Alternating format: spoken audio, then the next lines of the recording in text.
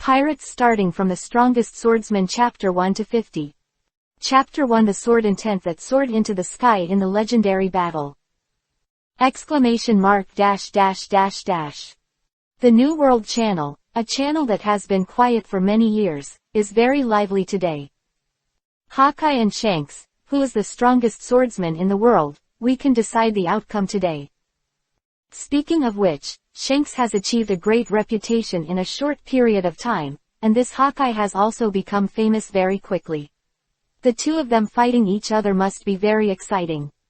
An endless stream of ships hanging flags of various colors surrounded a small island, and their eyes were full of excitement. Mihawk, a powerful swordsman who has the world's top strength just after his debut, today is going to be the world's #1 swordsman's reputation. A showdown.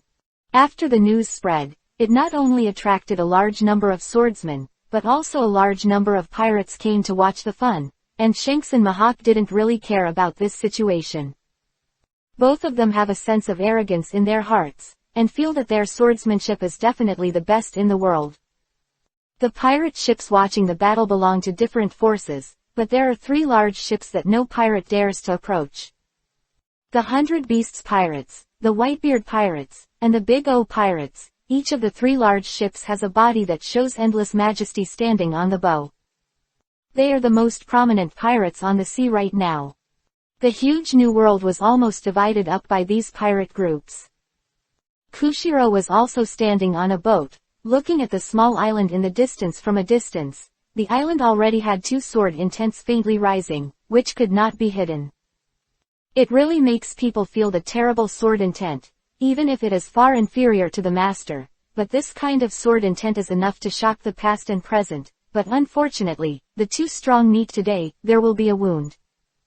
Spoke with a pity, if Mihawk and Shanks were not born in the same era, then there is no doubt that the other person must be the strongest swordsman in the world. It is both lucky and unfortunate to be born in the same era as the best. On the island, Shanks and Mihawk face each other at a distance. Both of them exude majestic sword intent, and they have a faint feeling of targeting each other. It's sizzling. Shanks and Mihawk's matching blades were scabbarded by Vivi, and an extremely strong fighting intent welled up in their hearts. The solemn atmosphere is getting heavier and heavier. At the same time, in the jungle deep in the island, a figure slowly opened his eyes, and a light flashed in his eyes in an instant. The figure's body was covered with countless weeds, and he slowly stood up, and then the weeds on his body collapsed. Like a feather faded. And a mechanical sound resounded in his mind. 10 years of sit-in task completed. Reward distribution. Bonus for the mastery of swordsmanship. All swordsmanship merged into one, Baiyun swordsmanship transcendence. Sword intent has evolved into supernatural. The peak armament Haki has evolved into the moonlight sword body. Accompanied by the sound of the system prompting, the man's body radiated a strong momentum after another, and a black suit appeared out of thin air on his body. With his handsome face, he felt a bit strange. And at this moment, 2 extremely powerful sword intents suddenly ditched his just extraordinary sword intent. Man's brows, Vivi, wrinkled, the sword intent in his body seemed to be provoked, and he suddenly rose into the night. Boom. Although there was no sign of it, a strong explosion sounded within a radius of 10 miles. And the white clouds in the sky on the island were even more smashed. The pirates watching the battle on the outside were stunned. Fuck, is this the legendary sword intent? It has already shown such great power before the fight, and it's really good to fight. Unlike other pirates, Kushiro's eyes showed disbelief. Isn't this Master's sword intent? Could it be that Master is on this island? Whitebeard and Kaido and others also opened their eyes. This familiar feeling is. Can't be wrong, it's that man. Kaido's face turned serious in an instant, and he would never forget the way the man walked into the Rock's headquarters with a smile and a sword. To put it mildly, the sword defeated the Rocks, the strongest of that era. Charlotte Linlin, who was eating dessert, also stopped, her face uncertain. They thought of a person almost at the same time. More than 10 years ago, before Roger was executed, there was a swordsman in the sea. He was widely recognized as the strongest in the world. Defeat the rocks with a sword, forcing the Red Earl to kneel. Golden Lion is not the enemy of Shuhei. But when the world-famous Battle of Etwall broke out, he vanished from the world after defeating Roger and the Golden Lion alone. Some say he is dead, some say he has gone to find the highest way of swordsmanship. There are many legends in the world, and even because of the age, his name was even forgotten by the sea. He is Sword Master Migat Angeli. It's impossible, he should be dead. Stussy, who was sitting on a boat, stood up in shock.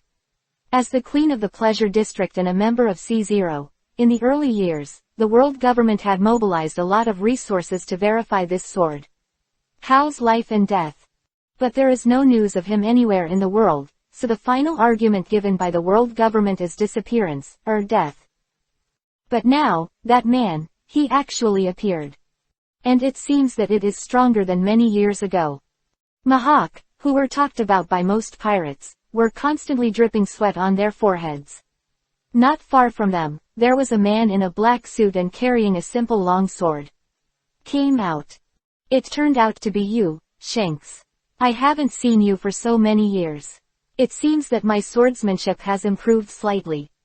Angeli smiled faintly at Shanks, and the sword intent that was soaring into the sky did not mean to restrain at all. Chapter 2 Shanks, play 2 tricks with me. New! ! Mr. Angeli. Shanks spoke with a little hesitation, because Angeli looked so young. Since the last time, Shanks has not seen Angeli for more than 10 years, and he has changed from a young guy to a middle-aged man, but Angeli is still young. It's me, Shanks, why don't you recognize me after a long time? Angeli Vivi Isho, then turned to look at Mahawk, who was also sweating. Under the suppression of his sword intent, these 2 top swordsmen in the world were suppressed like never before. This kind of oppression made them use all their will to fight. Although the sword intent on Mahawk gradually retracted, he still looked at Angeli without fear, and he had already vaguely guessed in his heart. When he just went out to sea, Angeli's whereabouts gradually decreased, and then he disappeared directly, so Mahawk and Angeli never met. But before they met, he had heard of Angeli's name.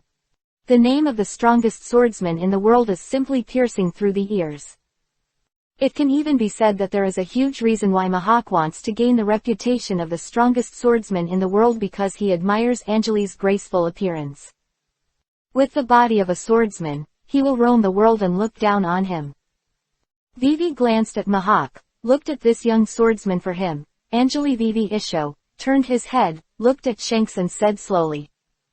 I just finished practicing, and I happen to meet the 2 of you duel. It's better to hit the sun if you choose a day. It just so happens that my hands are a little itchy. Why don't you have a fight with me? In the understated words, Angeli seems to be planning to let these 2 swordsmen who are regarded as the strongest by the world join together. Mr. Angeli, it's not the same now. Mahawk's swordsmanship is also at its peak. If you want to fight for 2, I'm afraid you won't be able to. Shanks spoke neither humble nor arrogant, and the arrogance that belonged to the swordsman in his heart made him a little dissatisfied with Angeli's big move. Really? Eyes narrowed at Vivi, his right hand shook, and the long sword with the sheath was held upside down, and an extremely powerful and domineering sword intent swept out with a much more tyrannical momentum than before. Shanks and Mahawk were startled at the same time, and the 2 of them immediately released their own sword intent frantically to counter the crushing of Angeli's sword intent. This is a battle only for swordsmen. The 3 sword intents suddenly rose into the night, and the birds on the entire island fell to the ground in an instant. The sword intent had too much influence on the living beings. After reaching their step, it is not uncommon for the sword intent born of the will to interfere with reality. The 3-sword chi that soared into the sky had a faint hint of color.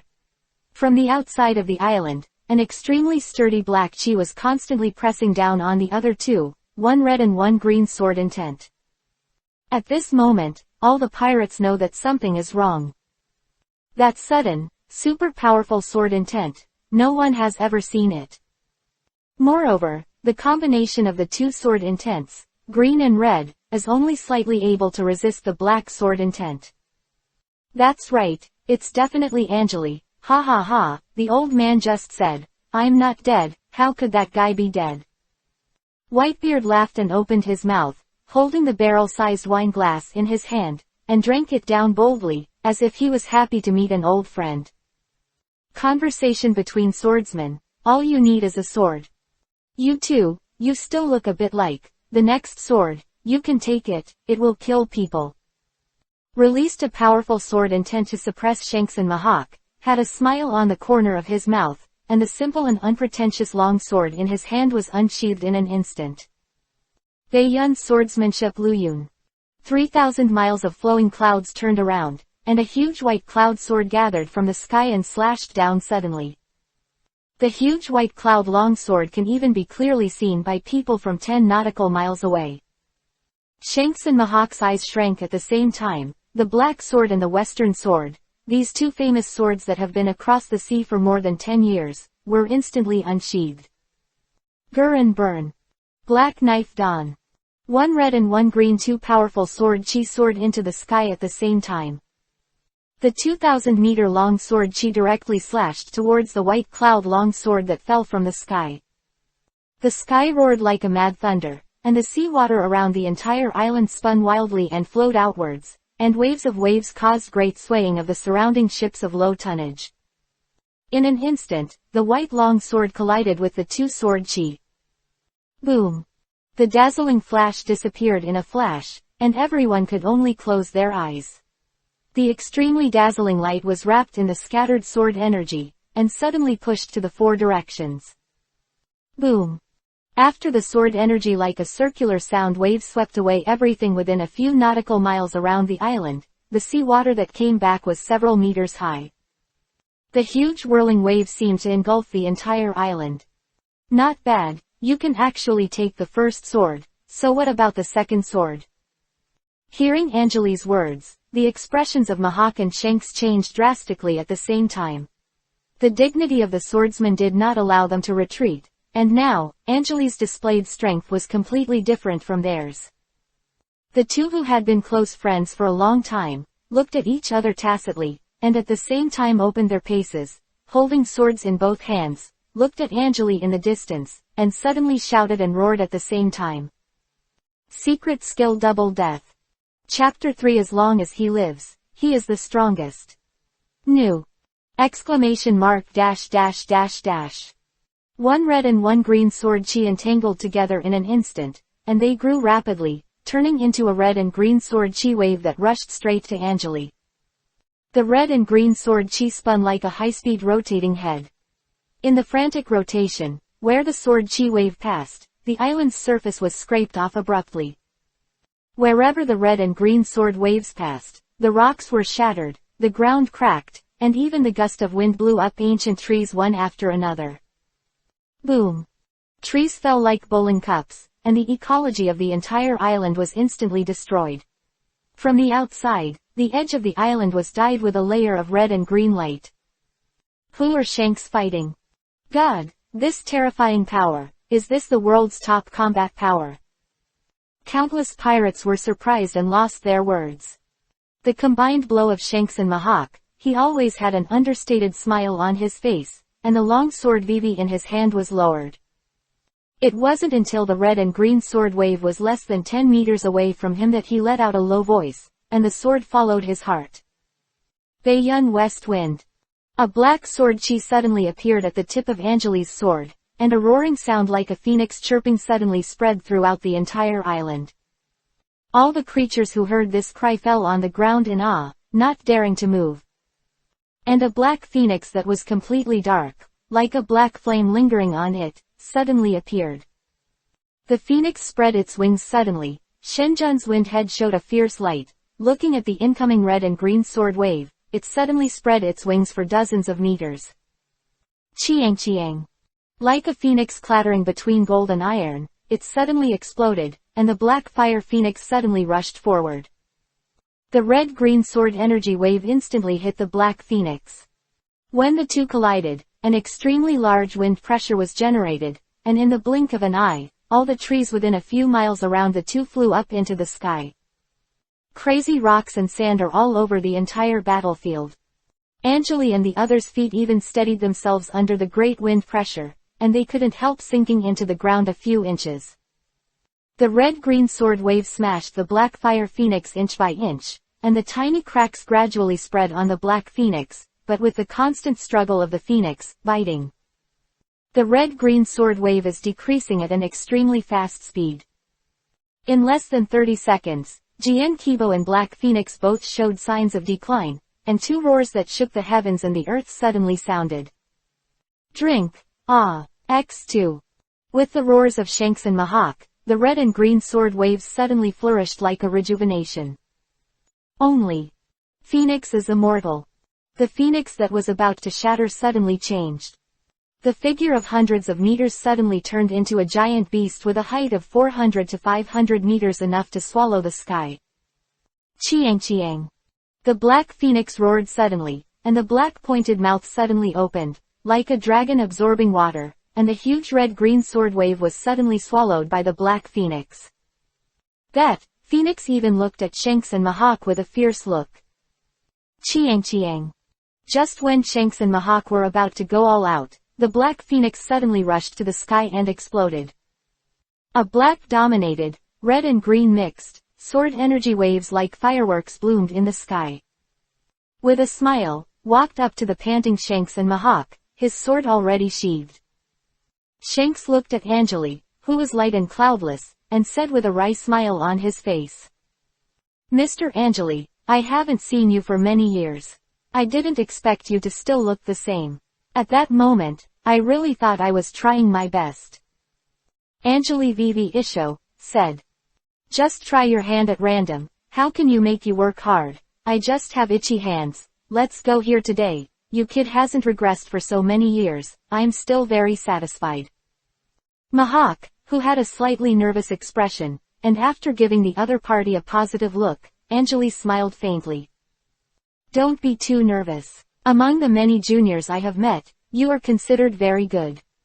Compared with this guy Shanks, you are not too bad. Just when Angeli was laughing about the two Shanks, the pirates in the outside world were already arguing. Who is that man who suddenly burst into the battlefield? Does anyone know? I've never heard of such a strong man in the ocean. As for Kaido, he had already ordered the boat to go back. He didn't pay any attention to the duel behind him. He held the barbecue in his hand and ate it with big mouthfuls. His eyes showed a little thought. When that man comes out, this sea will add a little more fun. The world's #1 swordsman. As long as that man is alive, he is the pinnacle of the times, standing before and after time, invincible, the strongest swordsman. Chapter 4 Train 34 Emperor-level disciples. ! Just when all the pirates' onlookers were arguing, Shanks and Mahawk walked out of the island, and the pirates watching on the boat could only see a little exchange between the two. Mahawk and Shanks then boarded the ship and left. This legendary battle came to an abrupt end. Most people didn't know who was the owner of the sword intent that soared into the sky. On Shanks' boat, Usopp looked at Shanks, who was standing on the deck with a complicated expression, walked over carelessly, and said, Captain, who is on the island, making your face so complicated?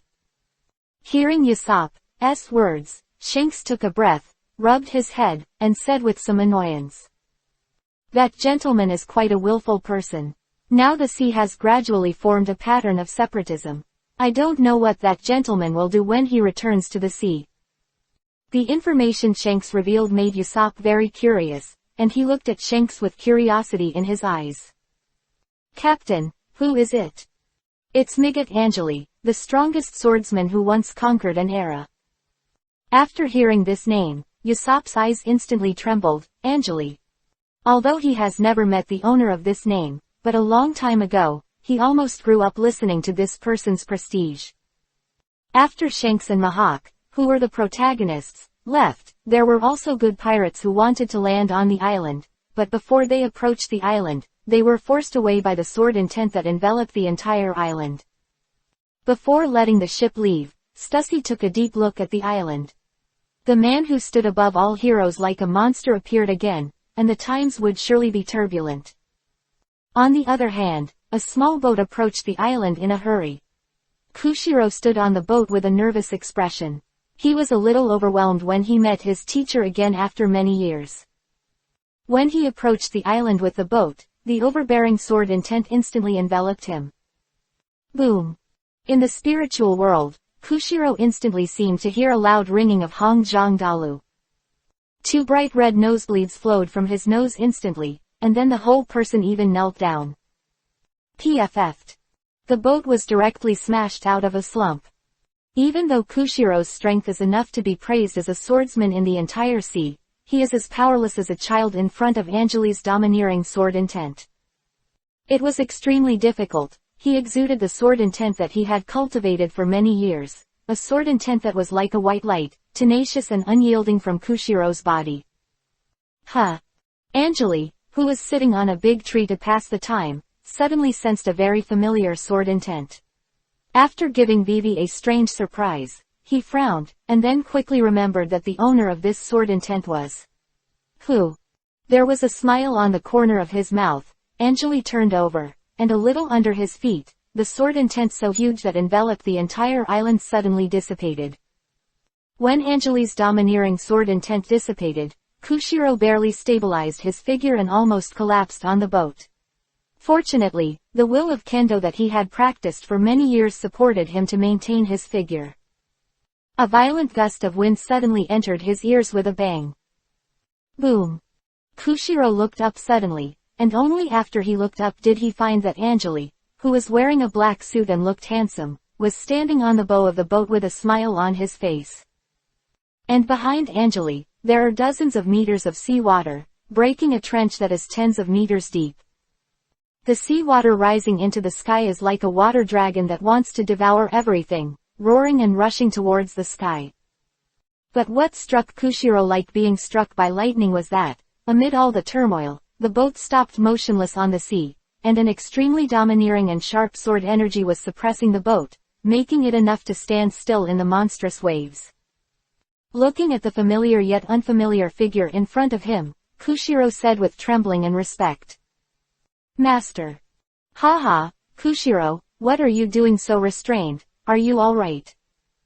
Angeli said with a smile, and he sat on the bow casually. Hearing the master's concern, Kushiro stood up quickly. After Angeli took the initiative to put away the sword intent, he was fine after a while.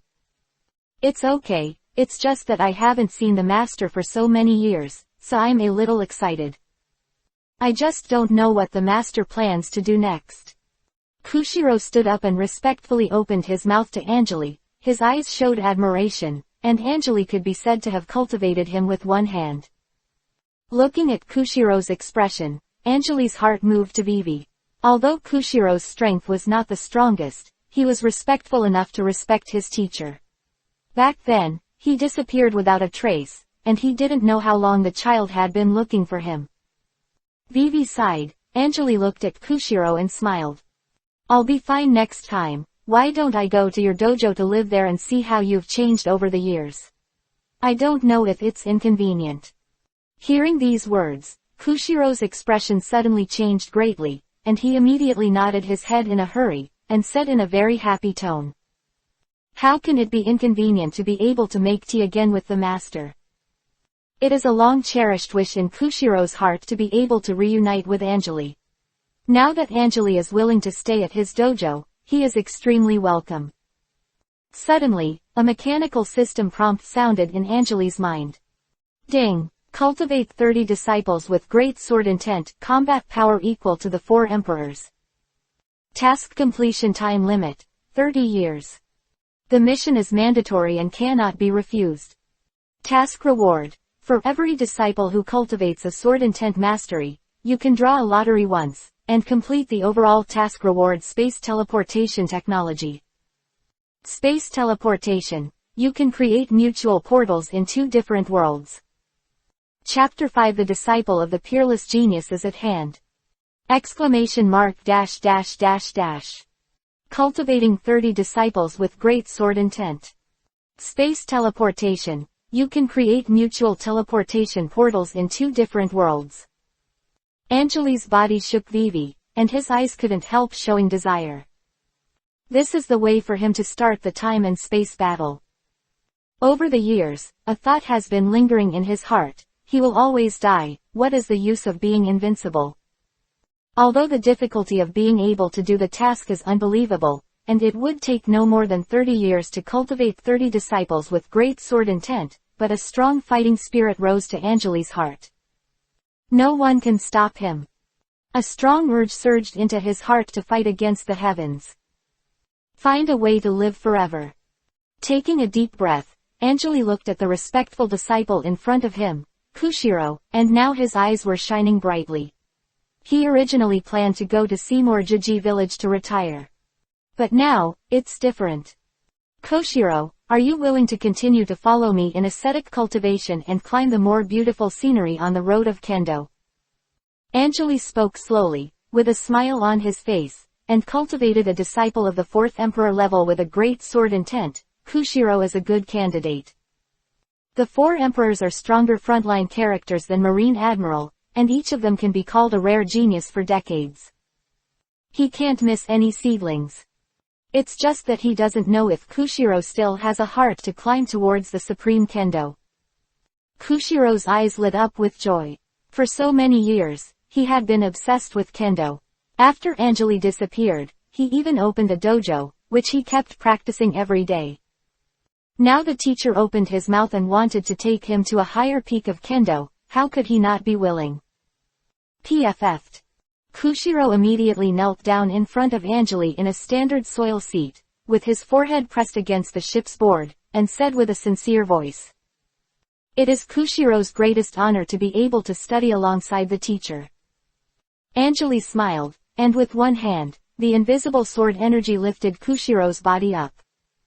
The sword energy used by others can only injure the enemy.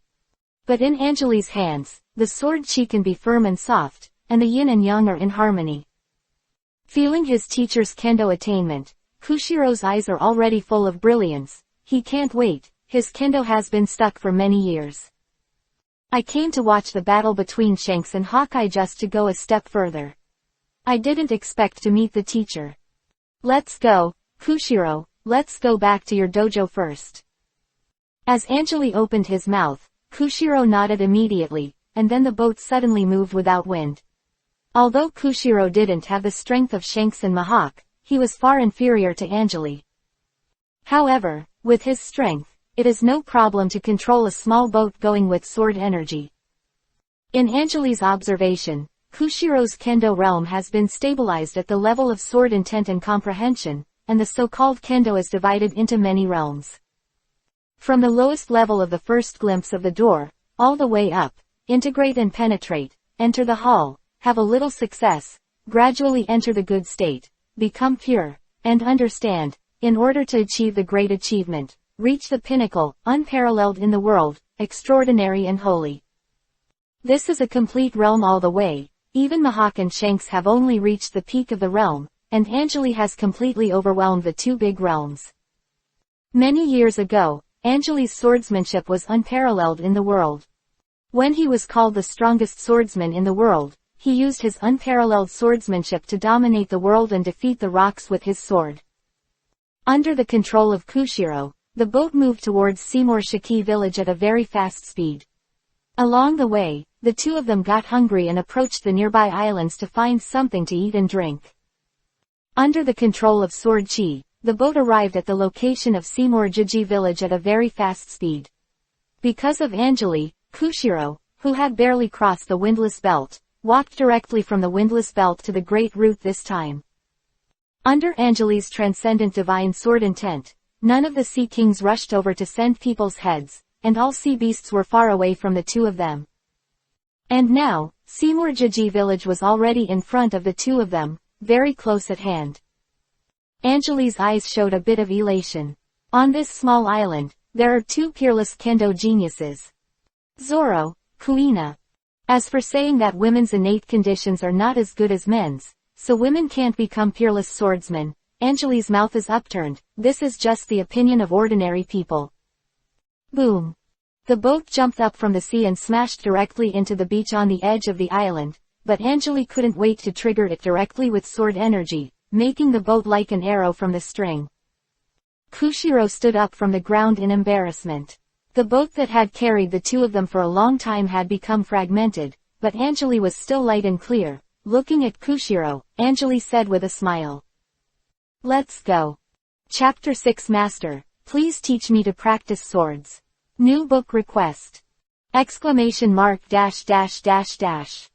In Seymour-Jiji village, in Yixin dojo, a man, a woman, and two children are holding wooden swords to hedge wildly. Bang bang bang. Although they only used wooden swords, the two of them fought each other, and they even brought a lot of power in the martial arts arena in Yixin dojo, which even ordinary adults could not do. The onlookers of the dojo disciples applauded the two even more. Come on Kuina, let Zoro lose 100 times in a row today. Livzauto, you can't win senior sister Kuina, just admit defeat, ha ha ha. The children's laughter filled the sky, and the battle between the two of them reached the most critical point. Zoro held a wooden sword in each hand. Under Kuina's flaw, one rushed forward, and the two were one-on-one. Locked Kuina's neck and waist like a horizontal slash. Zoro's eyes showed excitement. As long as this move hits, Kuina is absolutely impossible to get up. And he can also end his 99-time losing streak. But what he never imagined was that Kuina's body stagnated in the air for a moment, like it was stagnant in the air. And the wooden sword in Kuina's hand suddenly jabbed forward with the momentum of thunder. PFF'd. Zoro's head collided with Kuina's wooden sword instantly. Under the impact of his own and Kuina's attack, Zoro immediately felt dizzy. The whole person staggered back and took a few steps back, and then sat directly on the ground. Seeing Zoro's defeat, the children in the dojo burst into laughter and said cooingly. Oh, Zoro, you lost again, plus it's 100 times this time. You can't beat Miss Kuina, give it up. Zoro didn't take other people's words to heart at all. Sitting on the ground, Zoro shook his head, trying to drive away the feeling of dizziness. He looked at Kuina with dizzy eyes, and said unconvinced. If you weren't 2 years older than me and had longer arms than me, you wouldn't have stabbed me in the head with your sword just now. Kuina said he isho. But if you lose, you lose. Swordsmen are fighting, but it makes no sense. If you fought a pirate just now, you would be dead. Girls grow faster than boys. At this age, when Kuina's words are a bit rude, Zoro is instantly angry. Just when Zoro got up and wanted to fight Kuina, a smiling voice entered everyone's mind.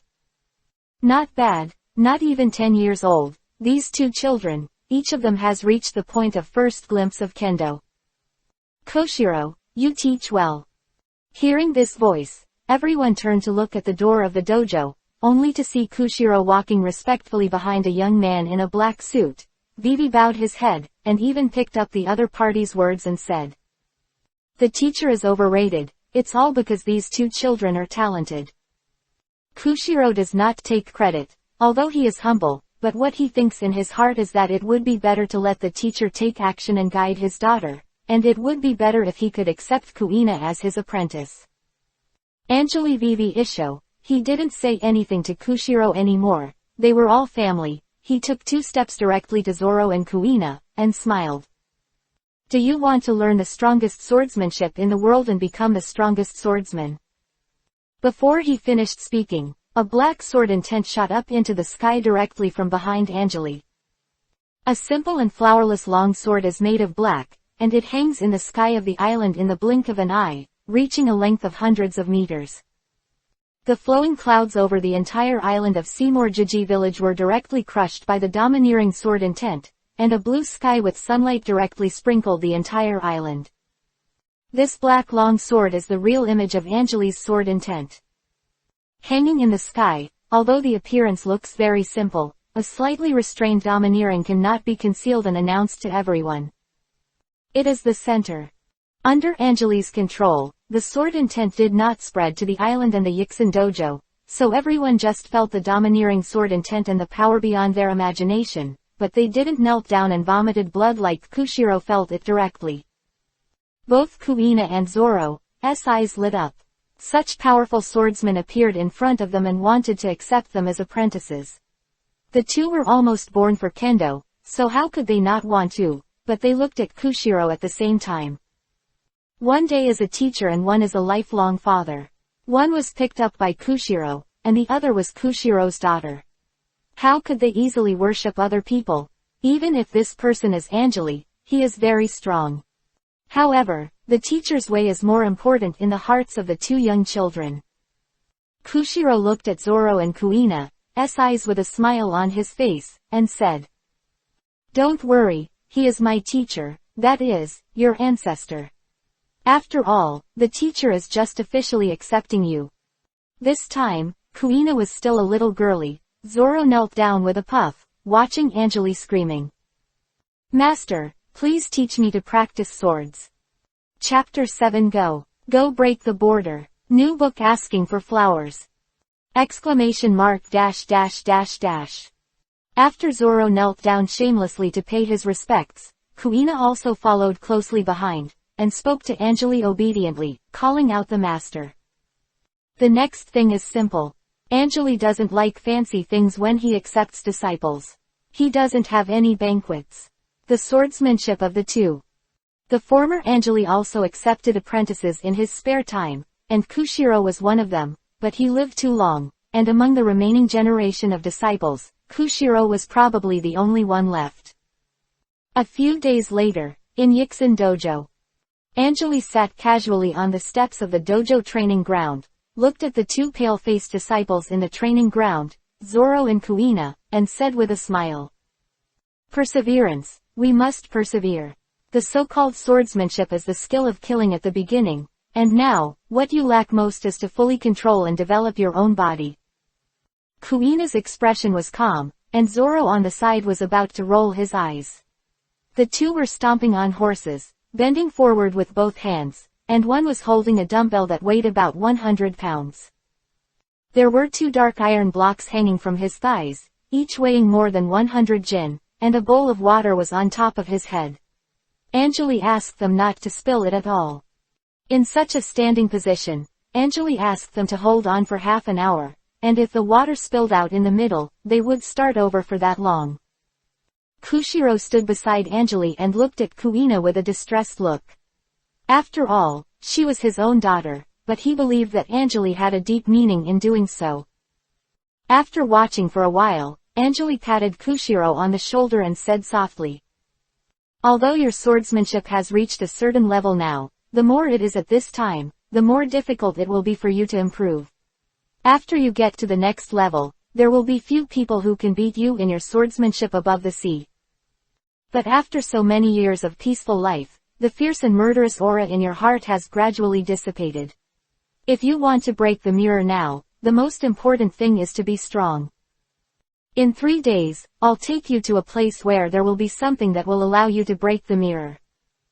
Hearing the teacher's words, Kushiro was startled, and sure enough, the teacher standing on the top of the mountain saw his fault at a glance, and gave him a way forward. It's not that Kushiro didn't know his own problems before, but he just had a daughter and let Kushiro go through all kinds of life and death trials to break through the realm, which made Kushiro hesitate. What will happen to his daughter if he dies? Now that Anjali is back, even if he dies in the kendo breakthrough, Anjali is fully capable of taking care of Kuina for the rest of his life as a swordsman. Kushiro's mentality gradually began to change. He still wanted to climb to the peak of the supreme kendo, and see all the mountains and small mountains. "It's hard work, teacher." Kushiro Vivi bowed, showing his highest respect to Anj. 3 days later, and after several days of basic training, Anjali finally decided to teach the two of them swordsmanship. In the martial arts field of Yixin Dojo, Anjali looked at the two little guys in front of him with a serious expression and said in a deep voice, "Zoro, Kuina, learn swordsmanship. You will inevitably face strong enemies in the future, and even take risks to seek opportunities for breakthroughs. Are you ready? If you learn my swordsmanship and enter my door, you will live and die in the future. Don't resent others.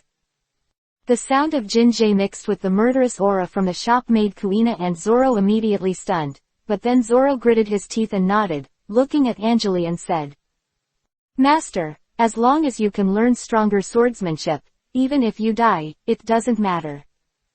I already had this realization. And Kuina nodded sharply, with determination in her eyes. As a girl, she had long known that her path in kendo would gradually end. This is a problem that even Kushiro can't solve, and she is fond of swordsmanship. Now that she has the opportunity to come into contact with the supreme swordsmanship, she must seize it if she is desperate.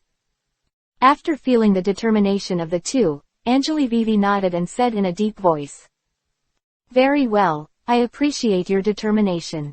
Next, I will teach the two of you, one swordsmanship for each, and Marine Admiral will not be your opponent after you have mastered it.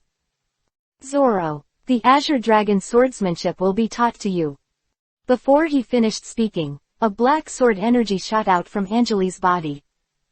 Boom! In the sound wave explosion, the black sword energy quickly condensed into a lifelike black dragon in the sky. Aang! The black dragon is 100 meters long, opened its huge mouth, and suddenly roared at the sky. Kuina, the unicorn swordsmanship will be taught to you. Similarly, a black sword energy is above, condensing into a unicorn appearance. One dragon and one unicorn roared in the air. The sound was so loud that the sea outside the island even raised a huge wave. The people on the island looked up to the sky one after another. After seeing the Qilin and the black dragon in the sky, everyone was shocked. Is this Mr. Kushiro from the Isshin Dojo? No, absolutely not. Mr. Kushiro's moves are not like this. The big man is here. Zoro and Kuina in front of Anjali are now showing incomparable joy, looking at the unicorn and black dragon in the sky. A feeling of supreme kendo within reach, poured into their hearts. And with a flick of Anjali's hand, the huge unicorn and black dragon suddenly fell from the sky, and plunged into Zoro and Kuina's bodies one by one. The methods of cultivation have all been engraved in your minds, remember them in the future, and practice diligently. In the faint voice, Zoro and Kuina rolled their eyes and fell to the ground. The two sword intents that Anjali penetrated into their bodies, each representing the Qilin and the Azure Dragon method. Not only that, these two sword energies are rapidly improving the bodies of the two, and these two sword energies will automatically protect Zoro and Kuina when their lives are in danger. As soon as the two fell down, Anjali waved his hand, and the sword chi carried the two bodies into a room in the dojo. Kushiro hurriedly sent people to take care of the two children. At this time, Anjali walked up to Kushiro and smiled. Go and break the mirror. Chapter 8 Ocean Overlords in the size of thousands of meters. New! Exclamation mark dash dash dash dash. Above East Blue, on a small boat, Anjali and Kushiro stood on the boat. Kushiro's eyes flashed with doubts, and he looked at Anjali and said, Teacher, where are we going? The corners of Anjali's mouth twitched, revealing a mysterious smile and said, Let's go to the windless belt. No wind belt. Kushiro looked stunned. What are you doing in the windless belt? Before Kushiro could react, the boat suddenly shot out under the blessing of sword energy. Boom! An ocean trench burst open in an instant. The rising seawater turned into mist, and the boat turned into a black spot on the sea. In the windless zone, the sea is calm and without waves. It is strange that there is no wind in this sea area. In the distance, a small boat slowly appears. Teacher, what are we doing here? Kushiro's body was a little embarrassed.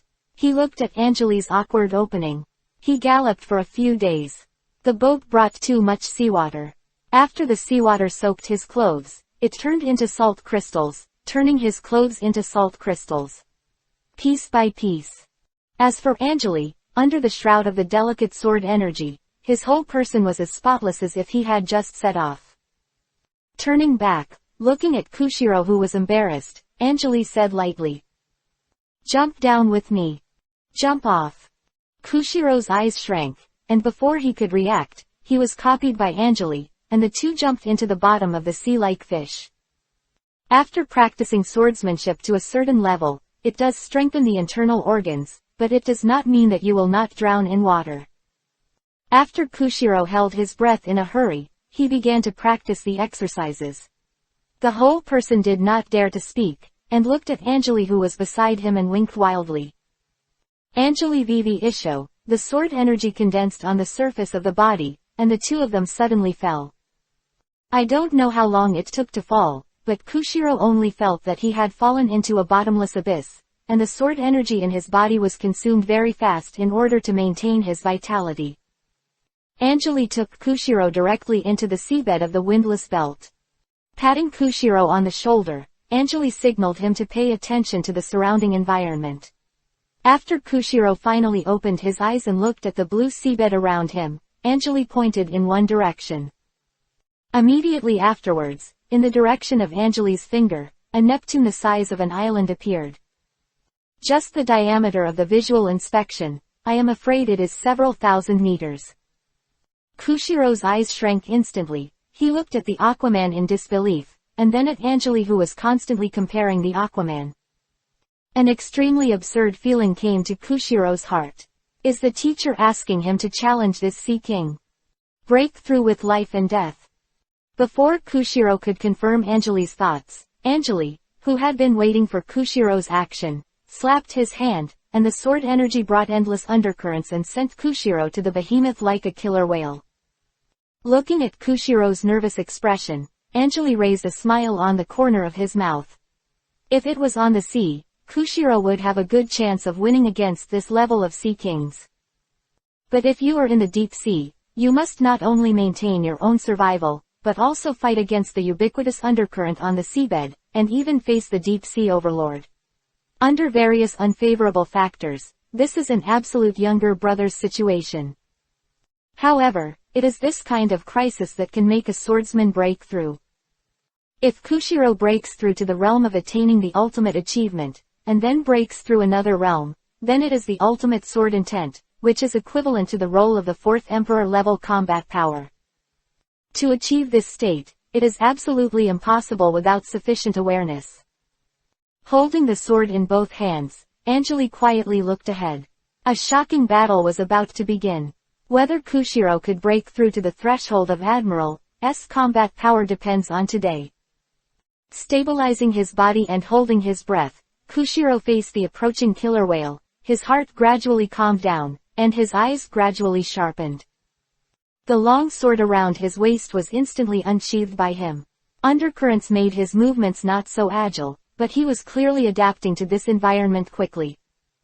His eyes showed firmness. Kushiro took a stance, and put his feet on a coral, and the whole person was like an ant blocking the road in front of this behemoth. He believed that the teacher would not harm him. The killer whale still didn't care about this tiny ant. It carried an endless undercurrent as if it was crushing, and rushed to the position where Kushiro was. Ghost Guardian 3000 slashes. The long sword in Kushiro's hand shook suddenly, turning into an invisible shadow. The endless undercurrent was stirred up by him, and the long sword turned into a ball of light. The sea water around him was stirred up. The sword flow circulated throughout the body. The long sword vibrated at a high speed. Kushiro raised his hand back. His eyes were firm, and he slashed violently. All the sea areas within a radius of several thousand meters were blown up. Undercurrents are surging, corals are broken, and endless sand and gravels are surging up.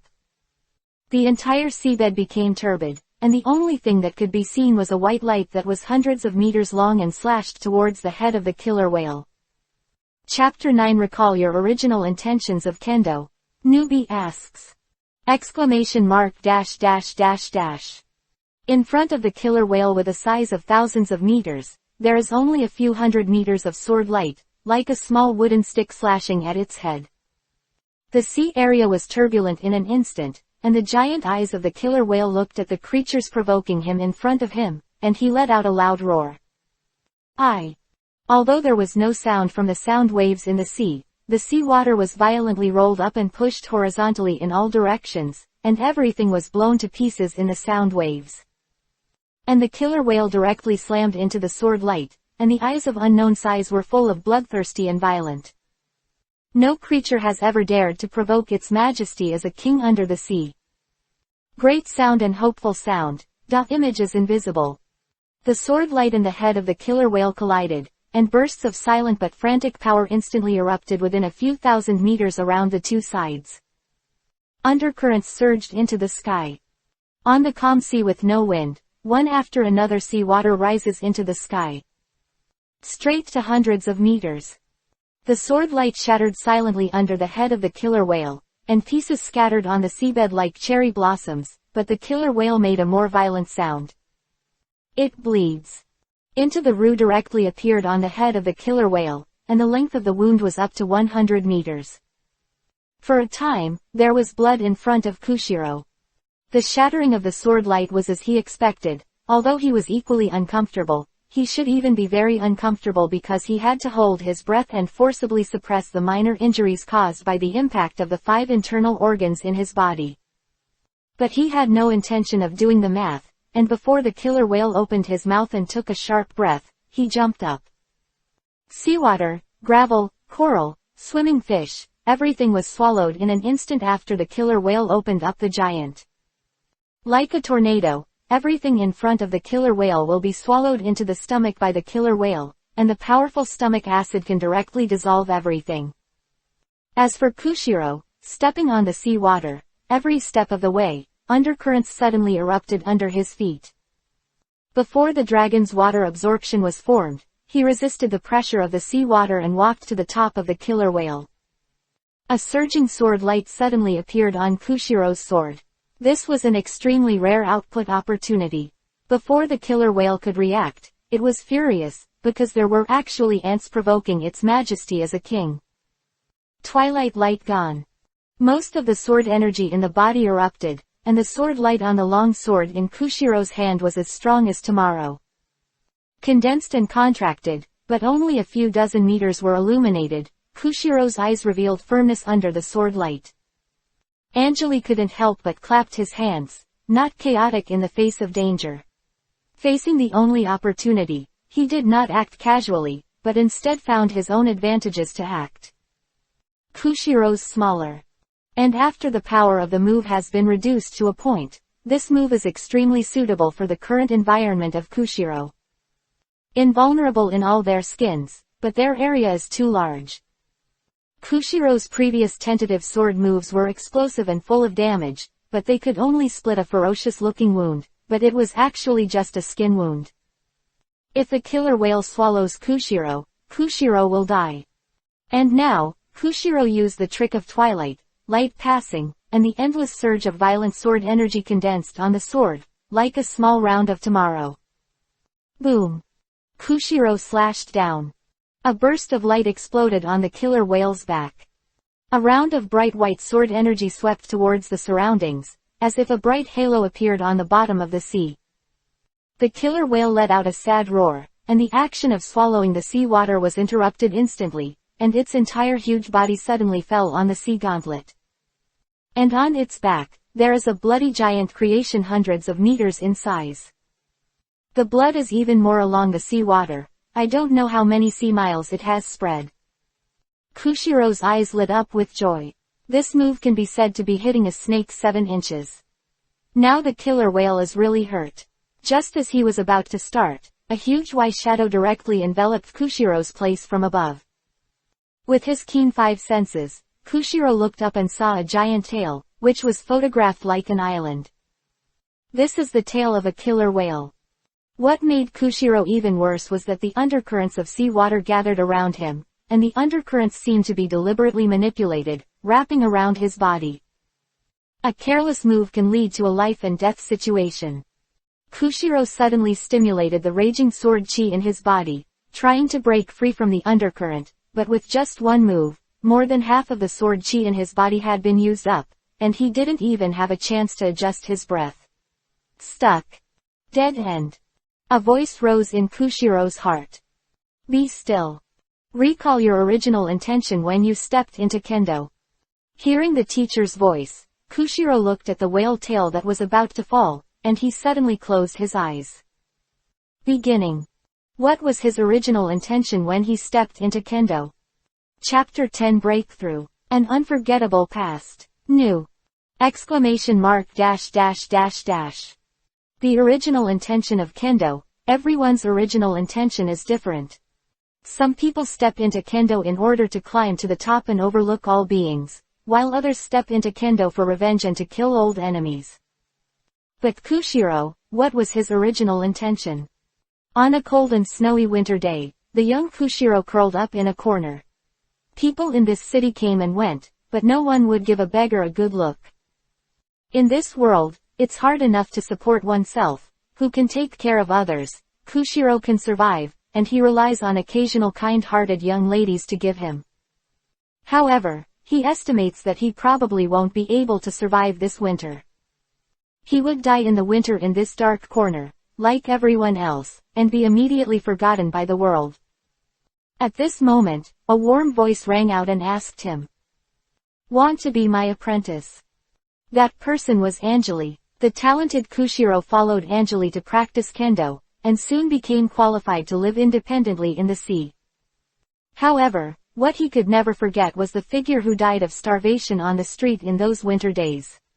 He wondered if he would be able to see the mood the next day.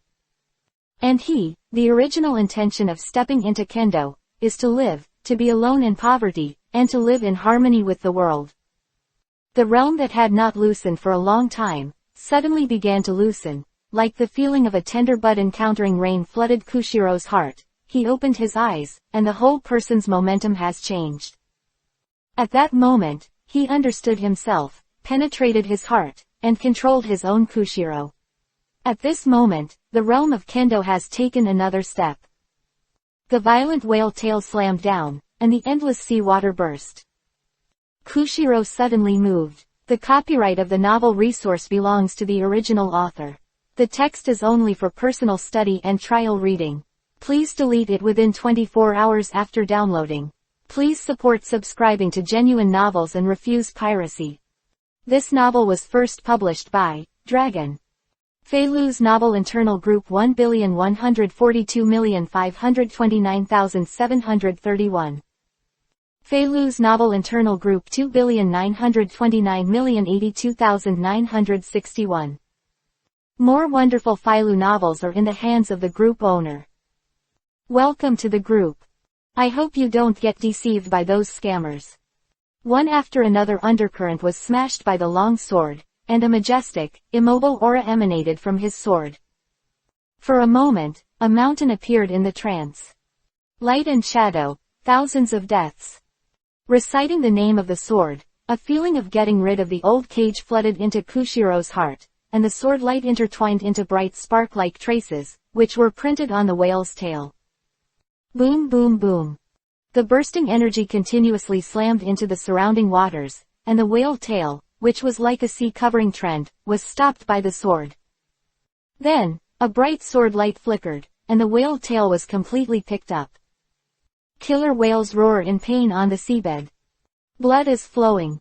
Standing on the body of the killer whale, Kushiro turned his head to look at where Anjali was, and bowed respectfully. Without the teacher's words, he would have just died under the tail of the killer whale just now.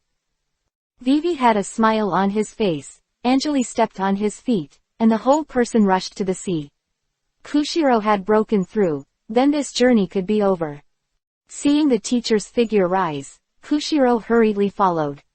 With a puff, two figures broke out from the sea which gradually recovered calm, and Anjali landed on the sea steadily. The sword chi was like a net, making him step on the sea. Feeling the sea water all over his body, Anjali Vivi mobilized his sword energy, and the water stains all over his body were taken away in an instant. In a blink of an eye, he returned to his spotless appearance before departure. And he turned his head to look at Kushiro, and found that Kushiro, whose realm had improved a step, also learned Anjali in a similar manner. After a while, the seawater on Kushiro's body was cleared, but the salt crystals made Kushiro turn white. Anjali couldn't help but wanted to laugh a little, looked at Kushiro and said with a light smile. Well, after this breakthrough, your swordsmanship is no longer worthy of your realm. At that time, I will teach you a swordsmanship that matches your current realm. Kushiro nodded immediately, and there was some embarrassment in his heart. Then the two of them retrieved the previous boat and began to go back to their home. After Kushiro broke through to the ultimate achievement, they only needed to cooperate with the swordsmanship training taught by Anjali. There will be no difficulty in entering the realm of sword will, because the most difficult obstacle, the original intention of kendo, has been broken. As long as Kushiro cultivates diligently, he can enter this realm naturally. This is a realm that can compete with the four emperors. On the way back to Isshin Dojo, Anjali looked at Kushiro, who was standing on the bow of the boat and was steering the boat going, touched his chin, and said softly. If Kushiro, Zoro and Kuina were only in one dojo, East Blue, the pace of progress would be very slow. Let's move to Sabayati Archipelago, a place with enough opponents for Zoro and Kuina to grow up. These words are not only for Zoro and Anjali, but also for Anjali. Sabayati Archipelago, as a large area where the floating population gathers in this world, has a higher probability of encountering kendo geniuses. Kushiro turned his head, looked at Anjali's calm face, and said with a smile. What the teacher said is that after I go back, I will arrange the relocation. Swordsmen must have strong enough opponents to temper themselves. Zoro and Kuina can't always fight each other in the future, they need to see blood more. The so-called sword is the weapon of killing. Anjali Vivi raised his head, leaned against the wall of the boat, nodded to Kushiro, looked at the blue sky in the sky, a smile twitched at the corner of his mouth, fighting the heavens. For this goal, he will also train 30 disciples at the level of the four emperors as soon as possible. Chapter 11 Go, Sabayati Archipelago. New book. ! In an instant, Anjali and the others returned to Yixin Dojo for half a month. At Anjali's will, Kushiro dismissed all the dojo disciples in the past half month. And bought a big boat to sail to the Sabayati Archipelago. Now, they've packed everything up and boarded the boat, ready to head to the Sabayati Archipelago. Zoro and Kuina stood on the bow deck excitedly, watching the ship slowly leave the port. A sense of excitement and freshness filled the hearts of the two children. After leaving Yixin Dojo, they are about to go to a bigger world under Anjali's care. Kuina is even more looking forward to it, because when his father Kushiro used to tell her stories, he would always mention Sabayati Archipelago. That place is filled with a large number of powerful people coming and going, and there is a unique underground world, which makes Zoro and Kuina excited. They practiced swordsmanship after diligently practicing basic skills every day. With Anjali's sword intent seeds, even Anjali felt that their progress was a bit exaggerated. In just half a month, the two of them gave birth to Sword Intent, which is regarded as a first glimpse of the door. The copyright of the novel resource belongs to the original author. The text is only for personal study and trial reading. Please delete it within 24 hours after downloading. Please support subscribing to Genuine Novels and refuse piracy. This novel was first published by Dragon. Feilu's novel Internal Group 1,142,529,731. Feilu's novel Internal Group 2,929,082,961. More wonderful Feilu novels are in the hands of the group owner. Welcome to the group. I hope you don't get deceived by those scammers. Just relying on this sword intent, coupled with the thunderous momentum of the swordsman's attack, the pirates with a bounty of several 100,000 won't be able to beat them. You know, these two little guys are not even 10 years old now. Zoro and Kuina standing on the deck excitedly looking into the distance. Anjali picked up the bottle in his hand and took a sip. With a smile on his face, he said to Kushiro beside him. These two little guys are really talented, and they will definitely have their names on the ocean in the future. Kushiro nodded silently, with unconcealed joy in his eyes. Kuina, his daughter, who is obsessed with kendo, finally had the opportunity to climb to the top. This is more joyful than letting Kushiro break through by himself. After all, he is a gentle person. After a pause, Anjali said to Kushiro, "How's your practice of moving mountain kendo?" Hearing the teacher check his progress, Kushiro hurriedly reported it. Because of Kushiro's breakthrough, his original swordsmanship and his current realm not only did not match the power, but also the path was different. Kushiro's sword intent followed a path as steady as Mount Tai, and the swordsmanship he originally practiced was taught to him by Anjali a long time ago, focusing on lightness and speed. Now that he has reached his current height, Anjali has retaught Kushiro after returning to the Yixin dojo, which is more in line with his current swordsmanship. As long as he keeps practicing hard, Kushiro will break through the swordsmanship, which is a sure thing. Just a few years after Kushiro gave a detailed account of his cultivation situation, Anjali nodded with satisfaction, and Kushiro had trained him to a small degree within half a month of moving mountain swordsmanship. This means that this swordsmanship is very suitable for him, and in this way, the day when the swordsmanship is accomplished will be faster. After the two chatted for a while, Kushiro suddenly frowned and looked forward. With his keen perception, he noticed that two sea beasts were approaching the ship at an extremely fast speed. He instinctively wanted to draw the sword and start, but a big hand was placed on his shoulder. Anjali looked at him with a smile and said, "Don't do it, let's see what the two children will do with them. The purpose of bringing them out is to let them grow into ancient trees in the sky, not flowers in the greenhouse." Zoro and Kuina, who were excitedly watching from the bow with worry in his eyes. "Kuina, look, that cloud over there looks like a poop." Zoro excitedly pointed to a white cloud in the distance in the sky. The innocence and liveliness belonging to children were vividly displayed at this moment. Kuina looked at Zoro in disgust, snorted, and said, "You boys are sloppy, you can see a cloud as a piece of shit, I see you as a piece of shit." Seeing that the two were about to quarrel, two shadows suddenly appeared on the sea. Whoa! The sea was broken in an instant. Two sea beasts more than 10 meters long, with heads like lions and scarlet eyes, opened their bloody mouths, one left and one right, biting Zoro and Kuina directly. The two people who couldn't be wrong have no time to think at all, and the only thing leading their actions is their instinct. It belongs to the instinct of a swordsman. Blue dragon flowing water. Kirin karma. The two almost instinctively pulled out the long sword hanging from their waists, and two sharp white lights almost suddenly appeared in the air, one left and one right. Two streaks of blood burst into the air in an instant. Kuina and Zoro got drenched in the head. Although there is not enough sword energy to support these two sword moves, but purely based on strength, the two have already shown the results of their cultivation during this period of time. Not to mention, Kuina and Zoro attacked these two sea beasts with their own sword intent. The blue dragon roars, the unicorn sprints.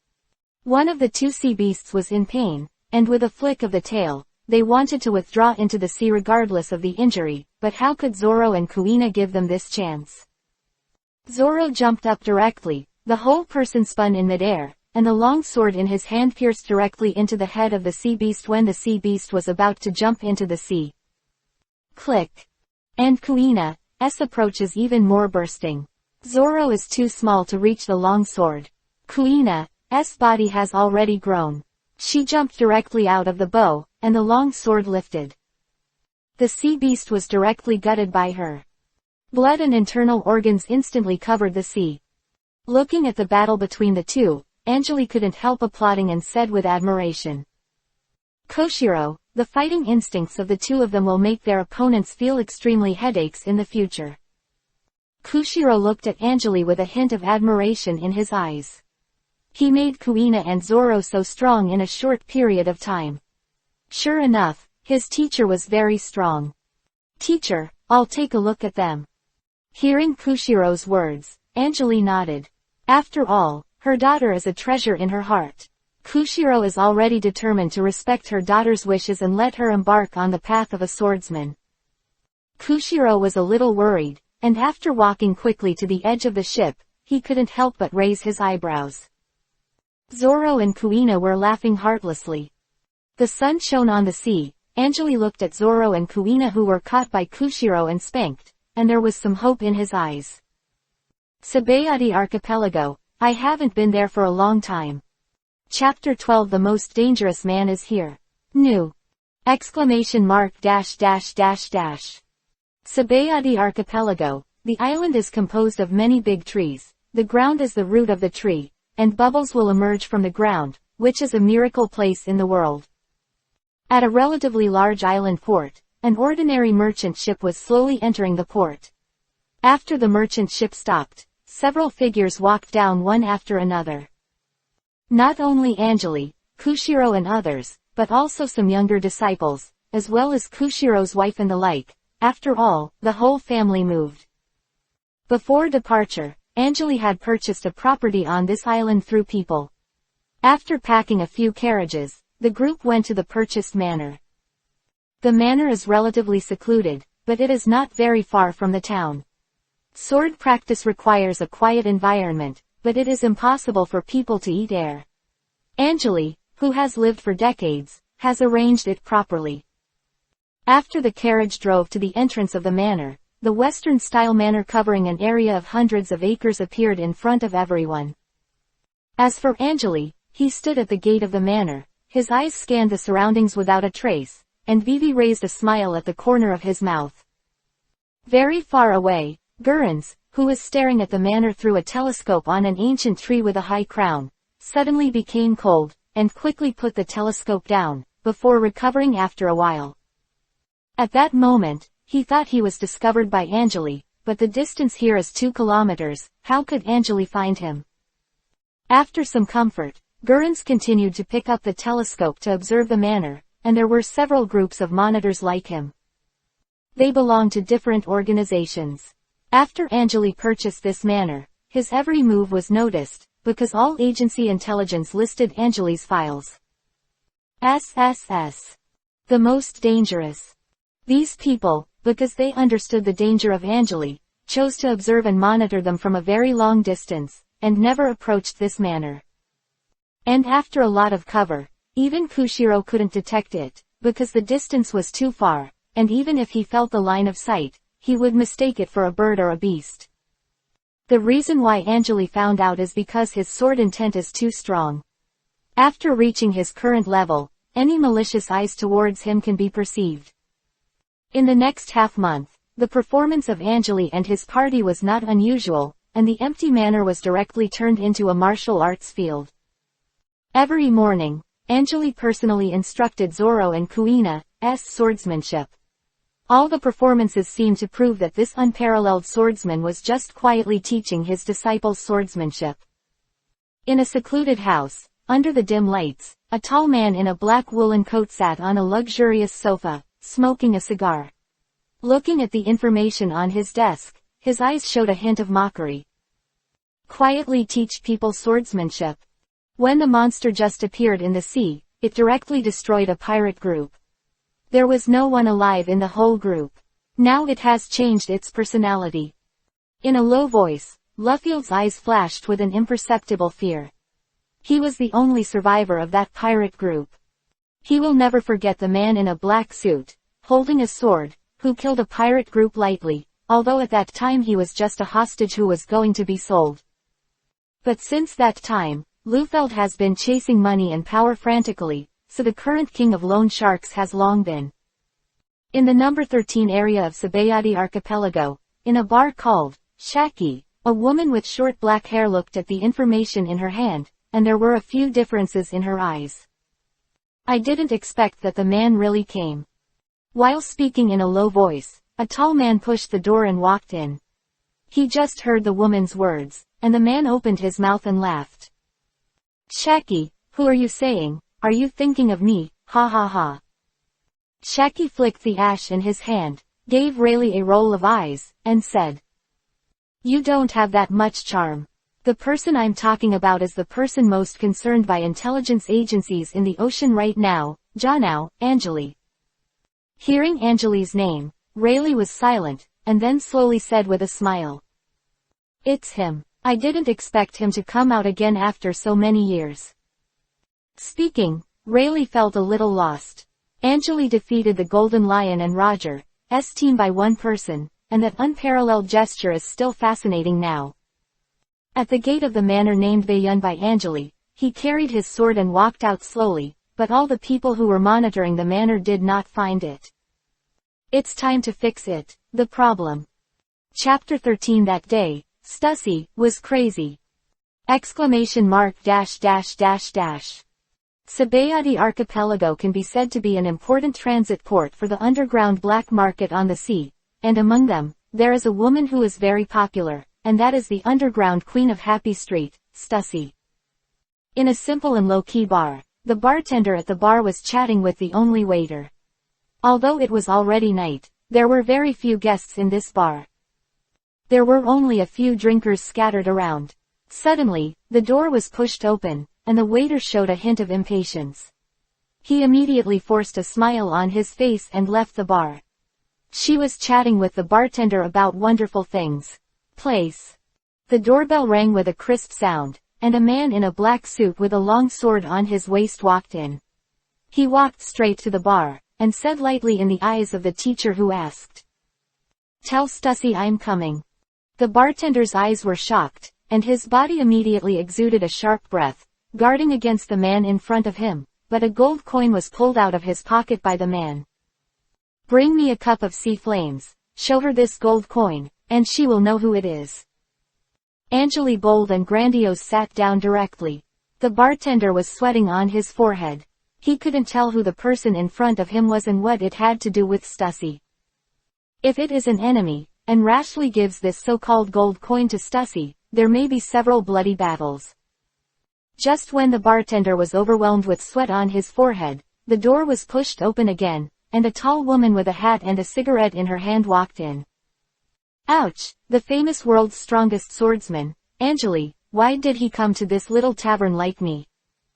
A lazy and magnetic voice sounded. Stussy ting ting ting ting went to the bar, picked up the gold coins on the table, and played casually.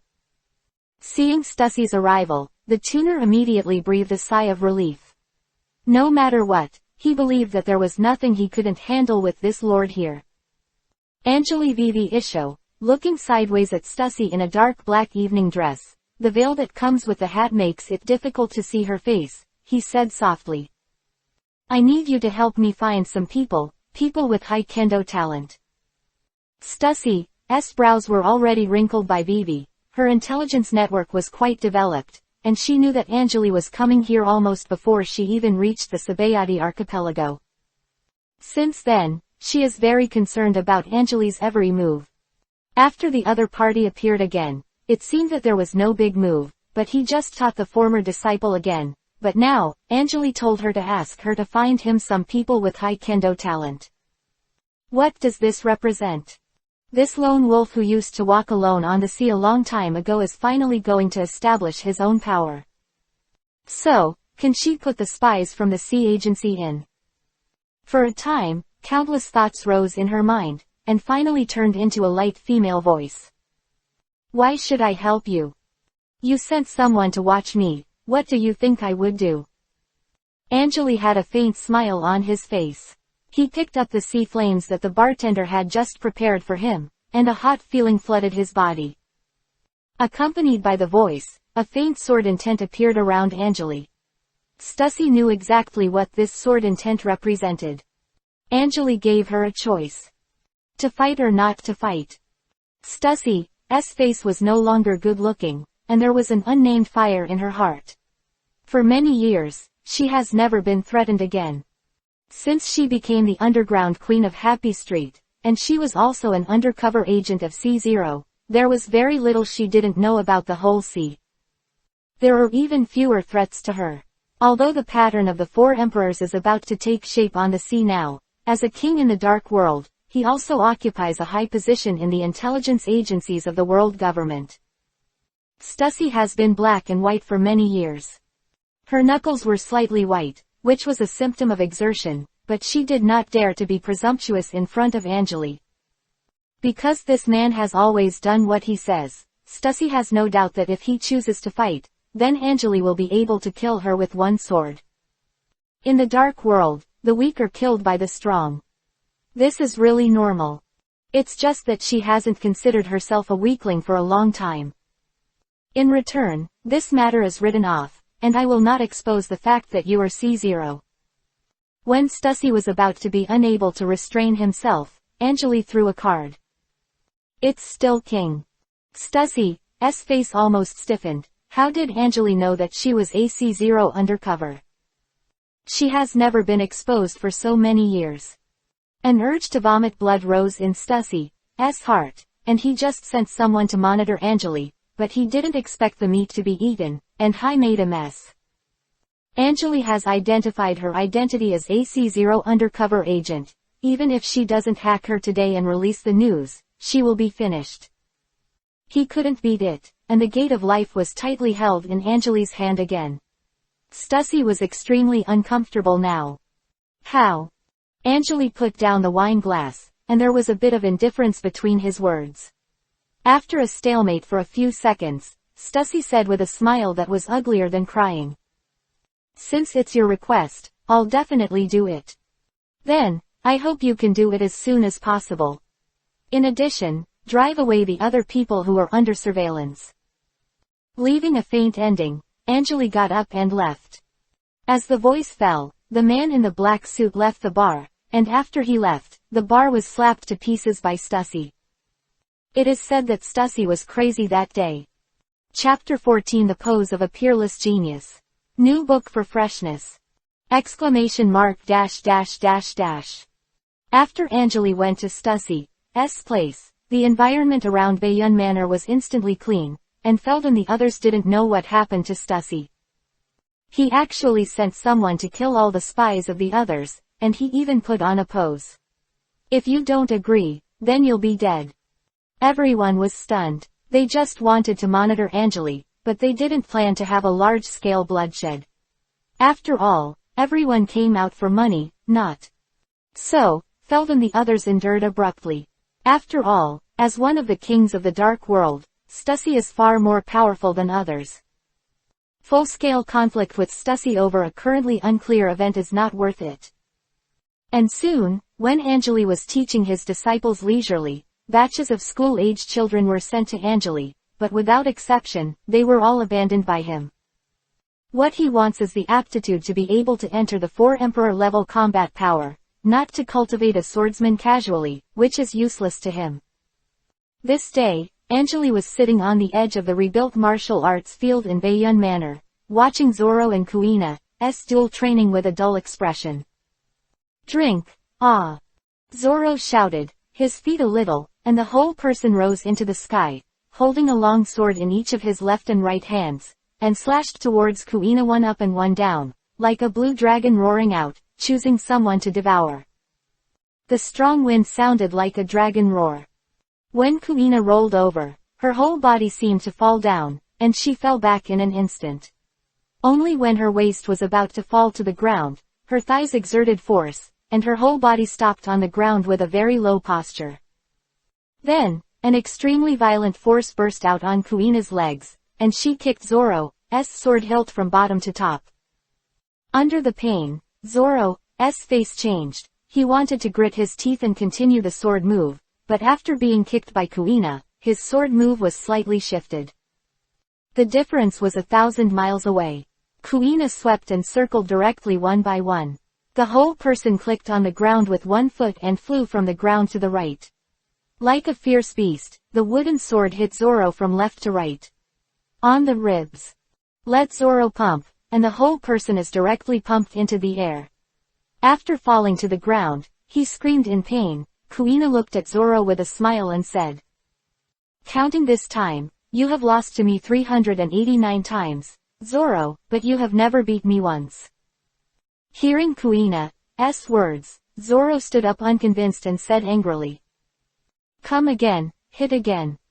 Zoro thinks he is a dignified man and can't beat a mere woman, it's too embarrassing. But at this time, Anjali clapped his palms, both of them looked over when they were shocked, and then heard Anjali speak lightly. After training, go to physical training. As a swordsman, physical fitness is also an extremely important part. Hearing Anjali's words, Zoro's face was the same as the eggplant that Frost had beaten. He glanced at Kuina unconvinced, put the wooden sword back into his waist, and walked to the physical training venue with an angry face. He was screaming while walking. "Kuina, next time I will definitely beat you." Kuina replied viciously. Looking at the noise of the two little guys, Anjali smiled lightly. At this moment, the housekeeper of Bayun Manor came over and whispered to Anjali. "Lord Anjali, another group of carriages is coming." The housekeeper's words moved Anjali's heart and nodded. He stood up and motioned for the housekeeper to lead the way. The two left the training ground directly. On the west side of the manor, a group of carriages arrives on time every day. After Anjali has seen the carriages one by one, they will leave again. These carriages are school-age children arranged by Stussy. Each has a little talent, and Stussy does her best, even if she is the queen of Happy Street. Sabayati Archipelago also has a lot of human trafficking. But the kendo talent required by Anjali, this kind of thing, Stussy can't distinguish at all. She can only get as many people as possible.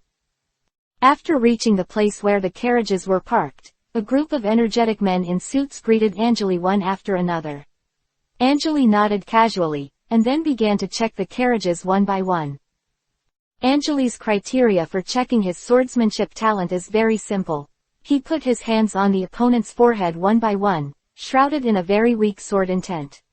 The sword intent will change to 30 kinds in 1 second, and each one can break through to 4 emperors level. If the child does not respond to any kind of sword intent, then it will not meet Anjali's requirements, because this level of swordsmanship requires extremely high resonance between practitioners and swordsmanship.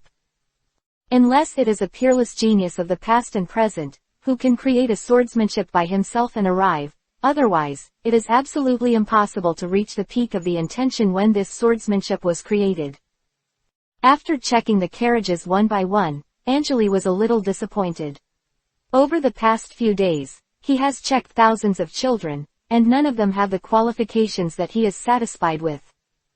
Although he knew that there were only 4 such combat powers at the level of the 4 emperors in the entire world, and there should be very few people who had the qualifications to break through to this level, but people would be disappointed if they couldn't bear it. When he walked to the last carriage, Anjali pulled the curtain of the car and checked the children one by one. When the last child was checked, Anjali looked at the child who was curled up with his head down and said in a low voice, "Head up." Hearing Anjali's voice, the child raised his head tremblingly. At a glance, Anjali's pupils shrank instantly. The child's appearance was 9 points similar to Kuina. Almost at the same time, Anjali stretched out his hand and pressed it on her head. During the flow of sword intent, she resonated with several of the 30 kinds of sword intent. This is a peerless genius.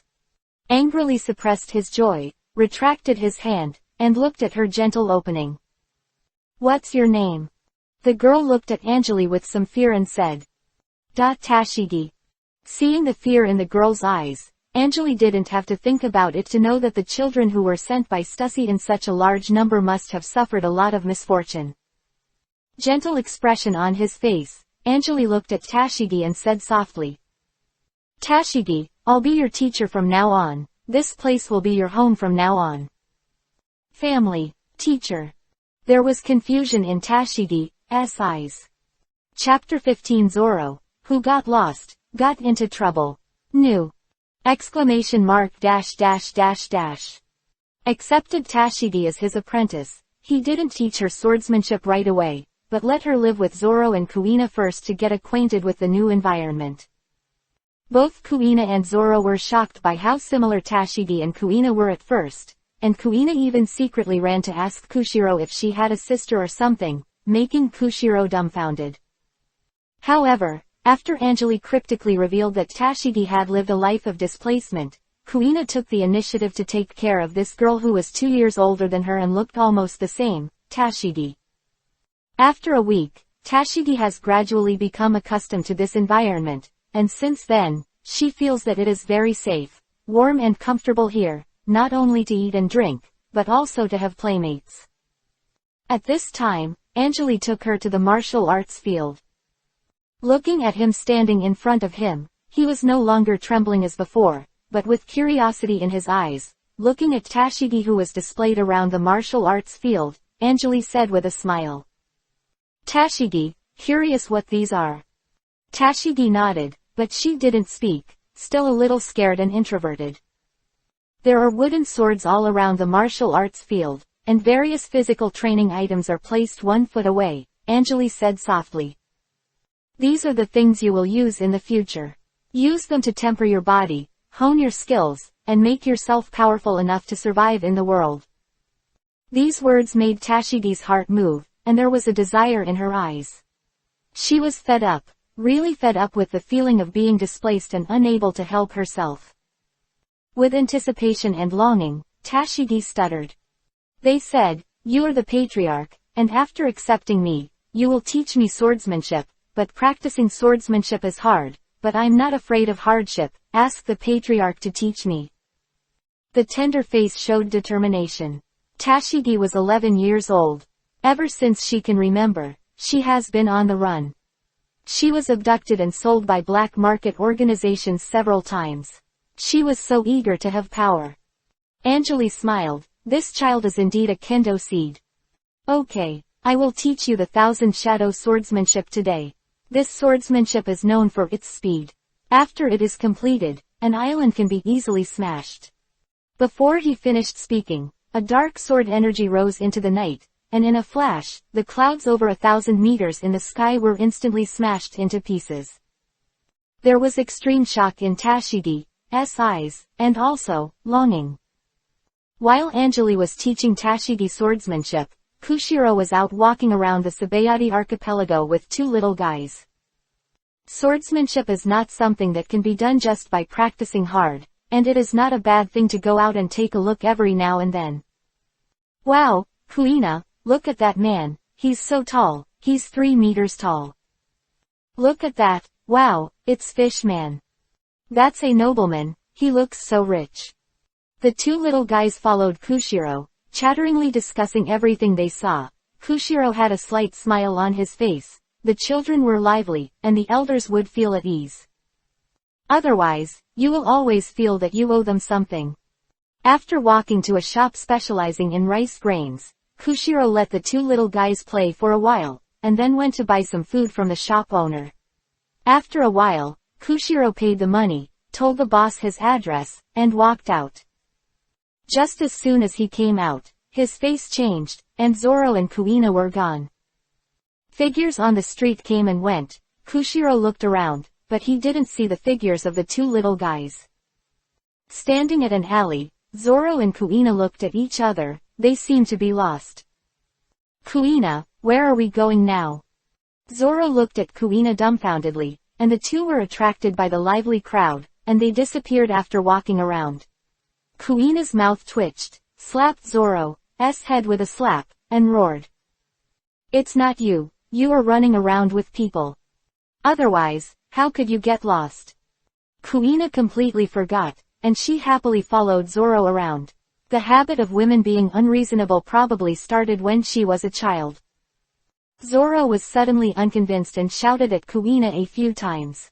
Then he saw a bar at the entrance of the alley. He immediately smeared oil on the soles of his feet and ran there, still shouting. If you don't get lost, I'll find someone to ask if you don't. Seeing the figure of Zoro trotting, Kuina hurriedly followed, and had already lost with Kushiro, but she couldn't be separated from Zoro anymore. The 2 rushed into a bar called Shaki's Rip-Off Bar, one after the other. Shaki was propping on the bar with one hand, and he was smoking a cigarette when he suddenly saw the door being pushed open. A smile instantly hung on his face, and he said, "Oh, it's a guest, you want to buy something, I have any news." A young male voice immediately responded to Shaki. "Kuina, did you hear that? This Obasan knows everything." "Obasan, I want to know how to get home." Shaki's face twitched. "Obasan, who's your name?" Looking forward, I found that there were 2 stinky little devils in front of me. The guy with the green algae head was looking at him with a carefree face. The girl who walked in behind covered his face and looked at himself with an apologetic look. Rayleigh, who was sitting in the bar and drinking, burst into laughter when he saw the performance of these two daredevils coming in one after the other. "Shaki, someone said that you were Obasan." I laughed so hard. Women can't escape the years after all. Shaki turned his head suddenly and roared at Rayleigh. "Shut up." I copied something in my hand and threw it away. With a bang, Rayleigh was smashed over. Zoro looked at this scene and was stunned. He seemed to be in trouble. Chapter 16 got some of his skills. New book request! ! After Zoro and Kuina were lost, Kushiro was so anxious that he swayed his body and flew into the sky. He didn't hesitate to consume the majestic sword energy, stepping on the void and stepping on the sky, looking for these two little guys. But within a radius of 5 miles, after looking over and over again, he couldn't find Zoro and Kuina. With a ruthless heart, Kushiro stood above the void and waved his hands. Endless majestic sword intent surged out of him. His eyes closed instantly, and he carefully sensed Zoro and Kuina, the weak sword intent. Any swordsman, named J, is unyielding. When encountering other sword intents, even if he is as weak as a fire, he will still shine with his own light, but this is the method. Caused a shocking riot. No matter what everyone in this area is doing, they suddenly feel as if they have encountered a natural disaster. The birds in the sky neighed and fell to the ground, and the pedestrians on the street fell directly on the ground, and waves of invisible sword intent coercion continued to suppress within a radius of 5 miles. No one can escape. The weak characters can't bear it at all and get down on the ground, while the strong ones can barely hold on, but under the pressure of Kushiro's sword intent, only a few people in this area can persevere. After all, he can be regarded as a first-line character in this sea, and he can't handle ordinary goods at all. Marine stations stationed in this area. After the majestic sword intent pressure came, the soldiers of the entire base fell like straw. Some soldiers were just in the process of artillery training. After they fell, the unmanned artillery aimed directly at their former colleagues, and the fire and miserable screams instantly shot into the sky. The only one who could resist this coercive action was the left-behind officer in the station, Marineg-10 base, a lieutenant colonel under the Marine headquarters, and he picked up the phone bug with difficulty. To Marine base, who was controlling Sabayati archipelago, he rolled his eyes and fainted. And a middle-aged greasy man in a yellow suit is lying on the deck of a warship, about to enter the port of Sabayati archipelago. A corner of his cape was blown up by the wind, revealing the word Admiral. Kushiro's eyes were tightly closed, and the sword intent swept across like a wave. It didn't take long before he sensed the weak sword intent of Zoro and Kuina, which appeared in his perception like 2 white flames. As soon as his eyes opened, his eyes flashed, and he stepped on. Boom. Kushiro moved instantly. Boom. The air rolled like a thunderstorm, and the sky exploded with air waves. As if a beast appeared. Locking the position of Zoro and Kuina, Kushiro smashed indirectly. Boom. The building with the bar sign suddenly fell into ruins. A huge hole appeared from the dome, pieces of waste bricks were smashed in all directions, and a puff of dust spread all over the room. Eyes lit up a little bit of red light, and he suddenly looked in the direction of Zoro and Kuina. When the smoke cleared, Zoro and Kuina were coughing while covering their faces. They each held a bottle of fruit juice in their hands. Seeing that the two of them were all right, Kushiro hurriedly breathed a sigh of relief, stepped forward to the two of them, and said with a feeling of fear in his mouth, "You two scared me to death," and suddenly disappeared. Do you know that this will scare people to death? At the moment when he found out that Zoro and Kuina disappeared, he thought a lot. What kind of enemies came to the door? Human traffickers, all kinds of things. Worrying about it, he just swept away with his sword intent regardless. Kushiro could walk in front of Zoro and Kuina. An unhappy female voice rang out. "You're the parent of these two little devils, aren't you? Just find someone and smash the roof of my house. How do you calculate this amount?" The words were sturdy, and a cigarette butt cut through the air and smashed directly in front of Kushiro's eyes. This time, Kushiro stopped. Vivi's eyes shrank. The timing of the cigarette butt was exactly the same as his chi fluctuations, and the other party had to know that he was the owner of the sword intent that enveloped a few miles just now. Knowing this situation, he also showed his strength to him. This situation means that the other party is very strong. Shaki, who had jumped out of the counter, and Rayleigh, who stood up and walked behind Shaki, and said in a deep voice, "You two, I don't have enough money on me for compensation, but when I go back, I will definitely have people send enough money as a gift. As for the offense of these two little devils, I'll make amends for them here." Saying that, Kushiro Vivi bowed, but Shaki clicked his tongue directly, looking at Kushiro and said, "I don't care about losing money or something, but," dignified Anjali's disciple, so polite. When he roamed the sea, he was never so polite. "I'd like to try it out, you've got some real biography of him." Before he finished speaking, the red boot shadow kicked over, as fast as lightning. The black armament hockey is like a real shroud in the sole of the boot. A hint of helplessness flashed in Rayleigh's eyes, Kushiro's eyes shrank, and the sword in his waist suddenly unsheathed. Hirayama Reclamation. The sword intent as thick as a 10,000-meter-high mountain suddenly appeared. The entire building suddenly turned into debris and collapsed towards the surroundings. Smoke is everywhere. Chapter 17 Retire Admiral. New book asking for flowers. ! The phantom of the majestic mountain appeared instantly. The majestic sword energy merged into the mountain shadow and appeared suddenly. Where the original building was, only a mountain was left. However, in front of this mountain is a black fist. Boom! The impact brings a violent collision. Both are broken at the same time. The infinite sword gas turned into a tide and raged towards the surroundings. Buildings were blown into the sky, and the wind pressure one after another directly emptied the surroundings. Shaki tumbled several times in the air, turned over, and landed firmly on the heights of a ruined building. The smoke in her hand didn't even go out.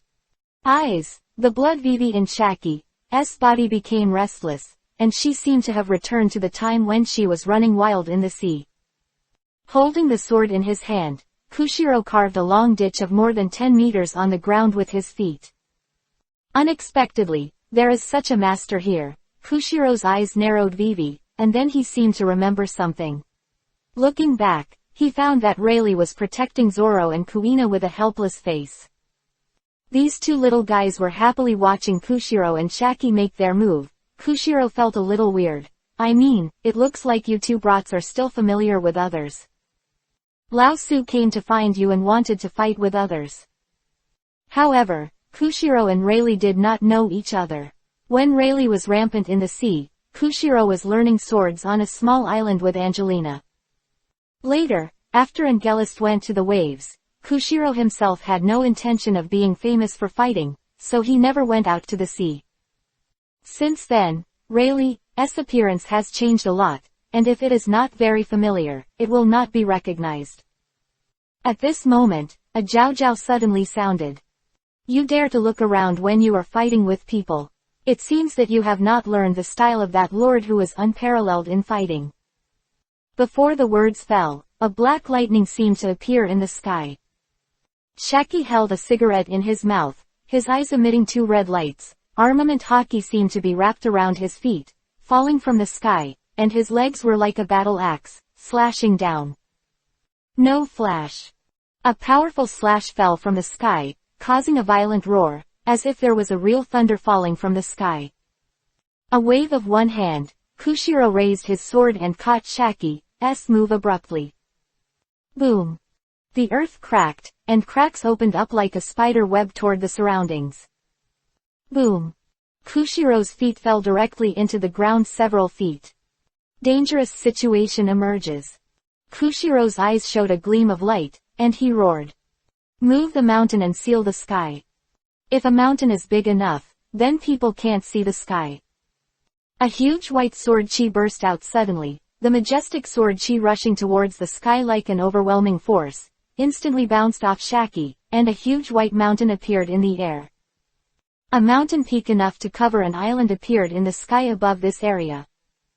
Kushiro's short hair was blown by the wind, and the whole person rose up in the sky in the majestic sword energy.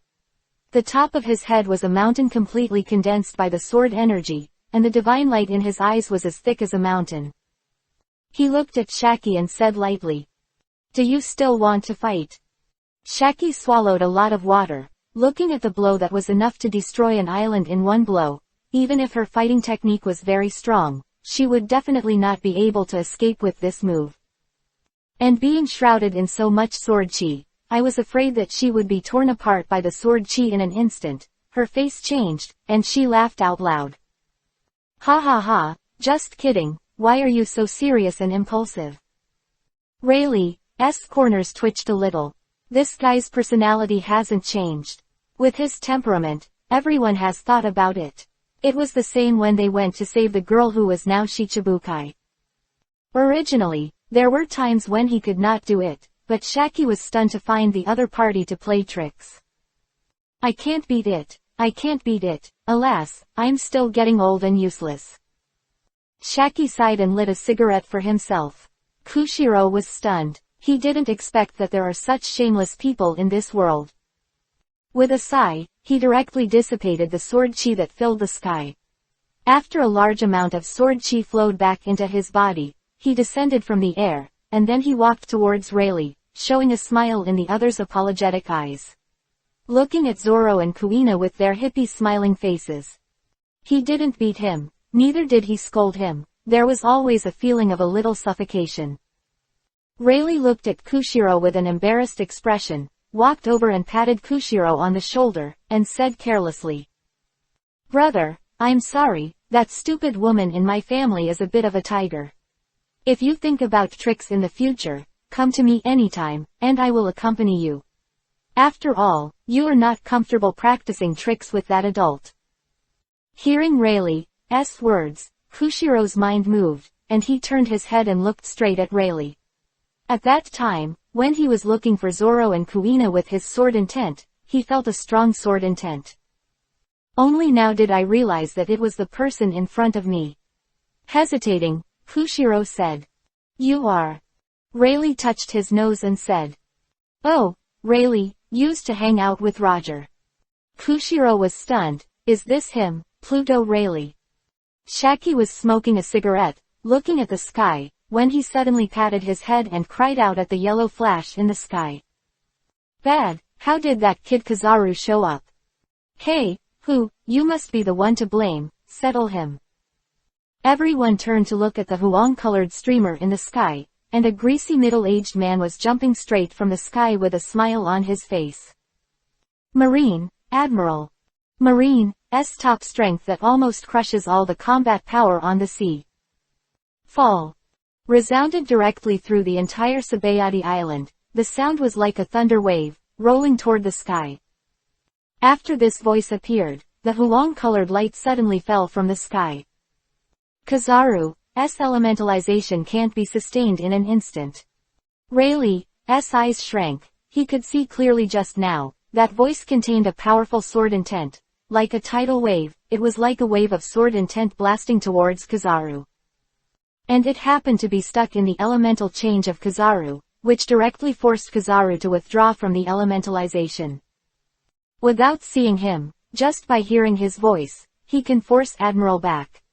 How strong is the man known as the strongest swordsman in the world? Standing above the flowing clouds, Anjali looked down at everything below. Long ago, he had sensed Kushiro's battle, and a series of ins and outs came out as soon as he analyzed it. Just at this time, Kizaru came out, and he forced Kizaru to retreat. After Kizaru didn't fly again, Anjali turned his head and smiled at the well-behaved Tashigi. "Come on, let's go back." Chapter 18. In the blink of an eye, a breakthrough is approaching. New! Exclamation mark dash dash dash dash. Boom! Kizaru fell directly from the air and crashed into a residential house. The owner of the house screamed in horror. After the follow-up support Marine came one after another, Kizaru slowly got up. An officer who had just been transferred to serve as Kizaru's adjutant came over and said with a solemn expression, "Your Excellency Admiral, please give instructions on how to launch the offensive." Kizaru twitched the corner of his mouth, patted the dust on his body, and said mockingly, "Offensive? Is it because you can't think about it, or is that person unable to lift the sword? If I had known that person was there, I would never have come." Ass! Kizaru waved his hand directly and let the Marines start to evacuate. The adjutant looked bewildered. "Admiral, retreat." What happened here was quickly reported to Sengoku. Marineford, in the marshal's room, Sengoku looked at the information in his hand and frowned slightly. In fact, Stussy also sent the information about Angeli to the world government through the channel of C0. Sengoku also knew that Angeli had arrived at the Sabayati archipelago, but he absolutely didn't. This would happen. All the residents within 5 miles of the Sabayati archipelago were forced to faint by unknown powerhouses. From the beginning, according to the intelligence speculation, after the sword intent appeared, there was a battle. One of the two sides in the battle was Angeli's disciple, Kushiro. But the identity of the other party is unknown. It's just that Sengoku always has a feeling of familiarity. Looking at the information in his hand, Sengoku frowned deeply. He knew too well how dangerous Angeli was. It was when the rocks landed on the sea. Cruel roll. Sengoku has no doubt that if the venue is changed to Marineford, the opponent can walk in with one sword, and then go out unharmed. Although, Marine's combat power is now several times stronger than before. The door of the marshal's room was suddenly pushed open, and Garp walked in carelessly, holding a bag of potato chips in his hand, chewing heavily. Seeing Garp coming in, Sengoku casually put down the information in his hand, looked up at Garp and said lightly, "Garp, what are the odds of winning if you fight Angeli?" Speaking, Sengoku had some thought in his eyes. "Garp is Marine's strongest. When I was young, I was able to directly kill rocks. Although I am not in my prime now, my state is still at its peak. Angeli. Fight him, even if the two of us fight together, I'm afraid there is no chance of winning. He appeared not long ago and directly forced back the two boys, Hawkeye and Shanks. Can we force these two back directly?" Garp said, munching on the potato chips, and dumping the chips in his hand into his mouth, completely ignoring Sengoku's headache. "Angel." Sengoku murmured and tapped his fingers on the table. At this moment, he listed Angeli as the most powerful enemy Marine could face. People who have experienced that era will be afraid of that man. That is, one person and one sword, the heroic appearance of the world. It is recognized that the world's strongest swordsman. The end. In the Sabayati archipelago, the incident caused by Kushiro finally came to an end, except for a few more classified projects in Marine. In this way, Angeli took the disciples for several years. Zoro, Kuina, Tashigi, the progress of the three people is changing with each passing day, and they are monsters under the teaching of Angeli. The three of them reached a point of slight success almost at the same time. At this point, the pirates with tens of millions of bounties are not the opponents of the three at all. Not to mention, the tacit understanding that Zoro and Kuina have cultivated through years of training. Once the two join forces, their combat power will be doubled. And one of the things that makes Angeli most happy is that Kushiro is about to break through. To break through to the pinnacle of achievement, that is the appropriate level of combat power of the four emperors. When he met Shanks and Hawkeye, these two little guys for him were the level of combat power.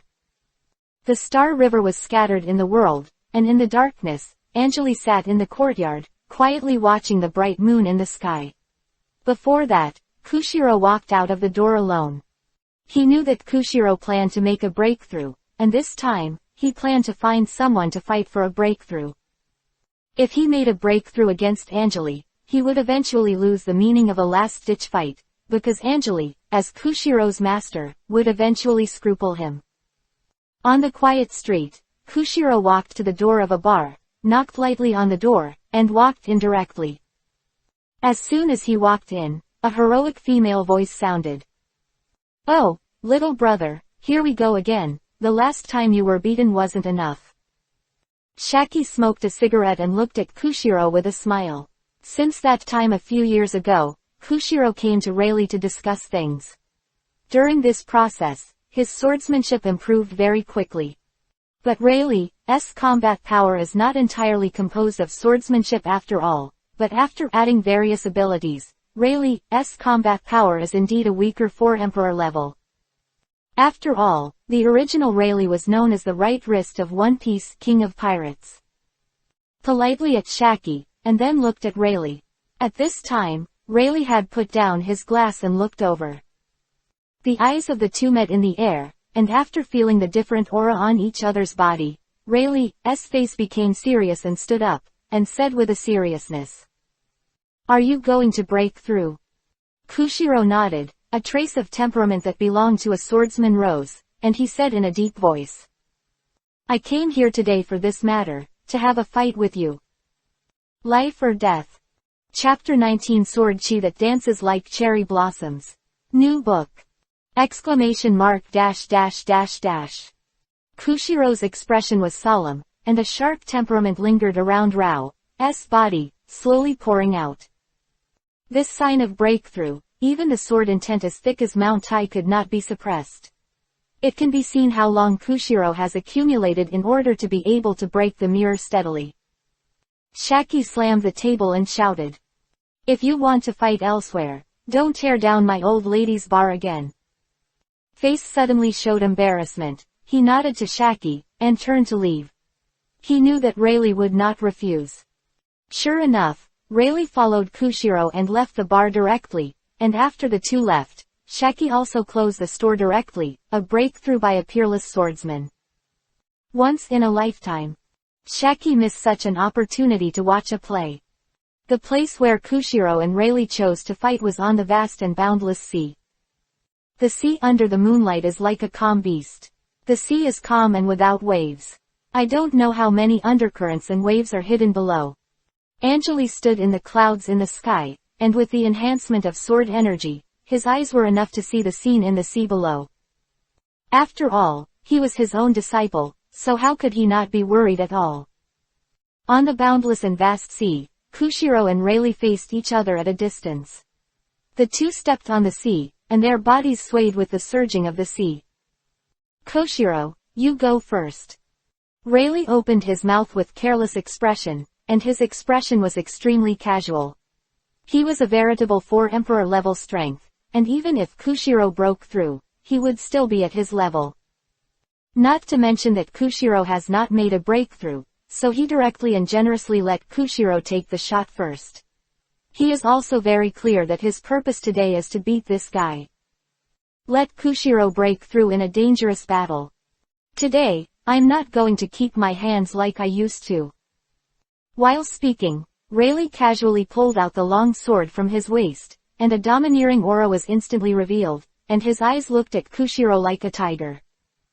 A strong energy instantly locked Kushiro.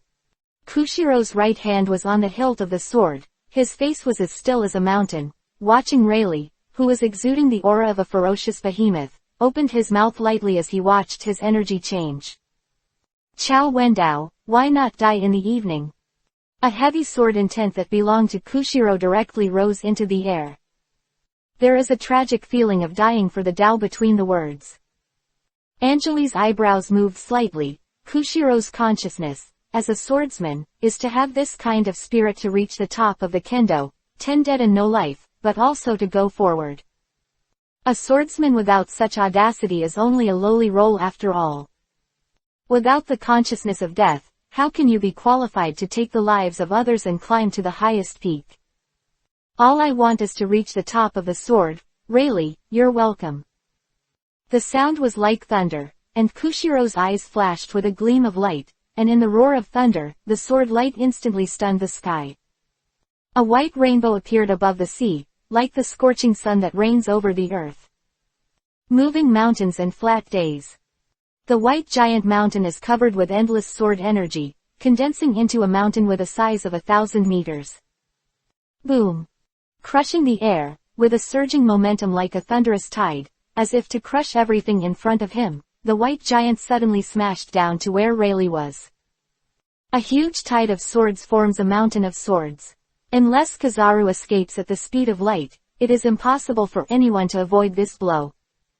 This is what Kushiro realized when he was in the abyss of the sea a few years ago, when he was shaking the peerless overlord of the Sea King class. Rayleigh's eyes flashed. Facing this devastating blow, he let out a wild wolf laugh. Good come. A wave of bloody fighting intent rose in Rayleigh's chest, and he seemed to have returned to the time when he was the right wrist of One Piece King of Pirates, fighting against a powerful enemy. Peerless name of Rayleigh, the king of the underworld, on the vast sea. No Dao violence. The mad wolf shouting, the peak armament haki merged into the long sword in Rayleigh's hand, and a tragic feeling of the strong man's hand mending the sky when the sky fell instantly appeared on him. The tiny figure stood on the sea, facing the oncoming white giant mountain. He roared, laughed wildly, and slashed out a sword in his hand. The black armament haki condensed on the sword, and in an instant, thousands of sword shadows slashed at the bottom of the white giant mountain. Like black lightning jumping from the sea, it slammed on the white giant mountain.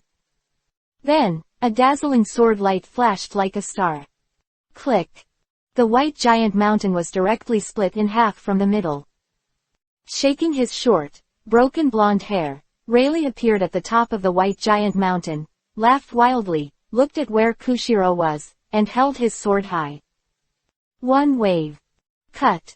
A black sword gas turned into a solid line and fell from the sky. Kushiro picked it up with his hand, and the pieces of broken white giant mountain sword energy were suddenly summoned by him. Like cherry blossoms, they danced over the entire sea. For a time, the sea at night was illuminated as if it were day. Thank you Old Iron for supporting me to eat. Updates are coming soon. Chapter 20 The Disappearing Sword Trail, The Surging Fighting Intent. Exclamation mark dash dash dash dash. The shattered white giant mountain, its sword energy is still being manipulated by Kushiro, and the reason is that Kushiro has integrated his huge sword energy into it. And as a price, Kushiro's stature and movements will be greatly affected, and he will never walk out of the place shrouded in sword energy. However, the sword aura that was scattered like cherry blossoms now enveloped the battlefield within a 5-mile radius of the two of them. Get up! Kushiro burst out drinking, his eyes widened. Sakura petals rolled back like a tornado, turning into a mass of wa petals, intercepting the black solid sword chi. Boom! The black sword's momentum is like a broken bamboo, like the thunder of the sky, and the blocker invincibly defeated the Sakura sword in front of it. Bang bang bang. One after another, the aftermath of Chi-Jin kept falling into the seawater. The calm sea surface is now surging with waves, and one after another undercurrent is rushing. Shaki, who was watching the excitement from a distance, with a cigarette in his hand, squinted his eyes while watching this scene, and blew a smoke ring and said, Koshiro, this boy has made great progress. The power of sword moves is almost the same as that of the former Golden Lion. He is worthy of that person's disciple. Cherry Blossoms was continuously shattered, and there was no panic in Kushiro's eyes. This scene was originally what he expected.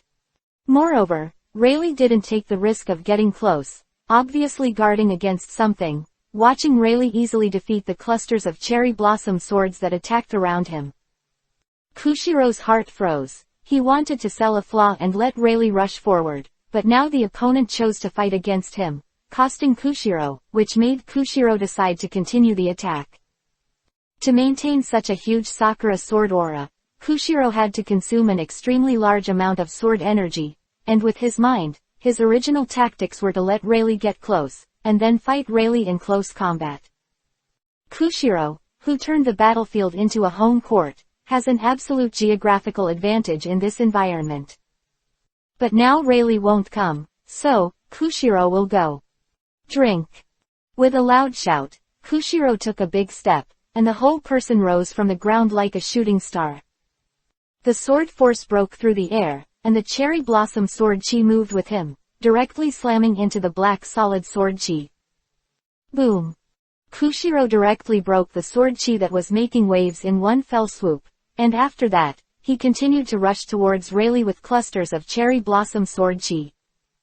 The sword chi of the cherry blossoms seemed to be summoned, and they flocked to the place of Kushiro. Within a moment, a sword chi like a blue dragon appeared. Kanglong opened the giant zui, with a fierce posture, and swallowed Rayleigh as if he was going to devour the sky. Anjali, who was standing in the sky, looked at Kushiro's choice. His eyes were full of brilliance, and his corners evoked a few smiles, and he quickly changed his tactics in a very short period of time. Resoluteness, courage, daring, and prediction of yourself and the enemy are all indispensable. Koshiro, you have grown up. Anjali Vivi sighed. He still remembered that when he was in the abyss a few years ago, Kushiro didn't have the fighting consciousness he has now. Pure white sword aura of cherry blossoms, Rayleigh had a rebellious smile on his face. Seeing Kushiro driving Kanglong to come back, his body was shocked, and his eyes lit up with blood red. The sword in his hand suddenly fell back into its sheath. He didn't just use swords. Rayleigh's hands were quickly wrapped in black armament haki, like a pair of fist armor. Tiger bite baji. In the sound of thunderous roars, the fists weighing more than 1,000 jin waved at the speed of thunder. The crackling sound like the explosion of firecrackers spread throughout the entire sea area, and the black fist shadows directly turned into a black torrent. The black torrent suddenly collided with Kanglong. The two were deadlocked for only 1,000th of a second, and the black torrent and the white dragon each had a collapse-like performance. The cracks appeared on the white Kanglong, and the shadow of the black torrent was reduced like a torrential rain. In an instant, a shocking explosion erupted on the spot. The two rays of light, black and white, were raised separately and intermingled, making it even more inseparable, and the white sword energy swept across the sea directly like a dust wave. The sea is bursting. Makes people feel the dull banging sound of Shang's mouth, and it is an endless explosion, until the white sword light disappears. Shaki only saw that Rayleigh was covering his head with one hand, his eyes were looking at everything around him, and Kushiro disappeared. Rayleigh gasped heavily. The outbreak just now was a huge burden even for him, but at the last moment, he clearly wanted to grab Kushiro, but the other party disappeared. This bizarre fighting style is completely unlike Kushiro's sword intent. Moreover, the bursting sword energy disappeared too quickly, as if it was man-made, even if the battle-hardened Rayleigh hadn't roamed the sea for many years. But this kind of conspiracy atmosphere, he is very keen. Kushiro, he must be preparing for a fatal blow. Rayleigh's eyes showed fighting intent, and he licked his horns. This sense of danger at the last minute is the most exciting and bloody excitement. Come on, Kushiro, don't let me down. The roar blasted the entire battlefield, and the fighting spirit emanating from Rayleigh became more and more high. Anjali's corners twitched. Koshiro, this guy is a bit interesting. Chapter 21 Overturning the Sea. Overturn the River. New book. ! The sea, suddenly separated. The endless seawater rose into the sky from a mile away from the center of Rayleigh, in a circular posture, from bottom to top, spread into the sky hundreds of meters, forming a water curtain one after another. The azure blue water looks clear and magical under Gecko's penetration. The sea surface that Rayleigh stepped on is dozens of meters away, and the sea water is like a torrent, rushing towards the surrounding like a ring. The seabed hundreds of meters deep appeared instantly. The water beneath Rayleigh's feet disappeared like a star. These happen almost at the same time. In an instant, a huge seawater cage appeared. Kushiro stood a few miles away, the sweat on his face poured out like a waterfall, and all the sword energy and sword intent erupted. This was his decisive move. At the moment when the white-blue dragon shattered, he dived into the sea with the endless sword light, and quickly left the place for several kilometers, and the disappeared sword energy even merged into the sea water. Driven by sword intent, sword chi envelops sea water, and this shocking scene appears. Cover the sea. Kushiro roared, his eyes exuding crazy fighting intent. This is him, the strongest swordsmanship, the swordsmanship that belongs to him alone. Continue to walk, and replace Tianqin with your own heart. Falling into the boundless sea cage, Rayleigh's eyes did not show despair, but a frenzy beyond ordinary people, and his feet fell firmly on the seabed. Seeing this dreamlike scene, Rayleigh burst out laughing and practiced against Kushiro for several years. This is the first time he has seen this move. Being in the deep sea, looking around, is full of endless beauty, coral sea fish, like a dream, just like this move that does not belong to the world. Rayleigh's eyes suddenly closed, his body VV was low, and the black and red armament hockey was thickly intertwined with his body, and a suit of armor appeared on him like a burning flame. This is full force. The sky like sea water seemed to gather in the air endlessly. A huge circular water curtain appeared in Shaki's eyes, and she was a little dazed. This kind of change is just like the old woman who likes sweets. Every move is accompanied by the power of heaven and earth. This guy has become so strong. Shaki clicked his tongue. At this time, the seawater has reached the limit that Kushiro can mobilize, and his complexion is exposed with blue veins. Fall. A sudden burst of drink. The seawater in the sky, as if under the penetration of the bright gecko, like thousands of brilliance, poured into the trench. Infinite seawater fell from the sky, like a galaxy falling from the sky. The seawater not only has a huge momentum and impact, but what is even more terrifying is that the seawater also contains the sword energy and sword intent of Kushiro. This is almost a blow. The power of heaven and earth. Boom boom boom. Seawater fell from the sky. Rayleigh's closed eyes suddenly opened. He raised his head, suddenly facing the sky. The roaring sea of anger was printed in his eyes. Boom. Rayleigh stepped on both feet, and the seabed under his feet made a sound of caving, and the cracks like a spider web quickly spread on the seabed. The coral collapsed, and the fish turned into meat foam. Under the shock of the huge force, he actually soared into the sky. What burns in his eyes is the inextinguishable fighting spirit. All his life, he has been fighting against pirates and against marine. Pluto Rayleigh's reputation was killed. He never retreated. Secret skill Chinxia. The beautiful sunset blooms on the bottom of the sea, the endless sea water pours down, and the bright purple light spreads in the sea, just like the sunset when the sunset falls. The sword energy surged in the sea water, constantly tearing the infinite rays of light, and the sword intent was like a sensitive poisonous snake, driving the sword energy to tear the weak spots of the rays of light. Infinite Xiaoguang bluntly resisted thousands of tons of seawater countercurrent and infinite sword energy. After the purple glow resisted the seawater for a moment, it instantly condensed into a small group, and the seawater that lost its resistance instantly fell on the seabed like a waterfall. Before the majestic sea water recoiled with sword energy, the condensed rays of light burst instantly. The endless blue water exploded in an instant. The sea water spews to the height of 1,000 meters. The waves break the clouds in the sky. Rayleigh, whose armament hockey armor was shattered, appeared on the sea with staggered injuries on his body. His face was full of arrogance, and his injuries did not diminish his arrogance at all. Instead, he showed a more powerful fighting spirit. In the distance, Kushiro watched this scene with a wry smile on the corner of his mouth.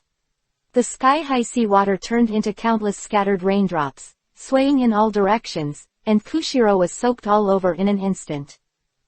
Reluctantly supporting his body, Kushiro watched Rayleigh come step by step. His whole body was exhausted by the last blow just now. Stepping on the surging sea current, Rayleigh walked to Kushiro. Looking at Kushiro with a resolute expression, Rayleigh said with a solemn expression, "I didn't expect you to use your swordsmanship to provoke celestial phenomena. I am now looking forward to what kind of powerful swordsmanship you will show in the future."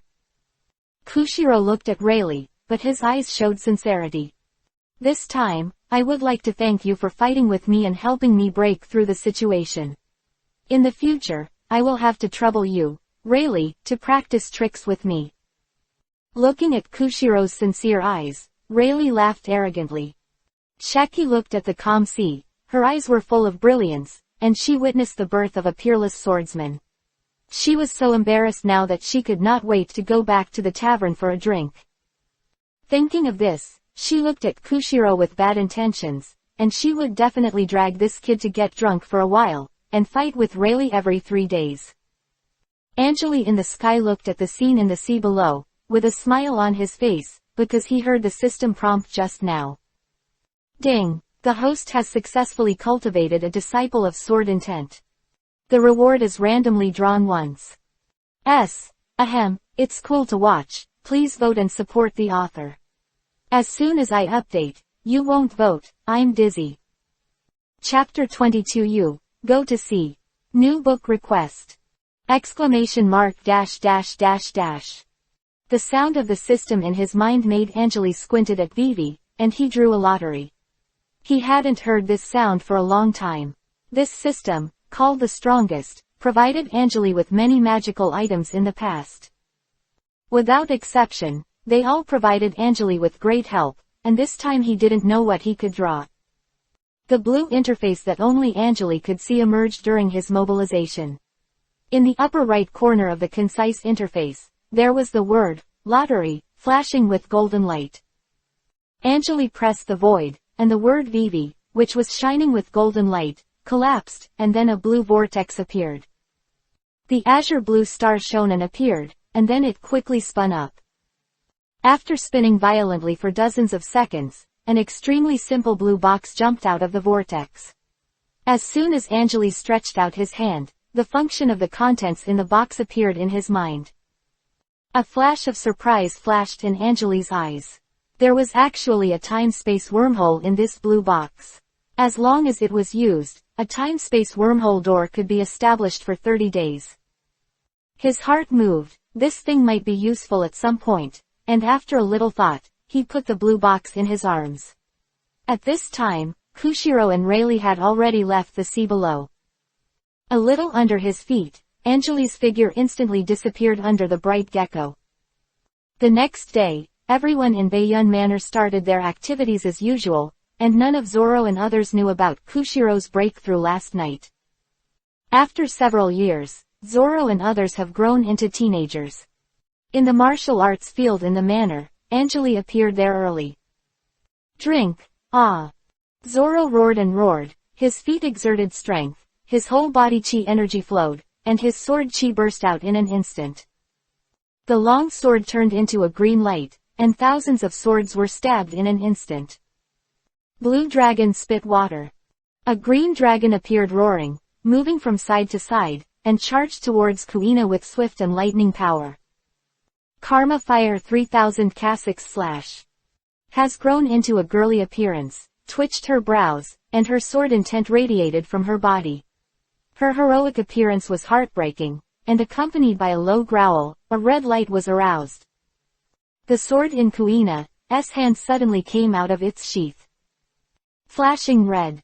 The 3000 Kha'Zix turned into a red line, and precisely slashed at the neck of Kalong. Boom. The emerald dragon suddenly turned into green shattering light.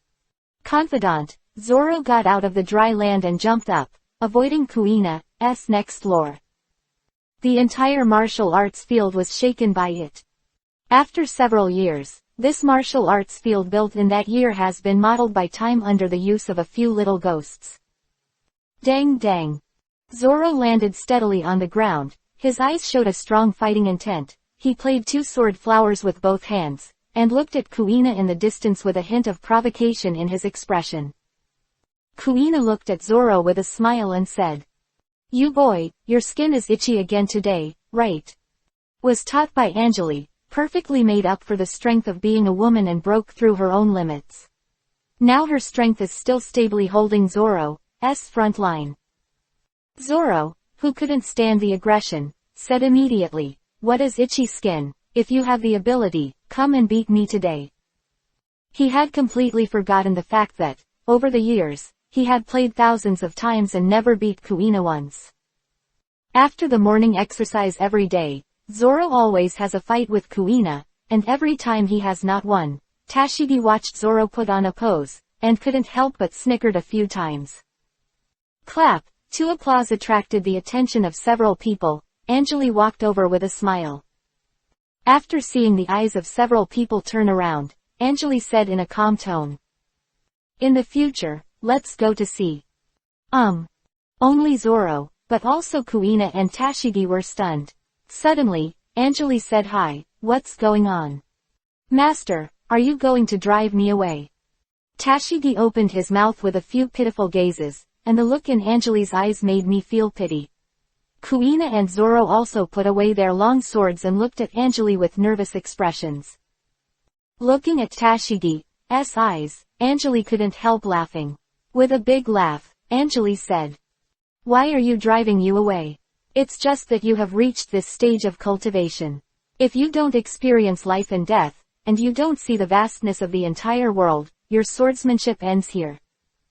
A swordsman, if he doesn't go to see the whole world, he doesn't go to fight with countless strong men, and he doesn't go through life and death, how can he penetrate the supreme swordsmanship? One cannot cultivate the four emperors by cultivating behind closed doors." And the sound of footsteps entered the ears of several people, and Kushiro's warm voice also rang out. "The teacher is right. With kendo in your heart, you must go out to sea. Only by seeing the vastness of the world can you keep improving your kendo. You must know that the kendo of several people, the progress is so fast, that Kushiro is amazed, but the more this is, the more you have to go to see. The frog at the bottom of the well can never stand on the top of the peak. Let's go to see, the boat, it has been prepared." Anjali's voice spoke slowly, with a few smiles on his face. The three of them were all disciples he was very satisfied with, but the more this was the case, the more he had to let them experience the wind and rain. The flowers in the greenhouse can never become ancient trees. Chapter 23 Arrival, the capital of seven waters. New book! 3 years before Luffy went to sea, Zoro, Kuina, Tashigi, who were Anjali's disciples, in the Sabayati underground islands, went to sea. On a small boat, Zoro was lying on the boat with a toothpick in his mouth, looking at Kuina who was sitting on the side of the boat and sighing. He said indifferently, "Kuina, what are you sighing for? You just don't have anything to eat. When we encounter pirates, we'd better grab them." Zoro's carefree tone didn't take the matter of forgetting food to heart at all.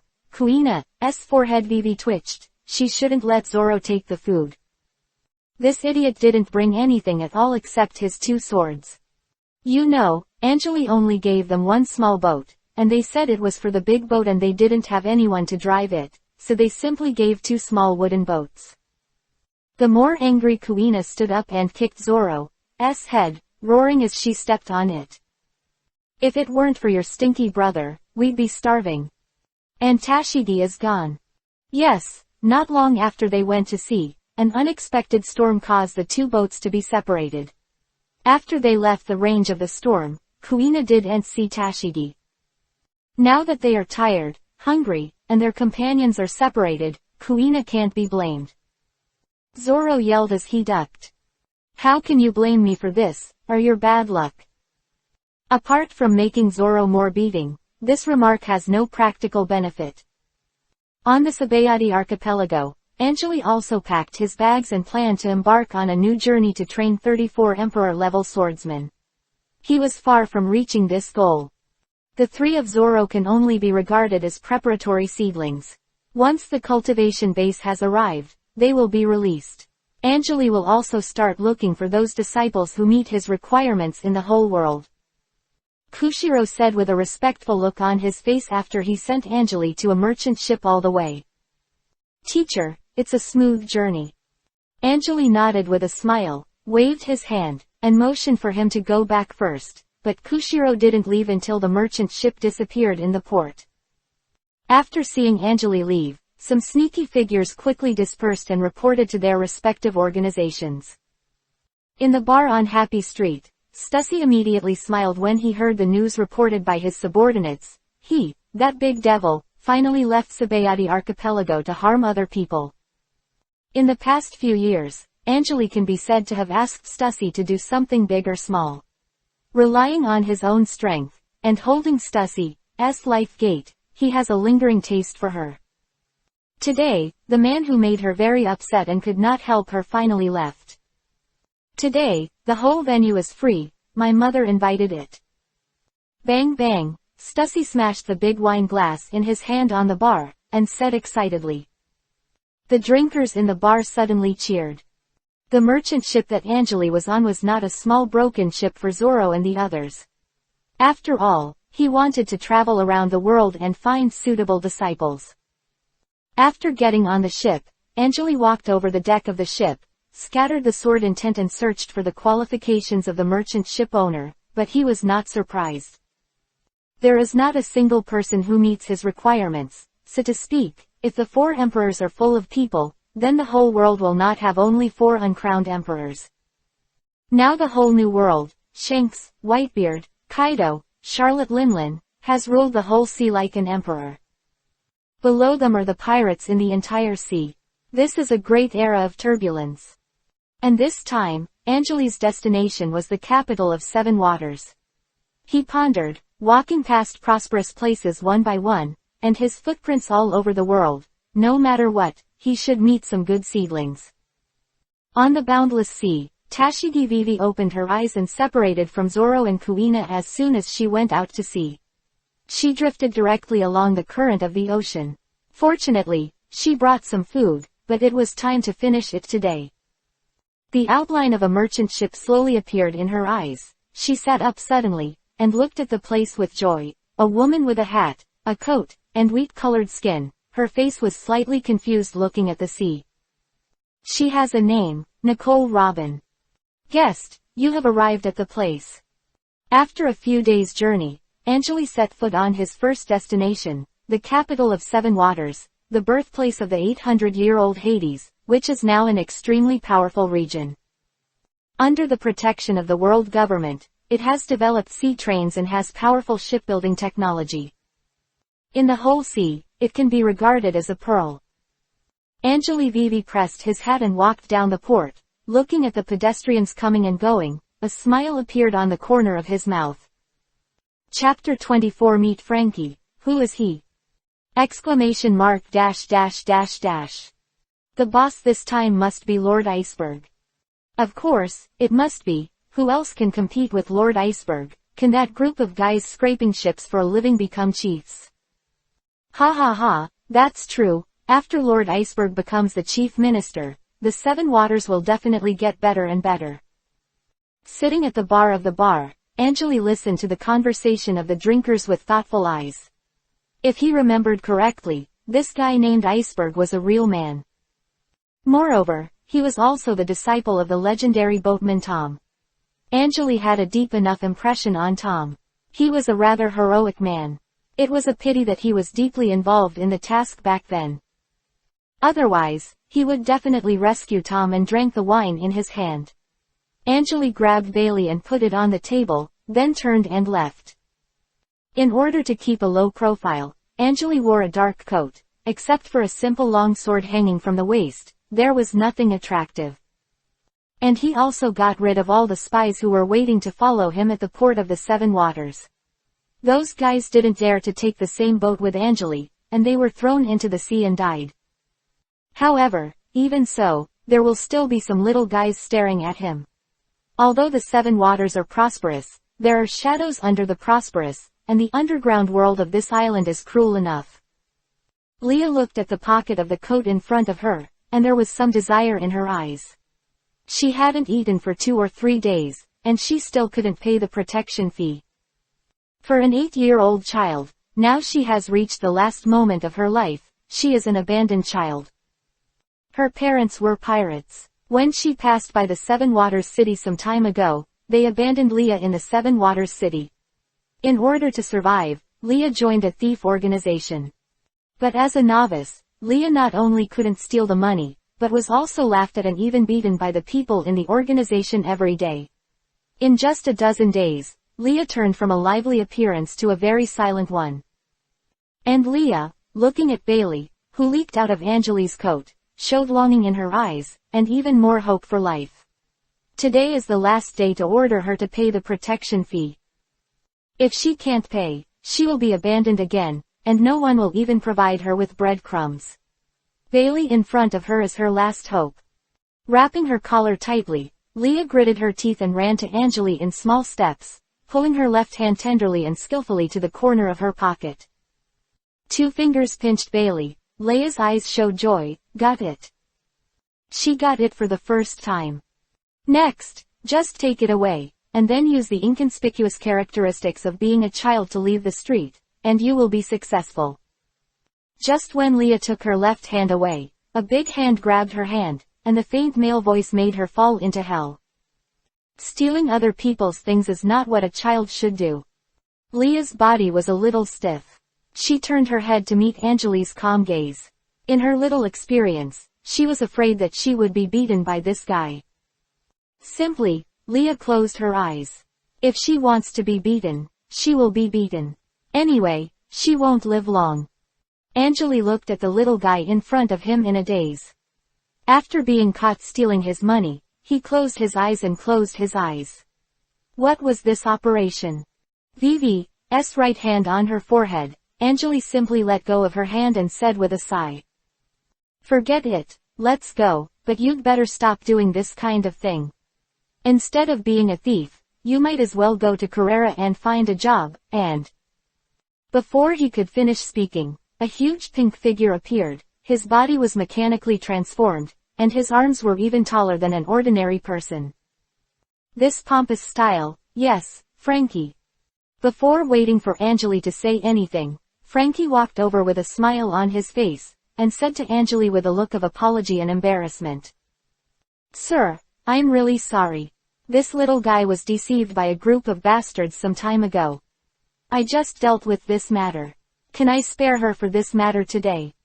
Frankie's expression revealed sincerity. He had just returned from the outside world, and then he knew that during this time, Gran, who had been tricking children into stealing, began to resume his old business.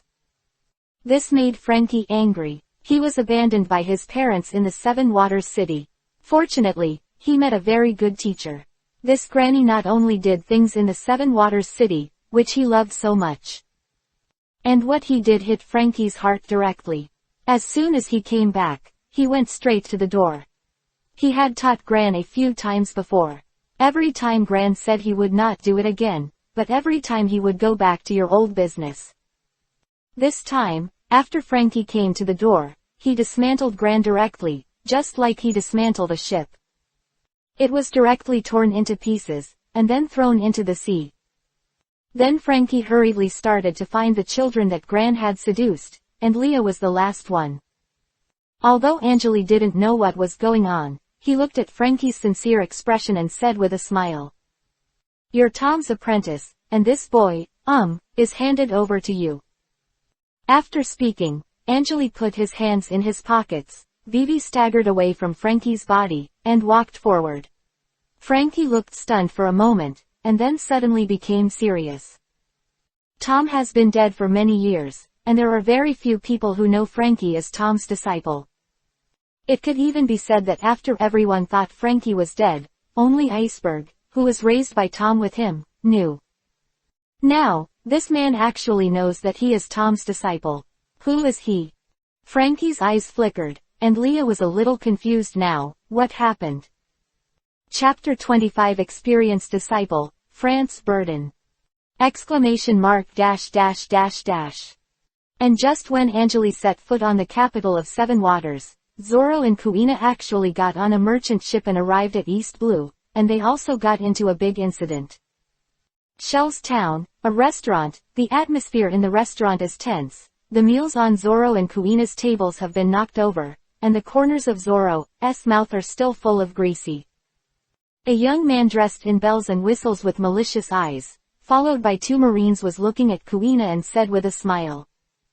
I said, as long as this girl goes with me, I will treat this as if it never happened, or I will treat you as pirates and issue a warrant.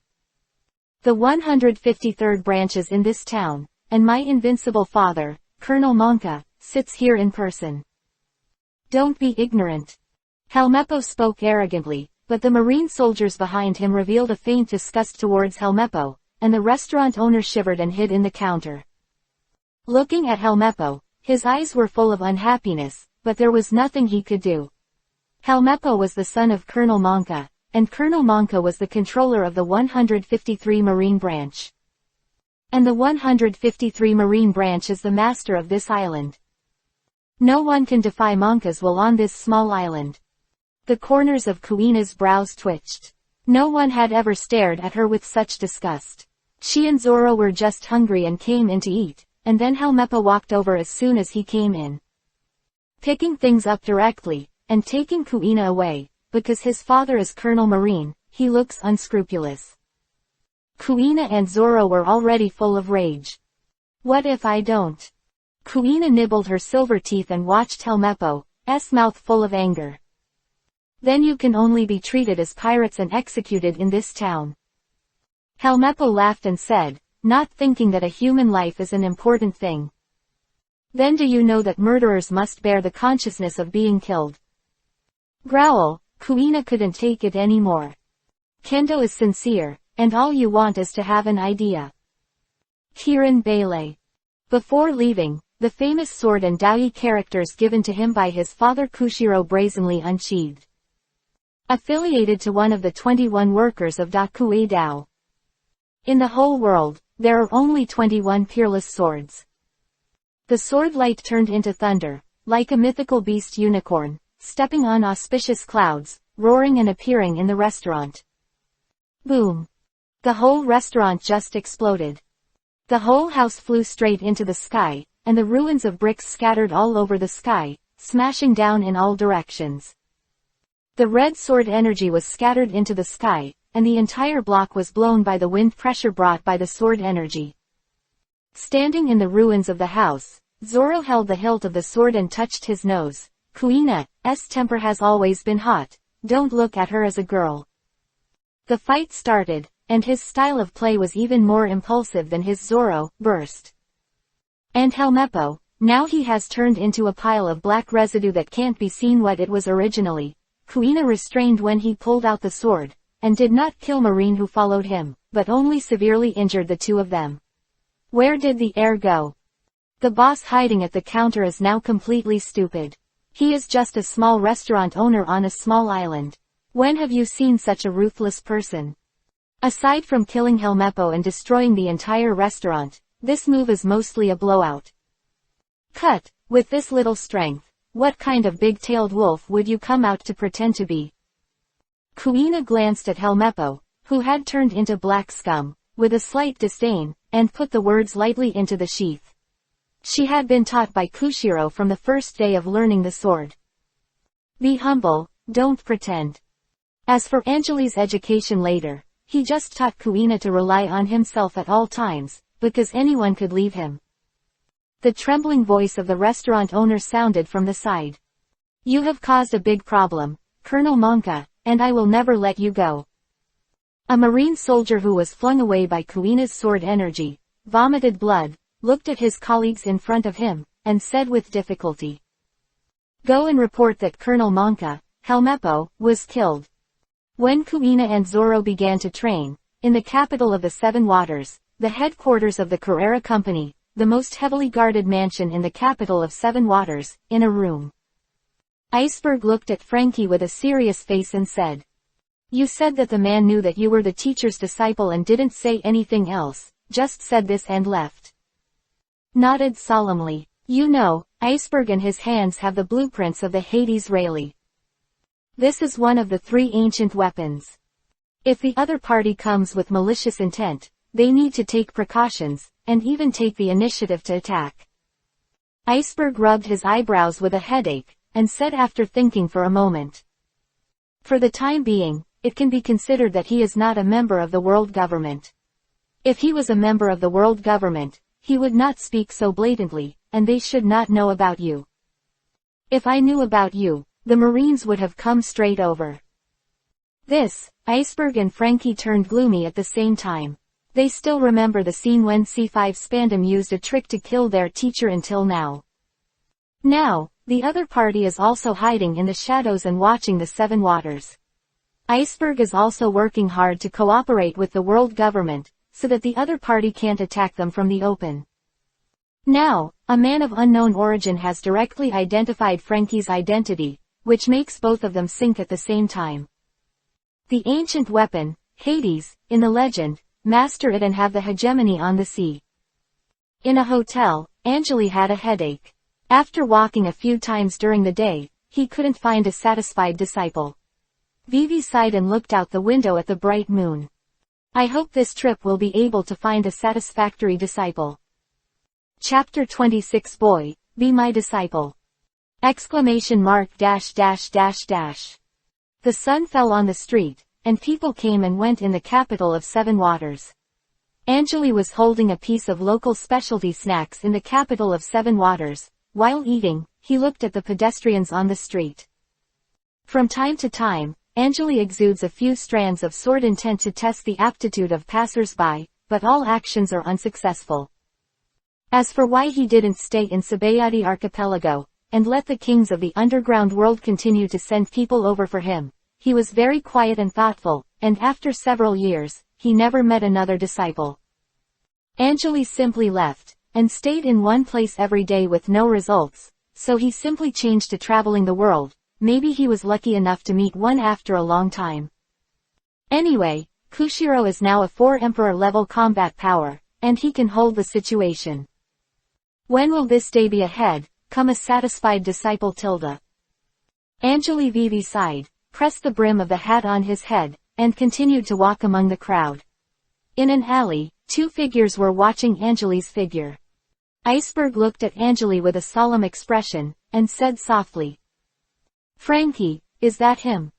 Frankie nodded. After the two of them met, they found out Angeli's information, but what made them feel bad was that their intelligence network could not find Angeli's information. This proves that Angeli is either not famous, or that he is too famous and terrifying. It would be fine if it was the former, but Iceberg couldn't believe it.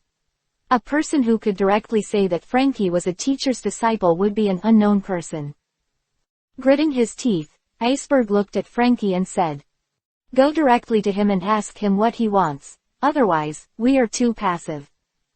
Iceberg's words startled Frankie, watching Iceberg speak solemnly. Iceberg, if you do that, if the other party is really malicious, we're going to have a hard time. Of course, Iceberg knew what Frankie was referring to. If the other party came for Hades' design, and Iceberg sent it directly to the door, it would be like a tiger's mouth. However, now I can't find any information about the other party, and after observing for 2 days, Angeli seems to have been entrenched in the Seven Waters city. This made Iceberg even more uneasy. As for directly dispatching his subordinates to ambush, this is even more inadvisable. I don't know what organization the other party belongs to and what purpose. Killing the other party may make the situation more complicated and troublesome. For now, Iceberg can only bite the bullet and plan to go out in person and talk to Angeli to see what the other party wants. Looked at Iceberg's firm eyes, sighed helplessly, and then said with a smile on his face. Then let's go together. If something happens, I'll just beat him up. After speaking, Frankie immediately raised his fists, revealing his sharp white teeth. Over the years, Frankie has not only been engaged in the business of dismantling ships in the Seven Waters, but has also established a family. On weekdays, he has killed pirates who have no good intentions towards the Seven Waters. He maintains the Seven Waters capital in his own way, and his strength is even stronger in the Seven Waters capital. Iceberg nodded, a hint of warmth rose in his heart. Frankie and him, growing up, even if there was a gap between the two, no matter whether the misunderstanding is resolved or not, both sides are a friendship that can make the other entrust their lives. After walking the streets for a whole morning, Angeli still found nothing. After walking into a restaurant at random, Angeli sat on a chair, ordered an order, turned sideways, and looked out the window. Often pedestrians. The door of the restaurant was pushed open by a figure, and a figure walked directly to the table where Anjali was. The person wearing a hat, half of his face was covered, making it difficult to see. After a few quick steps, he walked directly in front of Anjali's desk, pulled out the table and chairs, sat down, and looked at Anjali and said, "Sir, there are many things that make people linger in the seven waters. I don't know what you are looking for in this city." Iceberg, with a smile in front of him, shrugged, and opened his mouth with some humor. "You've been with me for 2 days, and you're here to tell me this, Tom's disciple." Iceberg froze. Sure enough, Frankie was right, this guy knows a lot about them. Frankie was at an alley opposite the restaurant. Many members of the Frankie family were mobilized by him, and the strength of the Carrot Company was also mobilized nearby. If something happens to Iceberg, Frankie swears to do something if he takes his life. "Don't think too much about it, little guy. Tom and I have known each other for a long time. It's a pity that when he was sent to the Ennie's lobby, I was caught up in trivial matters, otherwise I would have come forward to save him." He said that. Anjali took off his hat and put it on the table. The slightly messy short hair and handsome face made Iceberg's heart flash a touch of familiarity. The copyright of the novel resource belongs to the original author. The text is only for personal study and trial reading. Please delete it within 24 hours after downloading. Please support subscribing to Genuine Novels and refuse piracy. This novel was first published by Dragon. Feilu's Novel Internal Group 1,142,529,731. Feilu's Novel Internal Group 2,929,082,961. More wonderful Feilu novels are in the hands of the group owner. Welcome to the group. I hope you don't get deceived by those scammers. Doubt flashed in his eyes, the teacher's old friend. Then why hasn't he heard from the teacher? Anjali was also a little bit hurt at this time. He knew that he would not talk to Frankie. When he was on the sea before, Tom had a good relationship with him, and he even gave him a boat. Now, the opponent's disciple is obviously a bit of a soldier, and he is considerate of the other party, but now he is watched and guarded every day, and it is indeed inconvenient for him to find a disciple. A little irritable, Anjali subconsciously threw a few strands of weak sword intent onto Iceberg. In recent years, he has been testing other people's aptitudes every day. When Anjali came back to his senses, the sword intent had been thrown out, and he instantly felt embarrassed, and a feeling of bullying the children came to his mind. However, something surprised him. A few strands of sword intent in Iceberg responded. This guy is actually a seedling who can practice kendo to the level of the 4 emperors. Iceberg, who looked suddenly alert, and said, "Be my disciple. About the Pluto, I'll settle him. Tom's revenge, I can also help you avenge it." Chapter 27. This day, the blue dyes the sky. ! Iceberg looked stunned. What's going on? He didn't understand at all what happened, why this guy suddenly wanted to accept him as his apprentice, and, it seemed, this guy was younger than him. Accepting him as an apprentice, is there any mistake? If you want to accept him, it is also his apprentice. Looking at Iceberg's stunned expression, Anjali scratched his head, and suddenly a picture flashed in his mind. He instantly smiled and tapped lightly with his hand on the table. Dong dong dong dong. The rhythmic percussion sounded slowly and heavily, and Iceberg's expression changed from stunned to puzzled to sudden shock. He looked at Anjali in front of him, and said with a trembling voice, "How do you know the teacher's unique secret code?" Iceberg, who was surprised and trembling, Anjali laughed secretly. "What code? This is just a very popular Morse code in his previous life." When he was chatting with Tom at that time, Tom was troubled by how to establish his own independent code, and Anjali casually told him Morse code. Moreover, it is a mutated code of a certain Eastern power. All the codes correspond to simplified characters. It can be said that in this world, there is no one who can unlock this code. The code that Anjali typed out just now has only 2 words, Tom. Looking at the bewildered Iceberg, Anjali said with a smile, Old Tom's code was taught to him by me, and when you were young, we should have a relationship. Do you still remember the ship called Chingyan that Old Tom built? That ship was made for me, but unfortunately, it sank in the New World later. With a little sigh, Anjali described the events of the year lightly, and Iceberg's expression gradually became silent. He found that what the person in front of him said was true. At the end of the conversation, Anjali looked at Iceberg and said with a smile. As for me, have you heard the legend of the ghost sword? That's me. Iceberg's expression was shocked, and there was an expression of disbelief in his eyes. Ghost sword, the man who was hailed as the strongest swordsman in the sea, disappeared many years ago. Now, this legendary disappearing figure is sitting in front of him. How do you prove it? Iceberg's tone had a hint of excitement. If it was a ghost sword, indeed, whether it was the teacher's great feud, or something else, it could be settled. That is, the strongest swordsman in the world. When he was very young, he heard the legend of the ghost sword. One person and one sword took all the heroes of the Rock's headquarters. No one could not lose when he saw his sword light. Even the current 4 sovereigns of the Great Sea, there are 2 of his defeated generals. Such a powerful man is enough to accomplish anything in the world. If you prove it, Iceberg, the capital of 7 waters, hasn't rained for a long time. Lightly, Iceberg looked a little puzzled. What does the rain have to do with proving that he is a ghost sword? Without waiting for Iceberg to speak, Anjali turned to look at the sky. The blue sky of the 7 waters was clearing for thousands of miles at the moment, and it didn't look like it was going to rain no matter what. Anjali stood up and walked to the door of the restaurant. The waiter was walking over with the meal, looking at the guests who were leaving with puzzled eyes. Just as he was about to call out to Anjali, his figure had already stepped out of the door. Wisps of sword energy surged around Anjali's body, and the violent and surging sword energy was mixed with sword intent. The moment he stepped out of the restaurant, it rose into the sky. The black sword energy rose into the night and directly enveloped the entire 7 waters. A strand of sword energy hangs upside down from the sky. Like a big black umbrella covering the entire 7 waters. Seeing this scene, Iceberg's eyes were shocked and he stood up suddenly.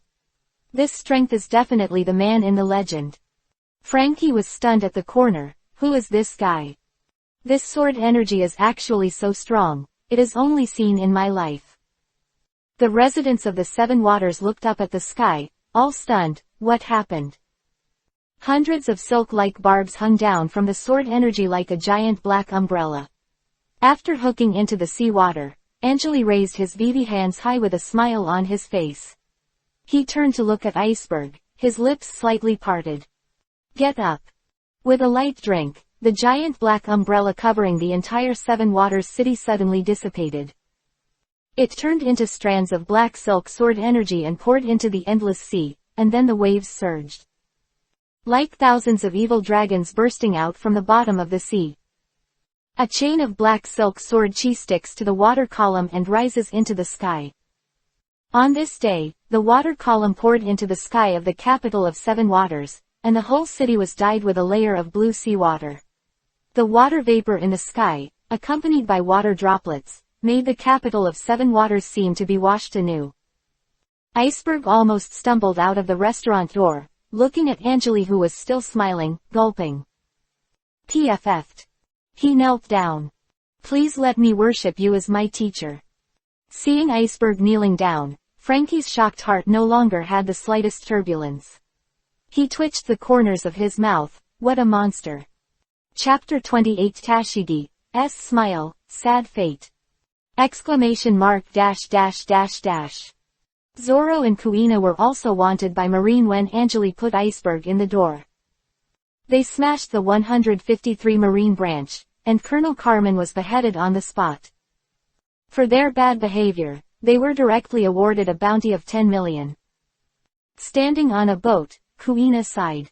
She looked back at the captain's shivering appearance, rubbed her head, and spoke to Zoro, who was sleeping on the mast. If it weren't for you, how could we have been wanted by Marine, and now we have nowhere to go? Zoro closed his eyes slightly, enjoying the feeling of the sun falling on his body, and responded to Kuina indifferently. You killed someone's son first. If you don't kill this guy, do you have to wait for him to bring someone to hunt us down? You forgot what the teacher told you. After you start, you must cut the weeds and roots. Either don't do it, or get rid of the evil. Zoro spoke of course, making Kuina angry, although she didn't know why she was angry, but seeing Zoro like this, she was angry. More angry he was. Kuina picked up a wine barrel beside him and threw it over. Zoro had to jump off the mast. He was screaming and complaining about Kuina. You woman, you are unreasonable. The two were fighting, and the captain of the merchant ship who was kidnapped by them is now crying without tears. The bounty hunter he hired was settled by these two guys with one move. Moreover, those two guys have to follow them to his next destination. The captain is very scared. Will he be killed? And the direction Zoro and Kuina are heading towards, they are about to pass by, and now the territory of the overlord pirates on East Blue, the Arlong pirates.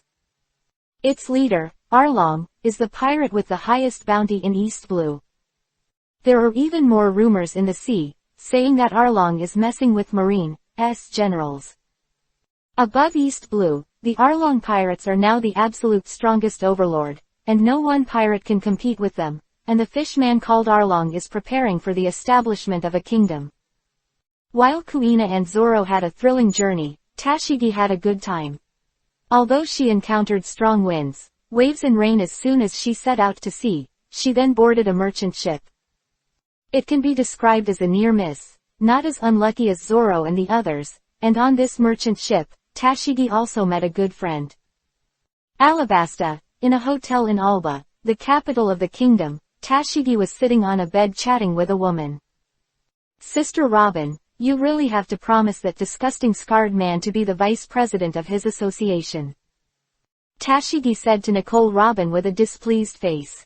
They had just passed by when they came to Alabasta, but a man came directly to the door. And as soon as he came, he wanted to make Nicole Robin his vice president.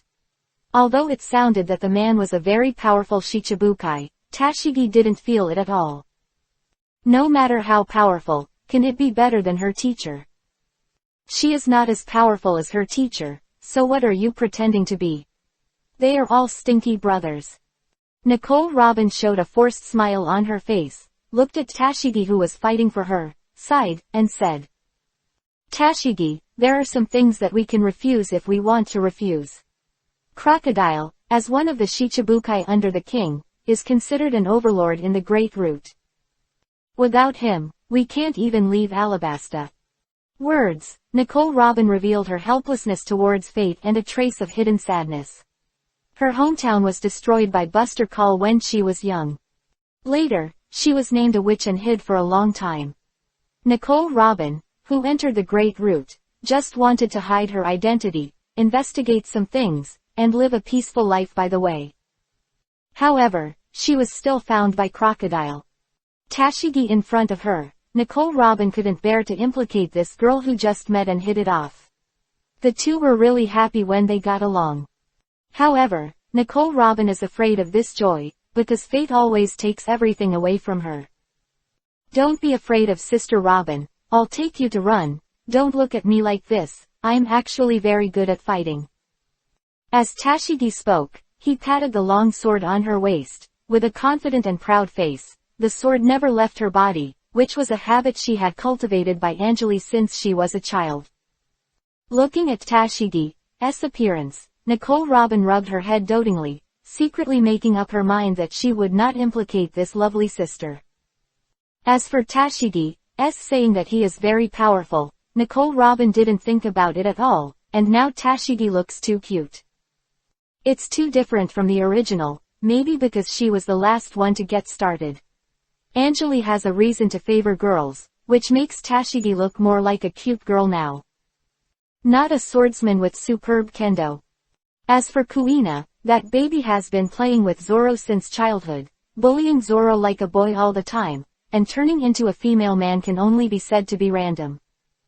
Anjali and Kushiro also had headaches for a long time, but they couldn't change it, so they just let it go. The two were chatting when there was a knock on the door, and an indifferent male voice came in. "Nicole Robin, the president is looking for you." Hearing this male voice, Nicole Robin's heart shuddered, a smile appeared on her face. She looked at Tashigi, rubbed her head, and her inner determination became stronger. She said softly, "You wait for me here, I'll go talk to Crocodile, and we'll go back." Tashigi's eyes widened and she nodded sharply. She thought she had moved Nicole Robin. Nicole Robin stood up with a smile on her face, turned and walked towards the door. She made up her mind. With Crocodile, she can't involve Tashigi in her sad fate. Chapter 29 Set up a bureau, please enter the urn. New book! Exclamation mark dash dash dash dash. Not to mention the respective journeys of several disciples on the sea, in the capital of Seven Waters, after Anjali showed his peerless kendo cultivation, Iceberg directly worshipped Anjali as a teacher. Although he accepted Iceberg as his apprentice, Anjali did not teach him swordsmanship right away. He knew very well that Iceberg would not be able to practice swordsmanship at ease unless some things were resolved. See organization that has been watching the Seven Waters, and to solve the person who killed Old Tom. In the most heavily guarded mansion of the Carrot Company, in the spacious living room, Angry was sitting in the first place, while Iceberg and Fran were sitting in the bottom. With a smile on his face, Anjali tapped lightly on the armrest with one hand. During the chat just now, Iceberg had already explained everything to Fran. Now the three of them are here, just to listen to Anjali's actions to solve the hidden dangers of the Seven Waters. Both Iceberg and Fran looked at Anjali seriously. In the serious eyes of the two, Anjali smiled. "Iceberg, you have to know that the blueprint of Hades hidden in your hand has always been coveted by the Sea Organization. If you want them to stop attacking you, you must reveal to them that you don't have any blueprints for Hades. Actually, this is very easy to handle. You always have undercover agents from C9 beside you. Set up a bureau and let them investigate and find out the truth, that you don't actually have the blueprint of Hades." The corners of Anjali's mouth were slightly raised. The so-called truth, people will only believe the facts they want to believe. Iceberg smiled bitterly. In fact, he had always suspected that there was an undercover beside him, but he had never been able to find out who it was. Looking at Anjali's confident smile, Iceberg said, "What the teacher means is, do you know who is the undercover agent of C9? Anjali nodded. He had seen this anime in his previous life, and he probably still remembered who the undercover agent was, and he said with a smile, "I know, and, most importantly, after breaking the news to C9, the person who once killed Tom will probably show up. At that time, it will be his death." While speaking, Anjali's eyes flashed with murderous intent in Vivi's eyes. If Anjali was to do nothing to avenge Old Tom, it was unlikely. But now that Iceberg has become his disciple, and this man is also Old Tom's enemy, he is completely happy to set up a game to draw this guy out, and then, kill. Iceberg and Fran were even more excited. It was their long-cherished wish to be able to kill the enemy who killed their teacher. The next step is to set up a game. Your recent moves are very suitable for laying the first game and letting those undercover agents enter the game. Tap the armrest lightly. With a smile on his face, Iceberg and Fran nodded at the same time, with a hint of ruthlessness in their eyes. As long as it is for the capital of the Seven Waters, for the revenge of the teacher, the spy of the Sea Organization, kill it.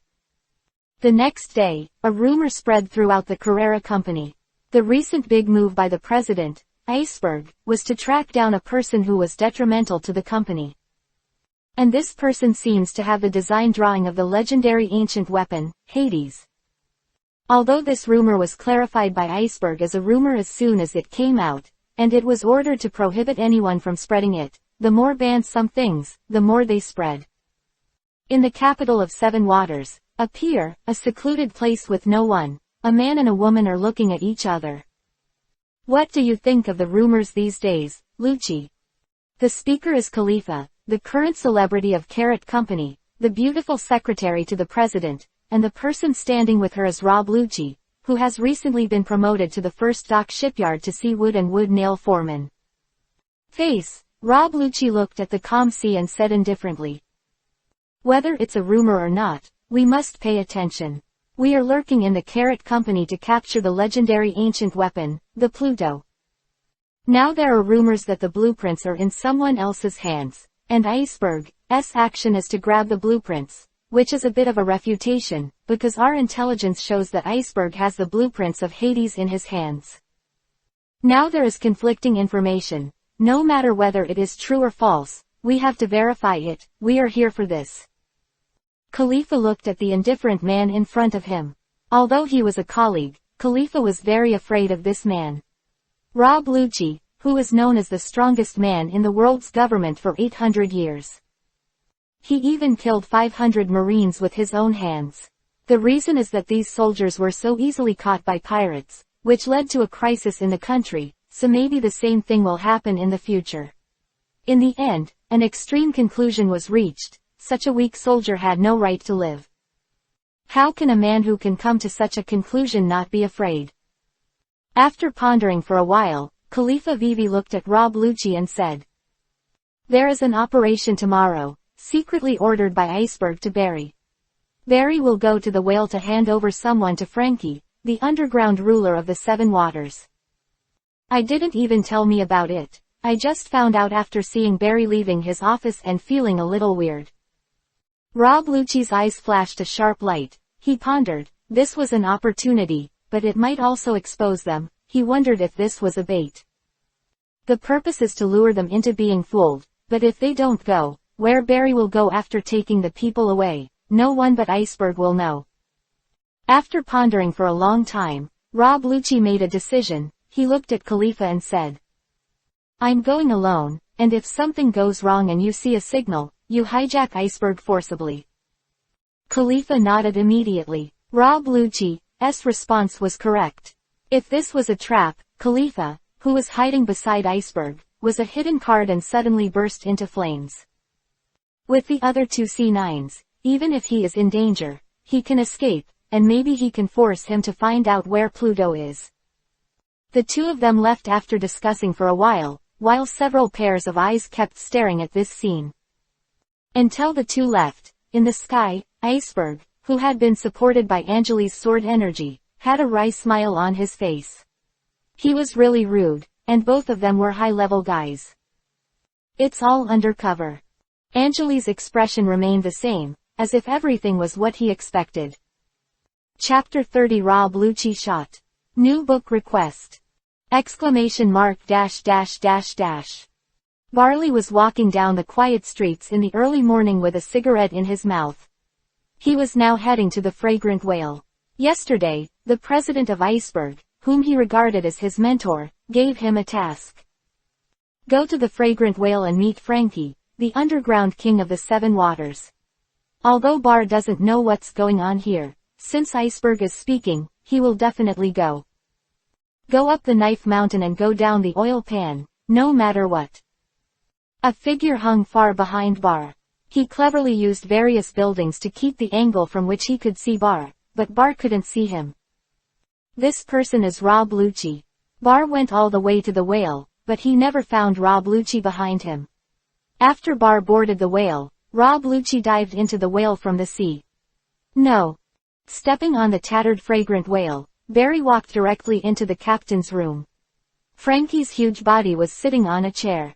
Seeing Bar coming in, Frankie said with an indifferent face, "I have already done what your president asked me to do. Did Bailey bring it?" Barley looked at the huge Frankie, and was a little afraid that this guy would make a move. He immediately raised the bag in his hand and said, "Bailey's all here, you click." With that said, Barley put the bag of Bailey in his hand on the table in front of Frankie. Frankie didn't open it, but turned to look at the figure who was still in the corner, covered by the sack. "Road. Well, he's yours now, take him and get out." Although he didn't know what his boss wanted this person to do, Barley nodded, bypassing Frankie and carrying the person trapped in the sack on his shoulders, and then planned to leave. In his heart, Bar felt that this job seemed a bit too simple, and anyone could do it, but the cautious look of the president came to his mind, and he immediately stepped up, intending to quickly arrive at the location explained by the president. Rob Lucci has been hiding nearby, listening to the transaction between the two, and watching Bar carry the man out of the captain's room. A few doubts flashed in his eyes. Is this person the guy who owns the blueprint of the legendary ancient weapon, Hades? It was so easy to be caught by Frankie, and it seemed that it was Frankie who was found by Iceberg, which seemed too simple. For a time, Rob Lucci a little pondering. At this moment, the man in the cloth bag seemed to wake up, and he yelled loudly. Put me down, the traitor in Iceberg who betrayed Mr. Tom, and he didn't get the blueprint of Hades from me, so he asked someone to kidnap me. Let go of me. The scolding male voice sounded from the sack, and Bar's heart instantly rose a little bit of anger, and slapped the figure on the head of the cloth bag, while shouting in a low voice. Be honest, gibberish. At this moment, Rob Lucci made up his mind, do it. Able to tell the relationship between Tom and Iceberg has already moved his heart. No matter what, he will take down this guy first, even if it is fake. He estimated the combat power. He can also completely leave the hands of Bar and Frankie. Rokushiki shaved. Rob Lucci roared, and the entire body disappeared in place in an instant. Boom. With the air explosion, Rob Lucci's figure suddenly appeared in front of Bar. He was wearing a mask and suddenly appeared. Bar was shocked. He was carrying someone on his shoulders. Bar was about to fight back. Rob Lucci's left hand was raised. Rokushiki Shigen finger pistol. Boom. Shigen finger pistol, who has practiced superbly, once pointed out, Bar didn't even react, and the whole person was blown away. There was a huge wound on the left shoulder, and the blood was spitting out incessantly. Bar smashed directly into a cabin, and a gust of wind instantly raised the entire deck, blowing dust into all directions. Swish. As soon as he pointed to fly Bar, Rob Lucci suddenly reached out his hand and pinched the figure covered by the cloth bag under his arm. He immediately planned to escape from here. Boom. A frenzy sounded, and Frankie's attack arrived. The giant right fist made of iron burst into the air with the sound of gale force wind. Directly enveloped Rob Lucci within a few meters radius. His eyes narrowed, and Rob Lucci jumped back and turned over. After barely avoiding the shrouded area of the iron fist, he directly clamped the figure, as if he started running away. Bang! At this time, Iron Fist just smashed a big hole in the deck of the ship. Frankie walked out of the captain's room, glanced coldly at Rob Lucci who had left, and started to recover his right fist through the device on his right arm, and at the same time walked towards Bar, who was smashed into a cabin, and he didn't know his life or death. Rob Lucci, with the silhouette of the sack tucked away, quickly escaped from the location of the whale, and quickly went to the safe house set up by C9 in the Seven Waters. He wanted to torture him immediately. It's too late to change. Moreover, he expects that Iceberg will move soon, and his identity is likely to be exposed. Chapter 31 Rob Lucci's resoluteness. New! Exclamation mark dash dash dash dash. Bang! Rob Lucci directly threw the figure with the cloth bag on the ground. He had reached the safe house of C9, and was thrown on the ground by Rob Lucci. The figure let out a scream. He stepped forward directly and took off the figure's hood. At a glance, Rob Lucci found that he was a man in his 30s. Staring at the other's face that was deformed due to pain, Rob Lucci said coldly, "Tell me about your relationship with Iceberg, and your relationship with Hades, Blueprint." Man heard Rob Lucci's words. He laughed instead, looking at Rob Lucci with a trace of vicious eyes and said, "Want to get the blueprint of Hades? Looks like you're also a wild dog spying on your teacher's secrets, just like the Iceberg guy. I will never tell you, just die." Listening to the man's words, Rob Lucci's eyes gradually deepened, and now he doesn't have much time, so he can't wait. Looking at the man who was ready to fight hard, Rob Lucci was silent for a while, and pointed his right hand into a knife. Brush and pull. The man's right arm was instantly separated from his body. Blood sprayed in the air instantly. Ah! The man instantly screamed because of the pain. Rob Lucci wiped the blood that was splattered on his face, and continued to speak indifferently. Next, every 3 seconds, you can't say anything that pleases me, and I'll cut off your arms and thighs in turn, and you only have 9 seconds. The man fell in a pool of blood, roaring in pain, his eyes still full of unyielding look at Rob Lucci. 1, 2, 3. After 3 seconds of indifferent count, Rob Lucci's hand raised high, and then fell suddenly. Brush and pull. The man's other hand was also cut off. Blood splashed out from the 2 broken arms, and a pool of blood formed on the ground within a short time. The man still looked at Rob Lucci unyieldingly.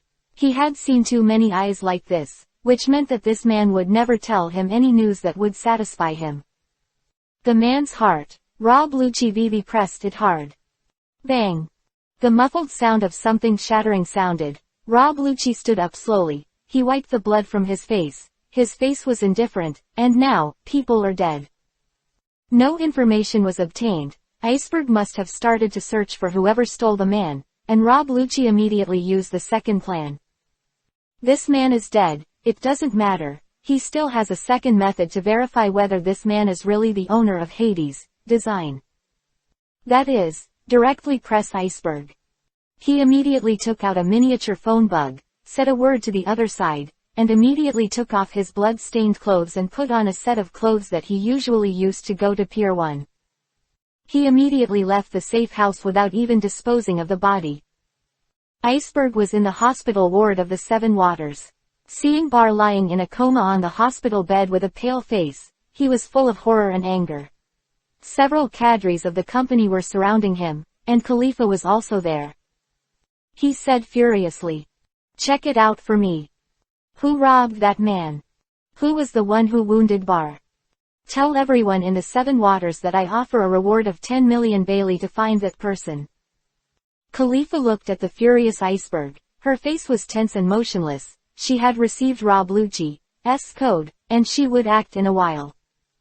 After Iceberg's furious order, the cadres walked out of the ward one after another, and the entire Seven Waters began to turmoil under Iceberg's wrath. Frankie also dispatched his staff very cooperatively and cooperated with Iceberg's actions, seemingly unwilling to touch the opponent's bad head. Soon only Khalifa and Iceberg were left in the ward. Looking at Bar lying in a coma on the bed, Iceberg said to Khalifa in a very unhappy mood, "Why don't you go and find someone? What are you doing here?" The door of the ward was pushed open. Iceberg and Khalifa turned their heads at the same time, but Rob Lucci walked in. Seeing Rob Lucci walk in, Iceberg said with a hint of anger on his face, "The cadres have just been called. Where have you been? Do you know that now the company has encountered provocations and is still not doing anything?" Being reprimanded by Iceberg, Rob Lucci's expression did not change at all. Looking at Iceberg, he said coldly, "Iceberg, stop acting. That man, I robbed him. He doesn't know anything. The blueprint of Hades, hand it over." Having said that, Rob Lucci showed off the badge that belongs to C organization. Iceberg's face changed greatly, and he opened his mouth to Khalifa in an instant. "Go ahead and leave him." However, Khalifa spoke to him indifferently. "I'm sorry, President, I'm also an undercover agent." Iceberg was in a critical situation. He looked at Rob Lucci with a very bad expression, and said with anger, Okay, it doesn't count for killing my teacher. Even me, who is now cooperating with the world government, your C agency is planning to kill it, right? Hand over the plans for Hades, that's not something you can have." Rob Lucci took a big step, and his eyes looked at Iceberg like cold knives. Chapter 32. The curtain is about to open. New book for freshness! ! Iceberg shed a few drops of cold sweat on his forehead and looked at Rob Lucci with a sharp and threatening aura. At this moment, Khalifa's betrayal made him into a desperate situation. Pluto's blueprint, If I had this blueprint, I would have made him long ago, and I would have waited until today.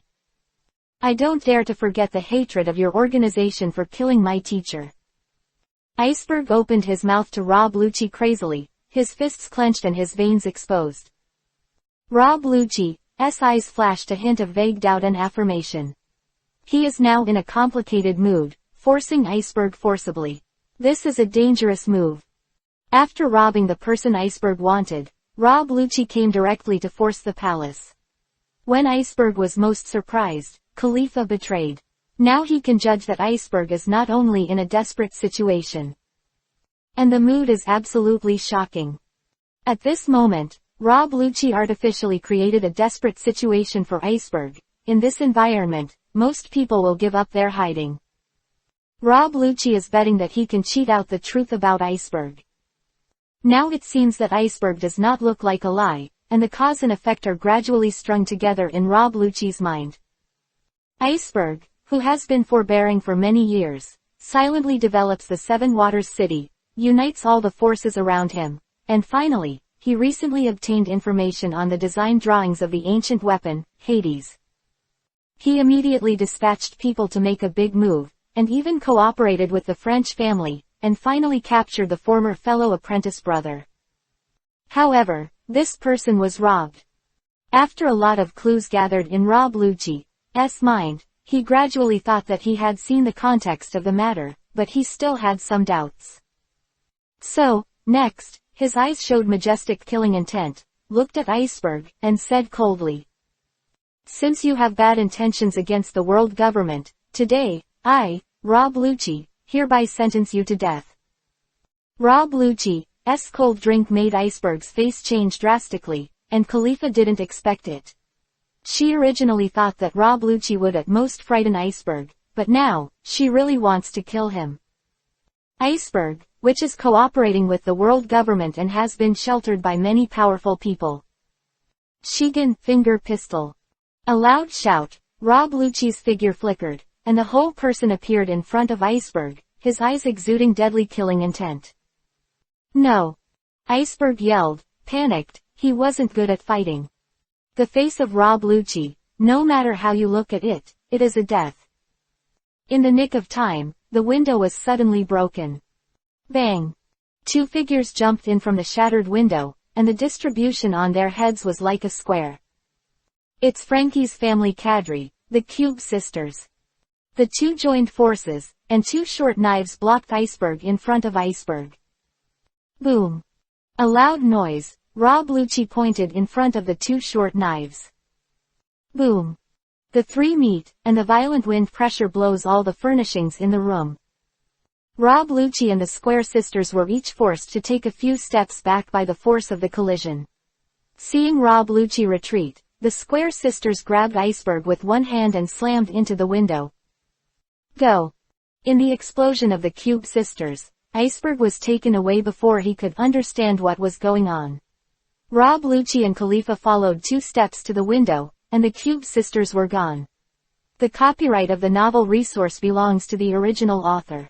The text is only for personal study and trial reading. Please delete it within 24 hours after downloading.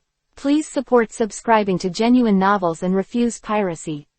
This novel was first published by Dragon. Feilu's novel Internal Group 1,142,529,731. Feilu's novel Internal Group 2,929,082,961. More wonderful Feilu novels are in the hands of the group owner. Welcome to the group. I hope you don't get deceived by those scammers. Khalifa looked at the empty scene outside the window and spoke to Rob Lucci quietly. Now both of us are exposed, and we haven't gotten the design drawings of Hades yet. This mission has failed. Rob Lucci looked at the pedestrians coming and going below, and said coldly. That's not necessarily, well, let's go first, or we will be surrounded by the cadres of the Carrot Company in a while. Rob Lucci jumped out of the window, followed by Khalifa, and the two left the ward immediately. Soon after the two left, the armed forces of the Carrot Company attacked in large numbers, directly surrounding the entire hospital. In Iceberg's secret residence, he was sitting on the sofa with a sad face, and Angeli and Frankie were among them. "Teacher, do you think this trick works?" Iceberg looked at Angeli with a little pain in his heart. The person who was kidnapped by Rob Lucci was the dead man he had been training. Although he was trained by the dead man, the two still had feelings for each other. Now he didn't have to think about it to know that Rob Lucci must have killed the other party. Thinking of this, Iceberg's heart felt like a raging anger. Angeli Vivi Isho, looking at the serious two people in front of him, said, "Of course Rob Lucci won't believe it, so he also left 2 undercover agents in your company, but he won't believe it either, because he definitely needs to report this to his superiors." That is the year that Spandam, who designed to kill Tom, is now the current chief of C9. As long as we reveal a little more information that is contrary to the previous one, Spandam will definitely come, and when he comes, everything will end. Voice fell, and Front and Iceberg clenched their fists at the same time. The teacher's death had always been a pain in their hearts that could not be erased. And now, even at all costs, it is necessary to draw out that mouse lurking in the shadows. Spandam. Chapter 33 Different Situations. New book. ! Hidden in a room in the Seven Waters, Rob Lucci was reporting to Spandam, reporting the events of these days to each other. On the other side of the far coast, Spandam fell into deep thought after listening to Rob Lucci's report. Over the years, he has been paying attention to Iceberg in order to capture the blueprint of Hades hidden in the opponent's hands. He can be sure that Tom must have given this blueprint to Iceberg. Tom was designed by him to be sent to Eni's lobby. He was tortured in every possible way without revealing the whereabouts of the ancient weapon Pluto. At that time, he was sure that this drawing was in Iceberg's hands.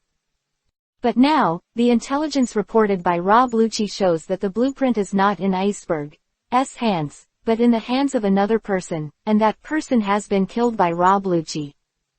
This caused Spandam to ponder, his hand on his chin, thinking about the truth behind the incident. After pondering for a long time, Spandam said to the phone bug, "You've been monitoring for a while, and there are 2 undetected undercover agents. Wait and see what Iceberg's next move is.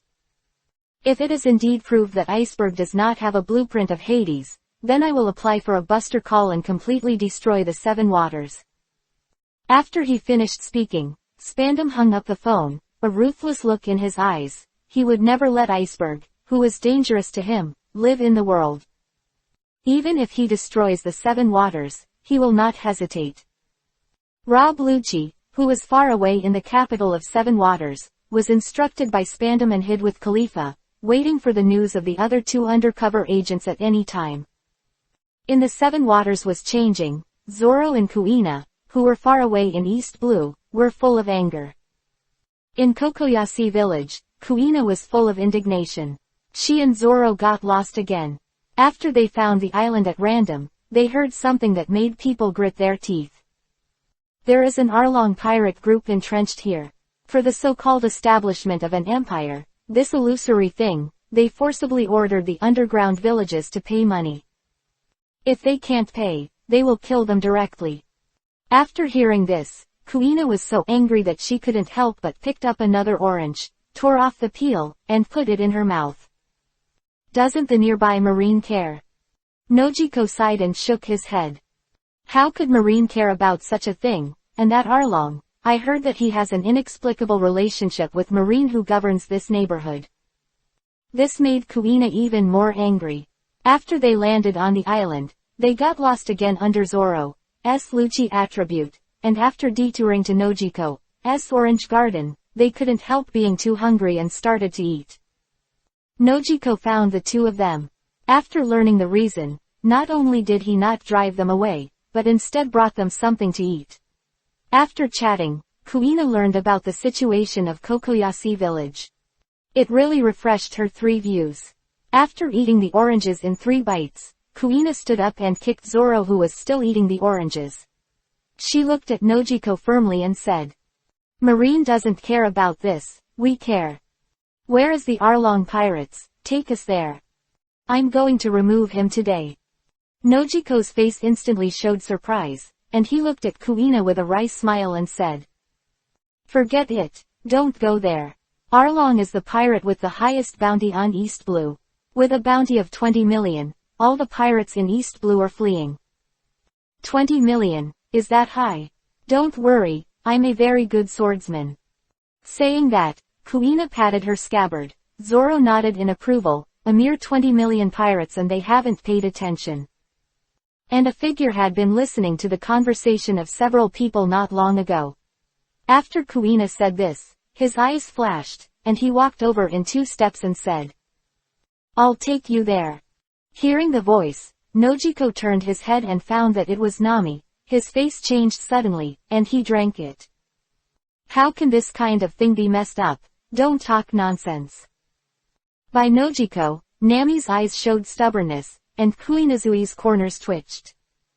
As night fell behind the scenes, the 2 figures, one big and one small, sneaked out of Kokoyashi village.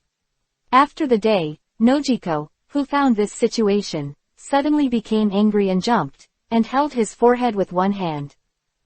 "Nami, don't worry about it."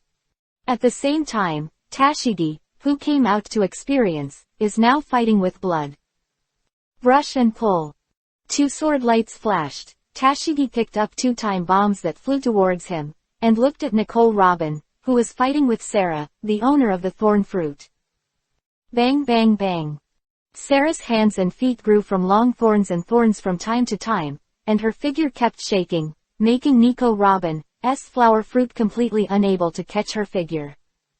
"Hey, stop running, just join the Baroque Works room obediently." Sarah laughed while attacking Nicole Robin, who gritted her teeth and fought without a glance. Tashigi looked at Nicole Robin, who was suppressed by Sarah, with anger flashing in her eyes, and a vicious wind suddenly slashed at the back of her head. Bang! The Tashigi sword pulled back and suddenly blocked the slash from R1. The owner of the quick-cut fruit. After Nicole Robin left the hotel and didn't come back, Tashigi ran to find Nicole Robin, and after finding that the other party was under the surveillance of Crocodile, she directly took Nicole Robin out. After that, he was chased by the Baroque Works room. Baroque Works rooms of devil fruit owners, which are extremely difficult to deal with. "Go away!" Tashigi roared. The long sword in his hand transformed into thousands of sword lights. Thousand shadows disillusionment. R1's eyelids twitched. Facing the thousands of sword lights that were slashing at him, he quickly turned his skin into steel like Geanig, and at the same time turned his hands into steel knives, and slashed violently in the face of the sword light. Boom boom boom. The sound of the battle between the 2 instantly gave off a very strong air explosion, and the frenzied air waves rolled up countless gravels in the desert. Suddenly, a sword light stabbed out from behind Sarah like a snake. Forced to do so, Sarah could only bend sideways and dodge away. Tashigi's figure immediately appeared, and she ran to Nicole Robin, grabbed his hand, and started running. This sword technique can create an illusion in a very short period of time, and the sword move against R1 is not her own. Taking advantage of the yellow sand, she quickly took Nico Robin away.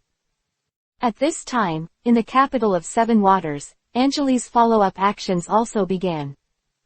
Chapter 34 Spandom appears. New book request! ! In the capital of 7 Waters, at Pier 1, Pier 1 was suddenly closed by the Carrot Company in the past 2 days, and there were rumors that Iceberg personally ordered it. Baipali Lulu yawned. He was sitting at the door of a cargo hold at Pier number 1, and it was almost time for a shift change. Of him, and Baipali Lulu looked up, saw someone coming, and said with a smile. "Yo, Kaku, it's early tonight." Kaku nodded indifferently and said to Baipali Lulu. After all, it was the order given by the president himself. Baipali Lulu left, and the order Iceberg gave them was to stay at the door of the cargo hold and not let anyone in or out. But at the same time, a large number of materials and craftsmen came in and out one after another. The next day, after Kaku took over with Baipali Lulu again, he did not go back immediately, but went to a house after changing a suit. Standing outside the door, Kaku knocked lightly on the door, and immediately, the door was opened, and Kaku walked in directly. As soon as Kaku walked in, an indifferent male voice rang out. "How's Iceberg going?" The person who spoke is now the most wanted man in the Seven Waters, Rob Lucci. Kaku looked at Rob Lucci and said respectfully, "Captain, after Iceberg closed Pier 1, he asked the foreman to guard in front of a cargo hold, but he did not allow us to enter. Instead, some craftsmen and a large number of materials were brought in one after another." There was a flash of light in Rob Lucci's eyes. "Finally, I touched your fox's tail, Iceberg. What is the purpose of closing the dock and transporting materials in?" Rob Lucci immediately figured it out. Iceberg plans to build Hades immediately. Using the shipbuilding technology of the Carrot Company, it is indeed possible to build it in a very short period of time. I'm afraid, it was a scene played by Iceberg before, in order to find out the internal spies. Thinking of this, Rob Lucci's mouth curled into a smile. "No matter how deep your calculations are, you never thought that I would leave an undercover agent in your company." Rob Lucci couldn't help but spoke in a low voice, and his expression raised a bit of excitement. "One of the three ancient weapons, Hades. If he gets this thing, his mission this time will be complete, and the pattern on the sea may even be changed because of his actions. That was a legendary weapon 800 years ago. Hades."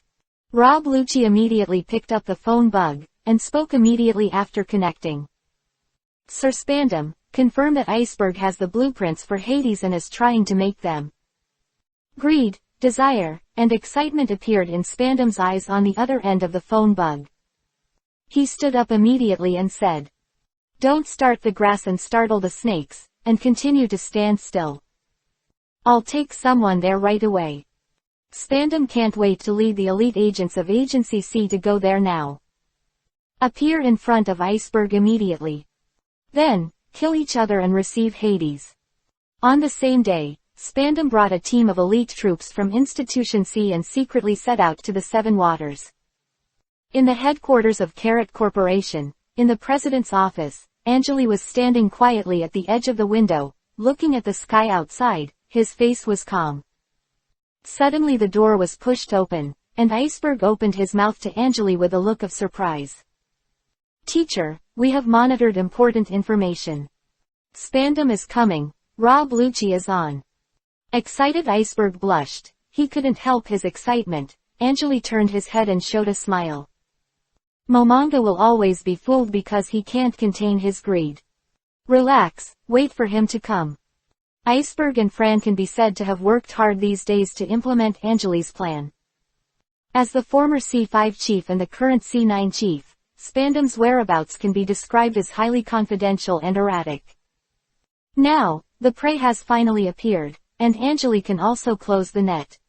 Not only can his old friend Tom's revenge be avenged, but Iceberg's heart has fallen, and the knot in his heart has been untied. Follow him back to learn swordsmanship. A few days later, Rob Lucci stood low-key in front of a port. Not long after, a simple ship docked in the port, and a group of people walked down from it one after another. The person in the lead was wearing a hood mask and looked quite weird. Seeing the person coming, Rob Lucci said in a low voice, "Sir." Spandam waved his hand casually, looking at Rob Lucci's excited eyes and said, "Where is Iceberg now?" At the Carrot headquarters, there has been no going out. Spandam could hardly contain his excitement. He immediately raised his cloak and turned around to give orders to his subordinates. "All of them. Teams 1 and 2 and Khalifa head to Pier 1. Team 3 come with me and go directly to the Carrot Company." In a grand manner, Spandam gave an order at the pier where people came and went, and his eyes were full of madness and excitement. "Yes." With the high-pitched response, the two teams immediately separated and followed Khalifa to Pier 1, where Kaku was already waiting. Spandam turned around, looked at Rob Lucci, and said excitedly, "Go and find Iceberg." Facing the excited Spandam, Rob Lucci felt a little uneasy in his heart. Chapter 35 Atonement. Spandam. New. Exclamation mark dash dash dash dash. The headquarters of Carrot Corporation, the peaceful headquarters building in the past has now been destroyed. The people lying all over the place were lying on the ground. Spandam slowly stepped into the Carrot headquarters. His eyes glowed with excitement, and Rob Lucci followed closely behind him. The two of them walked all the way to the door of the president's office with the help of their subordinates. Spandam slowly stopped, stood at the door of the president's room, took a deep breath, and then spoke to Rob Lucci in a low voice. "Open it and be polite." There was an uncontrollable excitement hidden in his words. He was finally going to get Hades. Rob Lucci stepped forward and pushed open the door of the president's room. Iceberg, sitting on the sofa, appeared in front of them. "Iceberg, remember me?" Spandam took a step forward and stepped into the president's room. His eyes showed excitement, and he looked at Iceberg, as if he was looking at a treasure. His whole body was shaking uncontrollably.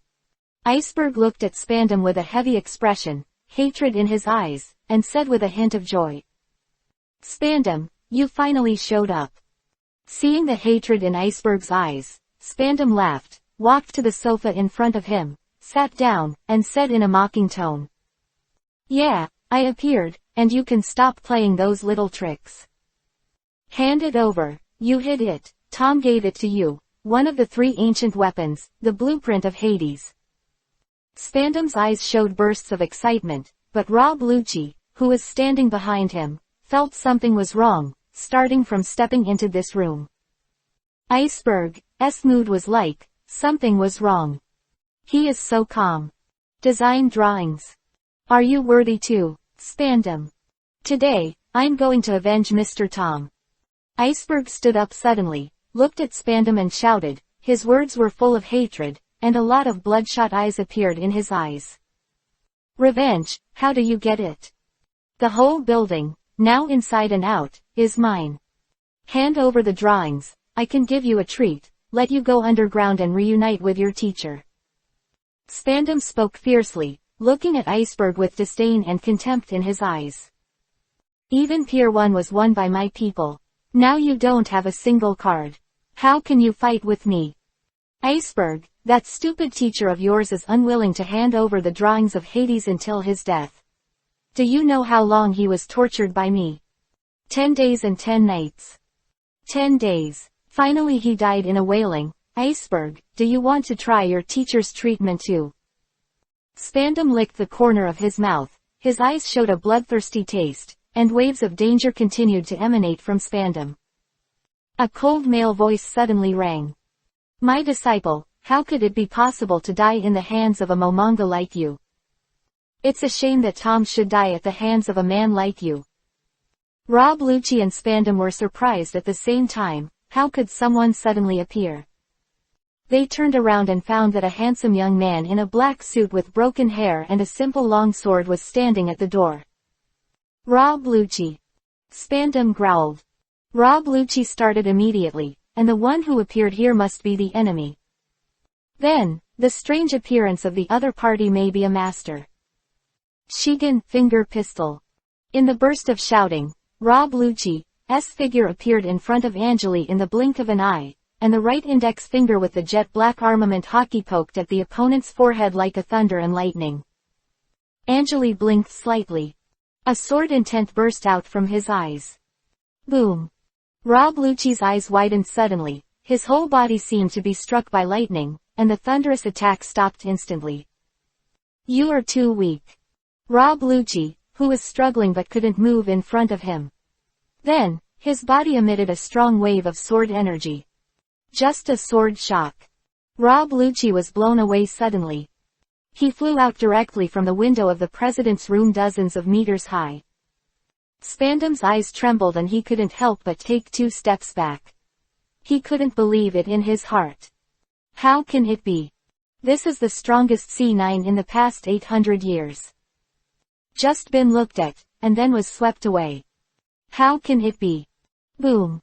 Anjali waved a sword chi casually and directly bumped into Spandam, who couldn't be missed.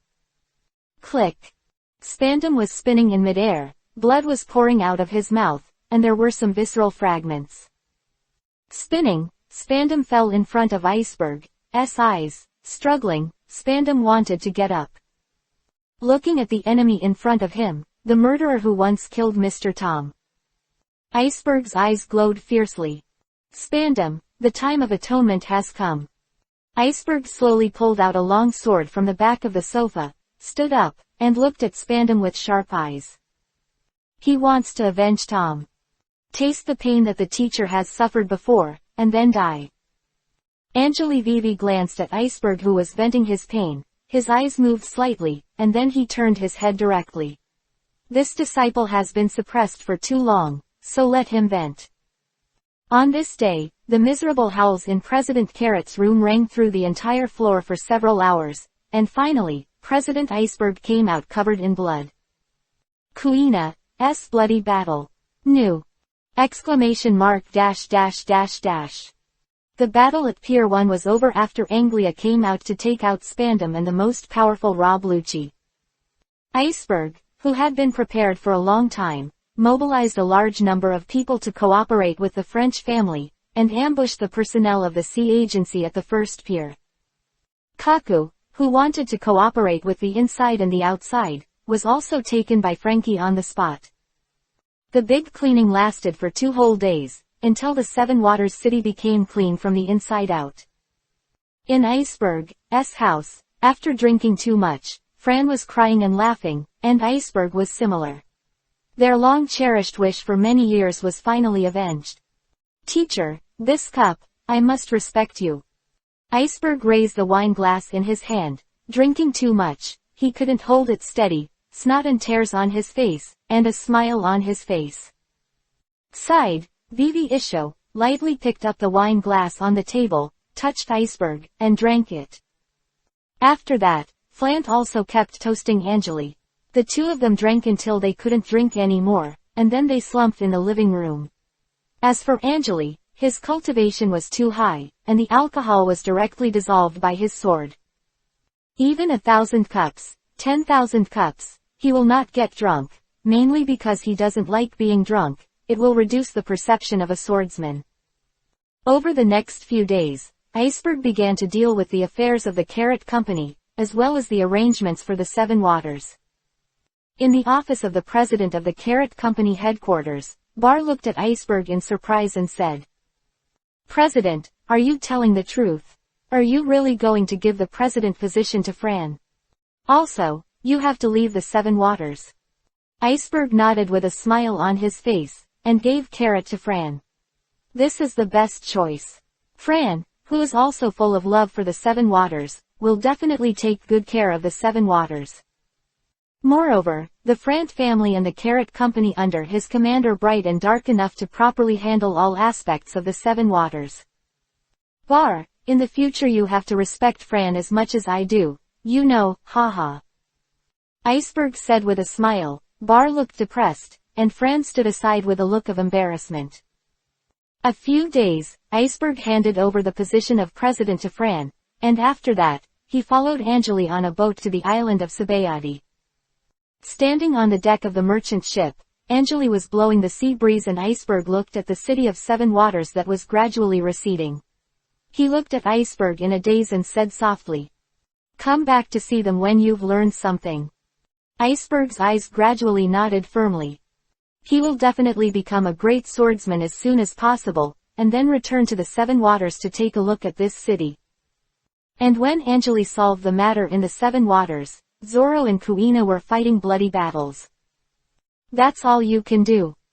Kuina was gasping for breath. Her body was covered with many injuries. In front of her was Arlong, who was also scarred. The entire headquarters of the Arlong pirates had now been destroyed in a mess. Countless pirates fell under Zoro's body, and the giant sea kings raised by Arlong floated on the sea. There were huge wounds on their bodies, and blood was constantly flowing. It looked like they had died. Arlong looked at Kuina in front of him, his eyes showed fierce killing intent. He picked up the long knife that had been broken in half, and said, "How can a mere lowly human be able to defeat a noble fish man? Even if you kill me today, the sea will one day be ruled by the fish monks. Despicable human beings should die. With a roar, Arlong rushed towards Kuina. They have been fighting for a long time, and the winner is about to be decided. Arlong rushing over, Kuina licked her horns. She raised the word Hidao in her hand, and the sword energy began to gather. Zoro had already cleared the other pirates. Although he suffered a lot of injuries, he was still in good spirits. Watching Kuina and Arlong make a move, he had no plans to fight with them. In a one-on-one duel, Kuina never likes other people's chasing. For her, even if she loses and dies, she will never regret it. The contrary, if Zoro hands, he will be beaten by Kuina. Kirin Purgatory. Kuina burst out. Arlong as if they were real. The majestic sword intent instantly suppressed Arlong. All enemies whose spiritual will is not strong enough will face the desperate situation of hell in the face of Kuina's move. And, when you are in hell, you have to face Kuina's terrifying sword move. Like catkins, floating in the world, burning the sky Gurren, pity people and grieve. Accompanied by loud shouts. The dazzling red sword energy, as high as hundreds of meters, slashed towards Arlong head-on. Arlong, who was seriously injured, was a little sluggish in his actions. When he faced the sky-shattering sword energy that Kuina slashed, he had no time to react. Boom! The red sword energy exploded. Where Arlong was originally, there was only a long-toothed knife left, and in front of Kuina, 100 meters of black scorched earth was smoking a little green smoke. With a hint of satisfaction from the battle on her face, Kuina slowly retracted her sword.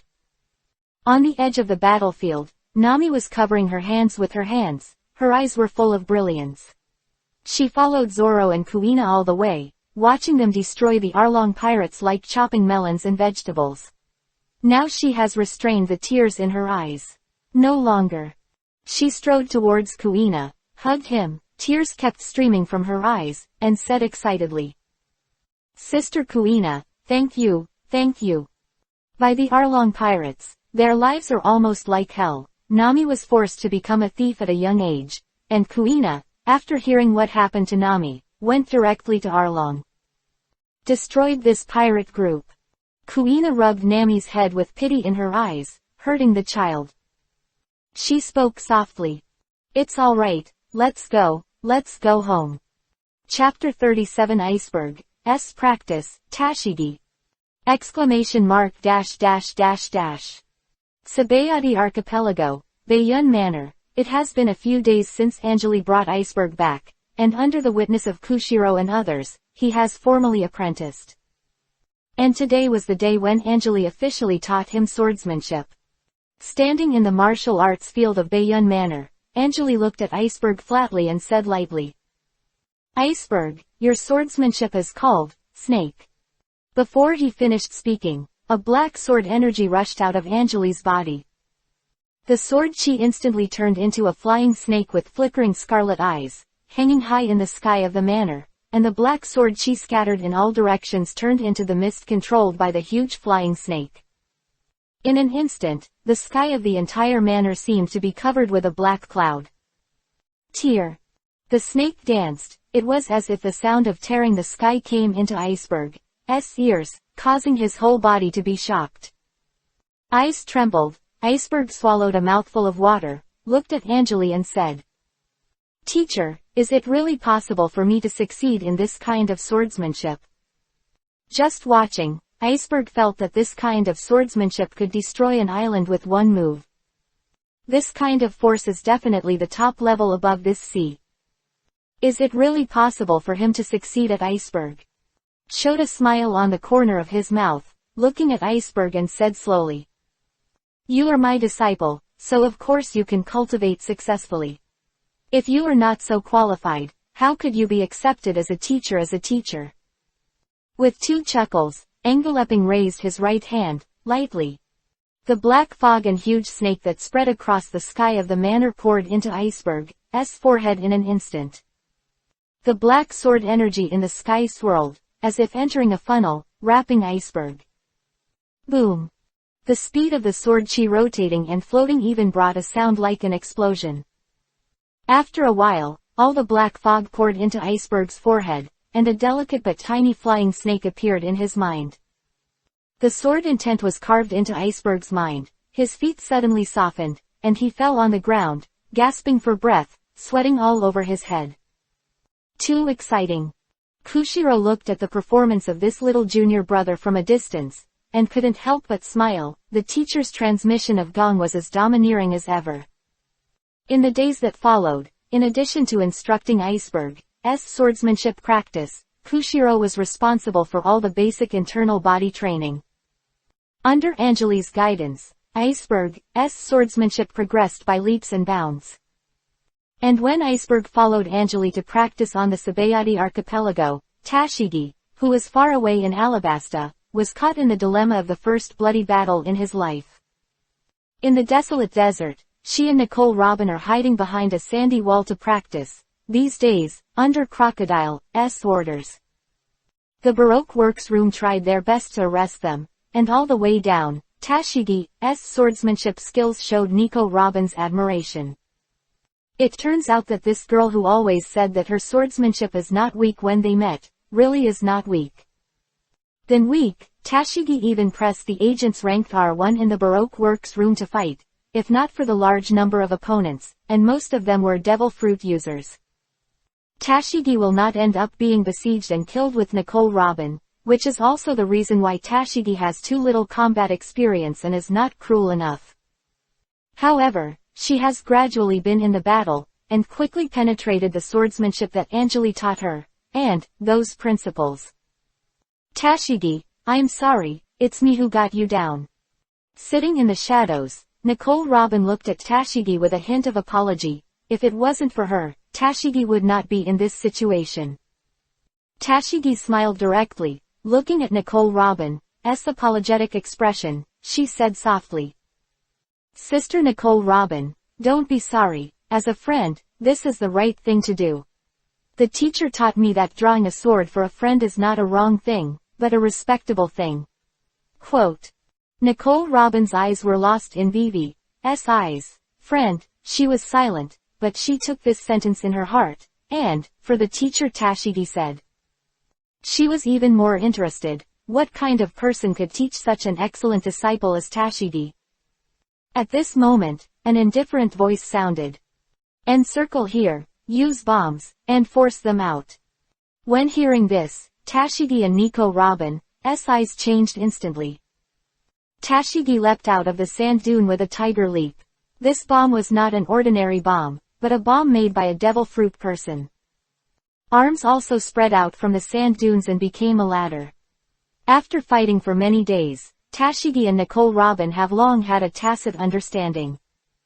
The ladder made up of arms, Tashigi stood on the commanding heights and instantly glanced at the overall situation of the battlefield.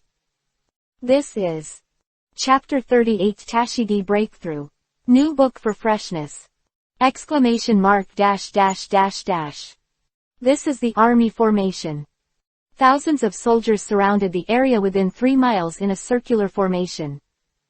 And several cadres of the Baroque Works room are occupying their own positions, blocking the surrounding area. R1 sneered at the corner of Tashigi's mouth, who jumped up into the sky, and wanted to repeat the same trick, but it was useless. This time, directly mobilize the army. Fire the gun. R1 waved his hand and roared loudly. Thousands of soldiers raised their shoulder-mounted single-shot rocket launchers, aimed at the center, and pulled the trigger. Boom boom boom. A rocket was launched one after another. A sharp look flashed in Tashigi's eyes. She originally planned to use the phantom-type sword move to break through, but she didn't expect it. Crocodile directly dispatched the army, and no matter what phantom she uses, she will be bombed to pieces. The oval-shaped rockets swayed bright sparks in midair, like a cluster barrage, surrounding the sand dunes where Nico Robin was avoiding from all sides. Nico Robin's eyes, she was determined to save Tashigi's life at any cost, at least. Flower fruit can also have a defensive effect. Both hands raised, Nico Robin was about to manipulate her arms to wrap Tashigi, and a shocking and coquettish sound suddenly exploded in the battlefield. "Don't underestimate me, R1. Tashigi roared. Earth-shaking. Thousands of shadows, thousands of deaths. In an instant, the sky turned into endless bright shadows. 1,000 Tashigi appeared in the sky, and their expressions were generally cold, and the long sword in their right hand was raised high. Boom! A violent crash sounded suddenly. 1,000 Tashigi scattered in mid-air in an instant.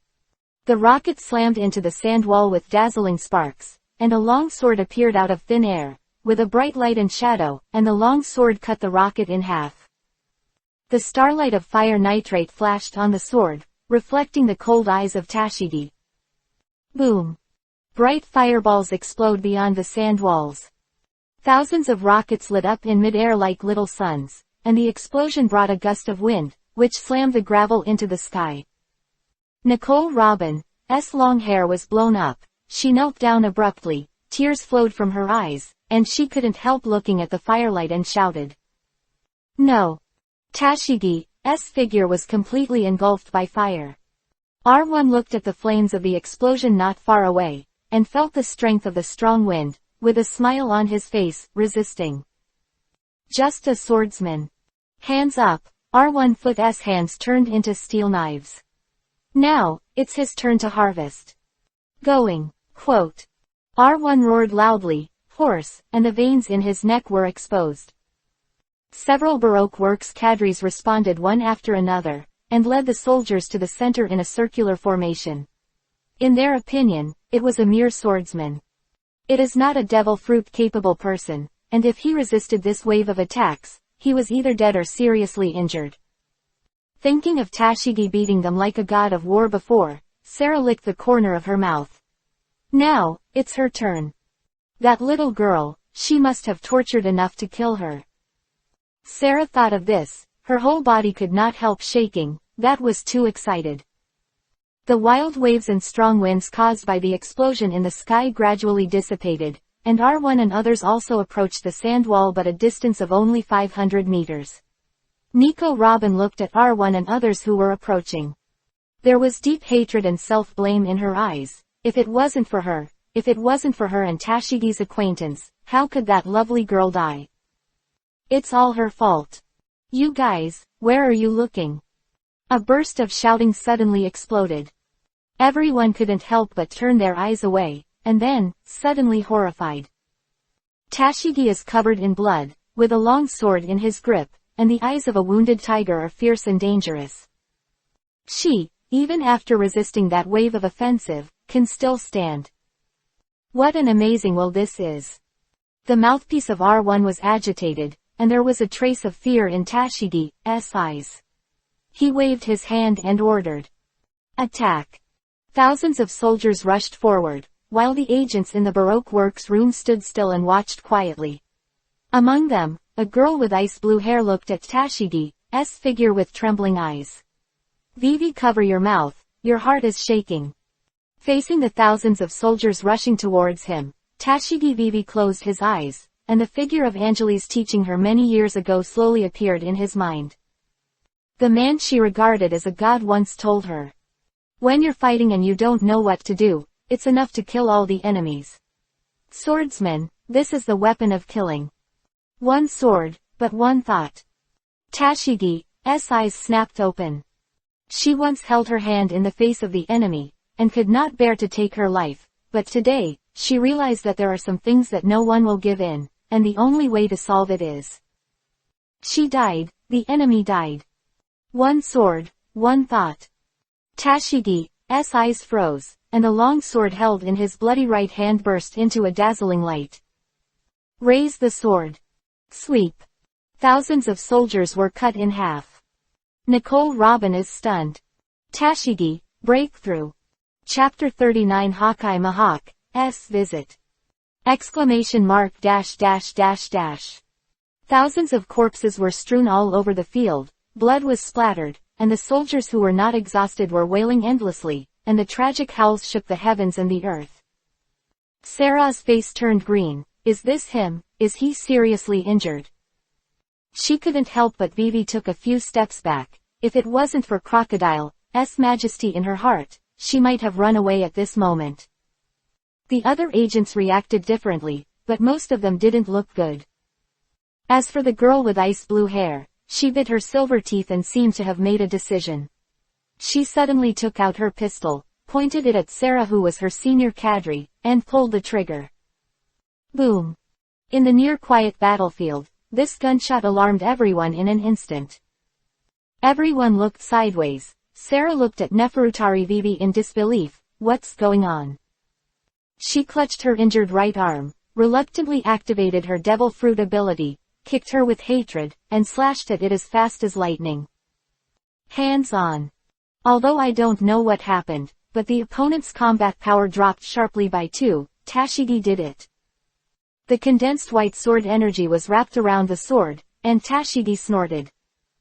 Suddenly appeared in front of R1.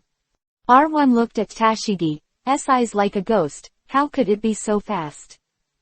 With both hands turned into steel knives and held in front of him, Tashigi's sword slashed over.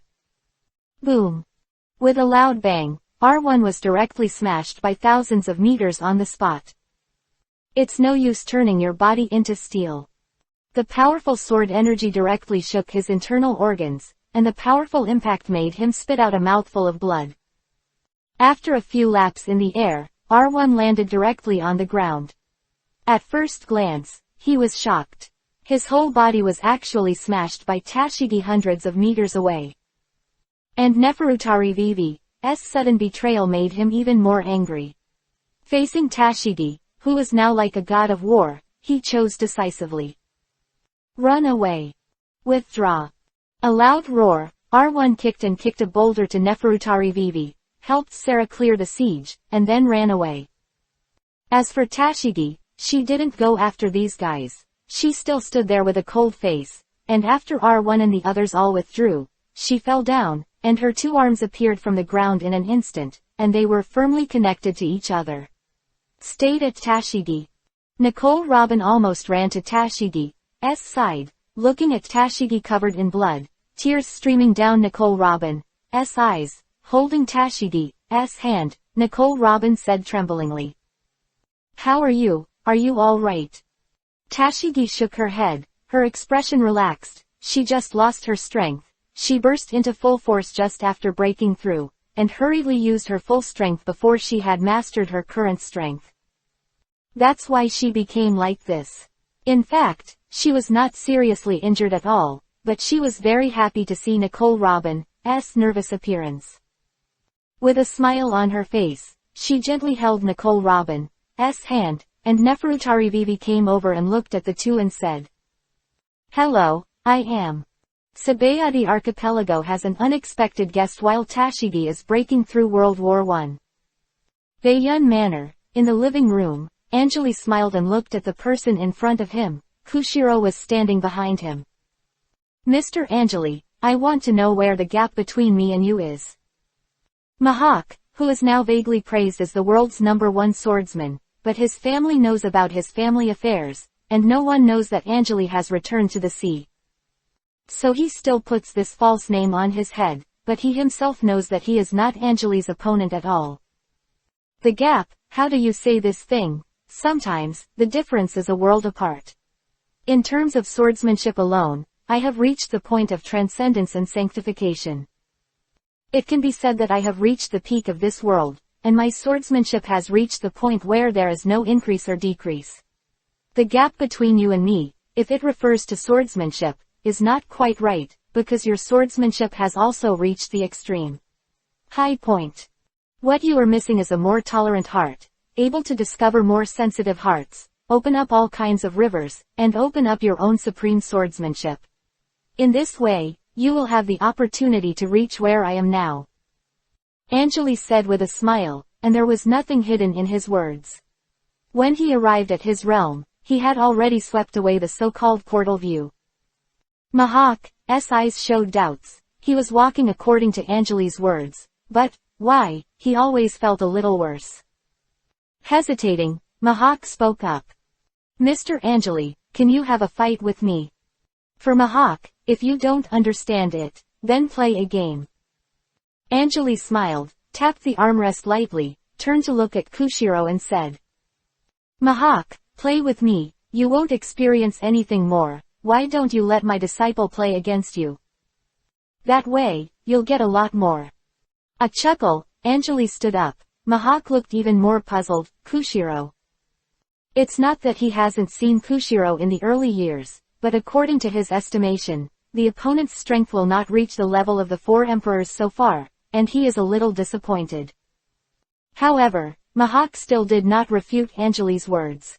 After all, he is a swordsman who has reached the peak of this world, so he shouldn't lie. After a while, Mahak still intends to suppress the combat power, otherwise it will be bad to accidentally hurt Kushiro.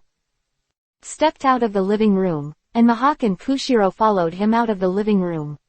When he walked to the martial arts arena, Iceberg was resting. When he saw the teacher coming, he immediately stood up to say hello. Waved his hand lightly, smiled at Iceberg, then turned around, raised his hand, and said to Mahak. Just here, fight Kushiro. Iceberg inadvertently saw the person behind Anjali, his eyes shrank instantly. This is not the man who is known as the world's #1 swordsman.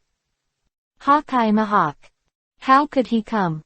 Chapter 40 is a good enough battle, M! Exclamation mark dash dash dash dash. And Mahak bowed to Anjali Vivi, and then each walked to a corner of the martial arts arena. Iceberg looked at the two facing each other with surprise. He always thought that Kushiro was his senior brother, but he was only older. Could it be that this senior brother's swordsmanship is not worse than Mahak's? He recalled what Anjali said to him the day he learned swordsmanship. How could he accept him as a disciple if you didn't have the qualifications to step into the 4th emperor level? Thinking of this, Iceberg's eyes were amazed. Could it be that his teacher only accepts 4 emperors? In the field, Kushiro and Mahak both drew their swords, and after salutes from afar, the sword energy on both of them began to surge. Mahak's eyes gradually became as sharp as an eagle, and the basis for him to cross the sea is his intuition that is as precise as an eagle when he fights. Body was gradually surging with white sword energy. Mahak made up his mind, and he would defeat Kushiro in one move. Mahak has his own pride. He never bothers to play against the weak. The long sword in Kushiro's hand was raised, and he looked at Mahak who was ready to go. His eyes suddenly changed. A loud shout resounded like thunder. Vientiane Ben Lei. So far, Kushiro has become more proficient in how to substitute his own heart for heaven's heart. In the blink of an eye, white sword chi formed in the sky above the martial arts field, bursting down like a thunderbolt. Boom boom boom. Another sword energy slashed towards Mahak like thunder and lightning. Mahak's expression didn't change. He raised the black knife in his hand and opened his footsteps. To him, this offensive was not worth mentioning at all. The black knife flashed. The green sword chi burst out. This is a slash from the world's top swordsman. The turquoise sword chi slashed straight across, and the thunder-like sword chi shattered. Before this slash, the so-called thunder was like a toy. There was a dull look in Mahak's eyes. It was over. Kushiro couldn't stop his blow. Iceberg's eyes lit up again and again. After learning the sword for many days, he has already entered the ranks, and he is no longer a layman. The first move between Kushiro and Mahak opened his eyes. Sword chi can still be used like this. The slash has such a powerful power. Just when the turquoise slash was about to arrive in front of Kushiro, a situation that Mahak couldn't prevent appeared. Kushiro's figure suddenly disappeared. A sky thunder sword chi suddenly rushed down from a height of 10,000 meters. Like a Milky Way waterfall, it blasted towards Mahak. The corner of Kushiro's eyes, who appeared in midair, faintly revealed fighting intent. This is the real Vientiane Ben Lei. Within the range of sword moves, Kushiro can move like lightning in a short period of time, and under the manipulation of sword energy and sword intent, he can directly provoke celestial phenomena. Thousands of meters high in the sky, thunder bursts, dark clouds roll, and the sword energy like a raging wave wraps around the thunder and descends from the sky. Mahawk raised his head suddenly, the black knife held high in his hand, suspicion flashed in his heart, and still, excited. Kushiro, unexpectedly, so strong. Koshiro, you are worthy of my all-out fight. Roaring, the black knife in Mahawk's hand was pulled, like a black lightning slanting on Mahawk's side. I Mingshin. Roaring, Mahawk's eyes showed high fighting intent, and the black knife slashed out from the bottom up. The black knife that was rushing towards Thunder brought out the sound of strong wind, and the bright sword light was so dazzling that people couldn't help but close their eyes. The black armament Haki surged on the black knife, drew the knife extremely quickly, brought a strong wind, and was then bound in a line. Iceberg only saw that Mahawk slashed out an extremely tyrannical sword, and then fell from the sky like a raging wave of sword energy and thunder, and was divided into two. The slash slashed the 1,000-meter sword chi thunder into two halves out of thin air, turning into a fire tree and silver flowers dissipating in midair. Only Kushiro's figure suddenly appeared in the thunder. In an instant, Kushiro seemed to have incarnated into the god of thunder in mythology. The sword fell from the sky and stabbed Mahawk, who was recovering from II. One move hides another move, endlessly. This is Kushiro's swordsmanship. Mahawk's eyes moved. This is an opponent that is completely equal to him. A good enough fight, Mahawk. Kushiro Vivi murmured. Thunder fell from the sky, the sword light disappeared, the world exploded into Snow White, and Mahawk raised the black knife high. Iceberg stood behind Anjali, his mouth wide open. Is this the battle of the top swordsmen? Climb the building, 3,000 cuts. Mahawk's low roar exploded the audience, and the black sword in his hand burst out with turquoise sword energy. 3,000 cuts. For a time, a slash like a violent storm burst out from Mahawk's hands. The sword is like climbing a building. 3,000 black knives converged into one point. 3,000 slashes in one. The super-large turquoise sword energy rose into the air. The violent wind pressure blew up the remaining bricks, rubble, and vegetation of the martial arts field. Mahawk's cape was lifted by the wind, and Iceberg stomped on the ground, and the wind blew his face out of shape. There was a smile on the corner of Anjali's mouth. They were all very good swordsmen. Chapter 41 Mahawk's Awakening. New book request! ! The wind burst, and the white light burst like a giant. The falling swords in the sky turned into white rainbows, mixed in the thunder. Kushiro brought the power of heaven and earth, and fell with one sword. The famous swordsman, Mahawk, who was given the name Shichibukai by Marine, delivered the strongest blow in his life. That's enough power to shatter everything. Boom! A huge explosion appeared in the martial arts field, and it was like a torrent of world annihilation in an instant and scattered towards Bayun Manor. After the scattered sword chi hit the stone bricks, the floor cracked like a spider web, and the broken stone bricks were immediately blown away. It was just a moment of contact, with Hawkeye Mahawk as the center. The power of the riot surged in an instant. Iceberg's eyes were terrified, he gritted his teeth, and the white violent energy almost occupied all his sight. At this moment, in front of this violent energy, he felt like an ant. Is this the power of a top swordsman? Just at the moment when the violent sword chi was about to surging to appear in the martial arts field and destroy the manor, a strong sword chi rose up around the martial arts field. The sword is crazy. Boom! The black sword chi turned into a solid wall, and the violent sword chi slammed into it directly. The violent sword chi that blocked the way was soaring back into the sky. Like 1,000 streams of light, the white and turquoise sword chi turned into fireworks. Boom! The huge explosion sound alarmed the entire Sabayati archipelago. The entire Sabayati archipelago looked up at the sky. What is that? Fight! Who is fighting? It's so terrifying. Is it a cadre under the 4 emperors?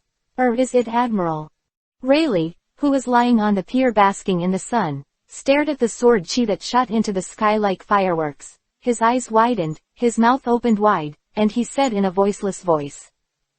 Fuck, That kid Kushiro, who is he fighting, so exaggerated. Stussy walked out of the bar and looked in the direction of the fireworks all over the sky. A headache flashed in her eyes. She had already received the information that the man had returned. How long has it been since I came back, and then something happened again. But then again, who would dare to go to that man's site to make trouble and live too long? Even the suicidal madman Kaido didn't see him go to Angeli. Kaido, known as the strongest creature in the sea, land and air, if anyone knew, in fact, he had been deliberately avoiding the meeting with Angeli. I am afraid it will make people surprised. The 4 emperors who rule the sea will actually retreat from one person.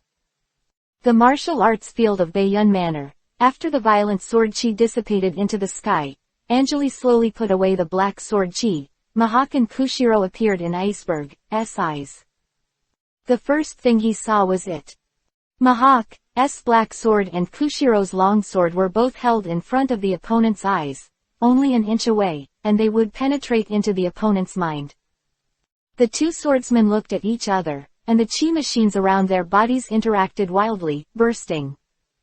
This scene was directly imprinted in Iceberg's eyes, and he will never forget it for the rest of his life. Papa gently looked at Mihawk and Kushiro with a slight smile on his face, and said softly, "Okay, if you fight again, you will demolish this manor. You two are very good." Words caused Mihawk and Kushiro to slowly put down their swords, and the huge sword intent and sword energy were withdrawn from their bodies as if they were returning. Mihawk looked at Kushiro, and said with eagerness in his eyes, "You are very good and I look forward to having a good game with you next time." Kushiro smiled and said modestly, "As long as you want, I will accompany you at any time." The 2 looked at each other and couldn't help but smile. Angeli walked over slowly, looked at Mihawk who had finished the game and said with a smile, "How are you feeling now?" Hearing Angeli's words, Mihawk turned around immediately, and said with a thoughtful expression on his face, "In the battle just now, from the very beginning, I fought against Kushiro based on the combat instinct, but in fact, Kushiro has been laid out from the very beginning. Turn this fight into my home ground, but if it goes on, I won't necessarily lose, because there are too many factors in the fight." Angeli Vivi nodded. Mihawk is indeed right. Even if the battlefield becomes the home field, it does not mean that Kushiro will definitely win. But looked at Mihawk's eyes and said lightly, "It's just that Kushiro's reason for drawing his sword is different from yours. You are to become stronger, but Kushiro is for protection. Your source of power is different. Therefore, after you have reached the level you are now, you will find it difficult to take a step forward, because you have given up a lot in order to become stronger, and only become stronger." As he said that, Angeli raised his head and looked at the blue sky. With his hands on his back, black sword energy appeared and lingered around him, and a peculiar sword energy entered Mihawk's heart. And the practice of kendo lies in your intention.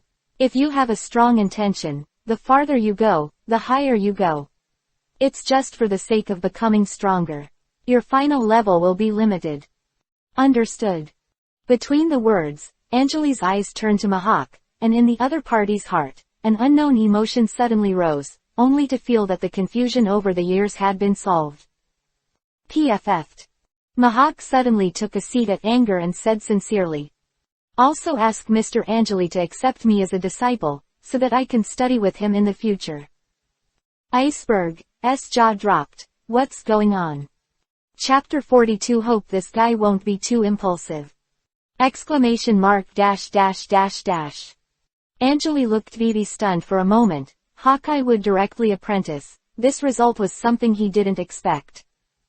However, after thinking about it for a while, he didn't seem to have any reason to refuse. Mihawk's aptitude is indeed very strong, and his swordsmanship is very strong. Speaking of which, does this count as directly cultivating a 4-emperor level swordsman? After thinking for a moment, Angeli smiled and nodded. Since you have the heart, then follow me to practice. There was a hint of joy in Mihawk's eyes. He seemed to see the hope of kendo climbing again. And in Angeli's mind, a system prompt sounded crisply. Ding! Congratulations to the host for cultivating a 4 Emperor level swordsman. Mahak thoughtfully. Perhaps, this is also a way to gather 34 Emperor level swordsmen. After Anjali directly accepted Mahak, he did not change the swordsmanship that Mahak practiced too much, but taught him a more profound swordsmanship. Its name is Breakthrough. When Hawkeye was apprentice, Tashigi, who was far away in Alabasta, made different choices because of a series of things. In a small hotel in the capital of Alabasta, Tashigi, Nico Robin and Neferutari Vivi are discussing a shocking event. Crocodile is too ambitious. I'm just a pirate, and I want to steal the country. Tashigi spoke indignantly. After she broke through some time ago, she killed thousands of people with one sword. Later, with the help of Neferutari Vivi, their whereabouts were well hidden and they were not traced.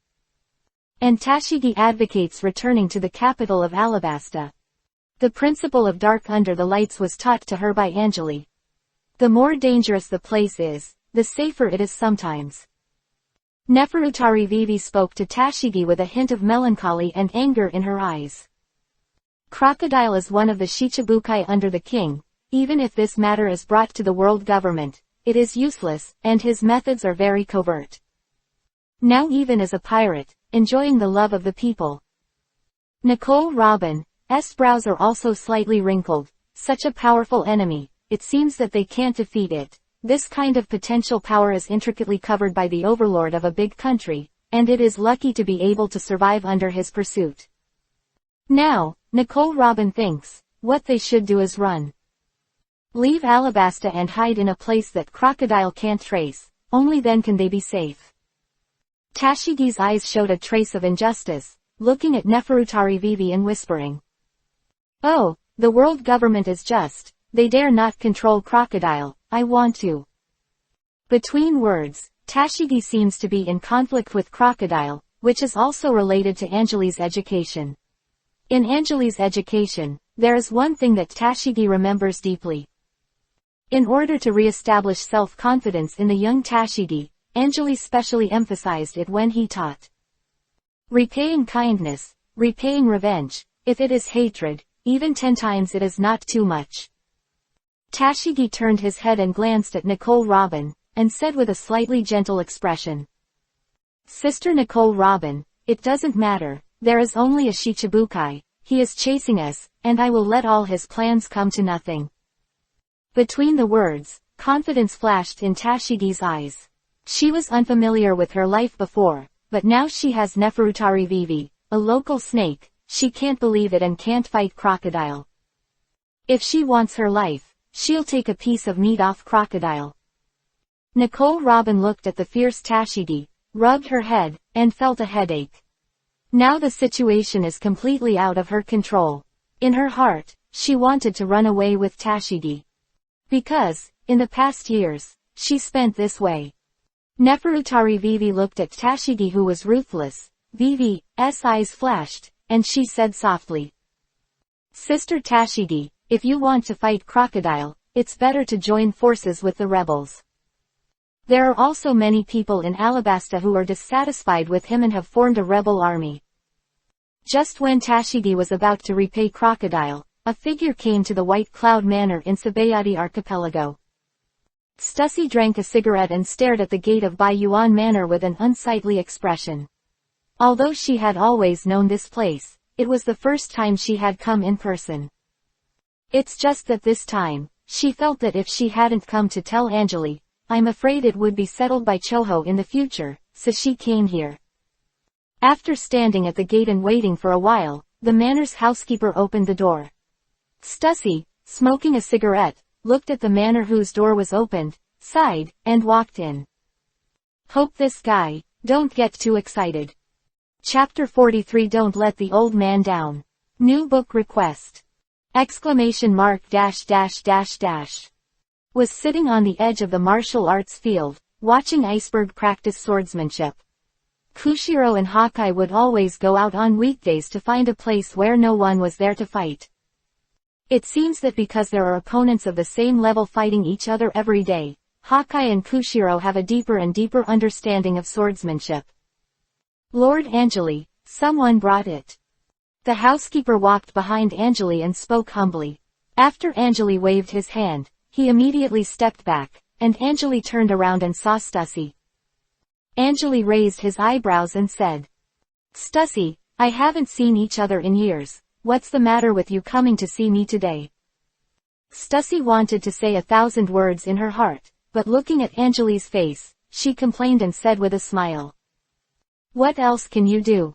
Didn't you tell me before? Let me pay more attention to your apprentice's situation. It's not that your apprentice has been more troublesome recently. I'll come and tell you." Having said that, Stussy briefly outlined what Zoro and Kuina have done recently. It turned out that after killing the Arlong pirates, Zoro and Kuina took Nami to sea directly, but they had a big trouble not long after. Kuina was very interested in Logatown, so the group arrived at Logatown, but for some unknown reason, they clashed with the local garrison marine. Kuina and Zoro, who learned Angeli's swordsmanship and temper, went straight to the ground and demolished Logatown. Once executed, One Piece King of Pirates Roger was also demolished with nothing left. The marine at Logatown was beaten by Zoro and Kuina and was powerless to fight back. Even Kuina screamed, "You bunch of chickens, come one and I'll fight 1, 2 in one pair." The marine headquarters was in flames by these two people. Now not only has the bounty been upgraded, but a marine force is going to capture them who have entered the new world. And that marine's general is the Crane, who is known as the marine's great staff. Hearing Stussy's slow talk, Angeli raised his eyebrows. He was an old acquaintance with him. Back then, he faced his arrest not long after he emerged in the sea. Angeli still has a fresh memory of the Crane's layout ability. Back then, he only relied on strength to break the game, and the two disciples, "I am afraid." Looking at Stussy, Angeli said in a deep voice, "What will happen to the Crane if he captures my two disciples?" Stussy smacked his mouth, looked at Angeli with a little unease and said, "It is said that the marine headquarters has held a meeting.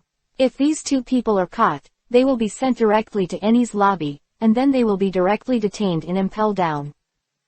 Eni's lobby, Impel Down. Among them, Impel Down is the strictest prison in the whole world.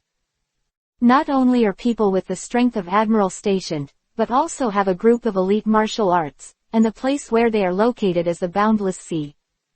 Even Angeli had a headache when faced with this hedgehog who seemed to have no way to start, and Eni's lobby was the first stop before entering Impel Down. The pirates who were escorted there, the so-called acceptance of the verdict, was actually just a cutscene, and they were destined to be sent to Impel Down.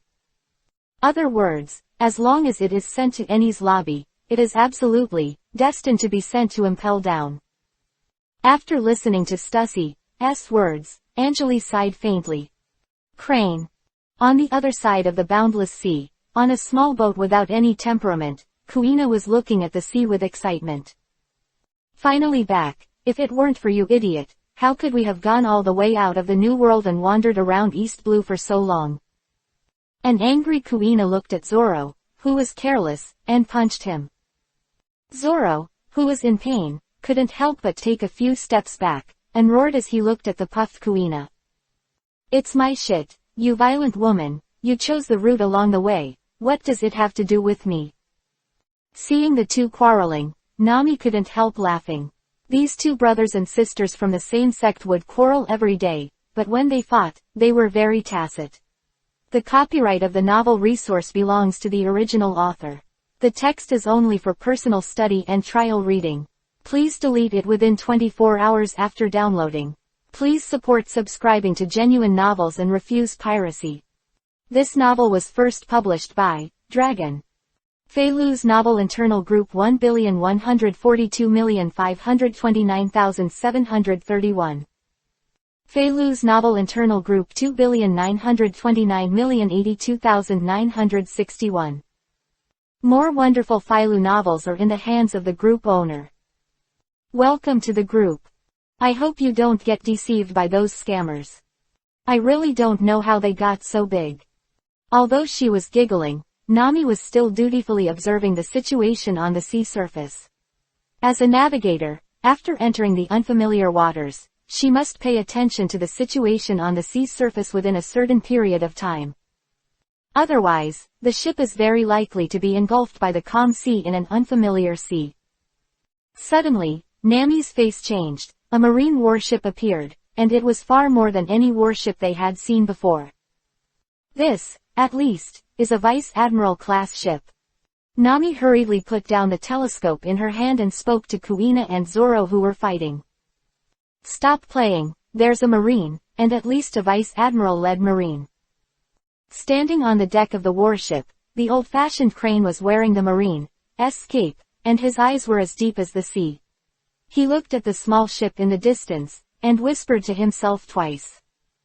"A disciple of Angeli, let the old man see, you have learned how much of that guy." Her adjutant suddenly walked quickly behind her, and said solemnly after a salute. "Great staff, the parameters of the ship's guns have been adjusted. Are you attacking?" Crane VV nodded, looked at the small ship in the distance that was trying to change direction, and said lightly, "Fire it up and sink it." "Yes." After Crane gave the order, in less than a moment, the warship, which had already been adjusted, aimed its guns at the ship in the distance, the boat where Zoro and Kuina were. Boom! One after another naval guns were ignited, and in the huge explosion, one huge shell after another shot into the air. Ranged intensive bombing. Crane's first step is to sink Zoro's ships. Angeli's disciple, don't let the old man down. Chapter 44 Admiral Candidate Momoshige. New book. Exclamation mark dash dash dash dash. Boom boom boom. The smoke of gunpowder floated up on the sea, and the ammunition of the artillery bombed the boats on the sea. The sea is stormy. Zoro stood on the deck, looking at the shells that were coming, his eyes flashed fiercely. The blade in the palm, the sword in the hand, the fate of practitioners of kendo is always in their own hands. Qinglong flowing water, thousand shadows. With a loud roar, Zoro took a big step. The double swords in their sheaths were suddenly unsheathed. The long sword turned into thousands of sword shadows in the air, and the green sword intent turned into a big net. Bang bang bang. Any shells that hit the sword net are shredded. A few shells that were not smashed were also triggered by the sword energy and exploded. In an instant, the flames and gunpowder shrouded the ship's surroundings. Kuina took the helm and turned frantically, causing the ship to turn around quickly and head to the other side. Nami grabbed the railing tightly and watched Zoro stand on the deck with two swords slashing at all the incoming shells. A look of determination flashed in his eyes. She turned her head sharply and yelled in the direction of Kuina. "Kuina, go west, 50 nautical miles. There's a storm gathering there." A gleam of light flashed in Kuina's eyes. She nodded fiercely, and started to let the ship going according to the direction Nami said. After the storm covers the sea, it usually causes a tsunami. In the undercurrent, it is difficult for any ship to cross, and it may even sink directly because of the power of the sky. The battleship that the Crane rides almost crushes the tonnage of their ships, and there must be marine experts on the Crane's warship. No matter whether it is close combat or long-distance combat, the possibility of victory is not high. Rather than betting that you will be able to slash and capture the flag, it is better to bet on the odds of surviving the storm. At least this is more successful. After Kuina adjusted the direction of the small boat, he suddenly accelerated. The driving force is entirely carried out by the power of steam, but the acceleration is carried out by nitrate. That is the power of gunpowder. Two huge flames appeared at the end of the ship. Boom! The boat suddenly accelerated, and in an instant, a wave channel was broken open on the sea surface.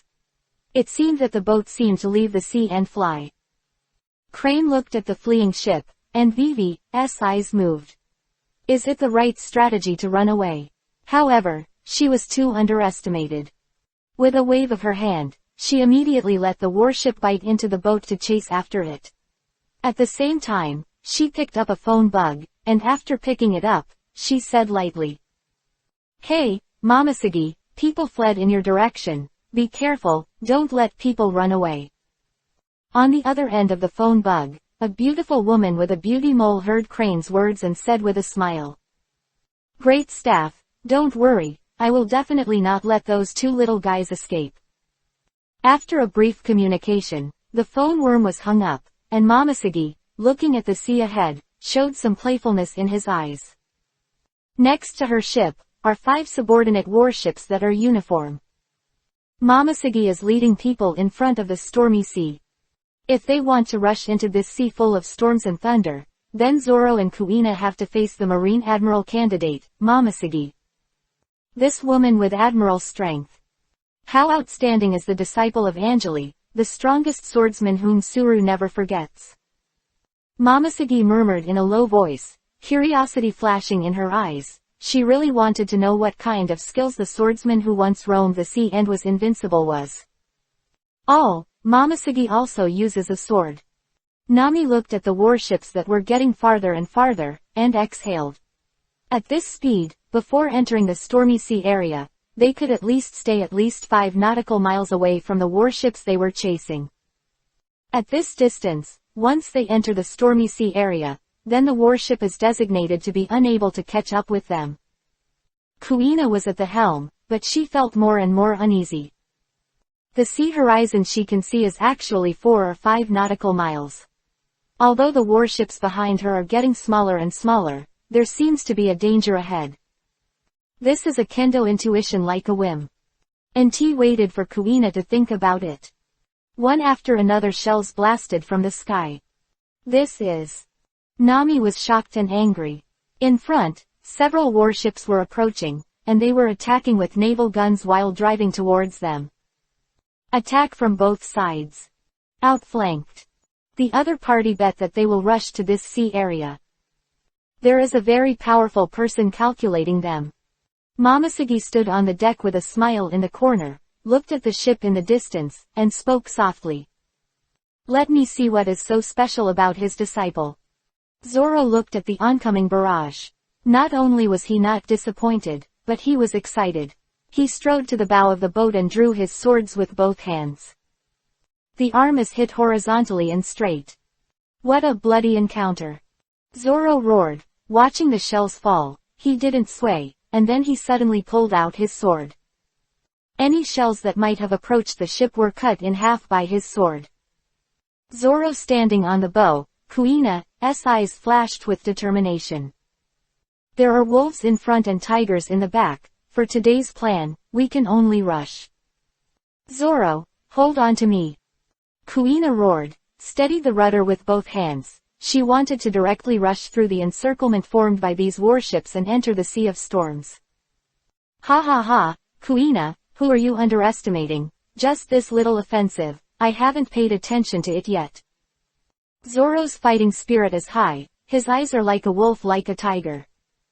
Nami was shocked. Is this the sea? There will always be a life and death battle. Grabbing the side of the boat hard, Nami trotted and entered the cabin. She labored to pick up the spare saltpeter and stuffed it into the accelerator. The ship, which was close to the normal speed, accelerated violently again. Kuina's expression was overjoyed, and a smile appeared in the corner of her corner. Did this guy Nami fight too? Looking at the approaching ships, Kuina's heart is full of enthusiasm. She went to sea for the sake of sharpening. Push me. With Kuina's roar, the boat accelerated and charged towards Momosuge's ship. Looking at the boat with a desperate posture, Momosuge's eyes flashed a few surprises, and there was the man standing on the bow, waving his swords constantly, with the sword as the wall. It made her eyes flash with brilliance. This kind of swordsmanship is enough to be called a swordsman. Seeing the joy of hunting, Momosuge slowly drew out his own sword, the famous sword named Jinpyro. The adjutant on the side saw Momosuge draw out the matching sword, and his eyes flashed with fear, and he said quickly. Momosuge Vice Admiral, these 2 pirates, Suru Vice Admiral said to be caught alive. Momosuge smiled, looked at the approaching ship, and said softly. Don't worry, if it's that man's disciple, he will definitely be able to take it. If he can't take it, it can only be said, that's all. Voice, Momosegi's right hand slowly raised up. Chapter 45, Strong Backup Dispatched. New Book Request. Exclamation mark dash dash dash dash. Just when Zoro and Kuina were fighting bloody battles, Sabayati Archipelago, inside Bayun Manor. And among them, the crane is not the most important one. The biggest variable is a woman named Momosegi. Stussy looked a little helpless, looking at Anjali and continued. This woman named Momosegi suddenly appeared last year. As soon as she entered Marine, she became the Vice Admiral of the Marine Headquarters, and she was also designated as an Admiral candidate. She is extremely powerful and definitely not under Marine's current Admiral. After listening to Stussy's words, Anjali frowned slightly. Momosegi, he remembered that he only appeared a few years later, after the Battle of the Top. But now it has appeared, in the middle, something must have happened. He glanced at Stussy, rubbed his brows. Zoro and Kuina, to deal with the Marine Headquarters Vice Admiral Crane, it is estimated that they will do their best, and they will definitely not be able to beat them. Can only run, and now there is a Momosegi, which is the rhythm of being caught by Eni's lobby. Stussy paused, glanced at Anjali, and continued. Also, another apprentice of yours, Tashigi, after she separated from Zoro and the others, she behaved more aggressively and is now in Alabasta. For some reason she was involved in Crocodile's kleptocratic operation, after being hunted down for a while. Still in Alabasta, she even joined forces with Alabasta's rebels to fight Crocodile. Having said that, Stussy shrugged, feeling a little overwhelmed. Anjali's disciple is too difficult to cause trouble. While provoking Crocodile, one of the king's Shichibukai, he destroyed Logatown and was captured by Marine to Eni's lobby. This incident of Tashigi made Anjali Vivi Isho, this little guy, has his demeanor. He didn't have to think about it. He knew that Tashigi planned to hunt down Crocodile and pay it back. After chasing her, she would definitely destroy Crocodile's goal, but now, let Tashigi face Crocodile. Anjali's eyes flashed Vivi. The little guy can't beat Crocodile. After all, the other side is also a man standing at the top of the world. After thinking for a moment, Anjali looked at Stussy and said lightly. My disciple is bothering you. If you have any trouble in the future, you can come to me too, and everyone is considered a family. Stussy's face became bitter. She didn't come to spread the news. Anjali must be dissatisfied with her. And she is still saying this, she is Marine's undercover. The sequence is in the C mechanism, but C0 at the top. Now what does this mean? Let her be a double agent. The world government can really kill people. At that time, when she goes out to drink water, she will be assassinated by 10 or 8 assassins. In such a day, her Stussy really can't stand it. Why, are you not happy? Anjali spoke lightly, and Stussy's face collapsed instantly. After so many years, she couldn't run away. Double spy, just double spy. At least the man in front of him is strong enough. It's nothing, that's all for the information for now. If it's nothing, I'll go first. Stussy spoke weakly, but Anjali did not hold back. He knew that Stussy was in a bad mood now, but the other party was completely in his palm. Over the years, his strength was unmatched, making Stussy awe-inspiring like a god. The longer the time passed, the less the opponent would dare to betray him. After Stussy left, Anjali asked the housekeeper to find Kushiro. When Kushiro walked by, Hawkeye also walked over, but Anjali's face did not change at all. Looking at the two people walking in front of him, Anjali said lightly. Koshiro, go to Alabasta and let Tashigi go out safely. Kushiro's eyes narrowed. The teacher ordered, is Tashigi in danger? Kushiro, who regarded Tashigi as like Kuina, nodded immediately and said. Okay teacher, I'll prepare now and leave today. Anjali nodded, and at this time Hawkeye opened his mouth. Teacher, senior brother Kushiro is gone. It's boring for me to be alone. I wonder if I can go with him. Words made Angeli look sideways, but after thinking about it, 2 people can do it, he nodded. He didn't expect that the relationship between Mihawk and Kushiro would improve rapidly after only a short time together. Sure enough, learning from each other will not only increase swordsmanship, but also increase feelings. On the same day, Kushiro and Mihawk set off. They did not take a merchant ship. The 2 set off directly on a small boat. With Tashigi in their hearts, Kushiro could not wait to arrive at Alabasta immediately. Chapter 46 Stubborn Tashigi. New book for freshness! Alabasta, the capital, Tashigi was dressed in local clothes, and the whole package was so tight that even if Angeli didn't speak, Tashigi wouldn't recognize it. She was on her way to get in touch with the rebels. Crocodile had a very important operation to be carried out in the capital. The rebels had already checked the time and place of the operation. But now, she had taken it in the past. After saving several alleys, Tashigi walked to the back door of a store and knocked lightly on the door a few times. It didn't take long for the door to open, and a note was quickly handed out. Tashigi took it and turned around and left. The knock on the door just now was a password. Gate of opening will only happen if you hit it right. If you hit it wrong, the base will be abandoned immediately.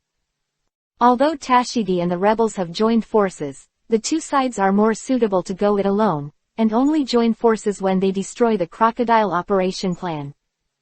Moreover, the rebel army that Tashigi teamed up with was just a small-scale rebel army, a real large-scale rebel army, not a rebellion against Crocodile at all, but against the king's army.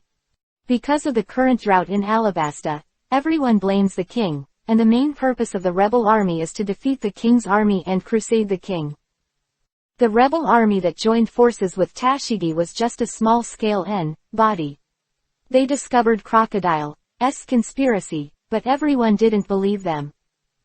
There is no other way. They can only form a resistance army to fight against Crocodile. The appearance of Tashigi is extremely happy for them.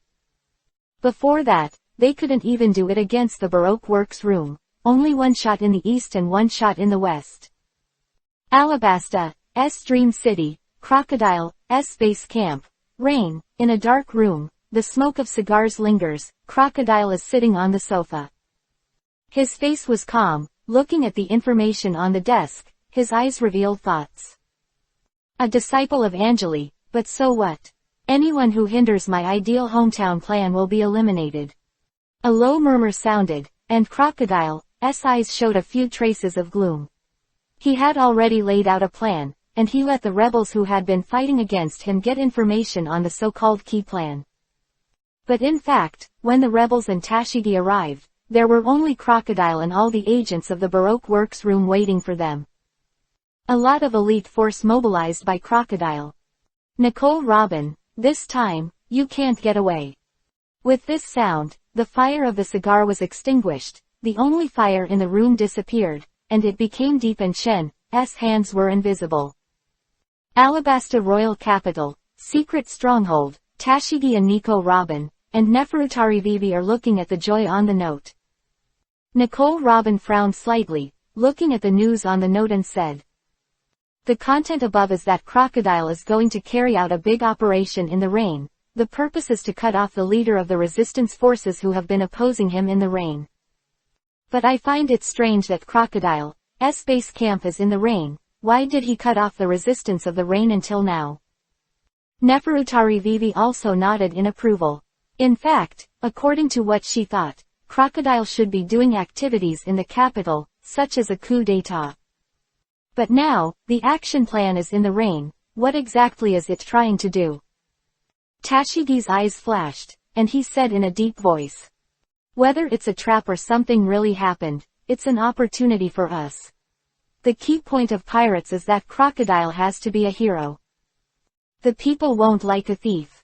The rainy land just happens to be a good stage. Here in the capital, the rebel army and the king's army have been at a stalemate, but no one listens to what we say. But it's different in the rain. If we pierce the golden body of Crocodile in the rain, then no matter what he wants to do, it's useless, and the angry rebel army will deal with him together with the king's army. Neferutari Vivi's eyes instantly burst into joy. What Tashigi said might indeed succeed. After all, the rebel army and the king's army still have no deep grievances, and there are not too many casualties on both sides. Tashigi's eyes flashed with determination. She must let Crocodile pay it back tenfold. Send someone to hunt her down, right? I'll destroy your ideal hometown plan for you. In the waters near Alabasta, 2 single-person boats are rapidly approaching the country of Alabasta. Kushiro was really worried, even though Tashigi was a cute little girl. In fact, he felt that this child might be more stubborn than Kuina.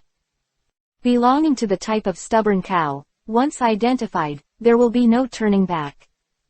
Kushiro is worried now that Tashigi and Crocodile will meet before he arrives. According to the girl's temperament, she will definitely not compromise. That must have started, but although Crocodile's strength has declined in recent years, as one of the King Shichibukai, it is impossible to lose so easily. Tashigi wants to beat Crocodile now, but it's still a bit reluctant. After all, it's not a rubber plug-in.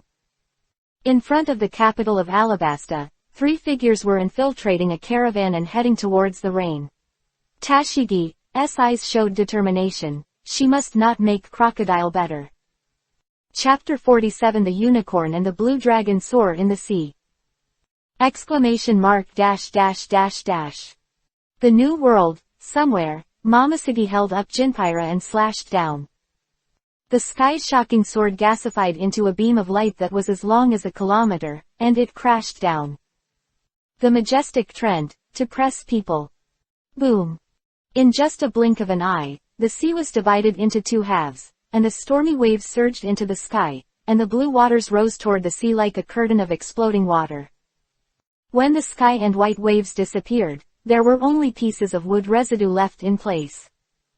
The original boat was turned into slag. Zoro's arms were covered in blood, standing on the remnants of a wooden board, his eyes exuding bursts of dangerous aura. He looked at Momosuke, and a tragic aura emanated from him. Kuina's long hair was wet by the seawater. She tightly protected Nami, half-kneeled and supported her body with her sword. Her eyes unyieldingly looked at Momosuke. The 2 of them didn't fight against the sky-shattering attack just now, but after all, they did not save the ship. Now, having lost the ship, they were completely at a disadvantage. Nami looked at the scene in horror. The sea was separated by a sword, and the waves rushed to the sky. Is this Marine's top strength? Kuina stood up slowly and spoke to Zoro in a low voice. You protect Nami. Let me see if you can lead that nasty woman away. Then you can hide from the boat and run away. Hearing the determination in Kuina's tone, Zoro clicked his tongue, looked down, and said with a reckless tone. You're such a hero. I don't remember Teacher Angeli teaching us that. Woman, just stand back. This guy will let this uncle handle it. Momosuke stood in front of the bow, looking at the 2 people who showed their unyielding will. A flash of light flashed in their eyes, and they could take her one stroke and not die. These 2 little guys, really, have some skills. The adjutant on the side swallowed his saliva. Although there have been rumors in the army that Momosuke has admiral-level strength as an admiral candidate, but after seeing it with his own eyes today, only then did she understand what exaggerated strength this is. A sword divides the sea. 2 little guys, don't fight, you go together. If you can beat me, you can leave today, otherwise, don't even want to leave. Momosuke said with a chuckle, and the whole person jumped down from the bow and floated directly to a wooden board at sea. In his hands, with a smile on his face, Momosuke's heart was filled with war after another, the disciple of the world's strongest swordsman. She wanted to see, the man so honored, his disciple, the limit where. Crane's ship had already caught up. Watching Momosuke jump down, intending to make his own shot, there was a hint of helplessness in his eyes and he said. This girl, her temper has come up. Sigh, she is an admiral candidate, and she is still so unsteady.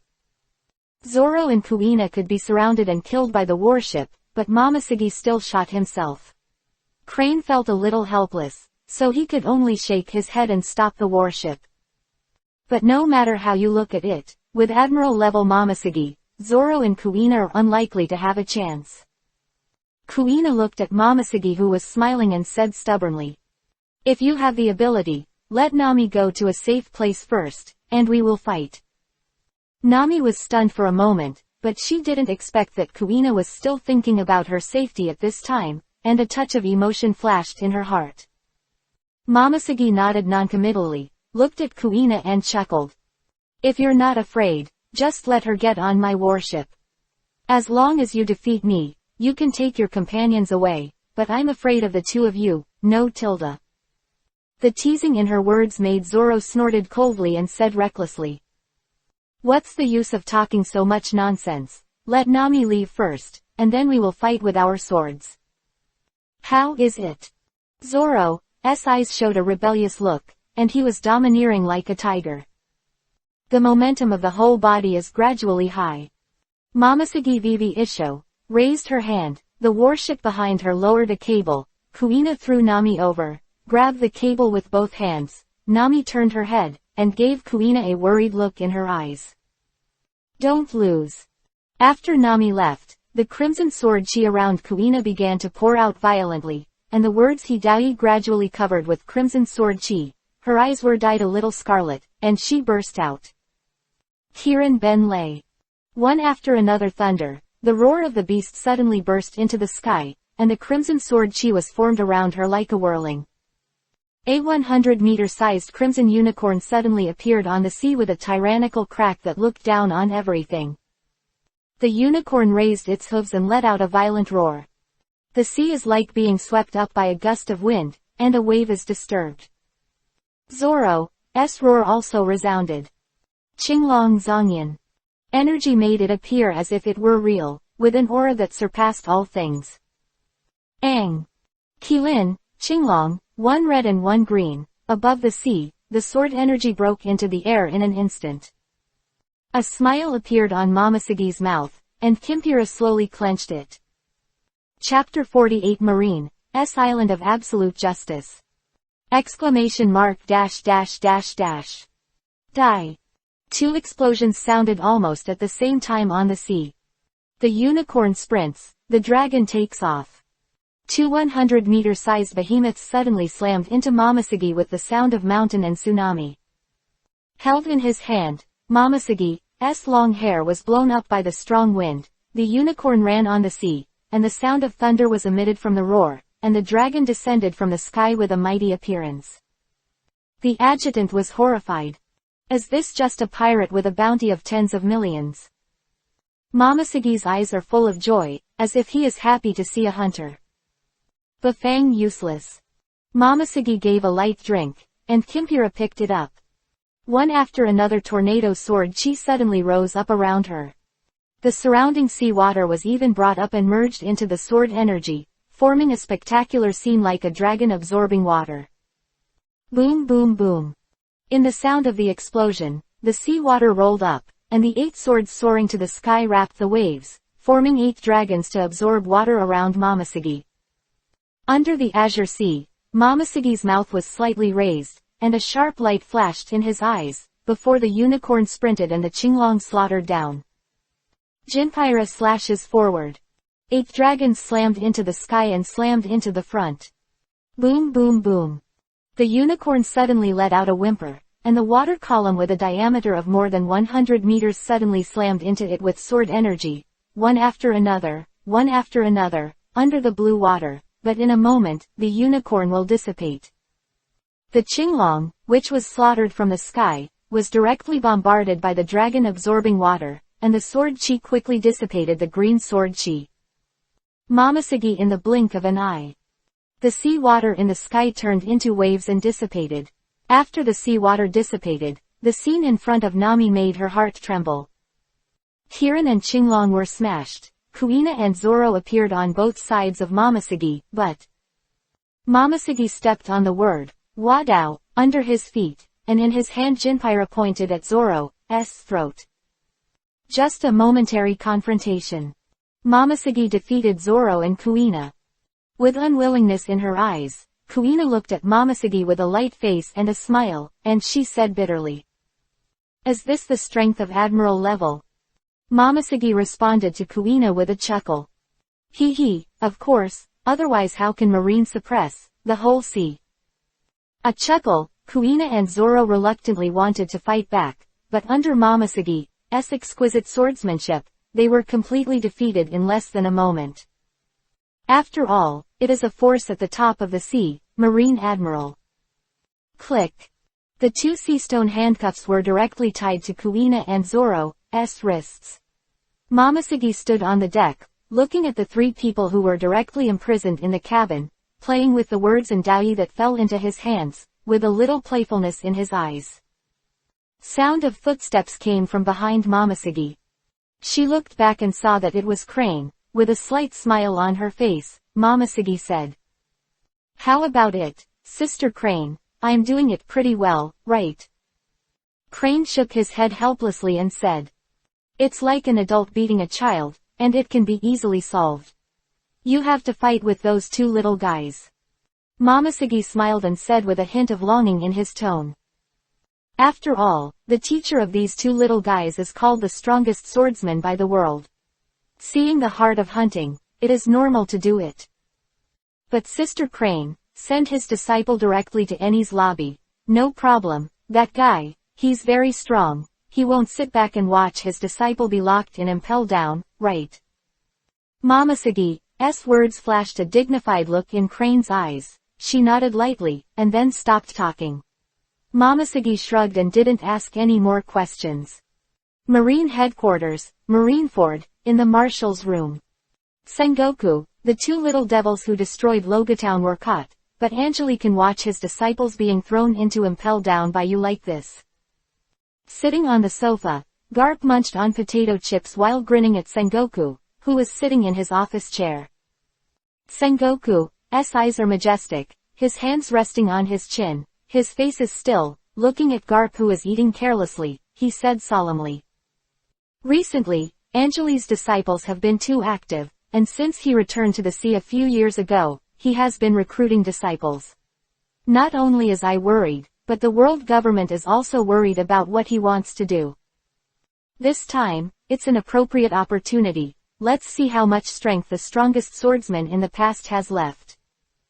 A sharp light flashed in Sengoku's eyes. If there was another emperor on the sea, the situation would be even more severe for Marine. That escorted Zoro and Kuina was not Momoshiki's ship, but another warship, which soon arrived at the Eni's lobby under the acceleration. Behind this island is the Gate of Justice. That symbolizes the absolute justice of Marine. In the dark cabin, Zoro and Kuina looked calm and didn't seem to worry about their fate at all. The port of Eni's lobby slowly opened, and the warship entered. Chapter 49. Hand over my disciples! ! Eni's lobby, a nominal court set up for the world government. As long as the people who are escorted to the Eni's lobby must have been identified as prisoners, the prisoners will only be escorted through those empty courts. And today, a court has been opened again, but not for trial, but for humiliation, or, wait. Because, the news of the trial of Zoro and Kuina has been publicly published in the newspapers by Marine. This is an absolute provocation, and everyone who knows the identities of Zoro and Kuina is watching the outcome of this trial. Ah lie, that boy Sengoku, actually provoking Angeli, ha ha ha, this is really a big fun. Whitebeard laughed and looked at the newspaper in his hand. He was so excited that he couldn't help but picked up the beer in his hand and drank it in a big gulp. Dozens of needles were connected to his body. Seeing that Whitebeard couldn't help drinking again, Marco the Phoenix couldn't help but said. Dad, your health is the most important thing, don't drink too much. But the only response to Marco was Whitebeard's laughter. Pirates Station, Onishima, Kaido looked at the newspaper in his hand with awe. After a while, he put down the newspaper and whispered softly. The world government is this, Angeli, what will you do, Eni's lobby, to go or not to go? The murmur, Kaido's eyes flashed a faint image of a dragon, but this was because he was too excited and out of control.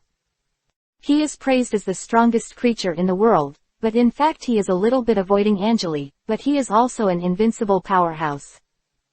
How could he not have the idea of fighting against Angeli in his heart? Let Sengoku try it. How much strength do you have left now? Somewhere in the new world, the red-haired pirates, Shanks looked at the newspaper in his hand, and his face changed instantly. Others didn't know it, but he knew it. Angeli's strength has not regressed at all, but has gone one step further. The world government will set up Enies lobby, Angeli will definitely go, and after Angeli's action, the calm situation on the surface of the sea will definitely start to be disrupted as if pulling the whole body. Marine suppressed the sea, the four emperors were separated from one side, and countless countries were standing in abundance, but none of them could escape this situation, and now in this situation, the sea tends to be calm, so that countless people can live and work in peace and contentment.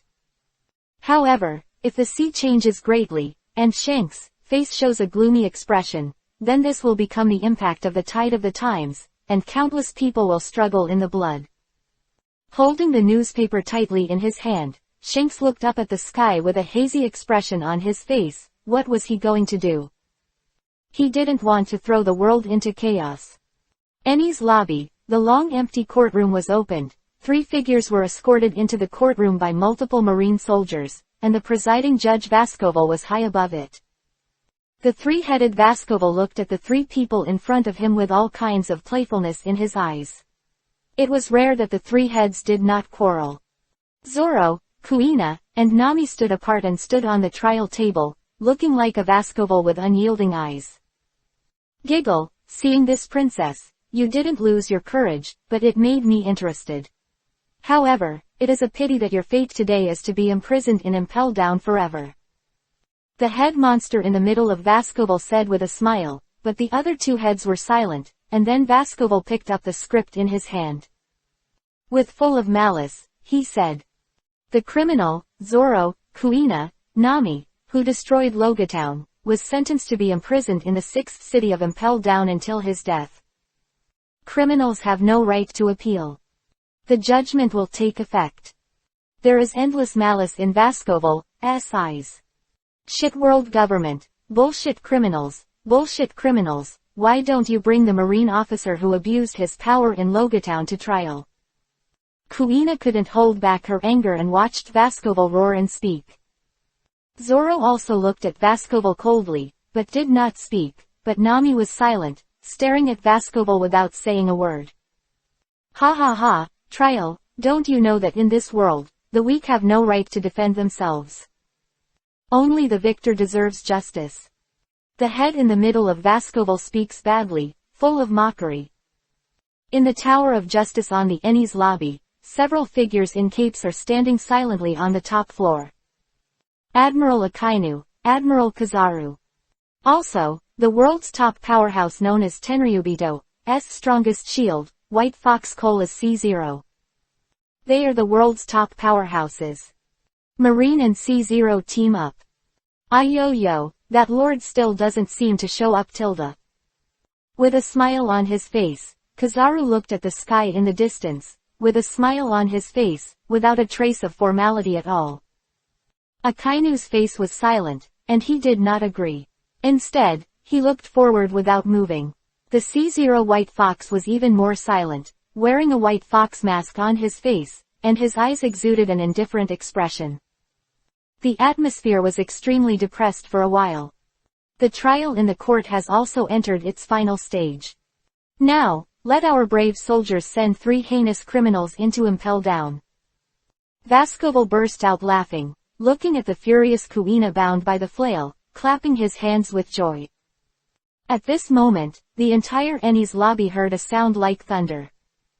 Hand over my disciple. Chapter 50. The Enies lobby battle kicks off. The thunderous roar suddenly exploded. Everyone on the Enies lobby changed their expressions, and Suojiang and Kuina showed joy in their eyes as they were teachers. On the other hand, the color of others is not so good. At the top of the judicial evidence, Chao Tien, Mao and Bai are guilty of the figure standing out of thin air and stepping on the sky. The face is desperate. Even if the county has always been haha, when Angeli G appeared, he was very strict. Marine soldier on duty shook the booth and raised the loudspeaker at his hand, aimed at Angeli in the sky, and the strong batter shouted at Annie's lobby, the Marine forbidden area. The soldier was almost screaming, and Angeli, who was standing in the sky, didn't even look at it. He was just calmly watching the place where Akainu and the others were. He spoke softly. Gorose, 5 elders, want to touch me, then are they ready to accept the price of Admiral's fall? Accompanied by Angeli's calm tone, his whole body's sword intent surged into the night, like a black sky, and instantly enveloped the Ennie's lobby. The Marine soldier, who was still brave enough to speak, was so frightened that he foamed at the mouth and fell to the ground. Watching this terrifying scene like doomsday, Akainu's face changed instantly. According to the intelligence records, Angeli shouldn't be so strong. However, it is impossible to make Marine bow her head. Marineford, according to Sengoku, who was watching the live broadcast, suddenly changed his face. This kind of terrifying strength, Angeli, after so many years, not only has his strength not regressed. A few years ago, the rumors of his great strength were actually true. Angeli, where Tongfa Island is located, you cannot tolerate your presumptuousness. Kai roared loudly, and punched the dark hound at Angeli who was standing on the void. Accompanied by the roar of death, I saw a hand composed entirely of pulp quickly stretched out, smashed the top building of the Tower of Justice, and blasted towards Angeli. Bang! Glass. With the voice of the bricks and the fan, the lofty voice entered Kizaru's ears and Angeli's eyes lifted. Speak softly. The endless black Lucci surged into a huge black long sword. Slash. The arm made of lava was instantly split in half from the middle. The lava that was split by the enemy was sprinkled toward the island like water droplets, and countless Marine soldiers were accidentally injured. Ah, catechism. The black giant floated up and pointed at the finger of justice. Angeli said with a calm expression. Even Garp didn't come. How confident are you? You dare to have 3 admiral-level strengths in mine. There was no sarcasm in the words in front of him, as if he was just telling a plain truth. The voice fell, the black greatsword. Raise high, slash down sharply. Angeli's hair was blown by the wind, he was indifferent. Like godless ye, to the increase of justice. Boom. The air roared, and the world county seemed to be unable to withstand the blow. The black giant's sword seemed to be very slow, but in fact it was extremely fast. The giant's sword fell from the sky, and the Tower of Justice was directly split into 2 halves. Marine, who was guarding outside the Tower of Justice, was wiped out by this blow. A Yasukani no Magatama. The roar of a calm male voice exploded in the air. Kizaru pulled his hands apart, stood in the sky, looked at Angeli solemnly, and then threw his hands.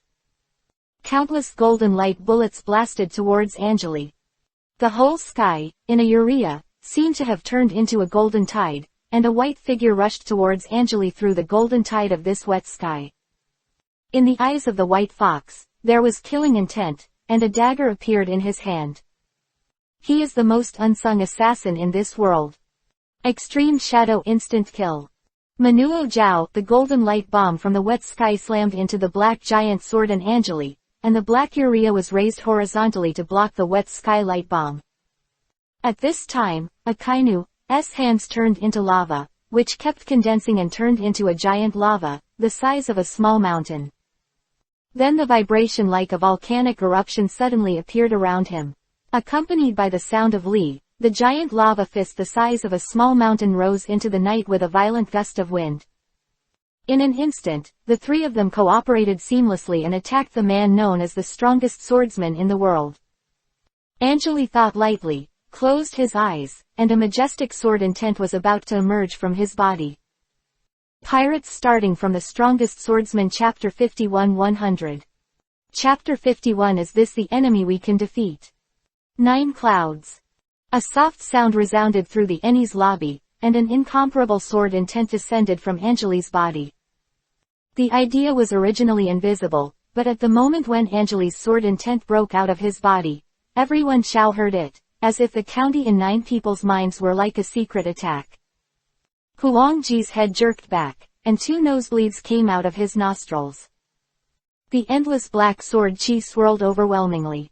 Only in that throat, the black sword chi covering the entire Ennie's lobby was moved by the endless cloud chi. The black giant sword exploded suddenly. The pound-sized black sword energy was directly like a dust wave, drowning all the golden light bullets rushing towards Anli. Like the sound of hailstones on the house, it rang in an endless stream, and in the endless golden light, a white figure was approaching the black sword cloud like a tidal wave. Baizong's complexion was pale and very ugly. At that moment, if he was struck by lightning, he almost couldn't control his body and leaked his breath. However, now he is less than 100 meters away from Anjali. Even if the black tide of sword energy is like hiding the sky and hiding the sun, he believes that he can definitely open the distance of 100 meters and send the dagger into Anjali. Column of fat. This is the absolute confidence of a top assassin. His eyes turned scarlet, and the white fox's figure suddenly disappeared in the golden light. Dry shadow. In a very short period of time, like teleportation.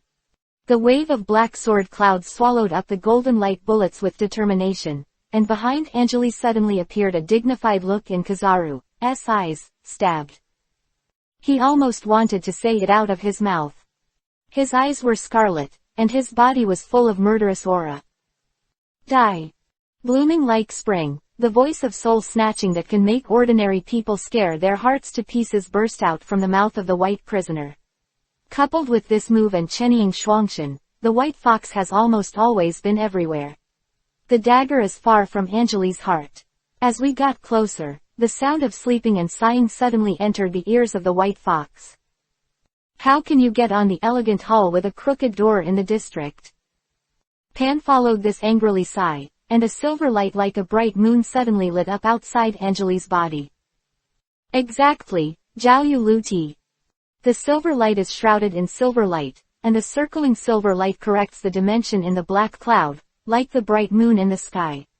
The dagger stabbed at Anjali's back, but the white fox suddenly spit out a mouthful of blood. When the dagger was stabbed, there was a strong force in his eyes. Waiting to eat a stroke of your own strength. Into the bottom, and at this time, a kainu, a giant lava palm as high as a small mountain, had a savage bite, and there was malice in his chest. A massive fire suddenly burst in the sky. One after another, the lava volcanic bombs that were silent like meteor suits came from high in the sky, overwhelming the sky towards Anjali, who was in the black sword energy cloud tide cage. Anjali lightly picked up his eyes and looked at the volcanic meteor bombs falling from the sky. Ku Ride snorted softly. The black cloud tide of sword energy in the sky, like a wave of waves rolling up, suddenly rose into the sky. Just now there were no countless golden light AFCA bombs. The black cloud tide rose into the sky as if there was no consumption, and directly sent the great major eruption put incense. The black sword Qi Yunqiao opened a huge mouth, and then the 2 sides were madly derived upwards, and then, the cloud tide rolled. The meteor volcano shells made by great, major eruption are all scented by the black sword energy clouds and not even a sound is emitted. Marine soldiers standing on the ground watching the battle were stunned. This is no longer an enemy that can be defeated, right? Every soldier opened his mouth tremblingly, and the hand holding the gun couldn't help shaking. This is at least 3 admiral shots. Actually, there is no way to take this person. Anjali stood in the black cloud tide, with silver brilliance on his body, like a bright moon. His expression was dull, and his eyes fell lightly, like a rotten ant. Akainu, who was standing on the ground, looked at Anjali with such a posture, and he handed over my disciple with a stern expression. Mo opened his mouth. Anjali walked down from the sky step by step, like a transparent staircase. The black Luchi cloud surged even more, like a loyal soldier Yi, guarding Anjali. A flash of Kizaru appeared in Akainu's body, and with a serious face, Anjali walked down from the sky. He knew that the other party was in Akane's situation. The more this style of play, the higher the opponent's fighting spirit and the stronger the move. There will be a shocking blow, but the ape feels that he has no way. He can't beat the new opponent's storage. Can't continue like this. I will attack in a while. You can adapt to your needs. You must not let his momentum rise again. Akainu is also seeing it. Kizaru nodded with a grim expression on his face. Now, there are only 3 Admiral-level people who can fight Anjali in the Eni's lobby. At this, a gloom flashed in Kizaru's heart. If Marine forces were dispatched collectively in Marineford, the world government would even send out high-end forces. Would never be so disadvantaged, but, without if. Anjali's eyes picked up. He stepped down step by step, and below, Kaida was brewing a shocking attack on both sides, and it was about to kick off. Chapter 52 Defeat the 2 Generals. Exposed Fangs. The atmosphere in the field is to protect the depression. Anjali's momentum is getting stronger and stronger, just at this moment. Akainu's eyes widened, and Armament Haki, who was covered in black, took a big step with his whole body in an instant. Big Red. Kaida's right suddenly turned into a huge lava made of pure lava 1 tilde. Up to several hundred meters, he suddenly rose into the sky, biting towards Anjali. Haki, who was dressed in black, was like Dying Yi, and he rushed up from the right side of the Big Red in an instant, and the giant red lava dog turned black in an instant. He opened his mouth hugely, and made an earth-shattering shaking sound during the rushing attack. I made a great choice. Hard Anjali. In the black cloud of sword energy, Anjali's expression remained the same, and he continued to walk step by step while facing the huge black sky rising from below. But the black tide of clouds around him, as if he had life, suddenly turned into 2 big hands that covered the sky and sun, and looked down. The black cloud tide grabbed the black giant dog with a big hand, and in an instant, the black giant and the big hand were stalemate there, and a sound like a dull thunder sounded. That is the sound of the 2 vigorously fighting each other. Stalemate only lasted for a few seconds, and Akainu's face turned ashen. His feet were deeply imprinted into the ground, like 2 plows and rakes retreating backwards. The ground was slowly but firmly plowed out of 2 furrows. The fight outside was earth-shattering, but in the courthouse, Zoro and Kuina were a little bit bad by Vasco Vilkville's face. There was cold sweat pouring out of his head, and his head almost made a noise when he heard the earth-shattering sounds that sounded from time to time outside. Admiral, is there anyway? No, we can't soak. If we let go, Cheetah Admiral will definitely sentence us to death. Don't be arguing. Listen to this princess. Westdad lives with these people, and when the battle is over, the 3-headed Vascoval, who has been quarreling, won the battle. She panted and sneered, and said why she is not open now. Afraid of death. Head monster, I got the sword, I'm sure. The words of a sword to kill you now made Vascoval even more angry. He pointed his finger at Kuina sharply. All 3 heads said Slim's mouth. Shut me up. And when he was restless in the court, the battle in the outside world was unfolding like fire. The giant lava dog transformed by Akainu right showed his defeat after 10 seconds of stalemate, but Akainu still held on. Rather die than retreat. Hold me up. Akainu's face was flushed with anger, looking at Anjali, who was light and cloudless, roaring and shouting, and in this world, a cold drink sounded. Who had just disappeared from Akainu's side, suddenly turned into a photon at this moment, appeared beside Anjali, and changed into a light in his hand.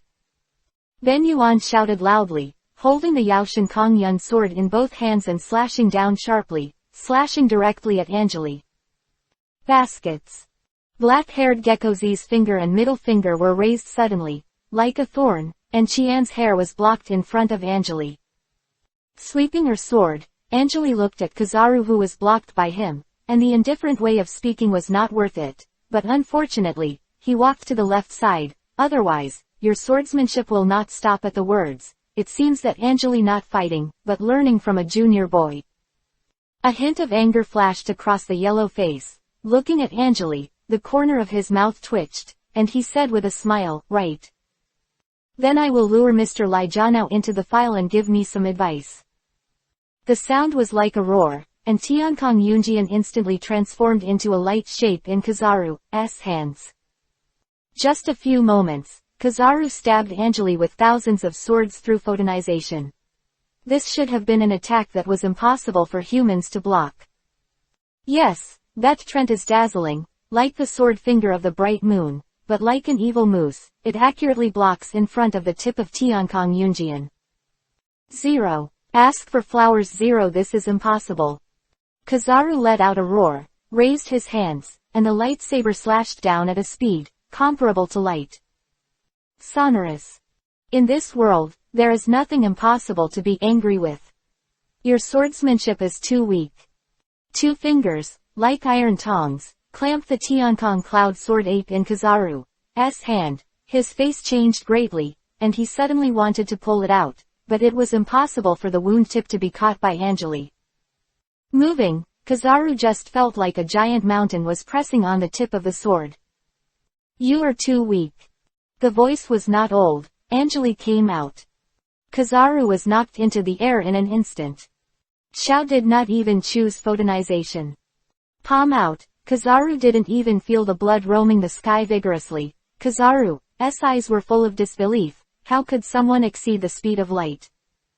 Anjali's eyes were flat. He really couldn't be faster than the speed of light, but he could be faster than Kizaru and tucked it down. Anjali immediately stomped, and the black giant hand transformed by the black cloud lake in the sky suddenly gave the giant dog's head to him. Become 2 halves. The surging lava spilled from the sky. The giant black hand opened his hand and threw the giant dog's head away. Akainu suddenly softened and touched the ground with cold sweat on his face. Kizaru Admiral, Cheetah Admiral, was defeated. The scene where Baker, the French dog team guarding the Ennie's lobby, was shocked. He was completely incomparable. Marine's top combat power is alive in this man's hands, and he can't hold on for a quarter of an hour. White criminal. Akainu roared loudly, and his body that was half kneeling on the ground trembled a little. In the sky, he came to protect Anjali, who was approaching Ennie's lobby, and roared suddenly. And the thorn seller, which has been hidden in the air, finally needs to use his fangs to kill in an instant. 4. Chapter 53 Kill. Burst Leader. After being hidden for a long time, the assassin who was unable to hit the distance again shot the dagger in Bai Zong's hand, and the obscure atmosphere circulated, and a faint sense of threat flooded into Anjali Leopard's heart, making him feel that this blow can hurt him. This feeling made him very familiar. Just like a mysterious powerhouse he had chosen to play for Tenryubito many years ago, the feeling conveyed on the white dagger was exactly the same as the feeling that Anjali felt at that time. The forbidden art of Tenryubito. Maintaining Tenryubito's supremacy. The person who launches this blow will spend almost all the energy, but in the same way, this forbidden technique, 827, can be avoided. Bai Yinheis has waited for this moment for a long time. As soon as he shot, the eyes of the assassin who killed Enlai finally moved slightly. He raised his head and looked at the criminal who appeared in front of him. The eyes exposed by the mask showed ruthless and indifferent gaze. It wasn't him who died, it was Anjali who died. Anjali's eyes suddenly closed. The dagger that was flowing with obscure thoughts had already penetrated into the ground in front of Anjali, and in the next moment, it would definitely pierce into Anjali's head. Did he give up? Kaida looked nervously at this scene in the sky. The attack of the Japanese criminal can almost decide the battle situation. He was also surprised when the Gorosei, 5 Elders faction was still in vain. This is one of Tenryubito's hidden cards that only hidden in the Holy Land Mariajoy can't play. Even when Feigl was in the slave liberation movement, this mysterious white criminal never shot a dagger with a little semming piercing the space inch by inch. Shocking blow. Creation, what is it? No one can explain what it is, but from the urea that Anjali closed his eyes, this attack from the front that could not be avoided emerged in his heart. There is an obscure aura on the grey dagger, and the ominous meaning on it can even avoid the black sword cloud wave close to the white fox, but at this moment. Angela at heart. Daolu's sword intent was frantically brewing in his chest. It's overflowing. Anjali opened his eyes, as if lightning Leishui flashed in his eyes. The 7 grey songs in front of him fully showed their essence. Under the obscure and ominous aura on the surface, in essence, it is a lore that hides the beheading of the enemy. People have a sense of mind, but the death in the instant prison only destroys the intelligence. Those who are recruited will definitely become a vegetative person, and they will become a vegetative person before being stabbed by the dagger. Although the dagger is 3 inches in front of Angeli, the silent attack has quietly launched. The dagger cast by the spirit is emerging in front of Angeli. This is the forbidden technique of Tenryubito. In the 800 years of this world, there has been no defeat. At the moment when the spiritual dagger that no one could see stabbed in front of Angeli's forehead, he spoke softly with his sword. Come out fiercely. Boom 1. 11 The invisible daggers were smashed by the fierce sword intent. Baizong slammed and spit out a lot of blood from his horns. This was a blow that condensed his whole body. It was broken and followed by food. Angeli was chasing the sword in both directions, but it was just a minister's eye. 2 Black Sword Chi comments roared out. The leader of the Great White Man cracked in midair and became a puddle of crumbs. The two meet in the blink of an eye. All the people below don't even know what's going on. The big red eyes staring at the dagger showed what he wanted to think, and what happened was just a moment. The dagger pierced into Angeli's forehead, and the head of the white fox exploded. Facing the corpse that fell from the sky, he fell into the emotions of mixed fear and Angeli, with one step. The whole person is ready to make a very powerful move, and it is about to rise like a moon full of shells. Roaring, Baker is already about to run. At this moment, Angeli's hand pressed on the hilt of the sword. Fang's Marines, at the moment of Bai Shi's death, their morale has dropped to a low point. Akainu swooped, stomped on the moon step and stood high in the sky, grabbing the head of a soldier marine in his hand and squeezing it directly, turning his eyes back, Angeli roared. Those who avoid war without authorization will be killed without mercy. Akainu, who was roaring in the west, a flash of coldness flashed in Angeli's eyes, and he pressed the wound handle and moved it.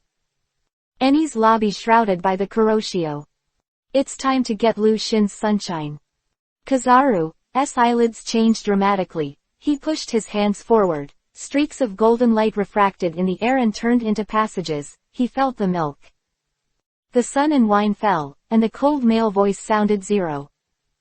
Jian Wu Nian. Chapter 54 Sword broken Eni's lobby. Under the dazzling golden sun, a silver radiance circulated, and Angeli's figure was wrapped in 2 colors of gold and silver, making people completely unable to see his face in the cold field. Sword up. Wrong. Angeli's long sword, which has been in the sea for decades, suddenly burst out of chrysanthemum. There was only one concubine, a pound sword recommendation, which instantly enveloped the next Eni's lobby, as grand as the might of heaven. The 3-foot-long sword, the slag of light, was embroidered with silver brilliance, only to the point of the sword, and the next Space County was blown to pieces. The vibration of the rolling waves immediately shook the topmost building on the island in the porridge, and countless scraps of bricks flew like sand and plane shares were blown away. Next, the most desperate power appeared. Like the sound of a big bell being struck, a silver radiance fell from the sky, like the Milky Way falling into the sky. A galaxy fell from the sky. Calculate. The galaxy lands directly on the Eni's lobby. Eni's lobby, which remembers the 800-year history of Marine Justice 07, wailed instantly. Disillusionment here, how can there be long? An aria chanting exploded in the air on the island, but everyone didn't have the time to pay attention. When the Milky Way fell, the entire Eni's lobby was split into 2 halves. Countless Marines fled in all directions, and the soldier Baker, who was unfortunately lost by the Milky Way and turned into fly ash, ran wildly outward, and the earth was uplifted. The sea is surging, the heaven and the earth seem to be falling, and there are screams in the ears. He only felt that Judiciary Island was at this moment, as if it had become an endless hell. After the county was under the Milky Way domain, he saw with his own eyes that the huge Eni's lobby was directly turned into 2 halves. Then, the blasted island led to the earth-shattering tsunami. After the Milky Way disappeared, the gully tsunami that soared into the sky immediately swallowed countless soldiers. And more soldiers are directly swallowed up by the cracked seam in the earth. In this environment, like a natural disaster, ordinary soldiers have no resistance at all. Code, can this be done manually? Baker roared wildly, and he headed towards the Ennie's lobby at a high speed. His only purpose was to snatch the ship and get out of this ghost place. Ennie's lobby is not an island. The top powerhouse in the sea can destroy the island with one blow, but it is not an island like Ennie's lobby, but the man in the sky, with a sword falling, the entire Kefa island has become two halves. The ground shook and the mountains shook, and the countless buildings on the Ennie's lobby were directly destroyed by the court that once tried the rope and Kuina, and now they have been directly destroyed. And the three-headed presiding judge has disappeared at this moment. Before, he ran away when he saw that the situation was not going well, and he did not have the model of the world government at all. The top of the garden in Shaanxi was compressed and increased, and the changes in the terrain squeezed it into a pile, but because of this, the first room of the big change, the general recitation of the marine in the next court instead awarded casualties. The three of them were at peace with each other, and the shackles were also destroyed. The three of them picked up the corner, and Seastone held their hands. Now that Zhang and Kuina are extremely weak, they decided to wait before going out. Beautiful faces, however, there are some unsettled souls. Xiao Baba looked at Ji Yuyi frowning and retorted. All of this is made by your teacher. Zan Yikai let out a big laugh. Of course, I know the teacher will definitely come. Nefer's personal 3 counties have been smashed. She lives in a courthouse that has collapsed into a ruined cave shell. Is this something humans can do? On the edge of Ennie's lobby, Yi Chuyang is fleeing for his life.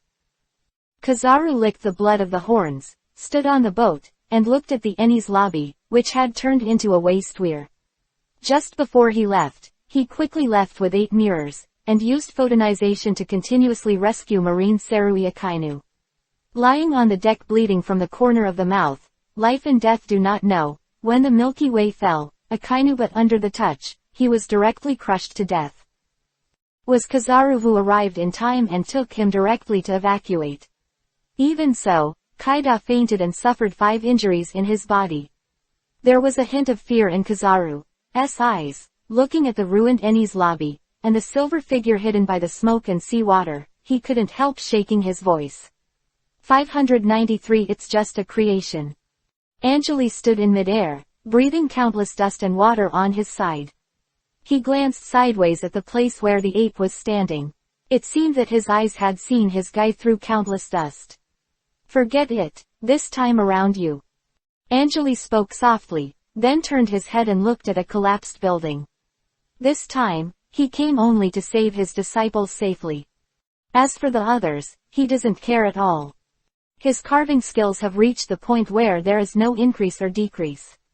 These people, far from bringing him a sudden combat feeling, will kill him if they block the way. Anjali, but regard these admiral as midges, except for Garp Zongquang who can make him a little smarter, the others, but nothing more. Floating down from the sky, Anjali stood in front of the collapsed courthouse. He raised his hand and raised it. The black air is surging like a stream of air. Boom. The entire ruin was turned over by him directly. Zoro, Guy, Nami, couldn't help but close their eyes. Sunshine, he came in. Chapter 55 Kuina, do the way for heaven. Sun shone into the eyes, and after a while, Zhang and Kuina reacted and opened their eyes again. The two of them spoke with a malicious look on their faces. Anjali's face raised a smile, and he nodded, followed by 2 fingers, and the seastone handcuffs on the 2 of them were shattered, and Nami was also soaked, and the shackles were untied together. After being shackled, Kuina stood up and turned angrily at teacher Anjali. The Ku family knew that more people beat more people, and Dan took my sword away from the teacher. Can't you help me to bring Janting back? During the conversation, Guy's expression changed from angry to charming, a little shaky. Suo Zhang and other Zhao Na looked cute in front of Chong Kui, and in front of Tong Kui, he was a proper demon.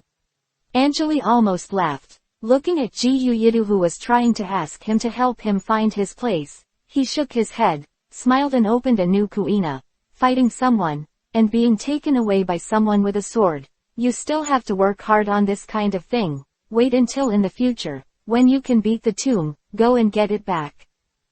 I came here today for the teacher, not to help you vent your anger. You need to know that practicing kendo is your whole life. For the teacher, you can only take 2 or 3 shots occasionally, and protect the dharma for your path. Do you understand?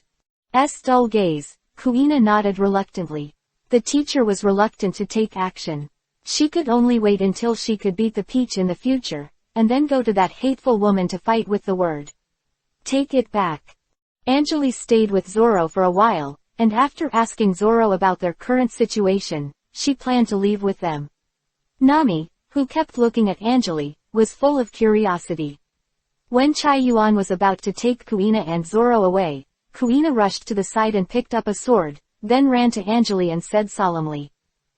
Teacher, there was a bastard who kept shaming you before. I said at the time, I'm going to chop him up into 18 pieces. You can't lose your trust. Can the teacher help me find where he is? Anjali was stunned for a moment, and his eyes showed a bit of surprise. This little guy, can't see it. After all these years, Master Shao has said so much. The gratified emotions rose in Anjali's heart. And Nami's eyes suddenly changed, and Zoro wanted to say 10,000 words in his heart. It was obviously Kuina who got angry, and now a pot is used directly on the presiding judge to dig a groove. Do women want to hold grudges like this? At Kuina's request, Anjali directly controlled Vascoval with his sword intent with great comfort. That guy was heading for the port. Anjali took the 3 of them and flew directly to Vascoval. Anjali waved his hand and directly threw the 3 guys down from midair, and base was running forward. Kuina flipped a few times in the air, and turned over immediately, and he was in Vascoval. Zoro didn't plan to shoot at all. He was directly in the back. He planned to watch the show. Looking at Kuina, who suddenly appeared in front of him, the 3 head counties suddenly clapped and said in shock. How did you find me? Kuina let out a cold snort, sneered, and the crimson hair all over her body began to flow. Barkerwell, who was horrified, said coldly, I will cut you into 18 pieces. How? Of course I can't take my word for it. Ji Yishao took 1 step, that is, pointed a little, and the next person plundered and killed Vascoval. The long sword in his hand circulated with crimson cutting gas, like a crimson drill bit flowing several meters in size. Vascoval's goddamn supporter. Ransheng stopped Her Royal Highness Princess Sibin. By Kuina, Vasco screamed angrily in the middle, pulled out 2 large bells from his large robe with both hands, and waved it in the open, ready to fight. The clear cold drink suddenly sounded. 100 feet. The red swirling drill suddenly turned into a giant foot, and the giant unicorn feet tens of meters tall slammed down Vascoval, who had yet to react, was directly stepped on. The earth is like a spider web split. Kuina snorted coldly, slowly put away her breath, and walked to Vasco way, good money. Vascoval, who was vomiting blood, looked at the 3-headed county. He said coldly when he was pretending to compare, did you think about today? The tongue sounds come and go. Brush. Vascoval's 3 heads are instantly separated from his body. Zoro sighed and shook his head. He didn't dare to think, who would dare to marry this guy in the future? While he grew up to be more violent and more vengeful, he felt a little sympathetic to Dao Free. This woman who stole Kuina will definitely be entangled by Kuina in the days to come. Dao Free, who was on a mission somewhere in the New World, suddenly got drunk, and it seemed that there was something very bad about it. Farida. Chapter 56 Crocodile appears. And just when Anjali arrived at the Eni's lobby, Tashigi, who was far away in Alabasta, mixed with the land team and entered the rain. This is the most glorious place in Arababaton, the base camp of Crocodile, and the location of the rain banquet of the kingdom. Hua Jingxiu is on the streets of the rainy field today. One after another floats and ceremonial teams hold a grand celebration on the street. Flowers and flowers are thrown from the floats by the girls. The whole city looks quiet and peaceful, but what no one knows is that a shocking killing will begin in this city. The three of Tashigi wore poor robes and mixed in the crowd. They were inconspicuous at all. Tashigi looked at the celebration floats and the guard of honor on the street, and thought flashed in their eyes.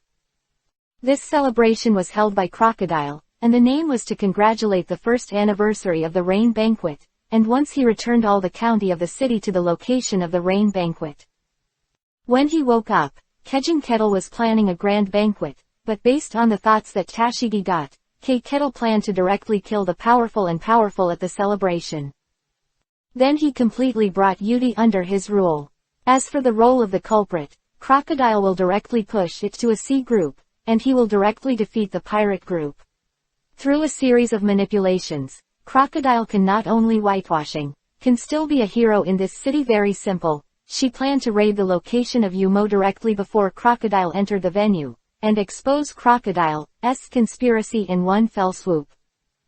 Because that pirate group was actually invited by Crocodile Meow, the key point of meeting people in the rain to celebrate this activity is that Crocodile must arrive later than Tashigi, and Tashigi's sword can completely kill the drama. The current Baroque Works room, which is doing security work for the rain banquet, according to the anger I got, the agents who went to the rain banquet today, but only a few, although the leader is Tashigi's old enemy Tashigi's current strength, defeating R1 does not need to use 50 strokes of Tashigi's idea is to fight the time difference. According to the information, Crocodile will arrive at the rain banquet at 6 p.m., and Tashigi and the others will join the rebel army at 4 p.m. 2 hours later, as long as it succeeds, Crocodile's conspiracy will be unleashed by Tashigi in one fell swoop. After that, the so-called pirates stealing the country, what kind of ideal land? Shao can only think about it like a dream, and Tashigi's eyes show a touch of determination. The shadows in the crowd disappeared, and now the distance. Negotiated time, 2 hours left. Where Yutong is located, the famous swords from the whole city are entering in an endless stream, and they are spread by Crocodile. It is a great honor to come to the west of them. R1 stood in the private room on the second floor of the casino, looking coldly at the crowd who came in from the gate through the window. As long as that stinky bastard comes here today, I will definitely make her life worse than death. Sarah speaks viciously. There is a sword wound on her left cheek, and the scar is shocking. This makes her, who has always loved beauty, completely unacceptable. This scar is caused by Tashigi. In a conflict, Sarah was slashed on the cheek by Tashigi. After the stubborn anger was expelled, Sarah's face was left with an inextinguishable scar. R1's eyes were unmoved. He was as quiet as a cheetah, waiting for the arrival of that moment, the rain banquet, in DOS. Under the circumstances that they don't know, they have turned into a deep lake that is only waiting for Tashigi and others to come in. This place will reveal its true colors in an instant. It's getting closer to the agreed time. Tashigi and others, already ambushed near the rain banquet net, as long as the gunshots of the rebel army rang, the three of Tashigi would start. Nicole Robin prayed to Tashigi with some sympathy in her eyes. She was full of guilt. If it wasn't for her work, Tashigi would never have met Crocodile, one of the king's Shichibukai. K. Robin's guilt. Tashigi touched Nico Robin's hand and showed a trace of affirmation in the other's eyes, which seemed to say, this. All of her own wishes. Time passed by, the hearts of the three Tashigi became more and more open. The flow of people at the gate of the two banquets also gradually decreased, just at this moment. Like a bang. The rain banquet, the leader of the resistance army, Cologne, took off his camouflage, took out 2 guns, and shot 2 directly at the guards in the Baroque Works room. Amidst the screams of the crowd, he shouted loudly. Get your hands on it. Dozens of rebels came out from different places in an instant, and some of the guests were even made up by the rebels. There was a mess in the rain banquet, but strangely, most of the guests retreated to the infield in an orderly manner. After a little effort, the ordinary guards of the rain banquet were swept away by the resistance army in one fell swoop. However, when Cologne turned to look at the situation on the field, his eyes shrank suddenly, and the dignitaries who had filled the entire field had disappeared at this moment. The huge venue is now empty. At this moment, an execution light suddenly burst at the gate. Tashigi's long hair was curled up in the air, and she appeared like a curly tiger. Light in the sky. Nicole, Robin and Vivi then sprint in. Before Cologne's greatly changed eyelids had time to say anything, dozens of thorns circled around his body, and finally appeared. Sarah had a morbid laugh on her face. She grabbed Cologne's neck with her right hand and licked her mouth firmly. Cologne's chin was snapped on the spot. Tashigi's face changed, and at this time, R1 was leading the agents who were extremely inconsistent with the angry newspaper, came out from all corners, and turned against everyone.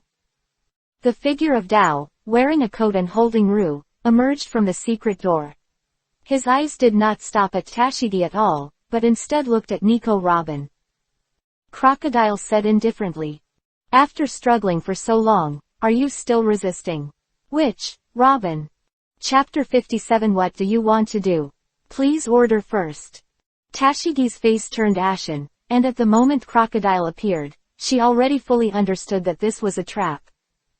The so-called intelligence the rebels got is fake. Everything was revealed by Crocodile on purpose, in order to make them obediently enter this trap. Nico Robin looked at Crocodile who appeared, and there was a hint of imperceptible fear in her eyes, and she said with a trembling tone. I'm going with you, can you let them go? Looking at Nico Robin, Crocodile took a slow puff of his cigar and said in an indifferent tone. They know too much, and today, they must die. During the speech, the temperament belonging to the tyrant of the sea suddenly appeared, and one word could decide the death of all people. Crocodile's eyes, which belonged to the tyrant in the Great Root, showed a look of contempt. Tashigi clenched her sword. She strode forward, walked directly in front of Nico Robin, looked at Crocodile and said. Want to take Sister Nico Robin, you dream. Unless you kill me. Tashigi like a little tiger. Nicole Robin's heart softened, but she quickly grabbed Tashigi's hand and motioned her to stop talking. She begged Crocodile again, there was always a way. At this moment, but Robin just wants Tashigi to go out alive and safe. Crocodile slowly exhaled a ring of smoke, and his eyes flashed with disdain. Looking at Tashigi, he said coldly, don't think you are Angeli's disciple, you can run wild in this sea, you must know that the dead in this sea there are too many people. Whether it is the once invincible Overlord Rox, or the younger generation who later became famous, there are too many so-called strong men who died in the sea. It's just Angeli's disciple, even if I kill you here today, what can he do? I'm not good at studying, I just go out to show your teacher a disgrace. Crocodile snorted coldly, waved his hand, and said. Everyone except Nico Robin killed me on the spot. Nico Robin's eyes changed drastically, and under Crocodile's order, R1 and the others immediately attacked dozens of rebels, and in an instant they lay on the ground, blood drifting, and Sarah smiled like a pool of blood. Gradually turning into thorns in her hands, she walked towards Tashigi with the flame of revenge in her eyes. Vivi nervously looked at the agents who were surrounded by all directions, with cold sweat on his forehead. Today, everyone may die. The agents who came around reminded Nicole Robin of how depressing the island shrouded in nightmare was when she was a child. Nico Robin looked at Crocodile with tears in her eyes. She was begging 1509. Tashigi looked at R1 and Sarah who walked in. She didn't look back, but turned to Nico Robin with a firm determination to Nicole Robin's sister. Don't ask him, insult my teacher, today, even if I die, I want this guy to drop a piece of meat. After I started, you immediately ran with Vivi, and I came to help you to delay the time.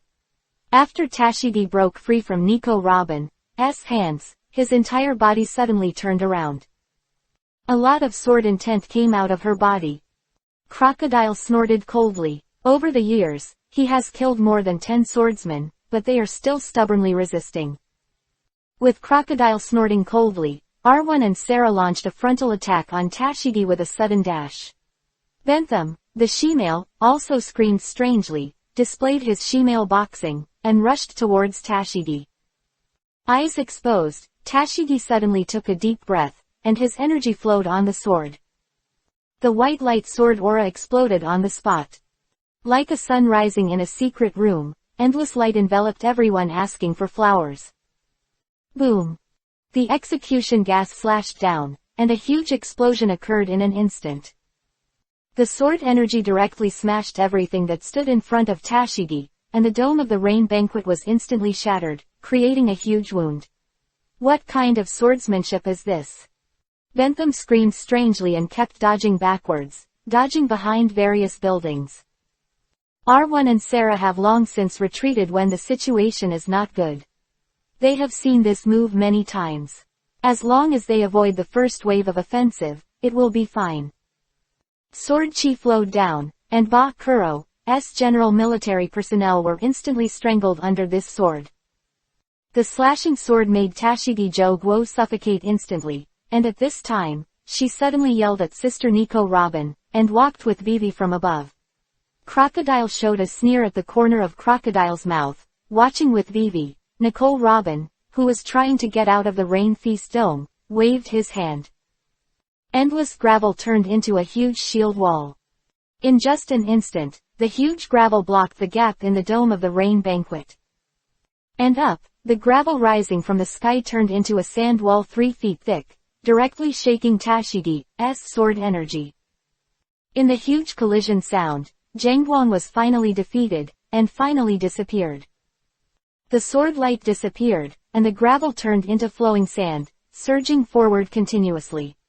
Crocodile stepped forward, looked at the desperate Nico Robin, and said mockingly, "How did you end up in this situation if you surrendered in the first place?" Crocodile's arrogance is getting more and more arrogant. And at this moment, a sword chi fell from the sky. Boom!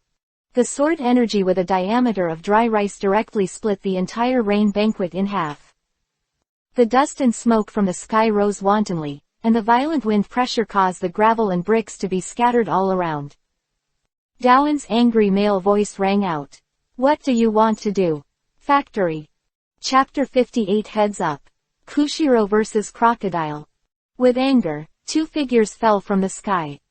The swirling dust and smoke dissipated like a rolling dragon, and the countless gravels turned into a solid wall to block the Baroque Works room and others. Nico Robin's eyes were full of brilliance, and she was constantly wondering, who is this person who suddenly appeared? However, Tashigi showed a hint of joy on his face. Looking at a figure shrouded in dust and smoke, he opened his mouth and said when he heard the word, "Senior brother," Nico Robin showed a sudden realization. Rain Feast. Kushiro turned his head, the 630 warm and angry expression on his face quickly converged into a smile. Looking at Tashigi's eyes with a dash of tenderness, he said, "It's all right, now we're here." U.S. Tashigi looked at the person standing beside Kushiro with strange eyes. Hearing Kushiro's tone, she seemed to be from the same family, but she had never seen this person at all. Nicole Robin saw the iconic tall hat and black knife beside Kushiro. She made a wish. This man turned out to be Crocodile's roar rose from the smoke. The roar and the scattered gravel directly brought up a huge hurricane, clearing all the dust and smoke. Hawk. Crocodile's angry shout made Nico Robin completely confirm his thoughts. The man with the black knife on his back is the most prominent swordsman above the sea in recent years, known as Mahawk with Eagle Eyes. Dust dissipated, and a group of people from the Baroque Works room appeared. Crocodile looked angrily at Mahawk, whose name was called out, and looked indifferent. Looking at the angered Crocodile, he said, "Crocodile, what's the matter?" This sentence directly stimulated Crocodile, and Nima had something to do. He slashed the other's place with a sword, and then came in and asked the owner of the family, "What's the matter with you?" "What is Qizhong?" "This is Qizhong." Completely absent. But this is also Mahawk's style. Most people in this world are dispensable to him. Tashigi, who was originally very angry, couldn't help laughing when he heard Mahawk's words, and the laughter spread crisply. All ears. Kushiro shook his head, and looked at Tashigi with a chuckle. This little guy, after he came out, he still hasn't changed. Tashigi laughed, and Crocodile exploded here. He looked dangerously at Mihawk, and Kushiro, who was standing beside Mihawk, said coldly. You guys are going to have a hard time with me today, right? Kushiro's eyes narrowed. He turned his head, looked at Crocodile, and said word by word, can't you get through? I'm not trying to get on with you, but, today, you're going to pay the price for besieging Tashigi. A tooth for a tooth, blood for blood. As Kushiro spoke, his expression gradually changed to indifference. At the same time, the sword stance on his body began to flow. Crocodile smirked in anger. Looking at Kushiro, who was about to start, he waved his hand to me. Today, I don't want anyone here. Let go. Under the roar, the yellow sand in the sky and the agents of Baroque works rushed forward to fight and exploded in an instant. Various mixed auras were mixed into a ball, and within a few seconds, the entire rain banquet was directly blown into the sky. And 3 figures flew out. Mihawk, Kushiro, Crocodile. Boom. Kushiro directly smashed several houses and climbed up from the rubble, while Crocodile also got up from a rubble. The two of them met in the air for a while, and Mihawk's eyes narrowed and his hand touched. He got on the handle of the black knife and planned to enter the venue, but Kushiro spoke to him in a deep voice. You take care of Tashigi and the others, this guy, leave it to me. Mihawk looked shocked, and then nodded sharply. Kushiro was going to fight Crocodile one-on-one. He respected Kushiro, and the others turned over and flew to another battlefield. Tashigi was fighting with Nico Robin and the others. Watching Mihawk leave, Crocodile suddenly sneered a few times, and slowly raised his right hand with the hook of going 51, and the gravel began to entangle near the hook to let Mihawk leave, which is the most stupid thing you can do. Kushiro Alabasta is desert, but my home sneered. Crocodile raised his right hand.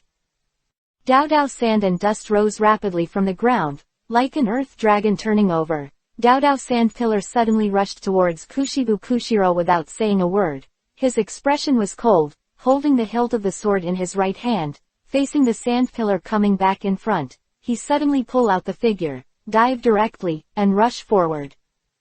The Shape of Water 182,615, 10. Chapter 58 Heads Up. Kushiro vs. Crocodile. With anger, 2 figures fell from the sky. The swirling dust and smoke dissipated like a rolling dragon, and the countless gravels turned into a solid wall to block the Baroque works room and others. Nico Robin's eyes were full of brilliance, and she was constantly wondering, who is this person who suddenly appeared? However, Tashigi showed a hint of joy on his face. Looking at a figure shrouded in dust and smoke, he opened his mouth and said when he heard the word, Senior Brother, Nico Robin showed a sudden realization. Rain Feast. Kushiro turned his head, the 63-0, warm and angry expression on his face quickly converged into a smile. Looking at Tashigi's eyes with a dash of tenderness, he said, It's alright, now we're here. U.S. Tashigi looked at the person standing beside Kushiro with strange eyes. Hearing Kushiro's tone, she seemed to be from the same family, but she had never seen this person at all. Nicole Robin saw the iconic tall hat and black knife beside Kushiro. She made a wish. This man turned out to be Crocodile's roar rose from the smoke. The roar and the scattered gravel directly brought up a huge hurricane, clearing all the dust and smoke. Hawk. Crocodile's angry shout made Nico Robin completely confirm his thoughts. The man with the black knife on his back is the most prominent swordsman above the sea in recent years, known as Mihawk with Eagle Eyes. Dust dissipated, and a group of people from the Baroque works room appeared. Crocodile looked angrily at Mihawk, whose name was called out, and looked indifferent. Looking at the angered Crocodile, he said, Crocodile, what's the matter? This sentence directly stimulated Crocodile, and Nima had something to do. He slashed the other's place with a sword, and then came in and asked the owner of the family, What's the matter with you? What is Qi Zhong? This is Qi Zhong. Completely absent. But this is also Mahawk's style. Most people in this world are dispensable to him. Tashigi, who was originally very angry, couldn't help laughing when he heard Mahawk's words, and the laughter spread crisply. All ears. Kushiro shook his head, and looked at Tashigi with a chuckle. This little guy, after he came out, he still hasn't changed. Tashigi laughed, and Crocodile exploded here. He looked dangerously at Mahawk, and Kushiro, who was standing beside Mahawk, said coldly. You guys are going to have a hard time with me today, right? Kushiro's eyes narrowed. He turned his head, looked at Crocodile, and said word by word, can't you get through? I'm not trying to get on with you, but, today, you're going to pay the price for besieging Tashigi. A tooth for a tooth, blood for blood. As Kushiro spoke, his expression gradually changed to indifference. At the same time, the sword stance on his body began to flow. Crocodile smirked in anger. Looking at Kushiro, who was about to start, he waved his hand to me. Today, I don't want anyone here. Let go. Under the roar, the yellow sand in the sky and the agents of Baroque works rushed forward to fight and exploded in an instant. Various mixed auras were mixed into a ball, and within a few seconds, the entire rain banquet was directly blown into the sky. And 3 figures flew out. Mahawk, Kushiro, Crocodile. Boom. Kushiro directly smashed several houses and climbed up from the rubble, while Crocodile also got up from a rubble. The two of them met in the air for a while, and Mahawk's eyes narrowed and his hand touched. He got on the handle of the black knife and planned to enter the venue, but Kushiro spoke to him in a deep voice. You take care of Tashigi and the others, this guy, leave it to me. Mahawk looked shocked, and then nodded sharply. Kushiro was going to fight Crocodile one-on-one. He respected Kushiro, and the others turned over and flew to another battlefield. Tashigi was fighting with Nico Robin and the others. Watching Mahawk leave, Crocodile suddenly sneered a few times, and slowly raised his right hand with the hook of going 51, and the gravel began to entangle near the hook to let Mahawk leave, which is the most stupid thing you can do. Kushiro Alabasta is desert, but my home sneered. Crocodile raised his right hand.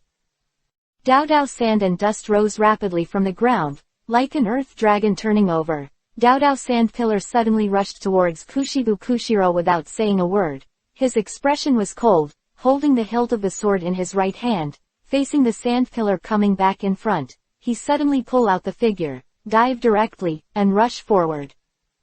The Shape of Water 182,615, 10. Chapter 59 Use Your Way to Beat You. During the extremely false run, Genyu Weilang's blade gradually emerged from Lin's unpredictable sword-like sound like water, and Kushiro suddenly picked up the long sword in his hand. The sound of the blade hitting the sky was terrifying, and the flowing sword force was shockingly introduced into the sand pillar. In less than a moment, the sand pillar instantly turned into streaks of sand and scattered elegantly. Grains of gravel floated in the middle of nowhere. Jang Sibu's eyes flashed a little bit of anger. He was a little angry with Tashigi. He really regarded her as a younger generation like Sulong and Ji Yuyi about to care for Zi stepping on. Kushiro's voice was like thunder, and the long sword fluttered, and all the sand and cracks in the sky were shaken away, and his whole person even rushed towards Crocodile like a rush of lightning. The number of Shaoshazu is even more worthy of passing by his robe. Boom boom boom. All the gravel slammed on the flat ground, and all of them were evaded by the 4 divisions by 1 point. Keiji and Kettle's face was iron-faced, and he looked at Chigun Sibu galloping forward, and raised the going hook on his left hand. The hook of Zimmon Needle was highly poisonous. Once caught, the enemy would soon fall to the ground. Crocodile suddenly lowered his body, his robe was lifted by the wind, he pressed his right hand on the ground, and drank the sandy sunflower. The water veins in the desert underground are controlled by Crocodile. The ground paved with masonry, in an instant, collapsed. The bricks were smashed as if they had fallen into the depths. A swirling quicksand indigo vortex appeared.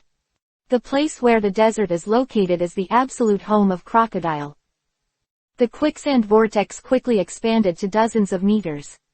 Kushiro's galloping figure suddenly stepped into. Kian Kettle gave a smirk, and when Bibu, who was fighting on the edge of the battlefield, saw this power, he suddenly looked like the president, and killed this guy. Bibu is now extremely far away from the fire, although Mihawk disdains to participate in the war, but under his guidance, Tashigi is like a god, killing one by one and their Baroque works room collapsed. If you have time, look forward to it, eat me. Tashigi's coquettish voice suddenly whistled, and a sword slashed out. Bibu quickly raised his weapon to block it. He gave Jang Sibu, who had stepped into the quicksand trap, a stern look. Mihawk's expression in his eyes did not change at all. I believe that Kushiro can't be such a person who can be easily defeated. This guy Baiju, but the first moment of the quicksand vortex that he can fight with a man who can win and lose, Kushiro's feet sank. The quicksand trap, in the desert, there is enough to devour everything, and no one has ever been able to break free from the quicksand cage. Yan Kettle has raised his left kidney, and the giant hook of going is aimed at Kushiro, just waiting to attack with Lei Jie. Kushiro suddenly lifted his breath, and his eyes showed a flash of lightning like Gongyi. The sound exploded, the gravel of Kushiro. Move up, rise into the sky. Rotating, a gravel storm with a height of hundreds of meters suddenly appeared. Crocodile's face changed suddenly, his feet were connected, and the whole person quickly swept into the distance, but a giant dragon formed by a gathering of gravel suddenly took shape, opened a huge croak, and let out an earth-shattering roar. The entire battlefield turned to this scene, and everyone was shocked that the president, Wan Ran, was hunted down by the attack of the gravel. On the picture number 2 of the flower is, the person is sour and cold, and the opening of the fight, the crocodile has been opened, and the crocodile is dodging around the building, the gravel dragon is chasing it frantically, and it collapses one building after another. The sound of the building falling down is endless. Crocodile roared and roared, his eyes towards Kushibu, full of killing intent. Let me use your longest move to attack you. Crocodile Kushiro spoke in a low voice, and the whole person even rode the gravel storm and started chasing Crocodile. The two chased one after another out of the city in a short time. After they left the city, Crocodile's eyelids suddenly changed, and a sneer appeared on Kushiro's face. Just now, he was already trying to control the sand that Koichiro scolded and controlled, although he didn't know what caused the posthumous name, so he couldn't control the gravel that Kushiro controlled at all. But it doesn't matter. There is too little sand in the city, and outside the territory. The mountains are full of gravel. Crocodile didn't believe at all that Kushiro could handle as much gravel as he did, and Yingui said that he was a good digger. Crocodile, who kept retreating, suddenly stopped his body, looked in the direction of the attack of the giant sand dragon, and suddenly said that a storm composed entirely of sand and gravel appeared in his hand, and all of them rushed towards Xie Fengchang. After a few goodbyes, it has been pictured that the giant dragon of Tianliansha is like a loach in front of the storm. 1848. Chapter 60 The layout of the lore. The huge phoenix storm formed by the gravel rushed towards the giant dragon formed by the gravel with the attitude of destroying the sky and destroying the earth. Not only can the desert land be reached, but the entire Rainland department seems to be facing a natural disaster. A gravel storm with a height of hundreds of meters, if it really hits, it is a fear that is enough to destroy everything. What is that? Who will the Lord Keaton Kettle fight again? What? The feeling of zoo is still permeating the city. After the people saw the huge gravel phoenix storm, they all ran to their homes. Time, chaos in the domain. Cultivating the 4 divisions, die. Crocodile roared, his woolen coat was lifted by the wind, and there were bursts of killing intent in his eyes. Riding a blast of sand and gravel wind and a giant sand dragon, Kushiro faced the real sandstorm and natural disaster oncoming, but he did not have the slightest fear. All the sand and gravel controlled by him turned into flying sand in an instant, and the dust and sand suddenly rose. Within a kilometer, everything was flying sand and stone. Kushiro's eyes were calm, Shu turned to Crocodile, and the flying sand was flying all over him. He suddenly let out a roar like a thunderous roar. Dao Trent's sword intent resonated with the sword chi in the banknote gravel, and the buzzing sounded loudly.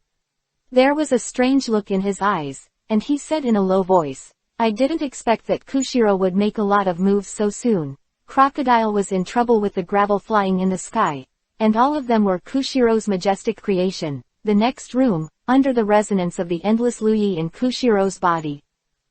Ganglang's body fell from the sky and stepped on the ground. He swooped down to the sandstorms.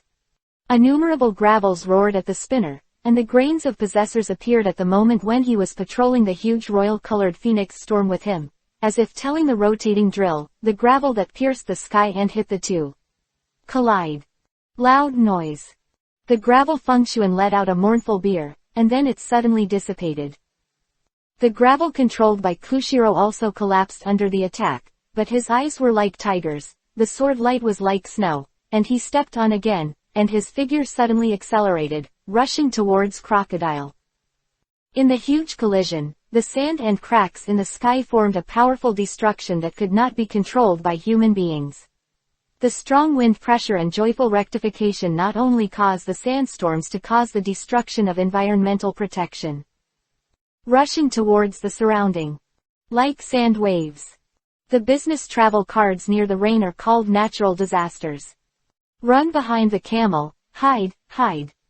In the face of Mi's panic-like moves like a natural disaster, Colby's face showed despair. He was just an ordinary business traveler. You down down. One the sand waves rushed over without leaving any trace, directly burying Corby.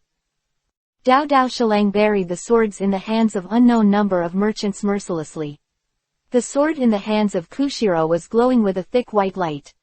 He had already suddenly spoken to Crocodile, his eyes were full of killing intent, and the real fire Kopiro was now, only wanting to kill Kekeda. Kushiro sounded like thunder, and stabbed with a sword. Going hook suddenly raised.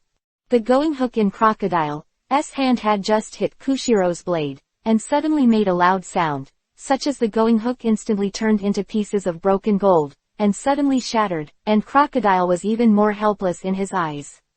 Take the god of faith and be swept away by the majestic force. Immediately afterwards, the sand grinder, which was not on the ground, suddenly rose. Grains of gravel gather into a sand curtain, which opens from bottom to top like a chasing net, and the crocodile is incense. Kushiro's stature history is close behind. There was severe pain in his hand, and the blood continued to flow down. Crocodile's eyes flashed with fury, and he looked at Kushiro who was rushing towards him. He suddenly turned over in the air, just as he was about to fall into the sand net, he suddenly a growl. Crocodile's hand suddenly turned into countless sand shoals and turned into a blade. Even Cheyenne was cut open. A passage like a purple thunder trace was trapped in the huge sand blade that soared into the sky and rushed towards Kushiro. The yellow sand was raised, Kushiro's figure suddenly stopped, his eyes were like swords, and the sword in his hand suddenly felt like he was holding it. Shanpingtian. The fishing nets formed by the gravel disappeared with a bang, but at the same time, all the gas was recovered by Kupiro. Road lore attack formation. Patrolling sword flow turned, and under the control of the majestic sword intent in Shiro's body, a huge white mountain suddenly appeared. The huge sand blade that is enough to cut through the desert is just like a baby in front of the giant mountain of self-color and fall. The sword chi that was made was controlled by Kushiro from Suwon, and the white sword chi of Dao Mi dashed towards the sand blade in a click. Just before the sand blade burned 3 inches in front of Kushiro. Ka. With the flow of white sword energy, the huge sand blade shattered into pieces and turned into nothingness. And the white giant mountain, like Tai Valley, crashed down. Chapter 61 Crocodile, dead. The interim, the situation suddenly changed dramatically. Crocodile's face immediately turned white, and the 3 mountains approached like the top of Taishan. If you want me to die, let me perish together, plowing and praying, Crocodile with both hands. Shalon endless. Crocodile burst out with all his power. The evil fruit leopard's ability instantly took time out of his energy. The area where the crocodile fell, a huge sheet of sand rising from the ground. Dense gravel swirling into the sky. Like Hongbin, the gravel rises upside down. It is extremely spectacular. What is that?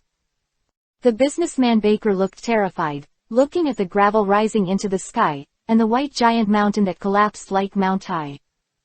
He had just escaped the sandstorm, and had just come out of his life, when he saw this scene again.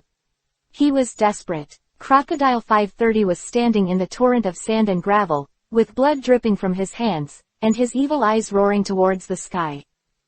The desert below him turned into a huge abyss in an instant. Crocodile is manipulating the endless gravel, soaring into the sky. Kushiro looks indifferent. Endless sword intent radiates from him, and he holds Linchu up in his hand. Flow, protect him as his own stupidity, pay the price. Zhang Weilang snorted coldly, his eyes were like knives. Jie Shang, who looked crazy crocodile, emptied the endless sand and gravel of the desert, rose into the air, spread out like a waterfall, spread out like a sky, and wrapped the group towards the white giant in an instant. To collide. Rumbling. The giant mountain crushed the void, with terrifying shocks, roaring like, falling down with the momentum of suppressing everything. Swish. From the wet sky, the gravel that rushed up at night rubbed together, making a sound like gold and iron colliding, and those who roared collided with each other. The huge Jin sound suddenly sounded, and a huge sound wave of deprivation sounded between the heavens and the earth and swept away towards the surroundings, forming bursts of gas explosions. An astonishing scene appeared, and the flying gravel was like a net pocket. The white giant crocodile's face is pale, enough to see that this is very exhausting for him. The fingertips of blood flowed down his fingertips, and he held up the giant mountain of sword energy and looked at Zheng Sizhao, who was standing by the void, and there was a hint of yin in his expression. Beneath the desert, the Shushui vein is being artificially controlled. Yi started the roaring clam rushing and cultivating the 4 divisions, as if the county did not notice it at all, and still controlled the white giant mountain to hold down the man for a full tea time. The desert under Kushiro's feet is rioting. The gravel soared into the sky and turned into a sand gun, exuding a sharp killing intent and blasted towards Zhang Sibu. Die! Crocodile roared, his eyes flashed with joy. Diameter of the sand guns is more than 10 meters BBBA, and the gun blades made of sand and gravel exude a coldness like a steel blade. The killing intent of the endless forest firmly locked Koichiro. But a mere swordsman, die. Crocodile looked at Kushiro, who had already fallen into the lore, and burst out laughing. He had just finished off the Baroque works Agent Tashigi and the others. He had just rushed out of the city when he saw this scene. The voice is exhausted in the words, which makes people feel heartbroken. In this scene of Mahawk's cowardly wisdom, he patted Tashigi on the shoulder, opened his mouth with confidence, believed in Kushiro, and believed in teacher Angeli's teaching. Mahawk's words were full of confidence, as if he was certain that Zhang Sibu would definitely be able to turn around and face the hundreds of sand spears below, suppressing Yao Wuxi's sand curtain. No matter how you look at it, at this moment, there is no Yu Zheng Sis eyes in Jiangxi County. After a bit of fun, he said softly, Dok Yan Kettle, at this moment, you have no trump cards. Kushiro's words made Crocodile's heart skip a beat, but what did he think? Kushiro is now sleepy. Kushiro let out a low voice. The white gas giant mountain suddenly shattered. The endless sword energy suddenly exploded. In the roar of Kushiro, the air of Lu Tianliu poured down. His entire personal history was a sudden movement, and the white execution gas surged towards the endless sand screen of the sand gun formation, but it was suddenly blown to pieces. Crocodile's eyes showed incredible meaning. How can it be? One in Crocodile's loss of voice, the heavenly sword chi blew through the sand curtain, and his whole body was instantly drowned by the chi. The endless sword energy by Guangzi lost everything. By the time the sword chi disappeared, everyone could see that Zheng Sibu was stabbing Crocodile's heart with a sword. What? Maybe. Crocodile was bloodied with the sword pierced into his chest. Zheng For coldly drew out his long sword, and Crocodile fell in response. Chapter 62. Marine's Big Plan, Slaying the Dragon. After Anjali's sword smashed Eni's lobby and Kushiro slashed Crocodile under the sword, Marine headquarters, Marineford, in the conference room, a once-in-a-decade scene began. The generals from Vice Admiral and above from the Marine headquarters all entered the meeting room. Zanjiao Basti sat silently in the conference hall. Next to him one after another, the Vice Admiral level generals were caught and seated, and there were only a few chairs left in the round conference table. These figures entering the meeting room shocked Bastiu. Vice Admiral of Marine headquarters is not a vassal, and there is a lot of limelight recently. Momoshige, who was nominated as the candidate for Tilda Admiral, is more concerned that the empty Fuzhong chair, Kai Ming is for Admiral and the Marshal. Even Buster Call couldn't use so many Marines between the schools. Bastius had a bad feeling in his heart. This kind of big move was almost the same as the decisive battle with rocks many years ago. It can be called the whole Marine mobilization. At this time, there was a sound of footsteps coming from the door of the conference room. Bastiu turned his head unconsciously and looked at the door. Looking at it, his eyes shrank suddenly.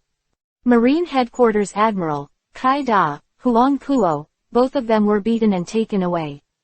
How could it be possible that someone could seriously injure two admirals? Just the shock in Bastiu's eyes. The other Vice Admiral's eyes showed inconceivable. Marine Headquarters Admiral is a big repression. To power. Looking at the injuries of the cat and the big one, it is clear that they were injured at the same time, which means that they were injured by the same person. How is this possible? A few surprises flashed in Momoshige's eyes.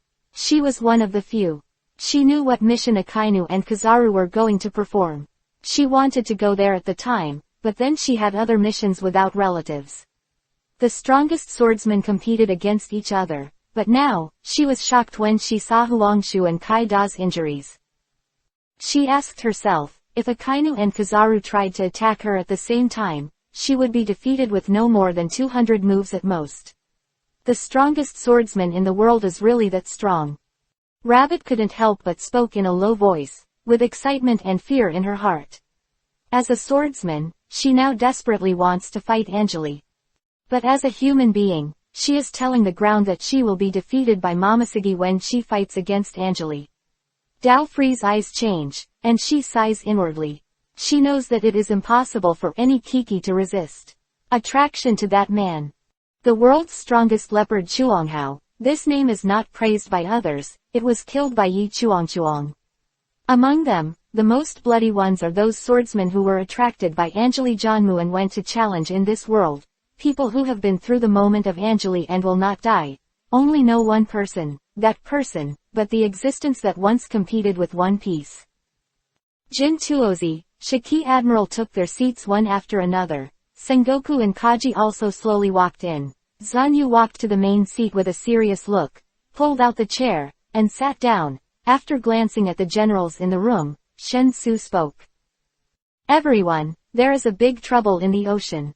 This big trouble may shake Marine's absolute justice. The Vice Admirals, who had already guessed in their hearts, suddenly changed their faces, digging out the trouble of Marine's absolute justice. This is, another rocks. The faces of the generals who have conquered the sea by the rocks have become ugly at the moment. They deeply understand how difficult it is to be a Marine when the sea is ruled by the Supreme Frost Lord in the new year. Ellipsis. Begging flowers. The air in the conference room suddenly became a little stressed. Sengoku, it's not as exaggerated as I said, but for a moment, you scared them, ha ha ha. Garp smiled majestically and spoke indifferently, making the atmosphere in the conference room a little clear, and most of Vice Admiral let out a sigh of relief. Sengoku glared at Garp, coughed lightly, and then said, "What I want to say next will be the absolute secret of Marine. If you step out of this door, these things, you must not be killed, Your Excellency Marshal." Almost at the same time, all the generals opened their mouths one after another, with determination in their eyes. Dao Free's eyes were filled with inquiry. She had already determined that what Zan Kuang's next topic must be related to that man. Sengoku Vivi nodded. then glanced at Akainu and Huang Hukai and said posthumously. Just yesterday, Tongfa Island was smashed to pieces, and Akainu and Kizaru Admiral who went to stop them were both seriously injured. The number of enemies who caused this result was only one person. Hearing this sentence, all the generals took a deep breath at the same time. Their eyes almost came out of the Eni's lobby, so many soldiers were stationed, and the two admirals went there, but they didn't stop each other. 1. Get up, C0 feet S reinforcements, the white prisoner's jade is broken.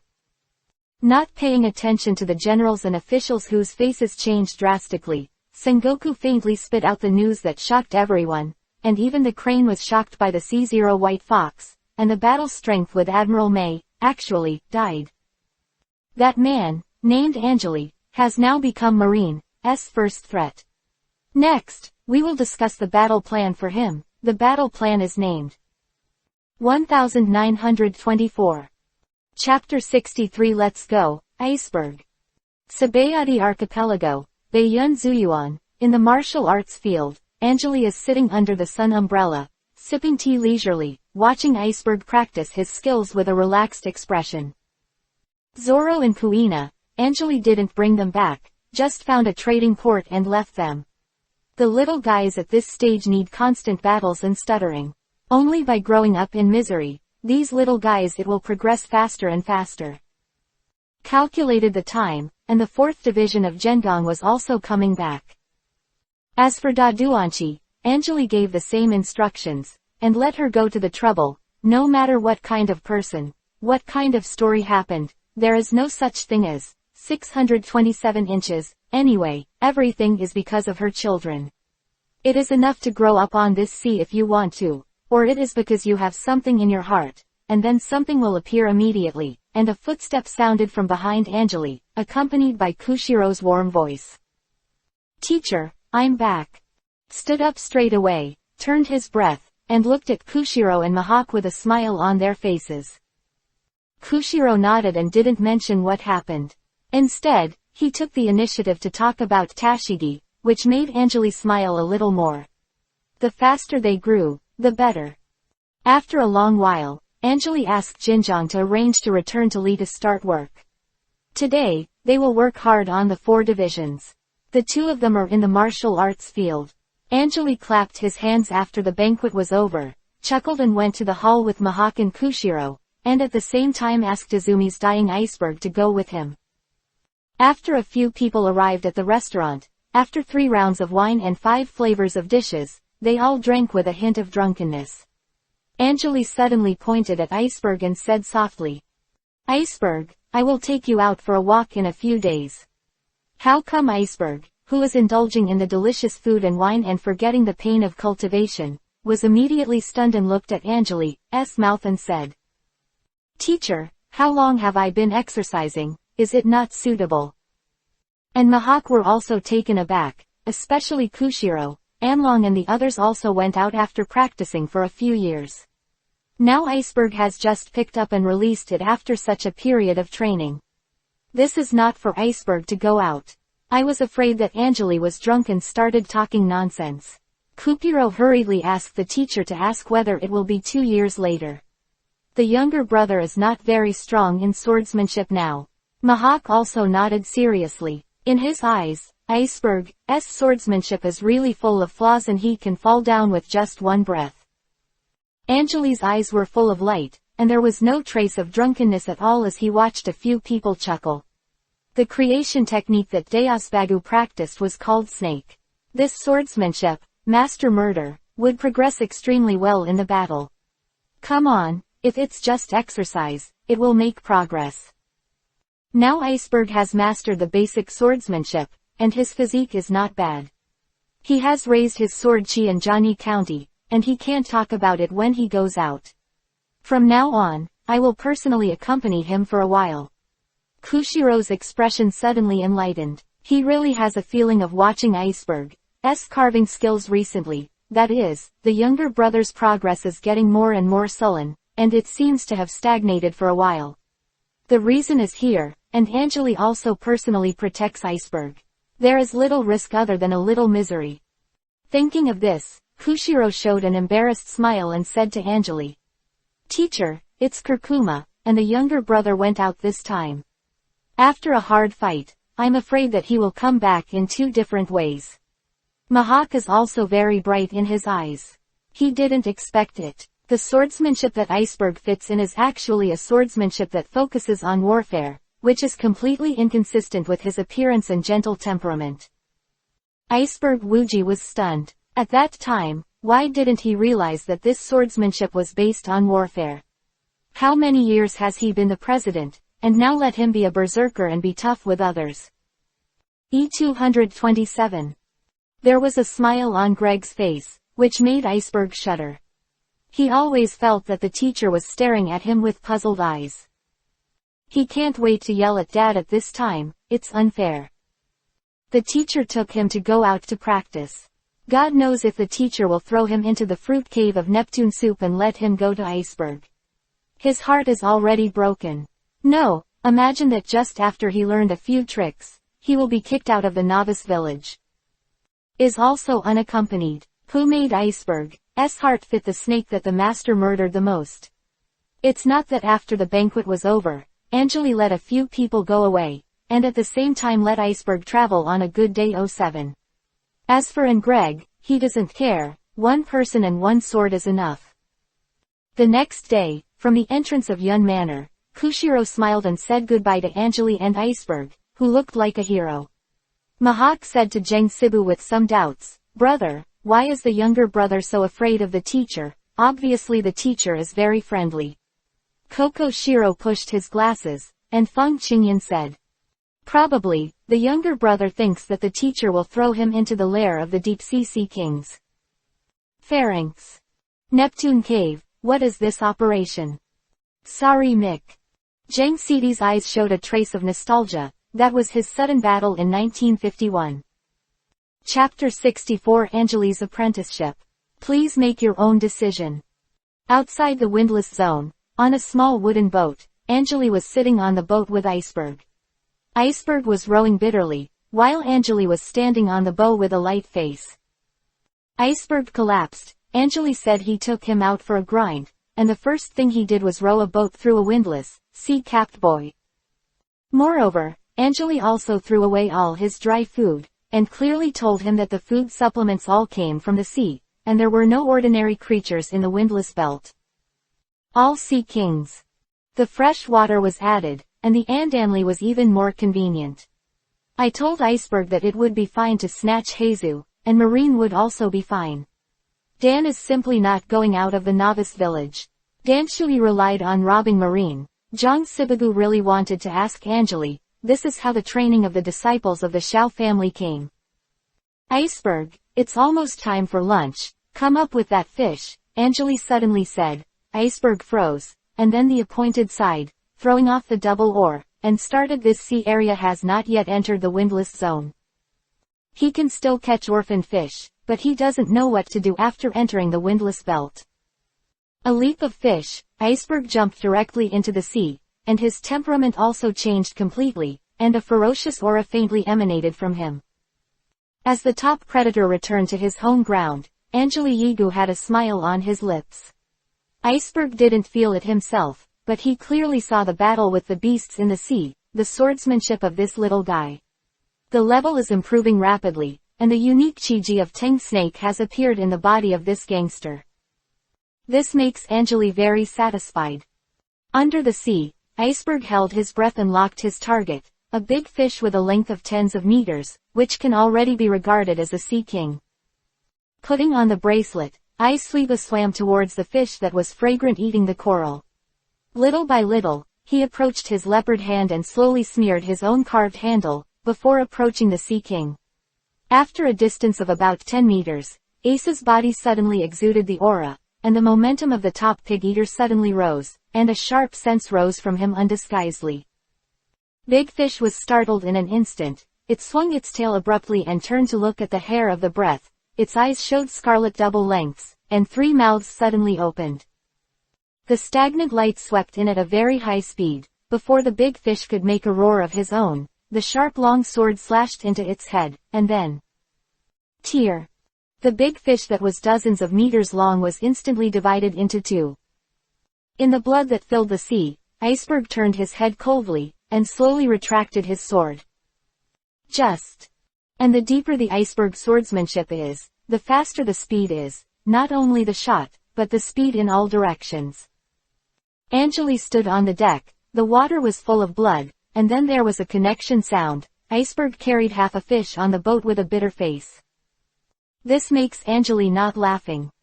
It's a piece of shit. Being attacked by Angelica, Iceberg was not there either. He had nothing to do with him. The image of the president and Mr. Piangia had been completely discarded by him. He only hoped that after entering the windless zone, the teacher would not give him any problems. He honestly picked up a knife, and Iceberg started to serve sashimi. Teacher. In the distance, a strange ship is sailing out of the Phoenixless Belt. It is said that it is strange because it is completely pulled by two large cockroaches. The two pairs of scarlet holes were full of violent killing intent, and the sea kings under the sea were scattered and fled. After leaving the ship, a large green-haired woman was standing on the sunhead, and she looked boredly ahead. She just left office. 181 of Shichibukai, sister of Boa Hancock, second princess of Maiden Island of Boa da Sunia. There is nothing to do. I came out today to rob and impress merchant ships, because the material wells produced by Maiden Island itself cannot meet the needs of Zier Island. Of all Maiden Island soldiers, was founded with the original intention of going out to sea to loot. Although Boa Hancock has become the king of Shichibukai and their lives are now a little better, but the 9 Snake Sea Pirates Regiment Heian's vices still haven't changed. The King Shichibukai is just asking the 9 Snakes Sea Blue team to justify the receipt of the travel expenses. The reason why Boa Dacia is bored is because, since the 9 Snake Seafood team has become more and more famous, there is no more who put them up against them. This makes her feel dull every time she goes out to sea. I really hope there will be a strong enough opponent. Boa Sandersoni Aditi sighs a little. 1978. Chapter 65 Fighting the 9 Snake Pirates. It's not a big place on the boat, but Iduanbagu is more particular about it. He just made a small table. After the sashimi has been sliced, put the glutinous rice on it, and then take out the sauce and adjust it. Jing handed a pair of children to Anjali and they started to dine. Anjali was quite ignorant of Iceberg's craftsmanship. Although he didn't care what he wanted to eat, he was able to make beautiful products under limited conditions. After eating only what can be eaten, Ihubagu consciously began to rinse the utensils with seawater, but Anjali used his knuckles to lightly sour Sachuan, and said with a sigh. Iceberg, you said that the fresh water on the boat is only enough for the two of us for another 2 days, what do you think about the xenon? Hearing that his teacher was living, Isibagu was so stunned that he almost didn't have a steady hand on the plate. After Anjali finished saying this last time, Baijian asked him to kill a Hayu. Let him drink the blood of Hyzen for 3 days. The seawater was too salty to drink on tap, but the blood of Hyzung was no problem. In those 3 days, it was almost like vomiting when he met Yimo Hyung. Iceberg's eyes were red and he directly killed him. The other party seemed to have a grudge against him. Thinking of those days of Shu Yao, Iceberg quickly opened his mouth to cover. Teacher, why don't we speed up, find a marine or a pirate field, or an island, bring some fresh water? Anjali touched his chin, and said with some playful tone. But this is Lajan, if it's Haituan, it's the 9 snakes. Marine will come here occasionally. If you want to find it, you can only fight with the 9 snakes. The leader of the other party is one of Shichibukai. Iceberg's face turned green when he heard Anjali say this. Shichibukai, the teacher wants him to challenge the role of such a sea overlord. Anjali said after the departure that unless he was going to die, Anjali would never be able to shoot. Now, it is located in the windless belt, and it is close to the sea in all directions. There is nothing. If he doesn't want to drink the blood of sea beasts, it seems that he can only fight with the people of 9 snakes. Now Iceberg suddenly realizes why the teacher forced him to drink the blood of sea beasts. I am afraid that the reason is to let him go to the front and face the 9 snakes. With beasts, Those who fight with people will make rapid progress. Anjali's eyes flashed with a smile. This little guy Iceberg, now he can only willingly fight the top sea group on the sea and far away. As soon as the little black spot appeared, Iceberg was stunned for a moment. He shouldn't say anything, just come. Turned his head step by step with a smile in his eyes, and said softly against Iceberg, what do you think? Is it to drink EPUB blood, or fight with Jews people? It's all up to you Tilda. Iceberg took the tableware out of the sea, washed it, folded it on the small edge, slowly stood up and picked up the matching engraving on the shengxian, and said in a resigned manner.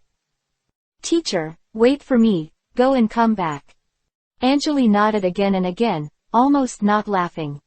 Yes, I can see that there is a little doll on that boat. The strength is not bad. It is just suitable for Spargu to sharpen his skills. PR and Dasonia leaned on the boat, whistling boredly, and suddenly her eyes moved. A dark shadow was approaching the boat at a very fast speed, and she was stunned for a moment. Is it the Sea King beast? Thinking of this, she felt a little excited. No one was fighting, and fighting sea beasts could also relieve her fatigue. But after she decided to hide it, she found that the silhouette of the shadow was a man with a scorpion. With Lu, she is taking her seat as a giant standard.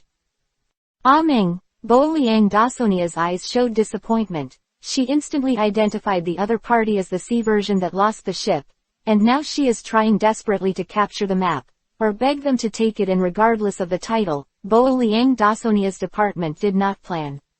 Recited, where Maiden Island is located, men are not allowed to step in. And because of the 2 years of medicine, Boa Liangdanya is very disgusted with men. Boa Dasonia blew the secret code of a sensible festival committee, and then pulled the old Tu Hailu and moved the private Tu, Wang Lihao, double the sea snake with scarlet eye. Azul suddenly turned its head to look at the black spot on the sea, and the mad killing intent in his eyes suddenly turned into a cold need to kill. The Tu Hailu suddenly picked up their heads and let out a roar to the sky. The huge body of the sea snake under the sea also began to swing, and the sea suddenly began to surge. Iceberg, who was walking on water, was instantly disrupted by the surging seawater, and at this time, the chains on both ends suddenly moved. 2 sea snakes jumped directly into the seawater, and under the sky, 2 shadows were approaching Iceberg, who was a little unstable, with extremely fast escapes. Chapter 66 Battle against the second Queen of Maiden Island. Please make your own decision. That is, he stepped on the sea water, and the sword energy was evenly smeared under the feet. With this, Iceberg was able to make waves on the sea surface, making his body a little unstable, but, at this moment of the sky, the sea was divided into 2, and the shocking waves rose into the sky, and accompanied by 2 huge sea snakes, appearing in front of Iceberg. The snake arc of hundreds of meters, the boat head is wide open, and even people can feel the burst of urea wind. The 2 sea snakes let out a roar. Boa Sandersonia watched this scene indifferently. The poor little pirate was probably going to be smothered like this, but her heart was not shocked. There are too many people who died on the sea, and it is not bad that these 2 icebergs, figures are gradually showing a strange spirit in the gradual waves. 2 sea snakes with their giant mouths incensed 653 times, but a gleam of light flashed in Iceberg's eyes suddenly, and his feet surged up. Sword light soars into the sky. The sound of the clash of gold and iron suddenly boomed, and at that moment, Boa Sandersonia, who was standing on the deck, showed a surprised look. The 2 sea snakes let out a roar of pain. The scales and blood that flew out from the 2 hidden wines went directly to the sea. Iceberg's hair was blown by the sea breeze, and there was already a sword mark in each eye of the 2 sea snakes. At that moment, Iceberg's sword was like a sword. 2 handles were differentiated, and at the same time, they passed through the huge eyes of the sea snake, and the whole person passed between the 2 huge heads of the sea snake. A desolate aura of eternity suddenly rose up, like a supreme sewer who existed in ancient times, BDB, revived on the earth. The 2 sea snakes were roaring, and after feeling this overwhelming pressure, even the beasts felt frightened as if they were frightened, and the fierce fighting feeling was no longer there, so they wanted to plunge into the sea, but a move faster. Cocoon Ape said that speed is both power, and this sentence is not wrong. Extreme speed can often bring extreme killing. The virtual image of the snake unfolds behind Iceberg. The two butterfly wings are like a shadow that covers the sky and the sword. The light is mixed with the bolt and howl. An orange sword light suddenly appeared, and the heads of the two sea snakes fell instantly. The sound of the bone stuffing being chopped by a sword sounded clear in Boa Sandersonia's ears, and the huge corpse fell into the sea with huge splashes of water.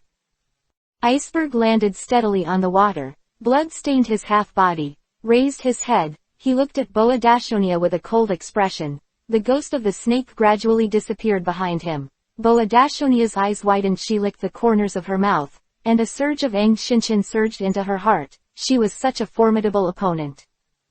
Only then can she find fun every time she goes out to sea. She stood up, her green hair was blown wildly by the sea breeze, her eyes were bright, and she saw Aishuba speak loudly. Boa Sundarinia never cut the nameless green. Iceberg looked cold, and Dianya Sandasonia, who was standing on the bow of the boat, spoke indifferently and said to the disciples of Teacher Lai, Iceberg. Angeli. Boa Sandersonia faintly felt that the name seemed a little familiar, but now she has to care so much. Looking at Iceberg, she looked at Iceberg like a letter with her tongue slightly raised. Boa Sandersonia showed endless fighting spirit, roared and said, "Well, Iceberg, I'll remember your name after you die at my hands." Between the two gradually heated up, and the battle filled the air. Iceberg Maud raised his execution, and Vivi bowed with a cold expression.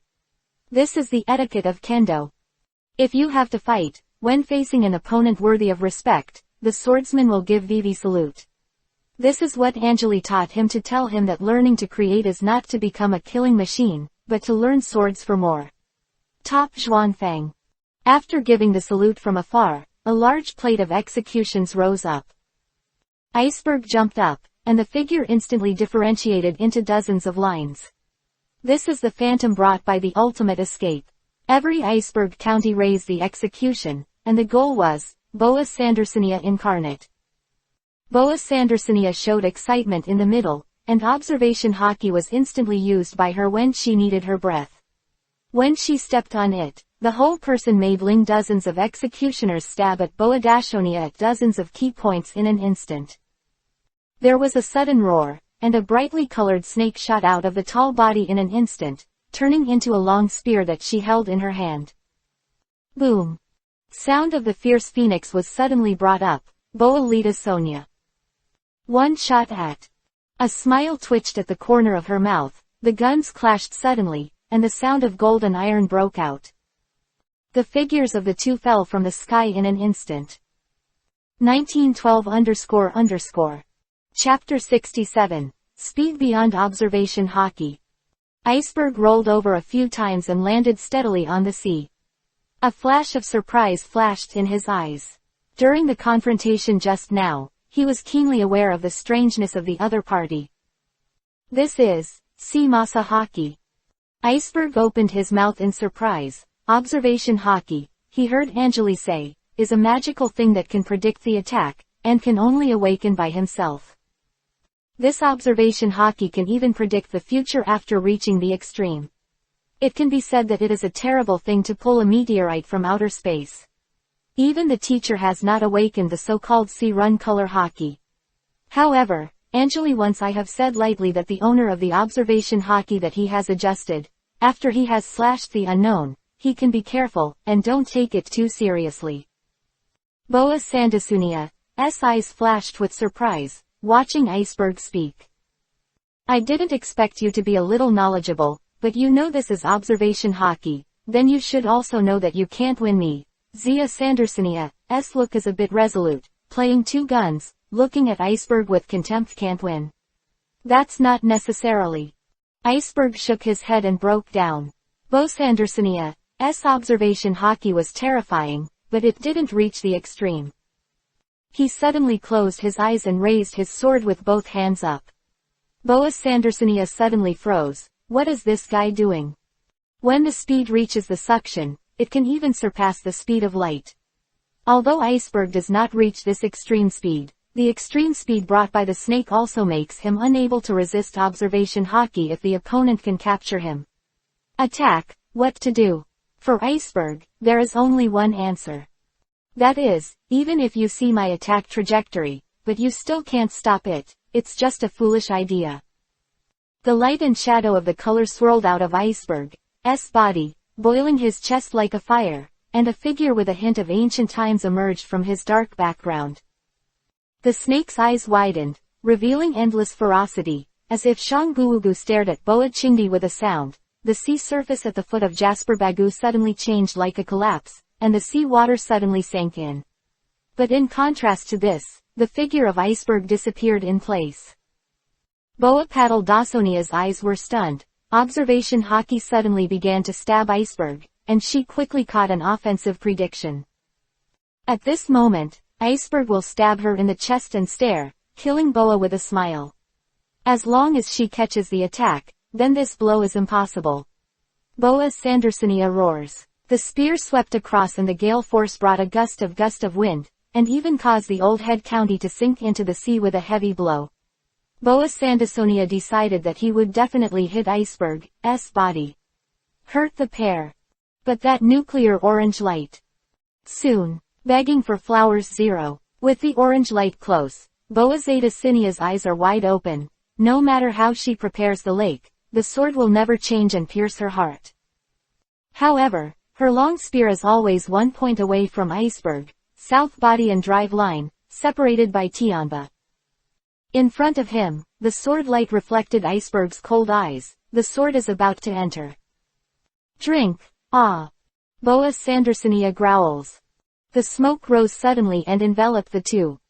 After the smoke cleared, a huge degraded snake woman appeared on the spot, and Iceberg's long sword only stabbed Boa Sandersonia's tail part. Boa Sandersonia looked down at Iceberg with a livid look, and said every word very well. I underestimated you. Iceberg's expression didn't change. He stepped down abruptly, his figure suddenly retreated, his long sword suddenly pulled out, and he brought a handful of fresh giant tails and shot it from above. Iceberg dodged the snake's tail, and then, his eyes showed a cold light. Bully stood in the distance watching Iceberg's battle, with a few smiles on his face, concealing the true meaning of the snake, getting stronger and stronger. This is a good. The sound of Len Kai's wind pressure. Iceberg's body that was spinning in the air suddenly turned over. He stepped directly on the snake's tail, and then started to run. The phantom of the dangerous snake appeared behind him, emitting a silent hiss, and suddenly dissipated in the aura of the top pig-eater. Boa Zidane Nie roared and blasted out with a punch. 642__. Chapter 68 Burst. The Empress who suddenly broke into the battlefield. The style of study is lingering, and it is like a wall. Facing Boa Dasonia's violent offensive, even at the risk of injuring the enemy by 1000 and self-destructing 800, Iceberg's face flashed with a paleness. The snake-like shadow behind him suddenly swelled several times. It is like the soaring snake that covers the sun all over the country and wraps up the giant snake. The cockroaches turned to the two sides, and Yi Yang was shielded, and there was an endless shadow. What's going on? Female adult. What devil fruit power is this? The female soldiers of the 9 Snake Sifu Regiment had a 443 look on their faces, and UCC feared that Iceberg's speed suddenly increased, just like Ji Zheng's rebirth of the snake in the wind wall. Before his arrival, his figure was like a phantom, and his whole body suddenly appeared in front of Boa Sandersonia's forehead. Compared with the huge opponent after the Devil Fruit's ability was activated, Iceberg was only as small as an ant. But this ant, in the shadow of the sky, gave Boa Dasonia an extreme sense of danger, a sense of danger. Enough to kill her. Boa Sandersonia's eyes shrank. She couldn't dodge this blow. Observation Hockey has predicted that the opponent's next sword will pierce the eyebrows, and she also knows that the opponent will have no more power after this sword move. Only to be slaughtered. Once it is, this sword can't be avoided, and everything is in vain. What devil fruit, what observation Hockey, in front of this sword, it's like a joke. Death. At this moment, came to Bosandersinia inadvertently. The voice was like a rolling voice, and a tidal wave appeared, and a figure with a wonderful figure suddenly broke into the phantom of the brain, booming to iceberg so fast that it even brought a burst of air bangs. The air is broken. Iceberg looks at each other. This, attacking the enemy will save him. He can't dodge at all. I'm afraid he will be killed on the spot before he can use Lu to stab Bosandersinia Kayakson. The tragic feeling rose in his heart. His heart was stunned. He simply did not dodge. Even if he was punched to death, he would die together. Iceberg gets tough. At this moment, a low male voice resounded through the battlefield of several people. Along with the magnetic low-pitched sound, a figure appeared in the field. Lu, the two learned. All of them were blocked by the sword vortex rising from his body, and the powerful rebound force directly shook the three icebergs in the air. Standing in the air, looking indifferent, he let out a sigh of relief, put his sword back into the nitrate, and said strangely, "Teacher, if you shoot later, your lovely disciple will be beaten to death on the spot." Anjali glanced at the disciple who guarded the skin, and said lightly to take you out to practice. How could a teacher take action before it's a dead end? Yasandersinia had already released the devil fruitification at this time. With cold sweat on her forehead, a man who suddenly appeared in midair, with a look of suspicion and fear on her face. Anjali was wearing a black suit and looked too young. With a sword on his waist, he looked like an ordinary hunter who could be seen everywhere. He just stepped into the arena, right after the woman who launched the fatal blow from Jasbagu landed on the deck. She saw Anjali's figure, and her expression suddenly changed greatly. "Are you Angela?" It was none other than Boa Hancock. Shichibukai, one of the most powerful kings in the sea, became Shichibukai at a young age, and was also crowned as the world's most beautiful woman. It can be said that Anjali's look is the most feared and liked person in the sea. Surprised, he glanced at Boa Hancock and said, "You actually know me." Boa Hancock's beautiful face at this time is a bit ugly. Anjali, she doesn't know it, but when the Ennies lobby was broken a while ago, Anjali's image was distributed to all marine-related forces, and clearly stated that whenever there is any trace of this man, it must be reported in every detail. Because Boa Hancock is O1 Shichibukai, he knows some of Anjali's deeds, including his record of breaking the Ennies lobby and his anger as the world's strongest swordsman. Although Marine did not publicly release the general order for Anjali, Anjali is a veritable Marine's #1 loyalist. Boa Hancock thought about this, and his face became serious. Immediately, Vivi bowed and said, "My concubine doesn't know how my sister conflicted with your disciple, but I will give enough compensation as apology. No matter what request, the concubine will agree."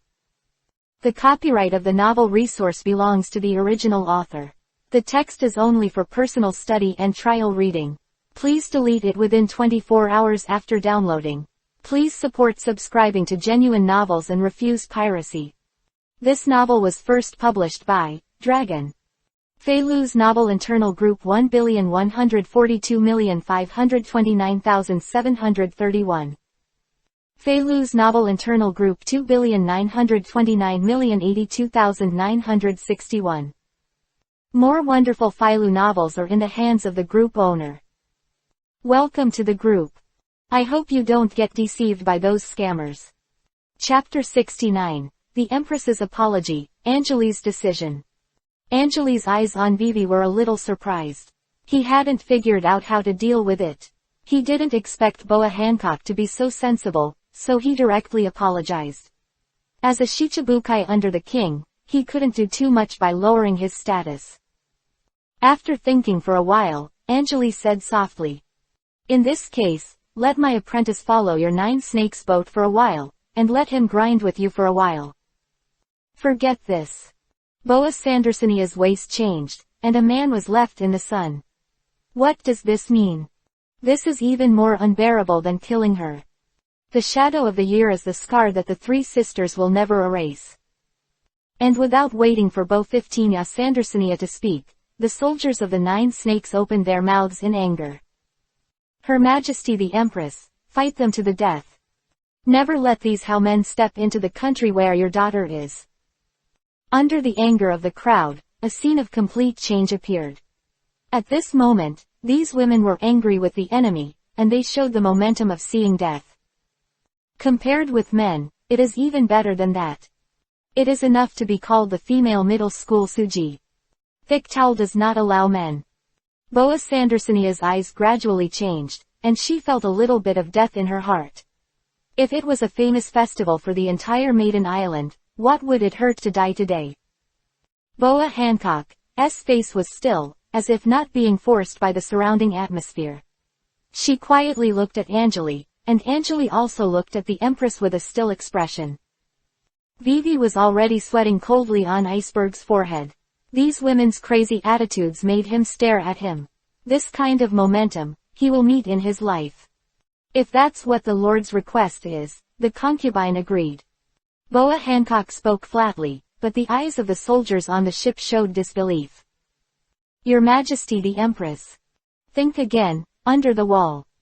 Boa Sandania's eyes were also unbelievable. How could my elder sister agree to such a request? The ancient teaching of Maiden Island has never been broken. Sister. Boa Sandasnia raised her mouth anxiously, but Boa Hancock directly threw a cold eye at her. Her eyes were as cold as a fan, and her blood was extinguished in one fell swoop. Then, Boa Hancock put a smile on his face and looked at Anjali and said, Lord Anjali, why don't you let your disguise set you up for you in a while? Boa Sandania's eyes were full of disbelief. Her sister who always hated men when they arrived, how could she speak so openly to this man? Anjali shook his head and said casually, No, I'm going to go first. I have something to do. In the next few days, you don't need to care about other things. Let Iceberg act with your ship, and let him see more and more things on this sea. Iceberg was stunned when he heard this. Is the teacher leaving? Anjali actually had some plans. He just wanted to do something, otherwise he wouldn't ask 9 snakes to take in Iceberg. It seems that this newly appointed Shichibukai also has some eyesight. That's right, let Boa Hancock be the nanny for him, and he'll do his own business. There was a hint of surprise in Boa Hancock's eyes. She was about to bleed heavily, and she didn't even want to let some travelers use her body to feed the tiger, but this big time seemed to have made a simple request. Raised high and put down gently, Boa Hancock has no reason not to follow. She is now not only a child, but also the co-owner of Amazon, the Queen of 9 Snakes, the King Shichibukai, and Boa Hancock. Since you're an adult's fan, of course you'll be late. Boa Hancock was weak, and directly accepted the other party's arrangement with a gesture of lowering his head.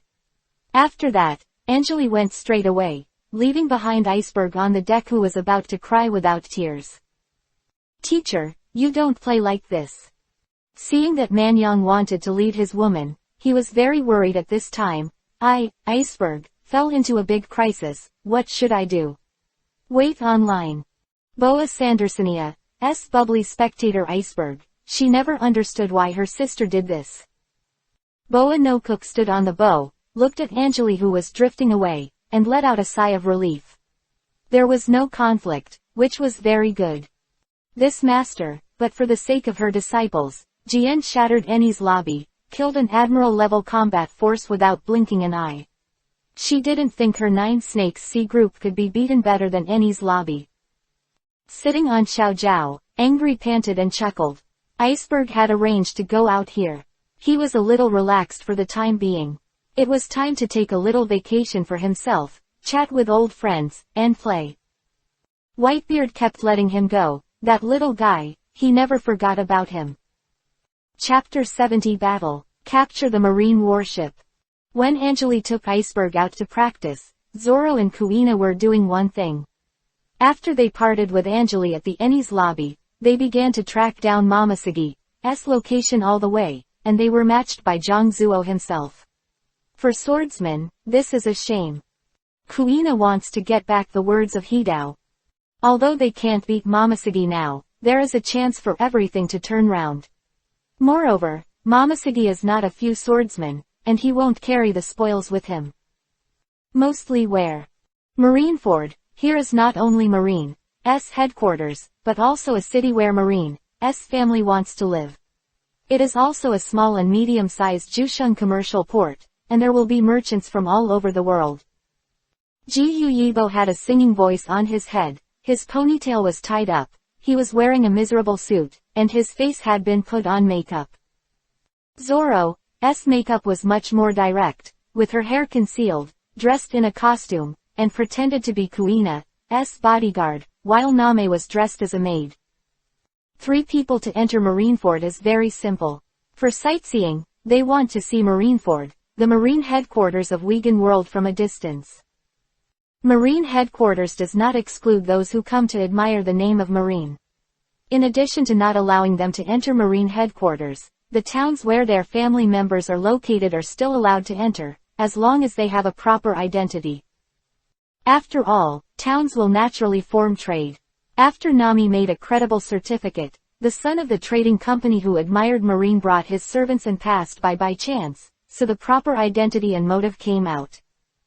Because, the fabricated trading company does have business opportunities to establish a business with this town.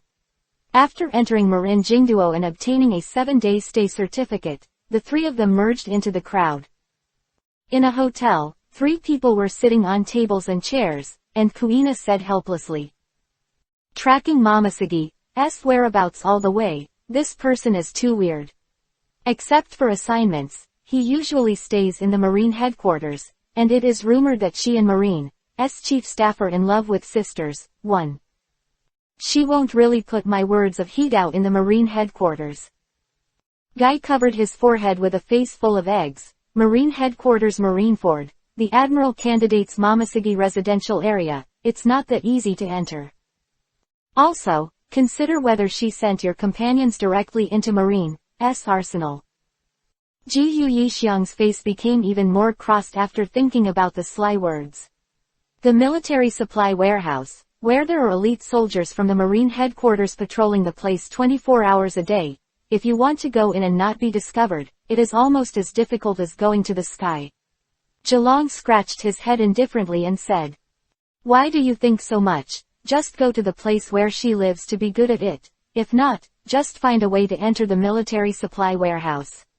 Kuina and Nami rolled their eyes at the same time. Marine is heavy, so easy to enter. When the time is old, Marshal Marine and Hero Marine don't have to shoot. When a few vice admirals come out, they have to go in. Just when Kuina was distressed, Nami's eyes lit up and she spoke in a low voice. "I think we can create a fake marine identity, and when we find a Taoist when he goes out, go in directly, as long as we do a clean case. We should not be found, and if we are lucky, the sword can also be retrieved." When Kuina heard Bumei's plan, her eyes flashed with joy, and she grabbed Yimei's hand and said, "I knew you could do it, unlike Zoro's idiot, who can't do anything except fight."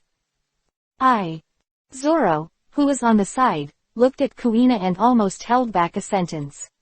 "You violent girl is too embarrassed to say it. And which fight did you not start to pick first?" This simple and courageous battle plan was immediately adopted by Guy, and the 3 of them planned to carry out the battle with such audacity. To enter Marineford, the marine headquarters, is to obtain the identity certificates of the 3 people. This thing is easy and simple, and difficult to say. Off the coast of Marineford, on a small island, Zoro was lying on a tree with a displeased face, and said looking around. Naguan's plan and Kuina's decision. They ran to this place, Zhao Wang's, ready to go straight to grab a marine from all over the world, and steal their identity for their own use. A warship from West Blue is heading for Marineford, marine headquarters. The mission of this warship to Marineford is to transport some classified documents to the headquarters for archiving. This is a periodic mission, and it will start every once in a while, but because it is on a marine-only route, the escort force of such a warship is not too strong. When Zoro saw this warship through the telescope, his face immediately turned A. After playing for so many days, he was about to become a savage, and finally came the warship of the general world. Ji Yiki, work. Chapter 71 Strike. Disgruntled Colonel. Kuina, who was resting in the forest, heard Zoro's voice. She jumped straight. "Here we come, here we come." The long sword on the side, Kuina said to Nagwan. "You stay on the product first, until Zoro and I pick him up." Nagwan nodded. There was a hint of worry in her eyes. If the execution of this kind of plan to change the world outside Marineford is not handled well, she will be chased and killed by Admiral. The strength of Admiral level is almost suppressing the entire sea. Zanyibuk took his sword and ran directly to Zoro's side. After he had finished his eyesight, he found a fleet of warships heading towards Marineford angrily. And the surrounding sea area, through Wang Yuan Shen to check, there is no Marine's army. This is definitely an opportunity to complete the level. Moreover, no one would have thought that such a shocking drama is about to be spilled in the sea off Marineford.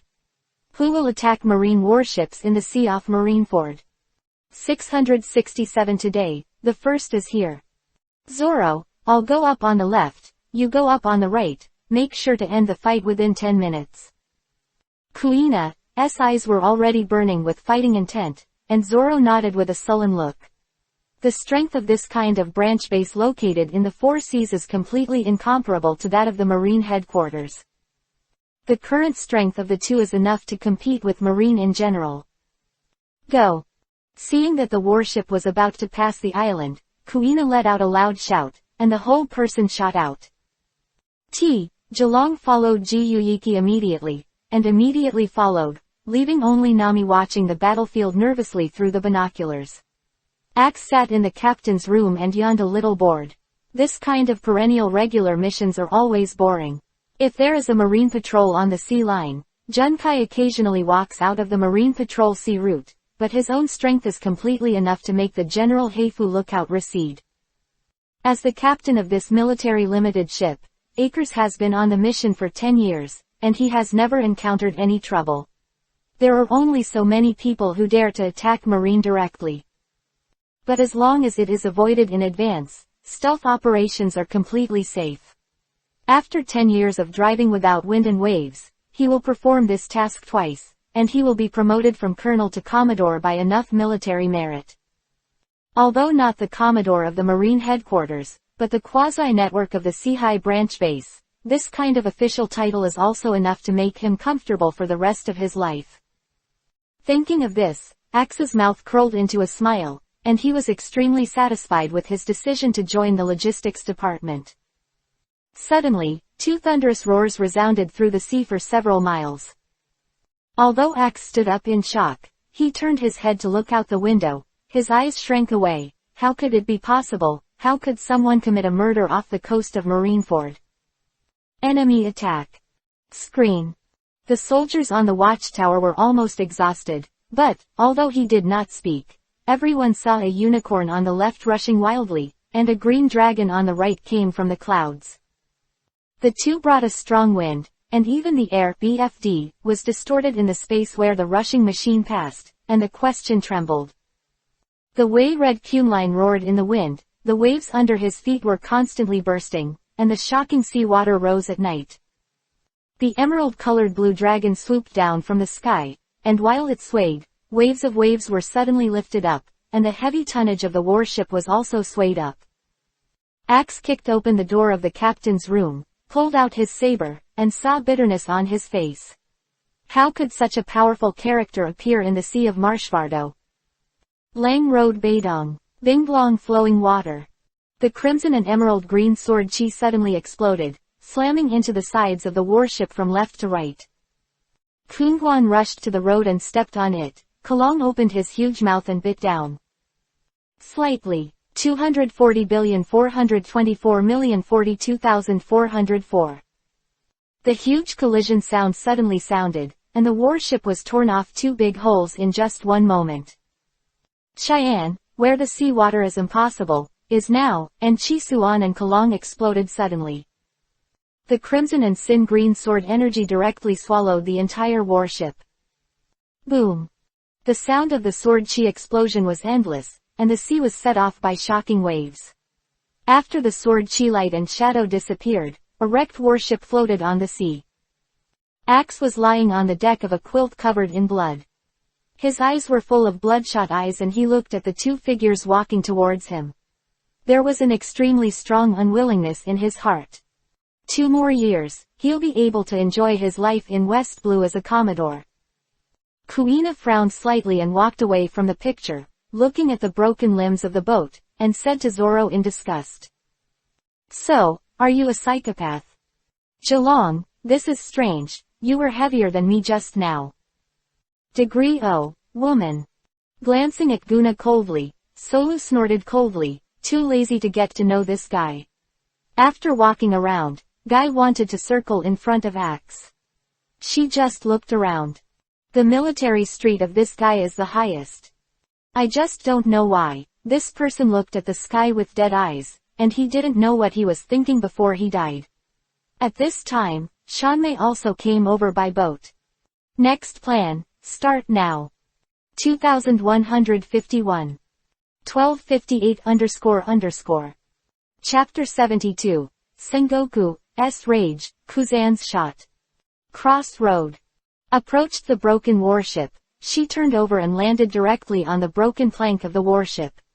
She trotted to Kuina's side.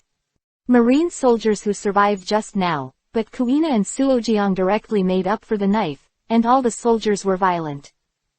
Nashao walked to Kuina's side. She hurriedly opened her mouth. The copyright of the novel resource belongs to the original author. The text is only for personal study and trial reading. Please delete it within 24 hours after downloading. Please support subscribing to Genuine Novels and refuse piracy. This novel was first published by Dragon. Feilu's novel internal group 1,142,529,731. Feilu's novel internal group 2,929,082,961. More wonderful Feilu novels are in the hands of the group owner. Welcome to the group. I hope you don't get deceived by those scammers. Find 2 Navy, Army uniforms and put them on. Then, under the arrangement of Nagwan, Suojang and Jiyuilua went to change their clothes, and Nagwan began to judge which branch was needed for this warship record based on the colonel who died unknown. After hurriedly picking these up, Nagwan also changed into a uniform, and spoke to Suojiang and Kuina with a serious face.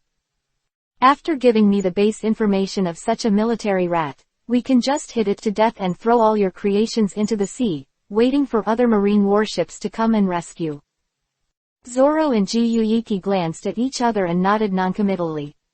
The sword they are using now, which is the one they got easily, will be lost if they are lost. Only the matching sword that integrates your own mind cannot be given up. Then, Yuanmei told the two of the information they had found. After narrowing down the identities of a few people, Kuina and Zoro gave themselves a few knives. After they were bleeding, Pu found a place to lie down. Go down. It didn't take long for a Marine's warship to pass through this sea area. Seeing the warship that was directly sunk, the warship was startled instantly and began to rescue while notifying Marineford. Marineford, Marine Headquarters, in the Marshal's room, Sengoku scowled with anger, slapped the table fiercely, and roared. Does anyone really dare to provoke Marine now? There are people near Marineford who dare to attack Marine warships directly. Sample. Looking at Sengoku's angry face, Garp smiled broadly, eating the potato chips in his hand, and the look of Garp who had nothing to do with him made Sengoku extremely unhappy for a moment. He walked over and snatched the bag from Garp's hand. The potato chips were eaten, and the two quarreled. And then, almost immediately, Admiral Jivy was dispatched to deal with the string, and someone dared to break ground on Marin Widuo, Marine Headquarters. This kind of thing, Sengoku will not tolerate no matter what. He has given a death order. As long as he finds who did it, even if it is 4, he will fight. At the same time, this Shui was also listed as an absolute secret. If this was spread out, Marine would lose face in an instant.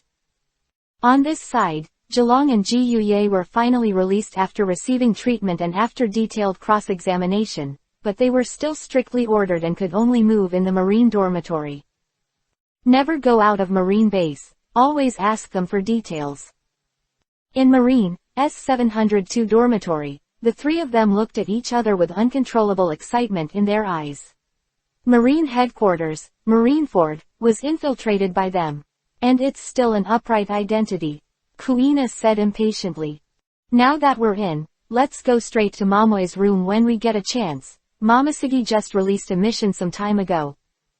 Nami nodded in agreement, but her point was, Marine will definitely find clues soon. Sengoku must have dispatched at least Vice Admiral's generals to take charge of this matter. We must find the swords of Hidayuan this morning and escape. Otherwise we won't be able to escape. At this time, Ropeway was not afraid of the big problem at all. He tugged on his marine uniform, looked at Guan and smiled. I didn't expect that we sneaked in so easily. Bo Mei, you are very capable. Na Guanlang rolled her eyes. She was not innocent during this time. She often read books, and knew all kinds of information, plus her previous experience as Haiku Xiaoyu. They can live in such a profitable way, and Na Guan mainly uses a human psychology. That is, no one will think that the murderer who killed the warship dares to take the initiative to enter Marineford. Flowers. Normal people would think that the murderer has been proven.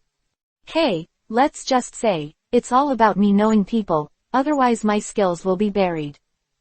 Rabbit dwelling. Kuina spoke shamelessly. After the three of them teased for a while, they planned to enter the identity of Dao Marine openly and above board tomorrow morning. This natural convenience is enough for them to enter the place where Momoshiki lives without being guarded. Small yard. At night, it is easy to scare the snakes.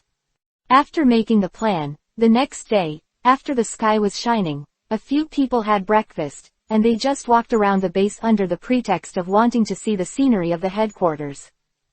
According to the map obtained before, several people walked to Momoshiki's small yard in a planned way. In the outer sea of Marineford, Ching Nan checked the battlefield several times and saw the signs of the broken hull. He kept thinking in his mind, who could do such a thing?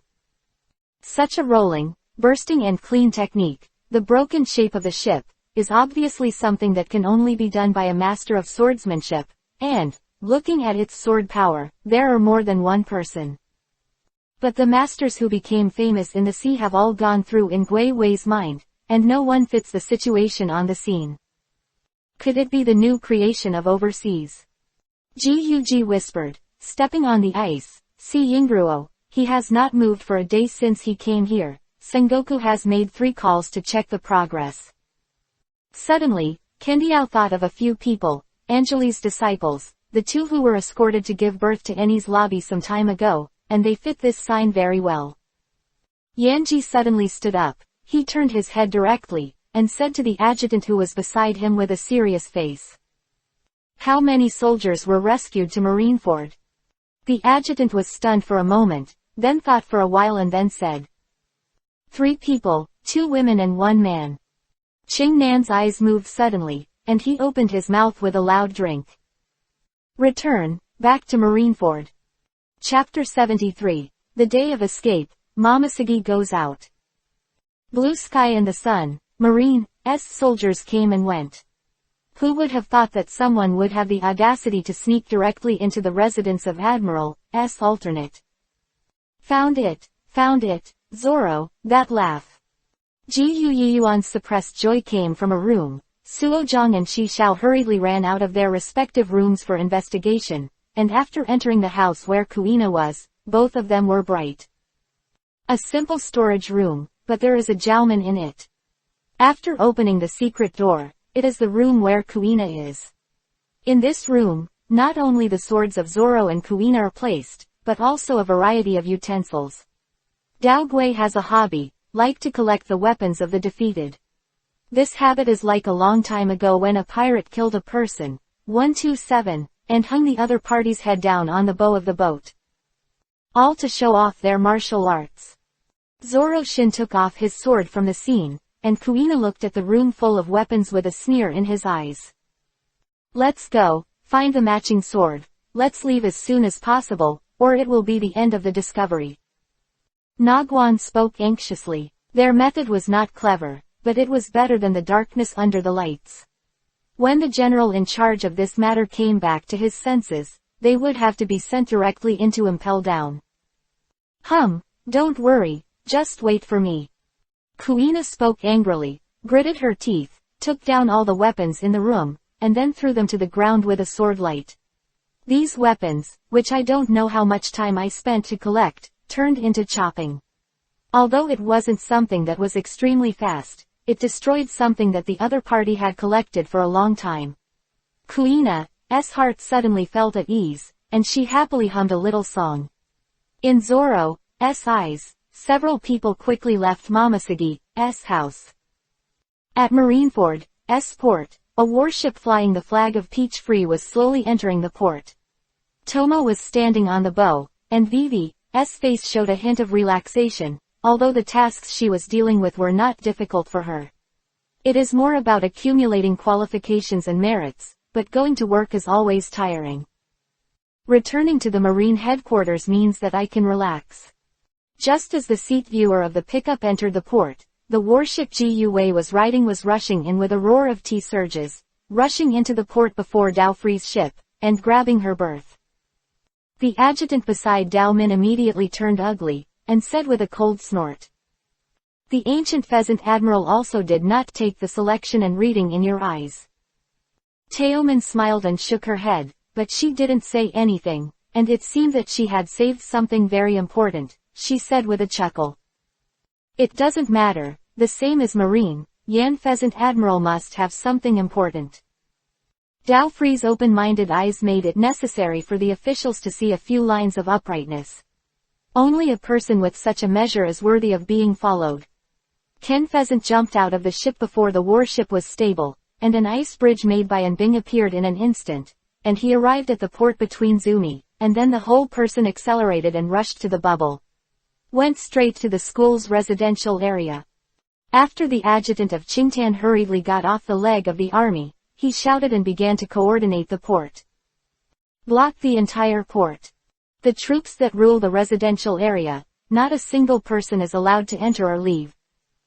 Kuzan's troops who stayed at the port blocked the entire port of birth, all warships were not allowed to leave, and began a frantic search. Momoseги looked at this scene with some inexplicable eyes. Marineford, what happened? At this time, the leader of the team led by Tika happened to find her warship, because the difficult order was that no ship was allowed to be let go. The atmosphere in the captive port has been exhausted, and no one knows what marks Bingwei has made. As soon as Yakos boarded the warship that picked the rabbit, facing the soldiers who didn't give him a good look, he immediately opened the mouth with a respectful salute to Lu Min. Momoseги Vice Admiral, I lead the Bingshang Admiral Order, and now I only search for your ministries. Momoseги had a bit of playfulness in his eyes, a slight smile hung on his face, and he looked at Yakos with a smile. There is no problem with the search, but what is the two-male admiral wanting to search in the port? What was searched in Pile B was no secret at all, Yakos said immediately and solemnly. B-dimensional admiral speculates that the man who killed Marine off the coast of Marineford 2 days ago is now in Marine Fando, and most likely intends to escape. Momoseги heard that someone dared to attack and kill Marine off the coast of Marineford, and a look of surprise flashed in his eyes. Who is it? Assumed by Kuzan Admiral, it is most likely Zoro and Gu Yibo. The moment these two names were uttered by Yakos, Momoseги felt that something was wrong. Her complexion suddenly changed, and with a flick of her feet, she danced towards her house. A kind of intuition tells her that these two people are coming for her. With the wind galloping, Kato quickly arrived at her house, and when she arrived at her house, Wuji had already violently opened the door of her house. After she walked in, her face suddenly became extremely ugly. An ugly smiley face 47 was left on the wall, and there were a bunch of weapons scattered on the ground. Sengoku knew about this for the first time, and it is said that the table in the marshal's room was immediately replaced with a new one. General Merchant Ship, Kuina is holding a wine glass in her hand and laughing. I don't know what kind of pity that Momosegi looks at the smiling face on the wall, ha ha ha. Dao Free, She was extremely angry for the first time in her life. She found Sengoku immediately, and the next day, Daofri led her direct troops and started her own mission. Hunt Zoro et al. At the same time, in another part of the Zunyuan Sea, Marine's big plan to kill the dragon is also opening the first ring. 2198. 23. 131. Chapter 74 Angeli and Whitebeard. Above the boundless sea, a huge pirate ship is hanging a pirate flag that makes pirates all over the world fear. Ha ha ha, Angeli, come, drink. Whitebeard laughed and raised the ale glass in his hand. There was a tall glass with a human head. Everyone got drunk after one drink, but Baihul and Angeli drank an unknown amount. The whole deck is now like a party, everyone is holding their glasses and drinking happily. Angeli Xiaoyao raised the glass, touched Whitebeard lightly, and then drank it without pretense. After drinking, he let out a happy feeling of satisfaction. He put down the glass and smiled at Whitebeard. I haven't seen you for so many years, and you have already become a 4-year-old who needs the sea. The original Maodo Xiaozi has changed so much now. Whitebeard laughed a few times. When he met Angeli, he was just a kid, but Angeli was already a well-known creator. He was also rescued twice by Angeli that year. 16 Watching Whitebeard drink alcohol without listening to his advice, the nurse behind him looked at Angeli angrily. It was this man. After he came, Whitebeard started a banquet directly. It has been 2 days. Just as the two were chatting, a tall man came over with a wine glass and said with a smile on his face. Mr. Angeli, I have always heard Lao Ran tell about your past deeds, but I didn't expect to be able to meet a real person today. This glass of wine, I respect you. Angeli's eyes rolled, and there was a hint of playfulness in the depths of his eyes. The person who toasted him was the famous Blackbeard in the future. Marshall needs to be curious. A shameful betrayal. Angeli Vivi raised his glass and took a casual sip. Blackbeard didn't care, he was suffocated, and then left with a smile. Road. When Blackbeard left, Angeli turned his head and looked at Whitebeard's smiling face. He touched his chin and said with a smile. Whitebeard, let me help you treat all the dark wounds on your body, otherwise, it would be too pitiful that you can't even drink fine wine in your current state. Whitebeard's eyes were stunned. The injuries on his body were all the dark wounds accumulated over the years after using the fruit of evil waste. He had already looked for countless doctors, but all of them were useless. Angeli said now, can he treat his injury? Whitebeard's eyes showed a look of longing, and he said with a little excitement. Mr. Angeli, can you really heal my injury? Angeli nodded earnestly. Others can't cure it, but he can. What he has learned is not only to kill the enemy, but also to recapture this year's age. Otherwise, he would have been dead by himself for so many years. Let's go into the room and let you experience my medical skills. Angeli smiled, turned and walked into the cabin, followed by Whitebeard, and the nurse who had been listening to the two chatting hurriedly found Marco.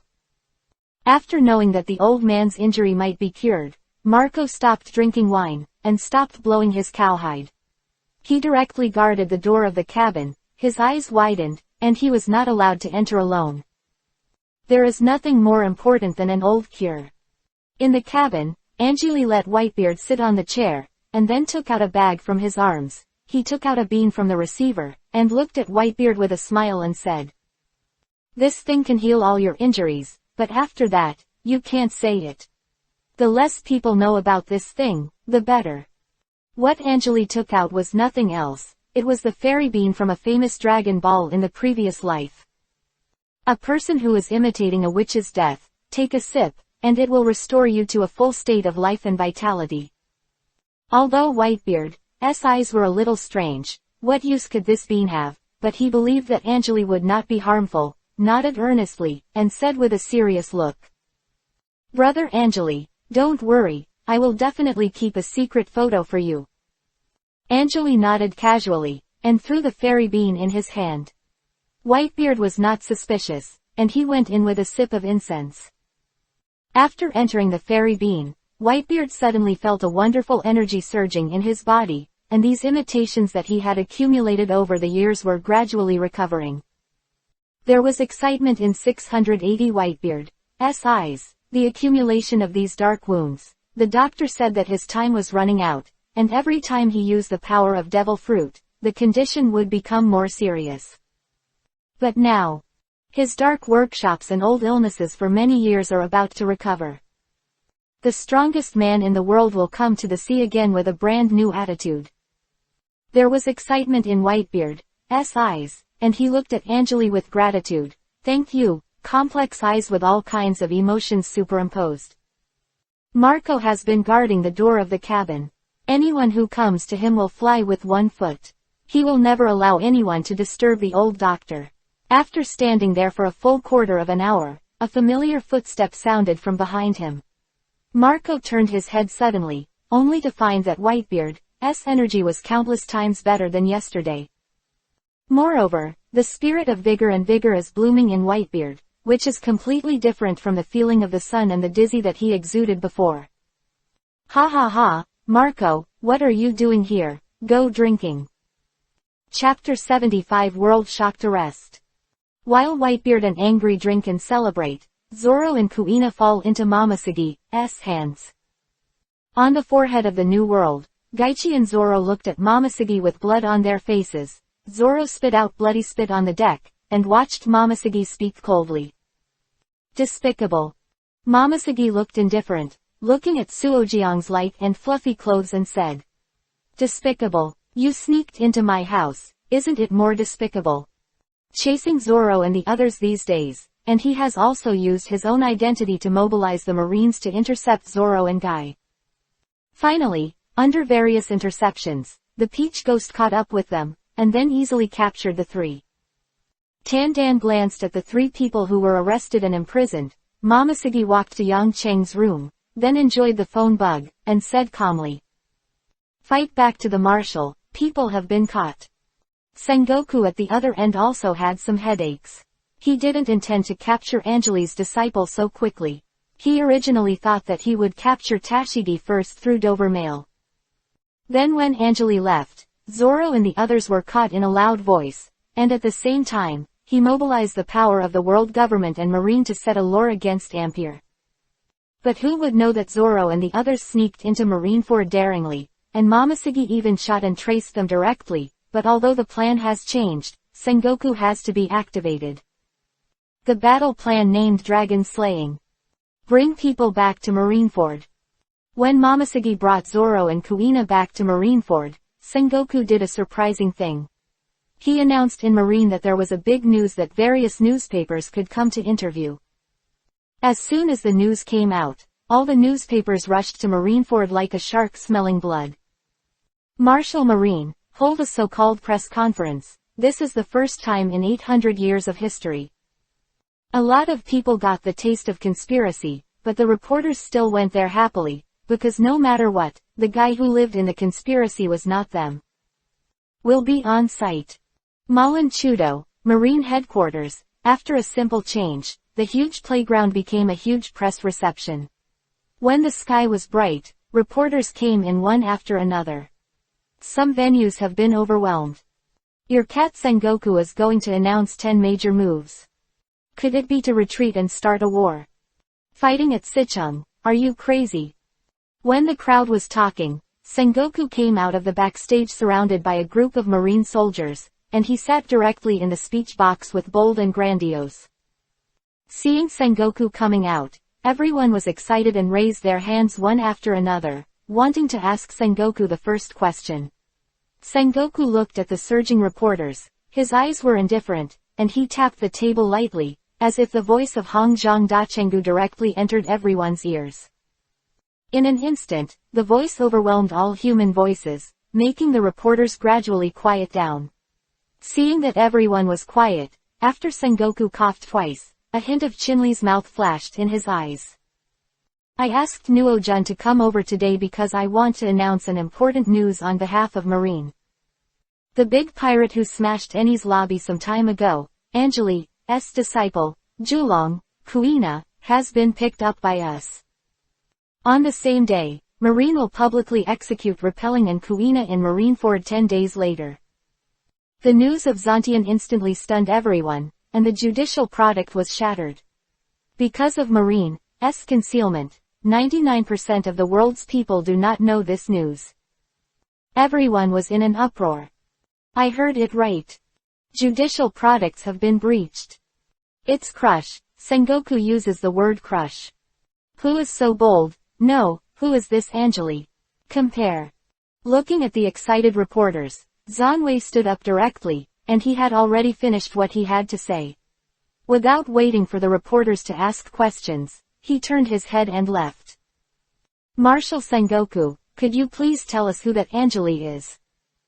A reporter saw that Sengoku was about to leave, and stepped on the chair, the one he got. Shengxi raised his hand exhaustedly to ask a question, and after Zan Hui's footsteps, Vivi paused, turned his head, and said in a low voice. Anjali, the remnant bandit from the previous era, recognized by the world as the strongest corrective element, the remnant party left behind, the man with the name of creating a ghost.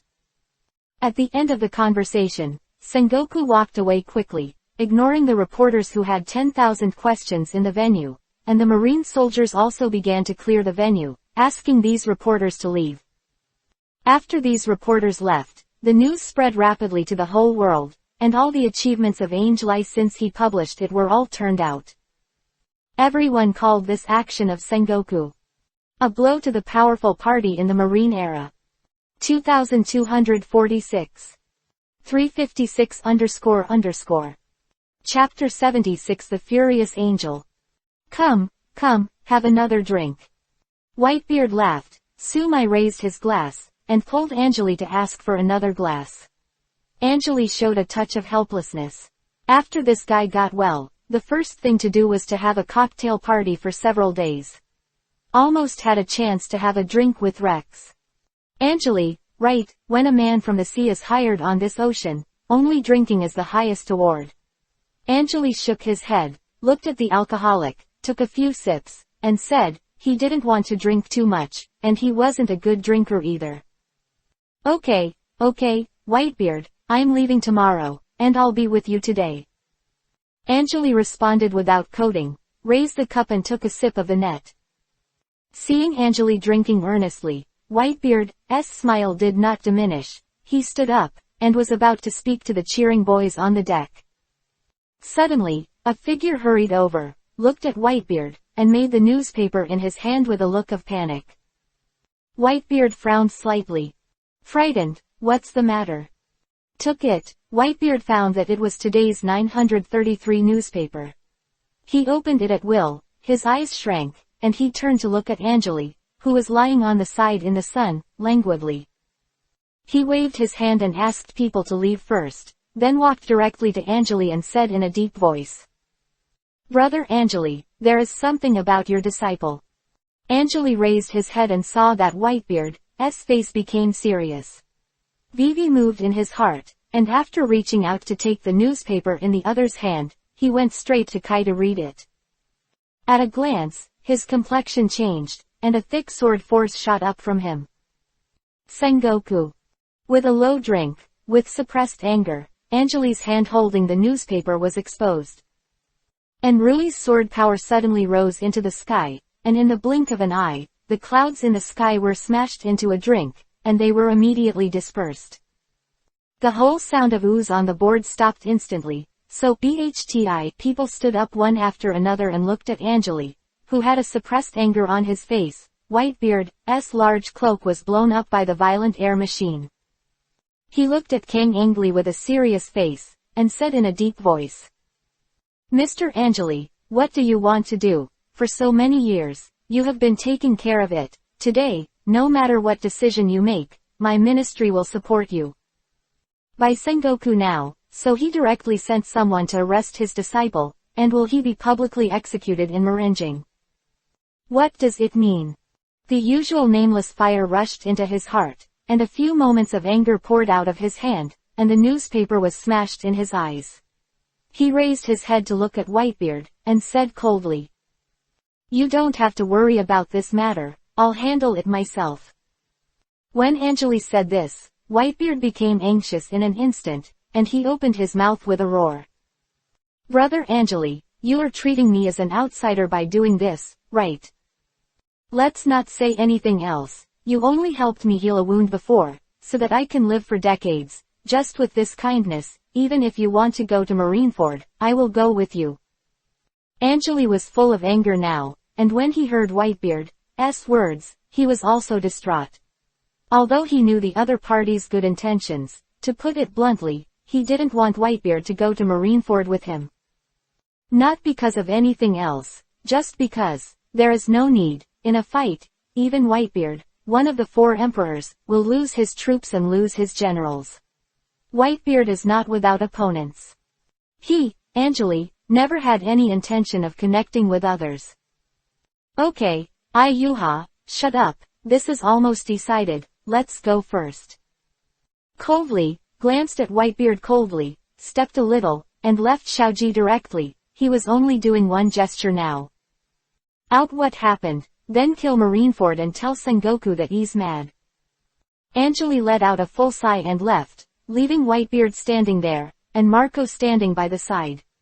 Before he was completely enlightened, he had a good conversation. How to say he changed his face. Marco, change course. Marco was still in a daze, and Whitebeard spoke with a sullen face. Although he didn't know what happened, Marco immediately obeyed. He turned around, looked at the family members on the entire deck, and spoke slowly. Sons. Dad, because of the kindness of Brother Angeli, I now decide to go to Marineford to help him rescue his disciples. If anyone doesn't want to go to Marineford, it doesn't matter, they can leave now.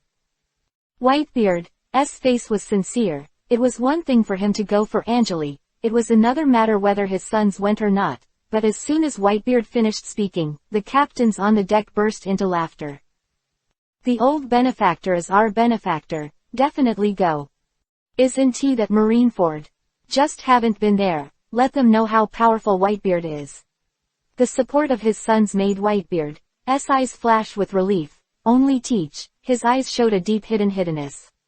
The venomousness of jealousy rose like flames within him. 2273. 357__. Chapter 77 Marineford. Marineford.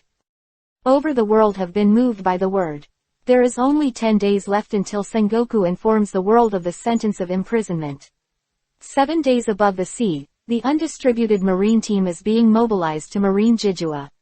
Please sharp troops have already been sent. The troop that is now going to Fuji set off ahead of schedule, that is the permanent garrison. So-called permanent troops are troops stationed in a certain marine base for a long time. They are not only responsible for the security of the base, but also for the security of the nearby waters. Now Zantian has mobilized this part of the power to Marineford. On the vast sea, in an instant, the marine power of the world government has disappeared. Marine stayed behind closed doors, and now in the ocean, apart from Haisheng, there were only the Chengping army of those kingdoms left. For a time, this big reaction became the carnival of the sea. Ha ha ha, kill, I robbed me of all the money in this village. I've been slow in this town for a long time. Hand over all the wealth to me. The pirates on the sea took advantage of the emptiness of Marine's power and started a frantic chaos. However, this is only the situation of the 4 seas. The standing army of the kingdom struggled to resist Tilda. In the New World, the sea area remained eerily calm. Sicheng did not respond to the carnival of the sea. Instead, the troops they slept in were very quiet. Shanks, one of the 4, was standing on the bow with a serious face. Behind him, a fleet belonging to the red-haired pirates was gathering. A tangle flashed in Shanks' eyes, and then it turned into a decision. He must stop this battle. No matter what, the current world, in Shanks' view, can't bear such a big shock change at all. If Angeli dies, the world will definitely shake, his disciples will definitely not give up, and the heroes who have been deeply affected by Angelin will definitely not give up. As for Marine, it is actually the same. If Angeli smashes Marine, in order to restore the same situation, the world government will definitely start a full-scale war. In the lost 800 years, the terrifying weapon that helped Tenryubito become the world hegemon will definitely be reborn. This world will turn into a rolling purgatory in the war. Shanks didn't want to see this scene, so he planned to do something. Hundreds of ships of the red-haired Binfu group, as well as the major sea groups attached to it, were ordered by Shanks to assemble. He is going to Malin Widuo. Stop this world war.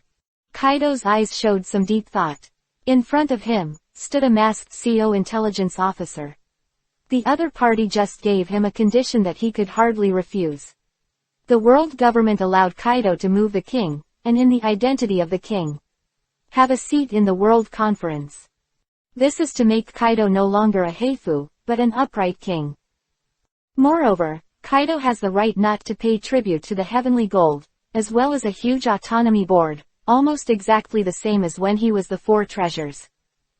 Wu Laocheng, the controller of the world government, paid so much for Kaido to do one thing. With Marine, snipe Angeli. Your Excellency Kaido, have you considered it? The world government has come with great sincerity to this matter. The co-staff spoke very respectfully, with sincerity in their eyes. Kaido's expression didn't change at all, and after a while he paused and said, "Tell the Gorosei 5 elders that I want Wano-kuni to be my knight, and I will only do this once." In the deep voice, Kaido slowly stood up, not as tall as a chair that a human can sit on. The huge Kaido stood up, and the majesty of Tiba slowly exuded. A flash of electricity flashed in his eyes. It's like there is a dragon in the eyes. Ellipsis. For flowers. The staff of the Ko were all sweaty and nodded sharply. The authority given by Gorosei 5 elders was extremely great. It can be said that as long as Kaido can agree, no matter what the conditions are. And all of this is because of one person, Angeli.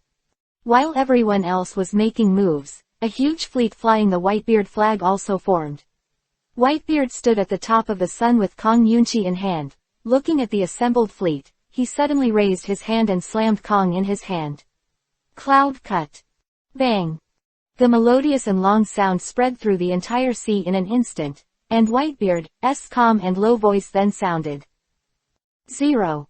Set sail. Target. Marineford. Countless sails rise instantly and move with the wind. A spectacular scene appeared in front of the world. Hundreds of Sifu boats are using the frontmost boat as the arrow, splitting the sea, and rushing towards Marineford. Whitebeard stood on the bow with a look of worry in his eyes. Brother Angeli, wait for me, don't be impulsive. Sabayadi Archipelago, wishing to step out of the gate of the manor with the black knife behind his back, the figure of Kushiro appeared behind him like a shadow. Why, are you going to? The teacher has always asked you to take care of your family. This matter is inappropriate. My family has been settled. The teacher is more kind to me. How can I not go? Kushiro has a smile on his face, and the man is so determined that he will try to mend the cracks in the sky. The teacher's temperament, quiet on the outside, bursting on the inside, he will definitely go to Marin Jingduo. Moreover, it definitely came with monstrous killing intent. Then, as his disciple, Kushiro must be the forerunner. And Yuyan glanced at each other, both Vivi Isho, and then, the door of Bayun Manor was closed, and the two happily went out to sea. Marineford. 10,000. Chapter 78 Angeli appears. Branch G0983. This is the marine base where Zoro and Gui Media last appeared. Angeli didn't go directly to Marineford. He needed to figure out one thing. That is, what is behind this incident? Sengoku or the world government? How determined to deal with him? The best way to know this is to ask these helpers directly, and then infer from clues. The G0983 Marine Branch is located in a corner of the New World. The strength of the hanging ground is not strong. The general stationed all the year round is only a marine headquarters rear admiral, but the strength of the pirates other than the sea is enough. The sea is calm and there is no wave. Yas stands on the instant Wangjung, and yawns covertly. If he is caught by the machine and commits a crime, the rear admiral, known as the Iron Face, will never go around. Over him. Yas double, 150 inches eyes loose, a black cloud wave spreads on the horizon. What's that? Yas scratched his head. Could it be a storm? But it didn't look like it. The black tide of clouds changed from a black line to a black tide that covered the entire sky. Kuroshio going. It will bring the sound of the tide stream, like thunder. All the white cloud gear that stood in front of the black cloud tide were smashed to pieces. Even the black cloud threads that floated down to the sea were like thunder falling from the sky. Yas saw with his own eyes a huge sea king being penetrated by the black cloud and died directly. He suddenly changed his face, turned around suddenly, sounded the alarm, and roared through the loudspeaker at the same time. An unknown disaster is approaching. Repeat for a week, there will be an unknown disaster near. The violent black lake galloped in, and just after Yas issued a warning, the soldiers in the entire marine base began to frantically pour into the underground safety room. Rear Admiral Aikski walked up to the high-rise building with a sullen face, looking at the approaching Kuroshio. He had an ominous premonition in his heart. His adjutant has already started to evacuate the soldiers urgently under his order. At this moment, a sound like thunder shrouded the entire marine base. The highest commander of this base, get out and meet me. Accompanying this voice was a young man with silver radiance and indifferent eyes. He crossed the sword and appeared in the center of the Kuroshio in one step. The black cloud lake, which seems to be able to destroy everything, has the momentum of the black cloud pressing the city and the city. The Kuroshio brought a violent gust of wind, and the sound of thunder made Aikski's eyes suspicious again and again, and the officer's cloak was blown up by the gust of wind. Looking at the silhouette in the sky, his heart sank. Angeli stood above the sky, watching him start to flee frantically after he came, causing the soldiers in Palace A trace of impatience flashed in his heart. He slowly raised his right hand, and said coldly, I drum up 3, if you don't show up again, this marine base will be gone. Aikski, who was hesitant in his heart, suddenly woke up when he heard Angeli's words. As soon as he gritted his teeth and walked all the way, he stepped on the moon step and rushed out. Against the violent wind, he appeared above the base. Your Excellency Angeli, if you have something to say, please spare the ordinary soldiers in this base.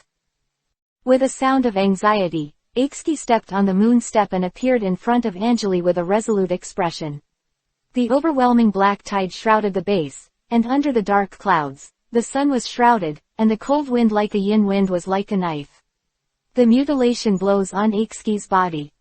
Angeli looked at Aikski with indifference in his eyes and said, Tell me who captured my disciple and how. If the news I heard is different, or you lie to me, you and the soldiers of this base will all disappear. Facing the aggressive, terrifying Angeli, Aikski broke out in a thin cold sweat, and in the struggle, he continued to speak.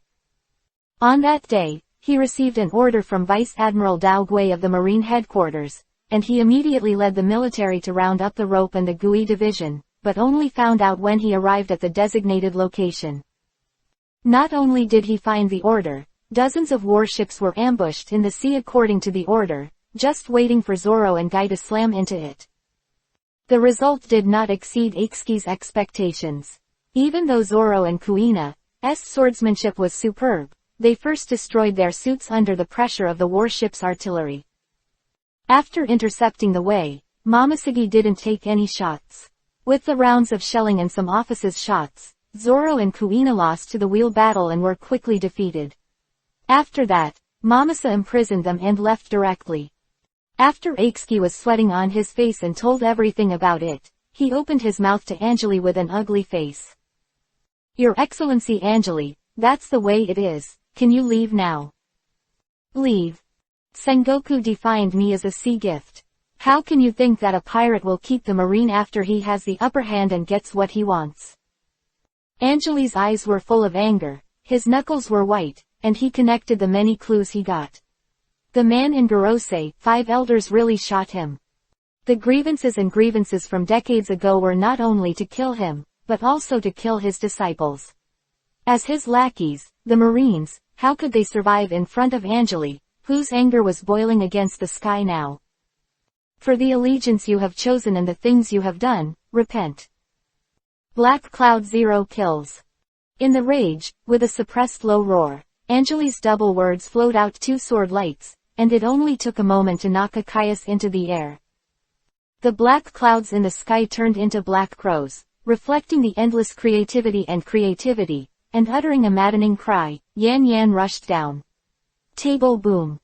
In Akio's desperate eyes, in just an instant, the entire marine base was destroyed.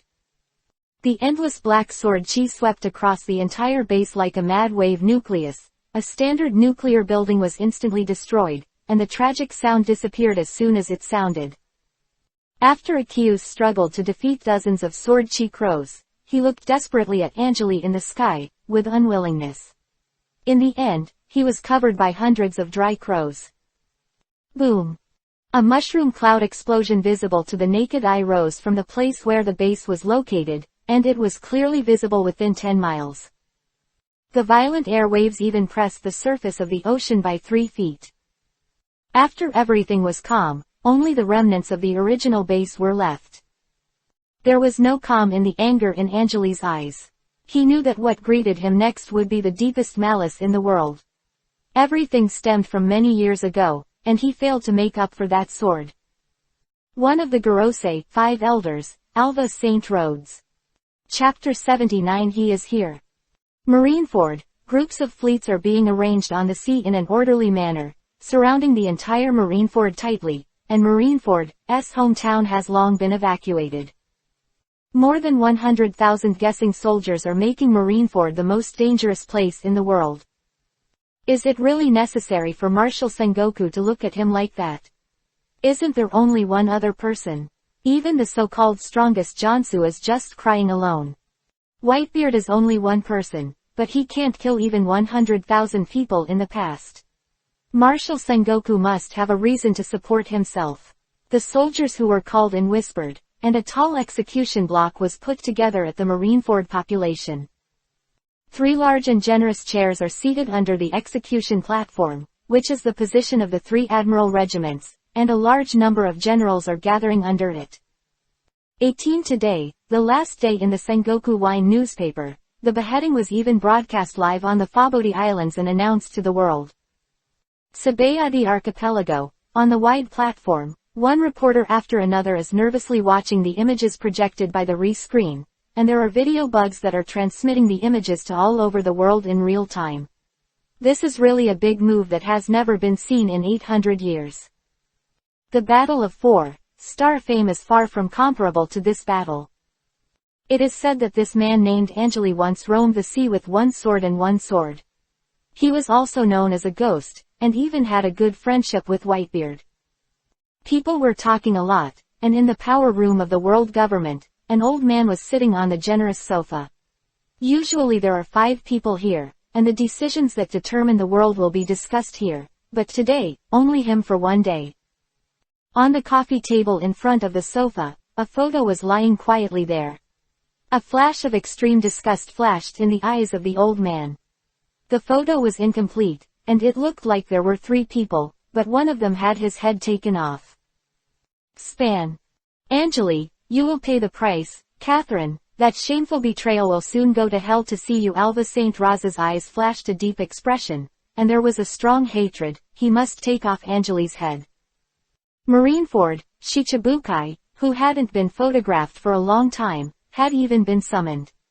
Except for Mimyuke, who directly refused to enlist, the others came according to the covenant. Brother Dover, wearing orange sunglasses and a pink coat, had the greatest madness in his eyes. This kind of opportunity was exactly what he longed for. The times, or in other words, the change of the world's destiny is in the present, so it is within reach. With thoughts surging in his heart, Dover Langming's face showed excitement to the indifferent Empress Boa. Hancock said. The Queen of 9 Snakes, what do you think of this battle? Boa Hancock glanced coldly at Brother Dover and said lightly. The concubine came only in response to the covenant, and everything else had nothing to do with the concubine. He was rejected by the indifferent response from the Empress, but the enthusiasm in Dover's heart did not weaken at all. Standing at the forefront of the bay, he stepped up the stairs and looked at the Marines in his eyes, and said with an obsession in his eyes. That's what the times feel like.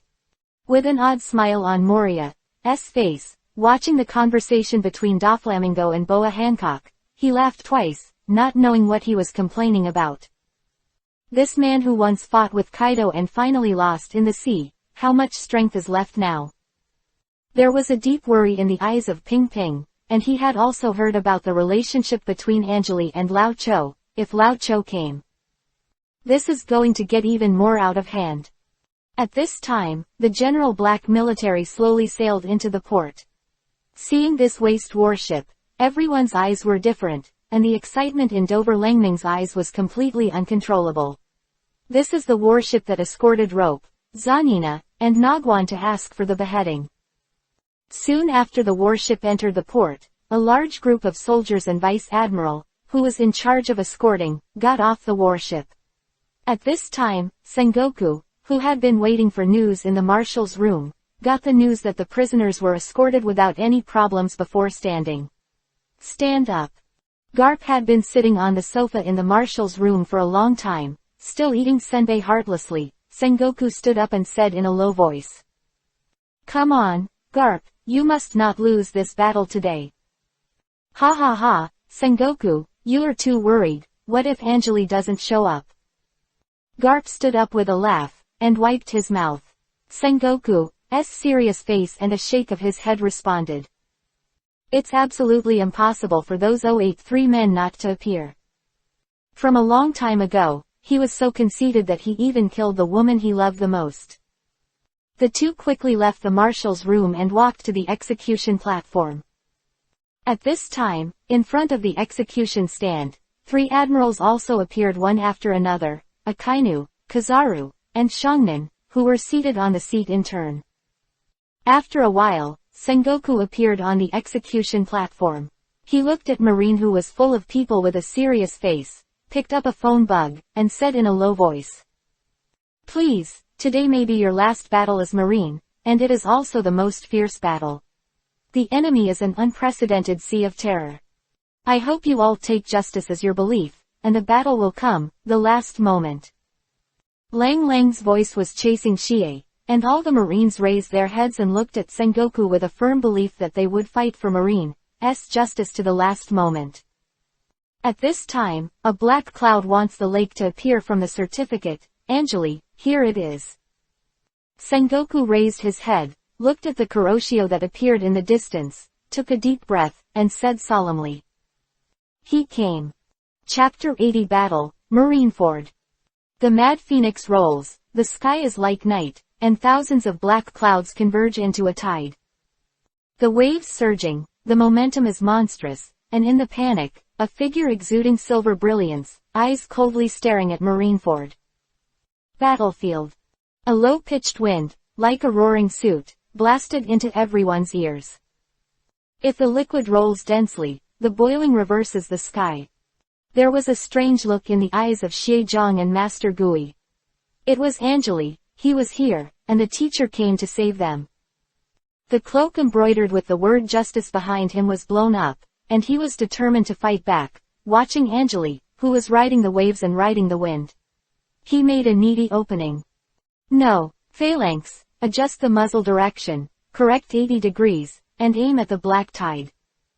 With a single order, countless defensive artillery on the border of the Stoma moved their positions one after another, and one after another warship was ordered to adjust the direction of fire and extinguish. Is this the strongest genesis in the world?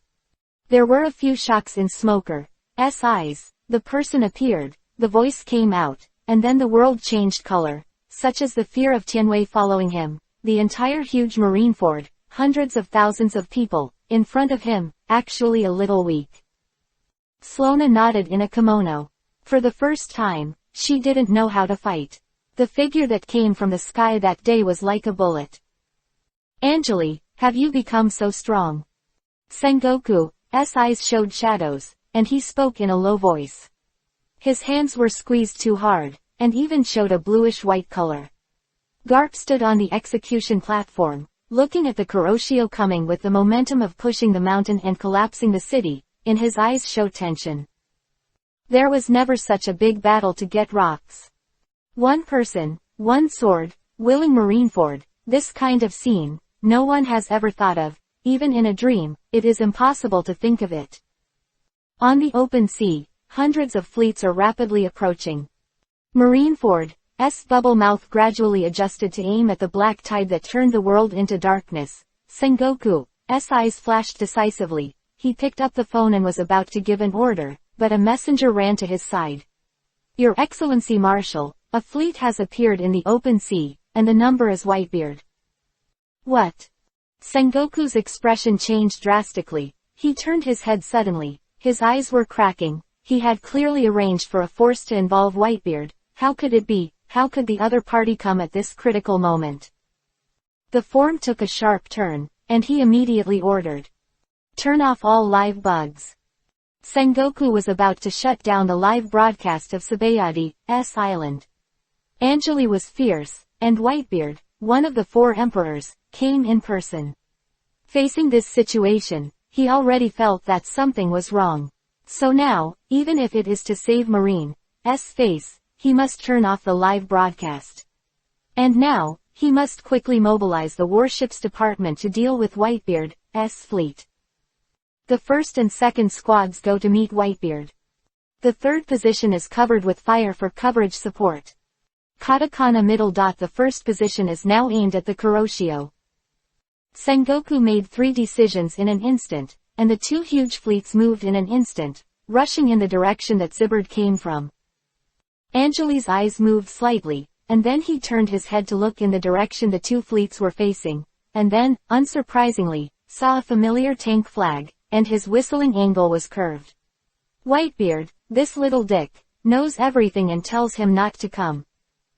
This low-pitched murmur was accompanied by a light-hearted chuckle, but it was the continuous silence of the number 1 position. Boom boom boom. Under the command of the marshal, the Shenganman fort rang instantly. Like a black damu. The half-basket hood is facing the Kuroshio.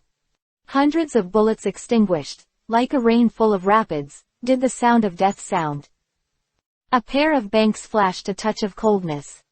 Sengoku, follow orders, it will be the most regretful thing you sinners do. Marine, today, will bounce in your hands. Accompanied by the chant, the black tide in the sky spun like dark clouds gathered together. Thousands of silk threads shot out, and the black threads were like spider webs toward the sky. Come. When a black shot-put cannonball was flying at a high speed in the air, a slender black good color cloud suddenly poked and fell. Pregnant. After a harsh metal friction, the shell suddenly exploded. Thousands of fiery red fireworks erupted around Angeli. Country. Infinite Gurren, Angeli's hair was blown up, and his eyes as cold as a knife seemed to penetrate Wuba's fireworks and looked at Zan Sengoku with a dangerous and awe-inspiring look. Poetry Pheasant, seal the sea. The first and second Marines go to snipe Whitebeard. A bright knife light shines on the sea, and a hearty laughter roars above the waves. Ha ha ha, brother Angeli, here I come. Chapter 81. The Divided Battlefield, the Beginning of Destruction. Ice Age. The cold male voice let out a sigh, and the weather poured out overwhelmingly. Linmi's cold rock garden froze the seawater into a 3-foot-thick ice surface. From Marineford Leopard Inner Bay, a huge ice surface frozen 10 nautical miles appeared in an instant. The Marines acted in an instant, and a large black movie rushed from the Marineford Inner Bay to the Whitebeard fleet. They will undertake the task of blocking Whitebeard. Ha ha ha, brother Angeli, let me help you. Whitebeard laughed and inserted Kong Yunchi into the boat. He took 2 steps and walked to the front of the whale boat. All the boats were frozen. Marine or pirate, at this moment, apart from leaving behind some personnel controlled the fort to bombard a large number of personnel. The county has already stepped off the ship and began to hedge. Before the sound of killing, Whitebeard burst into laughter, and Shuangshe suddenly raised a huge roaring crab. 2 white lights burst. 350 The air seemed to be shattered, and the endless shocking force surged into the sea, and then there was a crackling sound on the white ice surface. What happened? Steady the formation, don't mess up. In the turmoil, the large ice surface broke directly behind the 2 troops charging the Whitebeard fleet. Every time it rises into the sky, it directly smashes the ice surface. Whitebeard laughed and put up his hands, picked up Kong Yunchi, a long knife, and the roaring boys, all rushed to me. Rescue his apprentice for Brother Angeli. Under the punch of Whitebeard, the battlefield was divided. A large number of troops were frozen by the ice surface, and the ice surface was cracked by the beard. Under the huge tsunami, this battlefield was rapidly developing. Marineford Sengoku. Seeing this scene is simply heart-wrenching. He almost roared out, "If this goes on, this piece of troops will definitely be eaten by Whitebeard, and then, when Whitebeard, who has eaten this piece of army, comes back to help Angeli, Marine will really be at a disadvantage. Kizaru, the two pheasants, catch up." Sengoku gave this order. No matter what, two admiral, even a little weaker than Whitebeard, can maintain. Undefeated with the same face. The country does not know, at this time Whitebeard has recovered its heyday. Just received the order from Sengoku from the green cone under the mid-air domain, and immediately went to the battlefield where Whitebeard was located. Kizaru also opened the 8-foot mirror and immediately entered the battlefield. Of Marineford has undergone tremendous changes. The three admiral have gone to the second, and now only Akainu, Shichibukai, and the secret hand from Pengu are left in the high-end combat power. And when Whitebeard was in action, Angeli was not without any action. In the first time, he launched a destructive offensive against the Phalanx battery position. Whether it is for him or the team at sea, it is undoubtedly the most correct to destroy the defensive battery of the port first. BIFC, the cherry blossoms are falling.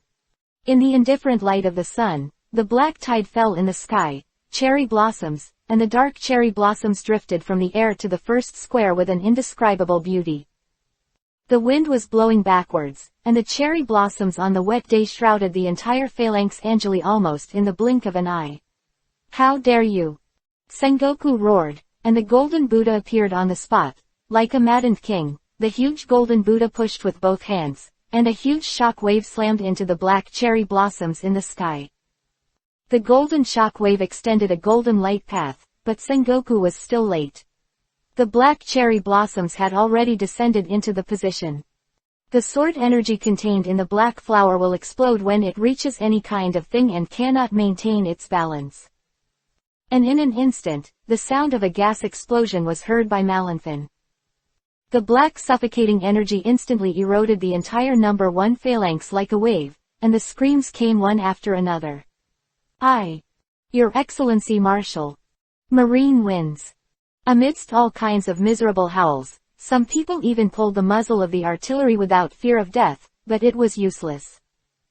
Countless red flame dots made the pitch-black flower dots feel strange, and it was at this time that the golden shock wave smashed the cherry blossoms in the sky. Golden light and dashung. The black cherry blossoms were continuously destroyed by the golden shock waves like falling dents, and the roaring and explosion sounded like thunder, and the ups and downs were passed to everyone's ears. However, the more explosions, the more violent the zealots, and the marine death and injury history below is tragic. The strongest swordsman in the world, the man who bears this name, really wants to turn your body into a zombie. The huge shadow gun penetrates the sky, and the black cherry blossoms are blasted away like snowdrops. The bombing. Gecko, England. 2394. 317__. Chapter 82. Then you stop me. Marshal Sengoku. The black shadow gun appeared with the power to pierce the sky. In the continuous sound of gas explosions, there was even a cloud-like gas one with bursts of gas explosions. The cherry blossoms scattered like snow, and in the blink of an eye, the shadow gun appeared in front of Angeli's eyes. However, in his eyes, he seemed to have never seen this one blow Moria that could easily kill a family. What was it that made you dare to be presumptuous in front of me?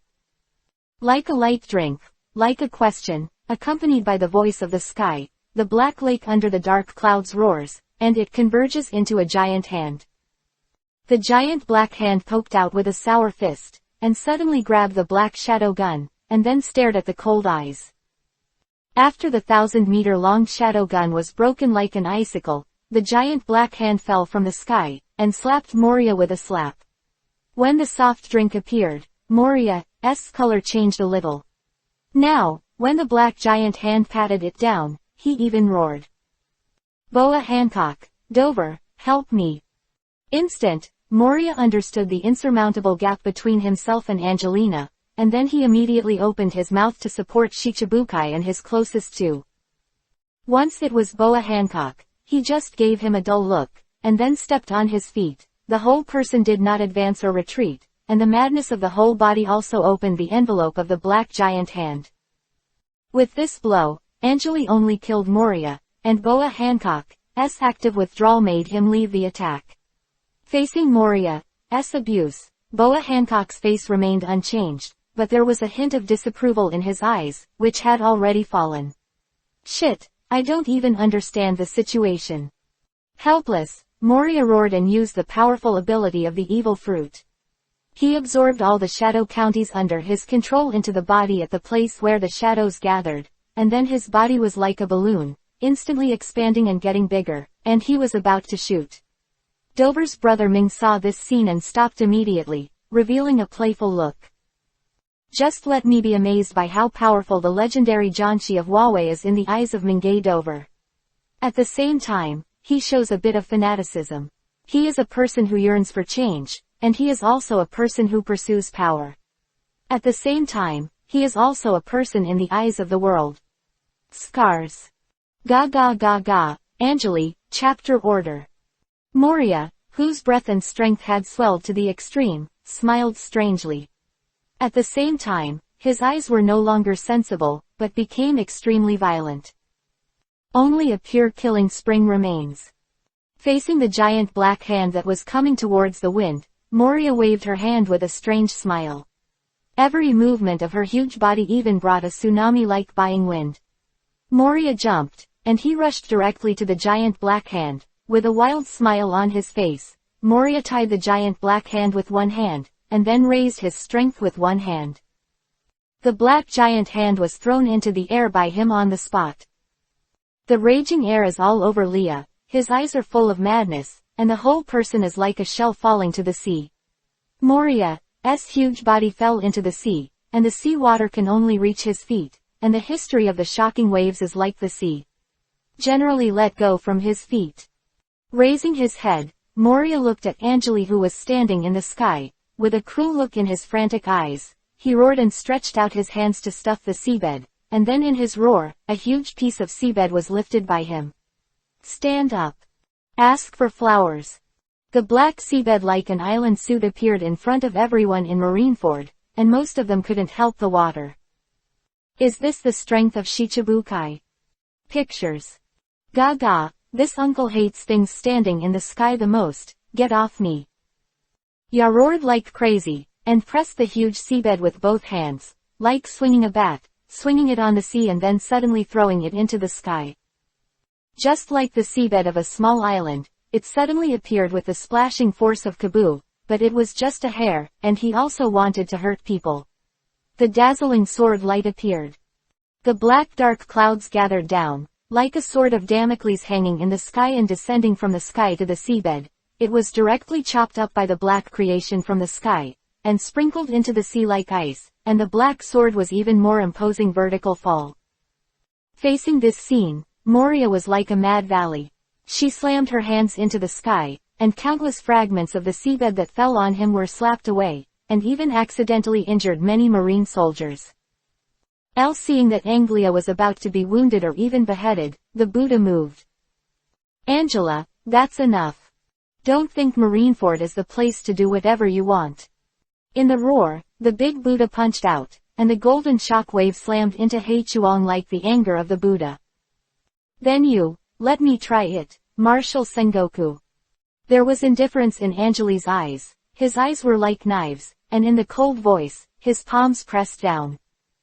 The black sword suddenly accelerated abruptly.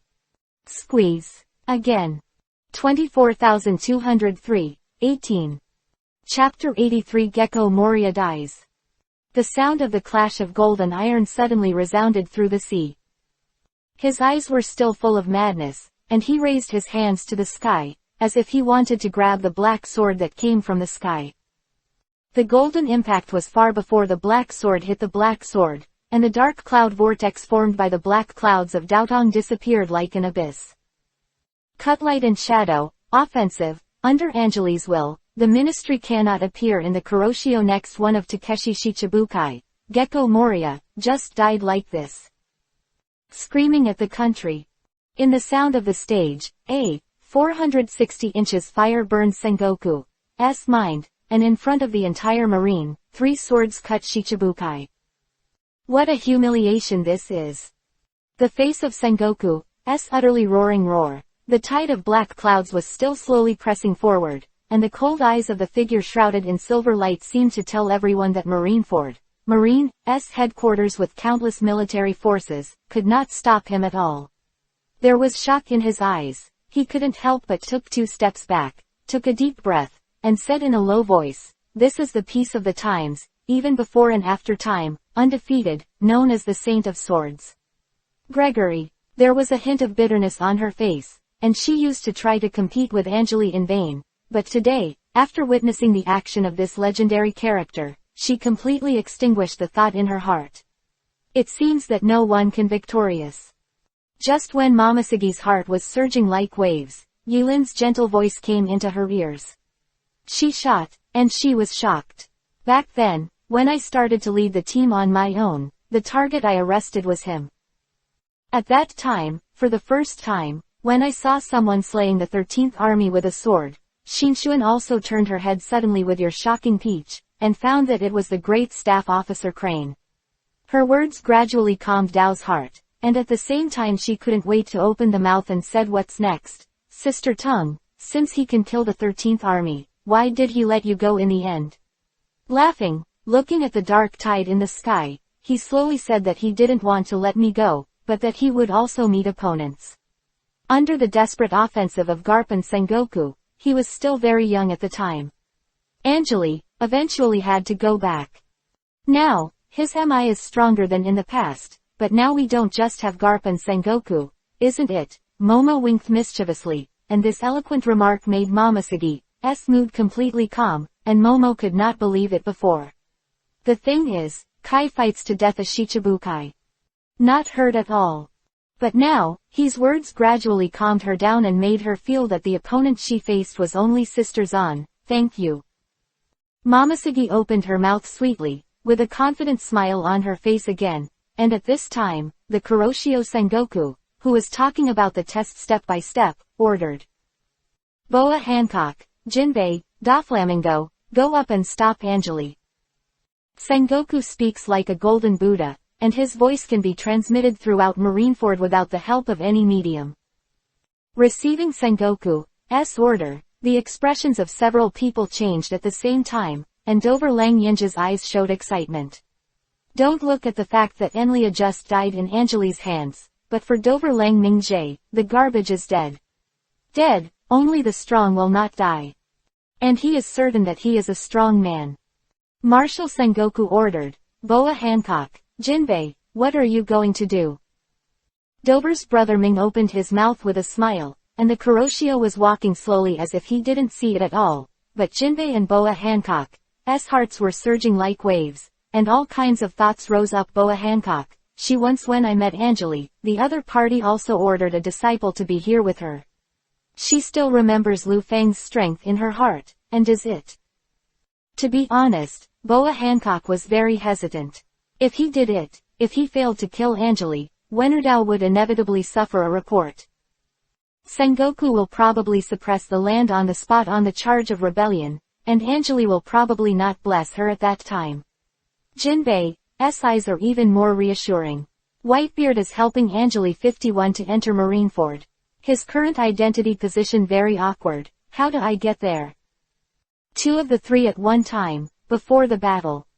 3 of them were slow to move, but the Kuroshio had already withdrawn a gust of wind and approached Marineford. A sharp light flashed in Zan Huang's eyes. Boa Hancock, Jinbei, Dover Lumming, started to move. I ask you to snipe Angeli. Following Xingguo's stern shout, Admiral Akainu stood up slowly, and looked at the 3 Shichibukai with cold eyes. Marine fight or not fight. 1,244,703, 19. Chapter 84 Betrayal, Angeli's Chuckle. Please make your own decision. The back, Marine's murderous intentions are rising and falling, and in the front, is the holy province of the sword that does not communicate with each other, and he is also my father's friend. What should I do? The sound of a soft drink suddenly faded from the sky. Jinbei, let's go. If that kid Whitebeard knows that I'm doing something to you, I'm afraid I'll be scolded by him in the future. I don't want to be scolded by that guy. There was a little chuckle in his voice, as if he didn't pay attention to the same situation in front of him at all. At this moment, thousands of black sword shadows fell from the sky and slammed into Marineford. Angeli, help Jinbei leave. Sengoku, who felt this, opened his eyes wide, and suddenly roared and remembered Angeli, you open. In response to Sengoku, it was Angeli's light laughter. What do you think I dare not?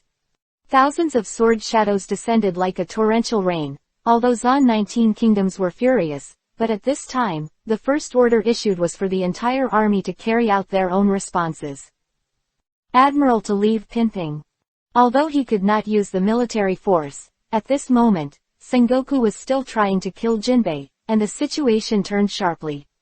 There was a strong excitement in Dover Langming's eyes. He appeared all over his body. Any black swords that attacked him were controlled by silk threads, and suddenly turned in the direction of Jinbei. Jinbei, who was about to run away, licked the corner of his mouth, and suddenly moved. Jinbei, don't do it. Go in such a hurry. In a joking tone, thousands of invisible threads attacked from behind Jinbei from all directions, but were controlled by Dover Langyinge's thread. Jinbei wanted to die, and Doverming brother did it for a very good reason. It's simple, he doesn't believe that Angeli can win. Even if he defeats Marine, what can he do? Behind Marine, Penguchung represented by the House of Power is the taboo force that determines everything in the world. Brother Doflamingo doesn't believe in Angel. Column can win. That is the root of the existence of the world government.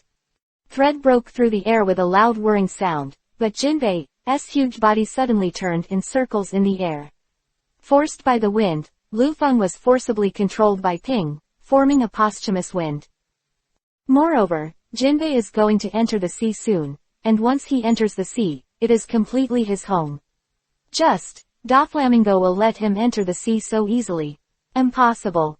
On the frozen sea, pieces of ice rolled down one after another as if being pulled by an invisible object, and suddenly slammed into Jinbei. The moment he started, Brother Dover had already controlled the ice, pulling and pulling. Under the circumstances, Jinbei was forced to fight head-on. Long cream pie firm, Jinbei screamed.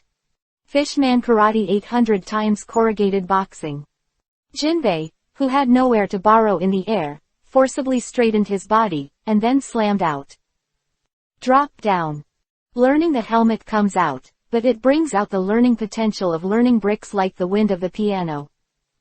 Effect block flew towards Jinbei's huge ice surface, and the silk thread was suddenly hit by a punch.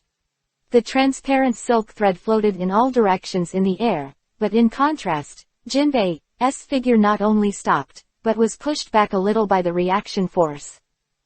At this time, Kaida had already followed. A low male voice suddenly sounded. Dog bites Gurren.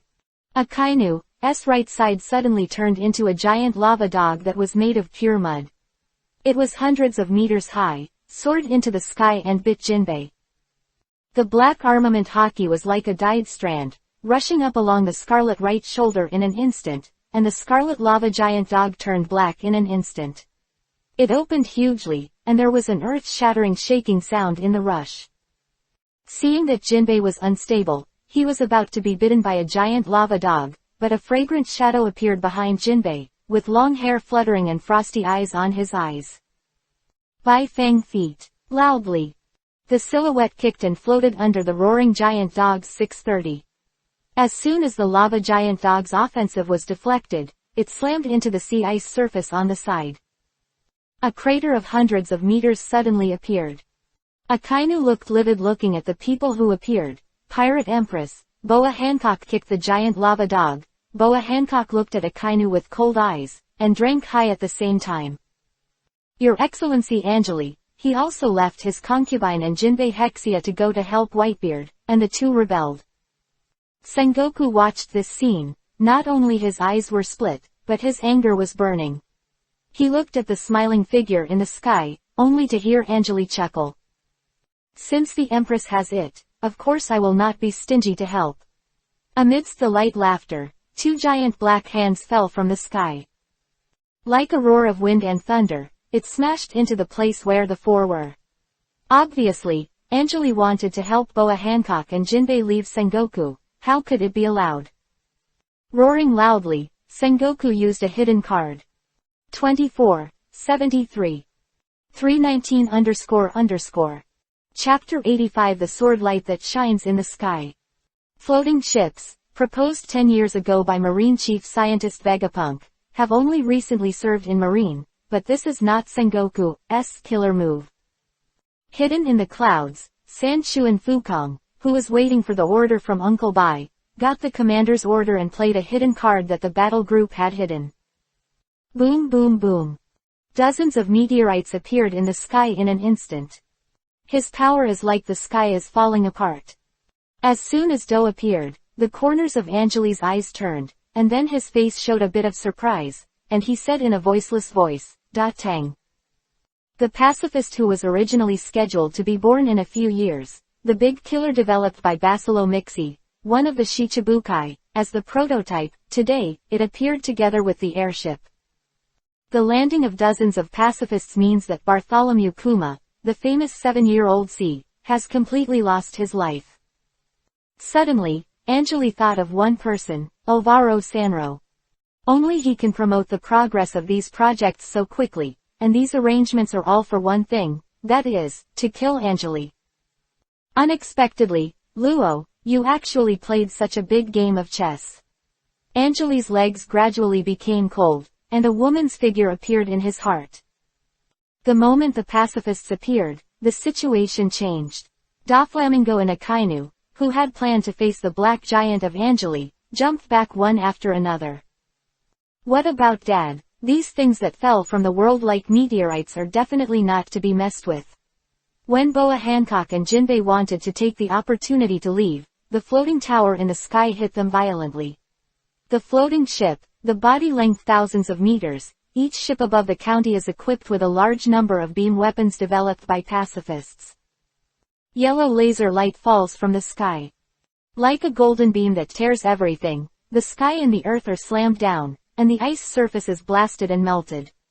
Under the power of the sky, the sea trembled, and the tsunami swept across the world like a hill. Boa Hancock and Jinbei can only support hard, avoid. And the two giant hands transformed by the black sword chi cloud wave also became riddled with holes in an instant under the blow of the laser beam in the sky. Angela, you have no chance.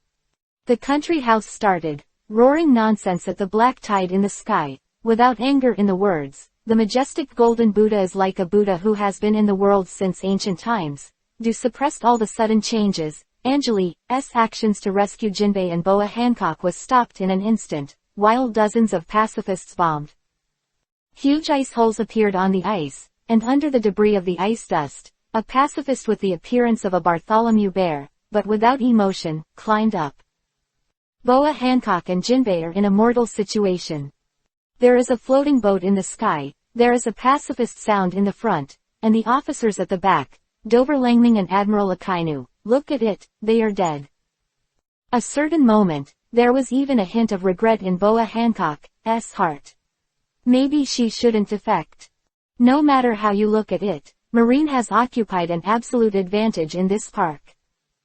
Who gave you confidence, Sengoku? With these mechanical creations, can you compete with me? Are your thoughts a little naive?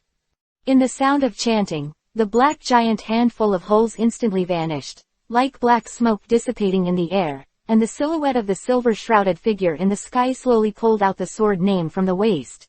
I personally created, follow me to fight for a lifetime, a total of 3,275 battles, today, let you do everything. Singing and drinking softly was like the power of heaven, and the momentum spread to everyone's ears for a while, and what was even more striking was the figure shrouded in brilliance, pulling out the sword in the middle and wiping the light like a galaxy wine. Appear in the sky. Sacred, less severe, inviolable. This is how Momoshiki felt when he saw this sword. It was like a sword that was surging through the secrets, but it did not inspire a single sword energy, just a swipe of cold sword light cut out the clouds within a 10-mile radius and stirred it up. The ship turned into a pile of dregs, which fell from the air. Boa Hancock was almost unbelievable in his eyes. It used to be like a terrifying floating ship, but at this moment, it was smashed to pieces. The wood-board residue, as well as blood, fell from the sky. I should have told Rhodes a long time ago that only one's own strength is the ultimate strength, and the great power belongs to oneself, which is the grand way, but unfortunately, he didn't seem to listen. Leaders. The figure shrouded in silver light slowly retracted the sword, and looked at Sengoku with sloppy eyes. Although there was no other emotion, at this moment, Sengoku felt that he was deeply ridiculed and insulted by his double skull. Bleeding Eyes looked at Angeli. With a hoarse and malicious voice, he said, "Pacifist, attacking." Admiral in the sky, how could it be possible to stop Angeli's blow, the floating boat that is as frightening as the sky? After all, it is only controlled by a sharp soldier. Facing Angeli, but the strong desire of the toy is in Dover Lang. Brother Ming's heart rose, and he also thought, such a strong Momoshiki held the hilt of the sword. At this moment, the impulse of China in the sword pit in her heart prevailed. She thought, fight 2493. 818__. Chapter 86 Break the Formation. Women do not allow men. Sound attack, sound like pay. Controlling the pacifist immediately responded to Sengoku's order. This is the sublime absolutism of the construction and use of the file, and the eyes of the pacifist who received the order began to spin like a machine, and then explosive laser appeared. Like a torrent, the golden laser light swept away everything in front of the old pacifist. Cowardly shooting Youngguang kept making explosion sounds, and Shiguang swept across the place. Nothing could surpass its power. Even Dover Ing and Akainu did not act rashly. However, facing the oncoming laser, Jinbei and Boa Hancock had nowhere to hide. At the critical moment, the two cooperated tacitly. The snake that has been hiding in Boa Hancock has transformed into a long spear. Under the arrival of the laser, a 360 spear. The already dilapidated ice surface was instantly shattered, and under the collapse of the huge ice surface, a huge amount of seawater spread out. At this time, Jinbei was covered in countless seawater. Jinbei, who was born in the Fishman family, has been fierce with the sea since he was a child. Fishman karate is even more popular in Highway Dao. Gun wave rain. Stepping on the sea, Jinbei burst into the water for a moment, and the water spray turned into a surging water column, and violently slammed into the boiled water. Boom boom boom. The monstrous water waves in the sky only stopped the sun for a moment, but Jinbei's seriousness and fierce eyes were enough to win him a momentary opportunity. Profound meaning, Wu Lai Guan. In the roaring roar, the endless monstrous seawater rose into the sky like a tsunami suit, and a blue sky rose in front of Boa Hancock. But this sky curtain is just a small piece of the boundless laser, and the sea water spreads into the sky. Jinbei's eyes flashed in the sea water, and his hands suddenly waved from the limit of Fishman's empty-handed force. Mystery. Alive. With all his strength, the tsunami in the wet sky was gathered into a huge water bomb and slammed into the laser. Jinbei's hands and even Vivi trembled. This is already his full strength. After the blue water bomb, Boa Hancock's resolute eyes were reflected. She would never sit still. The water bomb and the laser shot suddenly collided. The sky was shaking. The projectile blocks the laser's attack. For a time, the party will fight against each other. The three are in this kind of stalemate, but it's just a matter of time, when the water bombs can't hold on anymore. Fang Tong appeared after the water bomb, and her long hair was swept away by the wind. Who said that women are inferior to men? His eyes clenched, and the long spear was caught. Armament, hockey dyed the spear into a rich black, and at the moment when the water bombs burst open, his coquettish voice filled the audience. The long spear is like a rainbow, with a posture like a broken bamboo, and it is aimed at the golden stream of law blocked by the water bomb. Boa Hancock's body was instantly obscured, but the golden torrent was also picked up and flew into the air until the sky was overwhelmed, and the dense white sweat dripped from Boa Hancock's forehead. She gasped heavily. Obviously, Legang's blow cost her a lot. However, Marine is never going to let them have a chance of respite.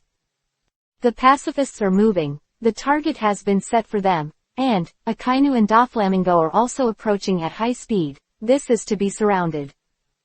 Just then, did a light fall from the sky. Go. After another, on the same side of the pacifist.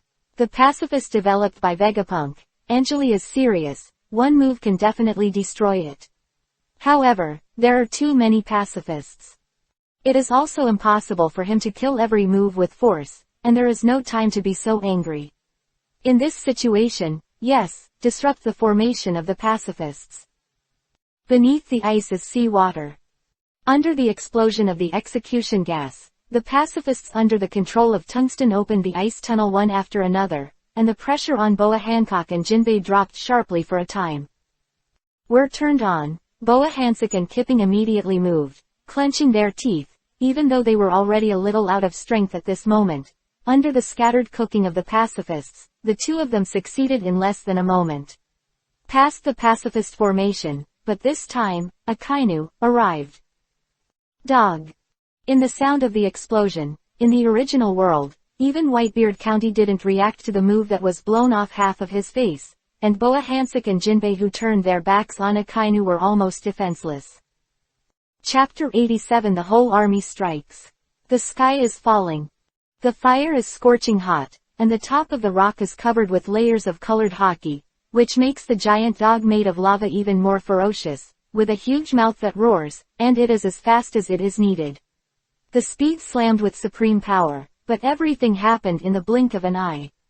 The two people who had just been arrayed fell into a dead end in a blink of an eye. The black tide in the sky hangs high in the sky at this time, and the figure shrouded in silver brilliance seems to be far away from here, and it seems that it is impossible to stop the blow of the sky and the earth. Death seems to be the final destination of the two Shichibukai. Pia Hancock's long hair was blown by the wind, and her eyes still showed unyielding. Baiyun Luyun. In Lang Lang's voice, it was like the sky rolling out, and the thunder was roaring under me, and the black sword energy in Marineford was like a river flowing backwards, and it rolled back. The black sword chi flowed back at an extremely fast speed, and a cloud of black mist formed behind Boa Henku tilde K and Jinbei. Dry Jun Yifa. A violent explosion occurred as the dark hound hit the foggy sky.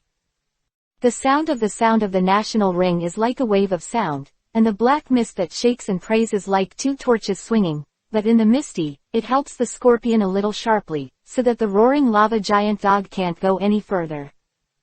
The bursts of energy and strong winds violently blew the ice around the two battlefields, and slammed the four pacifists and Doflamingo like hail. Gradually dissipating, the roasting rock giant dog finally disappeared with a whimper, while the black fanatical blessing was slowly flowing as if nothing had happened. Tsui, Sakashiki, did Sengoku only teach you this? A thick taunting sound descended from the sky. Akainu's face became embarrassed between his feet. Sengoku's face was also stern. Akainu's actions were not wrong. Kill the enemy. However, the mistake is wrong. It used disreputable means, but Yina had no way to respect Admiral's respect and used Yuzai's means, but it was cracked by the other party's light words, killing people and punishing hearts. These words are even more so. Let the whole Marineford's Marines beat drums. Cheetah Admiral. Happy, is this what Admiral should do? Shouldn't the justice we believe in be dignified and upright? Admiral Akainu.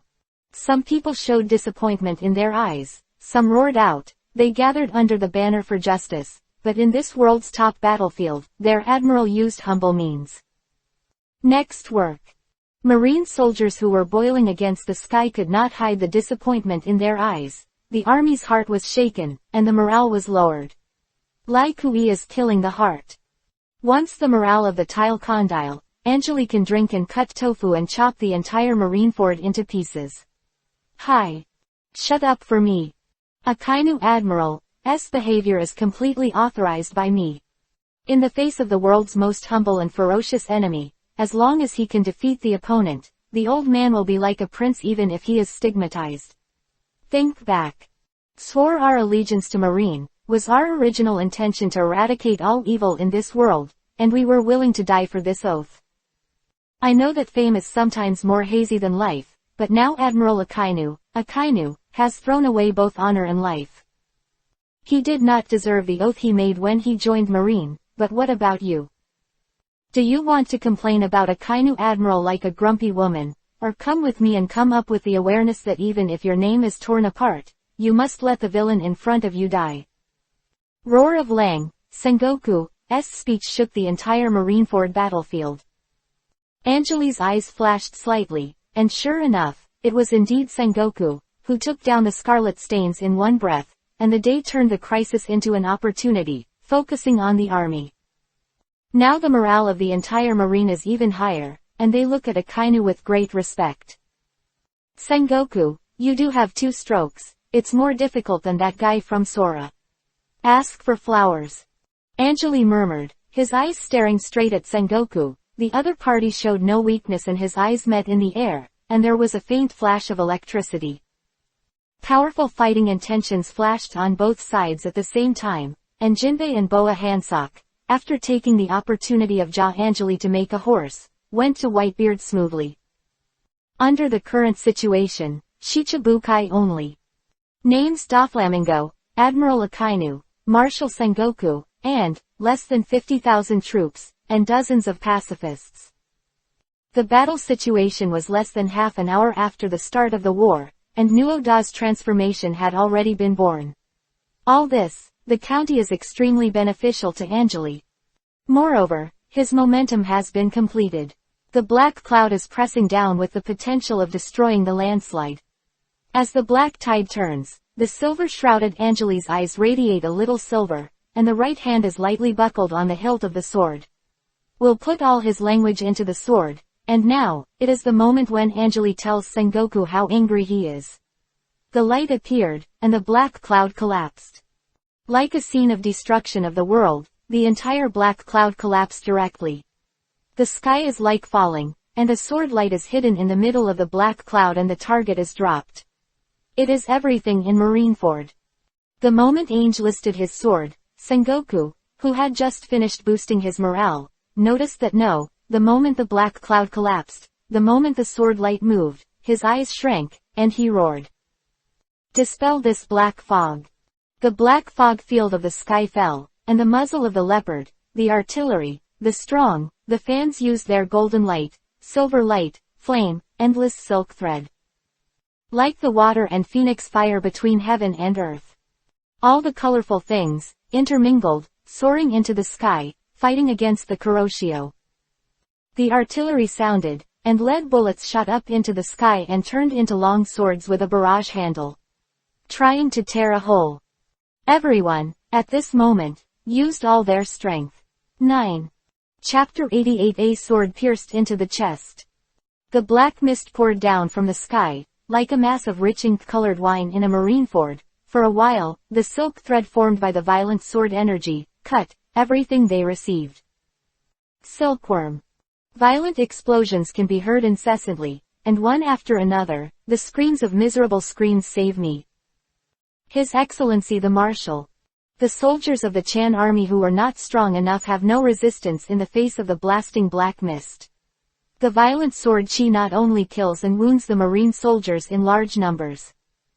No one knows what is 1 meter away from the black fog. Momoshiki held the 967 swords, with a serious face, and the black mist on her side disappeared again and again, and the sword chi kept disappearing from each other, and the ground was shattered, and the spiders coaxed one after another.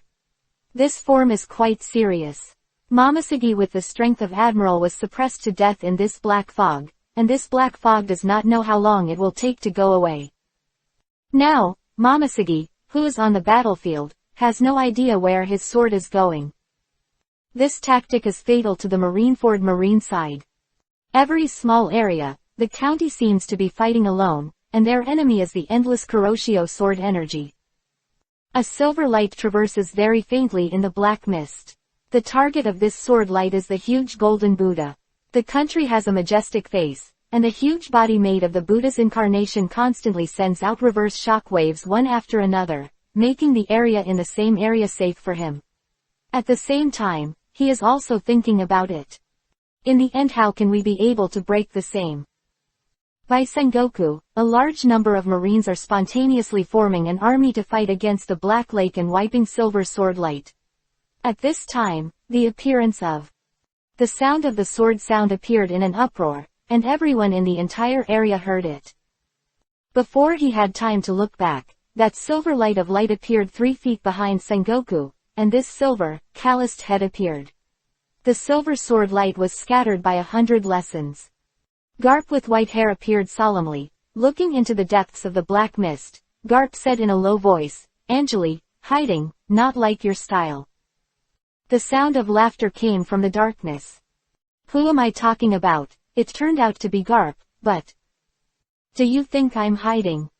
Accompanied by this chuckle, Angeli's appearance was not only himself, but what followed was a silver gray beam that was more than 1,000 meters long.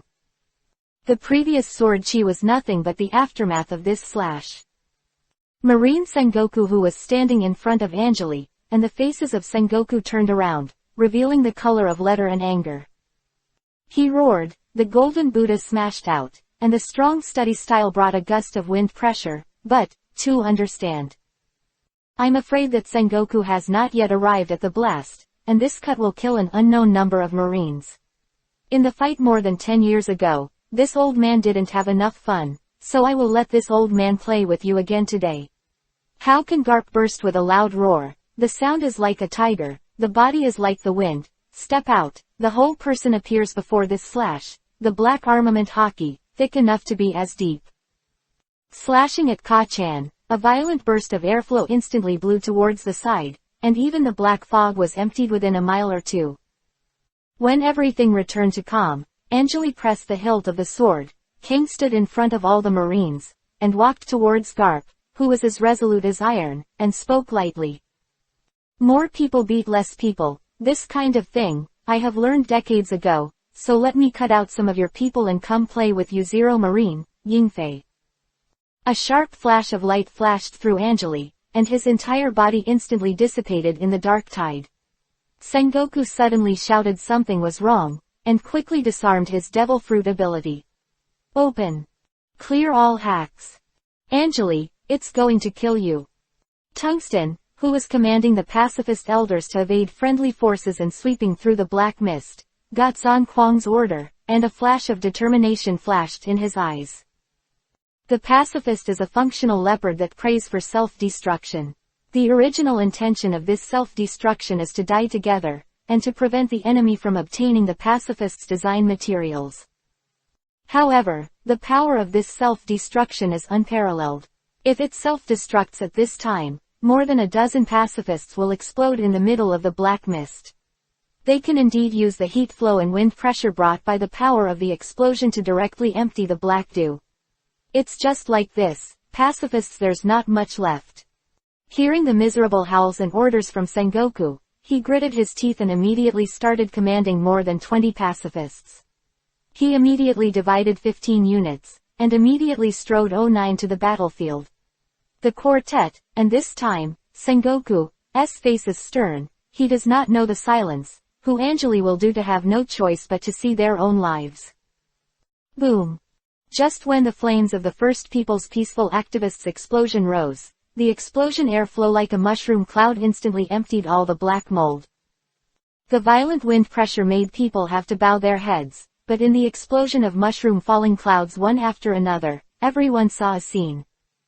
A long sword pierced into Admiral's chest. This sword, how does it feel? Akainu had a smile on his face, holding the hilt in his hand, watching Akainu speak lightly. Chapter 89. Now, it's fair.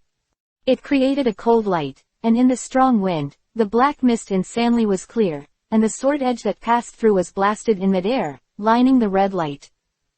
Akaroxi's sword that pierced through the chest, his face turned pale. How could it be possible? Admiral, how is it possible? Roars and roars, as well as those who were unwilling, were completely drowned out by the rumbling explosions. Everyone looked at the figure shrouded in silver light. The peerless elegance of the sword belt. How do you feel? Akainu's tone carried a strange chanting. His left hand was not afraid of the sharpness of the blade. He grabbed it suddenly, his eyes showed madness. He raised his head, looked at Anjali with mad eyes, and roared. It feels like you're dead. Anjali. If you look closely at the chest pierced by the blade, there is not a trace of blood flowing out. Yuanhua. The ability of the awakened natural fruit. One great, major eruption. Roaring, with strong killing intent, Akainu's right side turned into endless lava, and instantly transformed into a giant rock dog. Against the background of the explosion of flames, a giant magma dog hundreds of meters tall appeared hideously, and its eyes were not tears, but lava. Severely high temperature, even the air around him will be scalded to death, Anjali. Earth-shattering explosion, Akainu came out of this school. Of all marine soldiers were not yet ready to show joy. The figure whose hair was swept away by the mad phoenix smiled, and his eyes were as bright as sparks in the firelight. Tie up. Is that the only one left, Akainu? Turn around. The strong black sword energy suddenly burst on the sword. The shocking black sword chi instantly split Admiral Akainu into two halves, and a cloud of lava wine went to the four directions. Only the next black chi rose from the sky. Akainu's eyes are ruthless. Under the transformation of Yuan Yi, even if he is newly divided into two halves, he will not die. As long as his great, major eruption hits Anjali, it is just a human body, and he will definitely die. The strongest sword. What can how do? He must die. Yingguang 13 Plagiarism. Controlling that is 60 reincarnations. 13 moments is the reincarnation of 13 reincarnations, and this sword is the sword that cuts out 13 reincarnations. The silver light of the mad ticket shrouded Anjali, the same body chi and the cloth, the sword shadow, and the huge dog head that gathered in the middle has not yet bit the front of Anjali, and the move has already made the most bang. The engraving of the silver self-colored light has turned the 3-foot square into a ray of light like a small sun. The swordsman who reported the color picked up a drop of lava, and then smashed the lava. Under the potential of thousands of swords, the sword moves will be stunned in the blink of an eye. Qing's sword sounded, and the silver light dissipated, and in the direction everyone was looking at, the giant dog transformed by the great, major eruption still opened its huge mouth, wanting to take a sip of incense to Anjali. Yes, but giant eyes. The sound of glass breaking strands appeared. Then, the lava body that turned into two halves exploded. The rain of the dead Dian tightly covered the whole area, and the admiral was also big, never to be seen again. The explosions in the air gradually dissipated, and the pacifist self-destruction offensive has been finished, and a sunbeam is passing through the clouds and falling on Marineford. Baked Yanjin was dripping on Anjali's face, but it shed like blood. Originality is in every plan's creation. Akainu can indeed form a body after Yuansuo, but everything is under the condition that he still has a mind. Anjali's move turned Shituba into an idiot. The rock that fell on the earth will never return to its red shape again. He can only turn into lava, constantly consuming life force and eventually dying. Of course, if Zhan Kuang wins 730 Anjali, with the help of Marine's power, it might be possible to rescue Akainu, but the premise of everything is the soldiers of the country on this battlefield. Papa Angli split Akainu into endless lava. They opened their mouths and wanted to say something, but they couldn't say anything. Axe's eyes dimmed. For many years, he hadn't heard the news of Admiral's death, but now, an admiral, in front of him, was cut to pieces.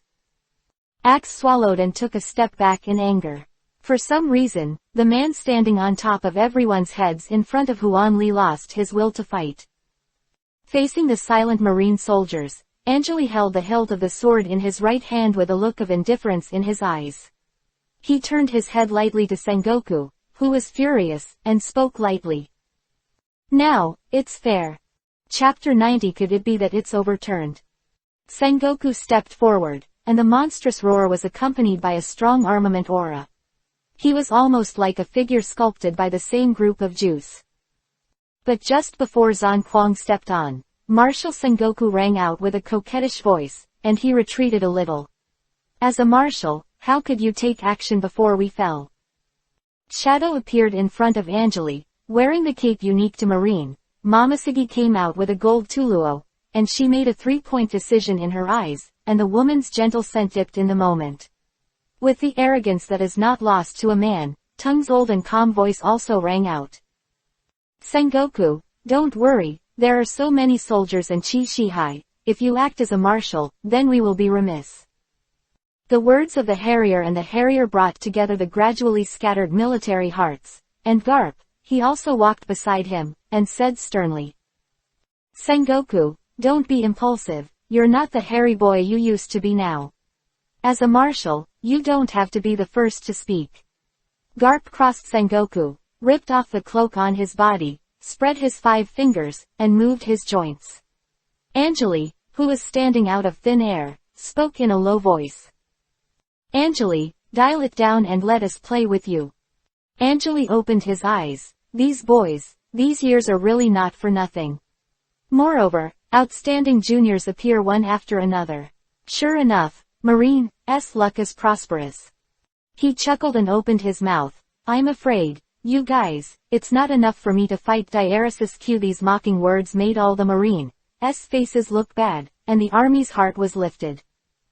Pacifists, attack. In an instant, dozens of golden rays shot towards Angeli, and Sengoku, who had calmed down at this time, immediately ordered the Harrier to make his move. Those with the rank of lieutenant colonel and below rescue the wounded, those with the rank of lieutenant colonel and above, gather here to come to me and come to the order of Sengoku. A large number of wounded began to be sent off the battlefield. And Garp, his bold and grandiose, went to the forward position, and Dover, who had been assisting on the outside, was immediately ordered by Garp. After the pacifists' cowardly shot attack disappears, use your fruit ability to hold him down and give Momoshiki a chance to fish in troubled waters. Hearing Garp's words behind him, Dover shrugged helplessly, and then showed an excited look, hitting the words most strongly engraved.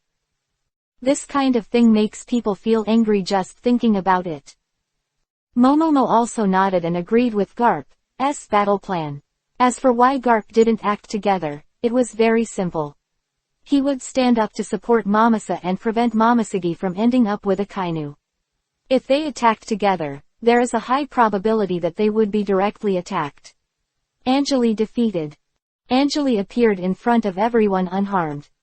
When instructed, Doflamingo immediately started. He had buried an unknown amount of silk threads on the battlefield for a long time. At this moment, he said that he would do it. Although Angeli's body is still as if there is nothing, but the silk thread of the transparent E has turned the county within tens of meters of him into a dead zone. Really, childish. Angeli said with a chuckle, and the silver light all over his body burst out. His eyes were extremely ugly.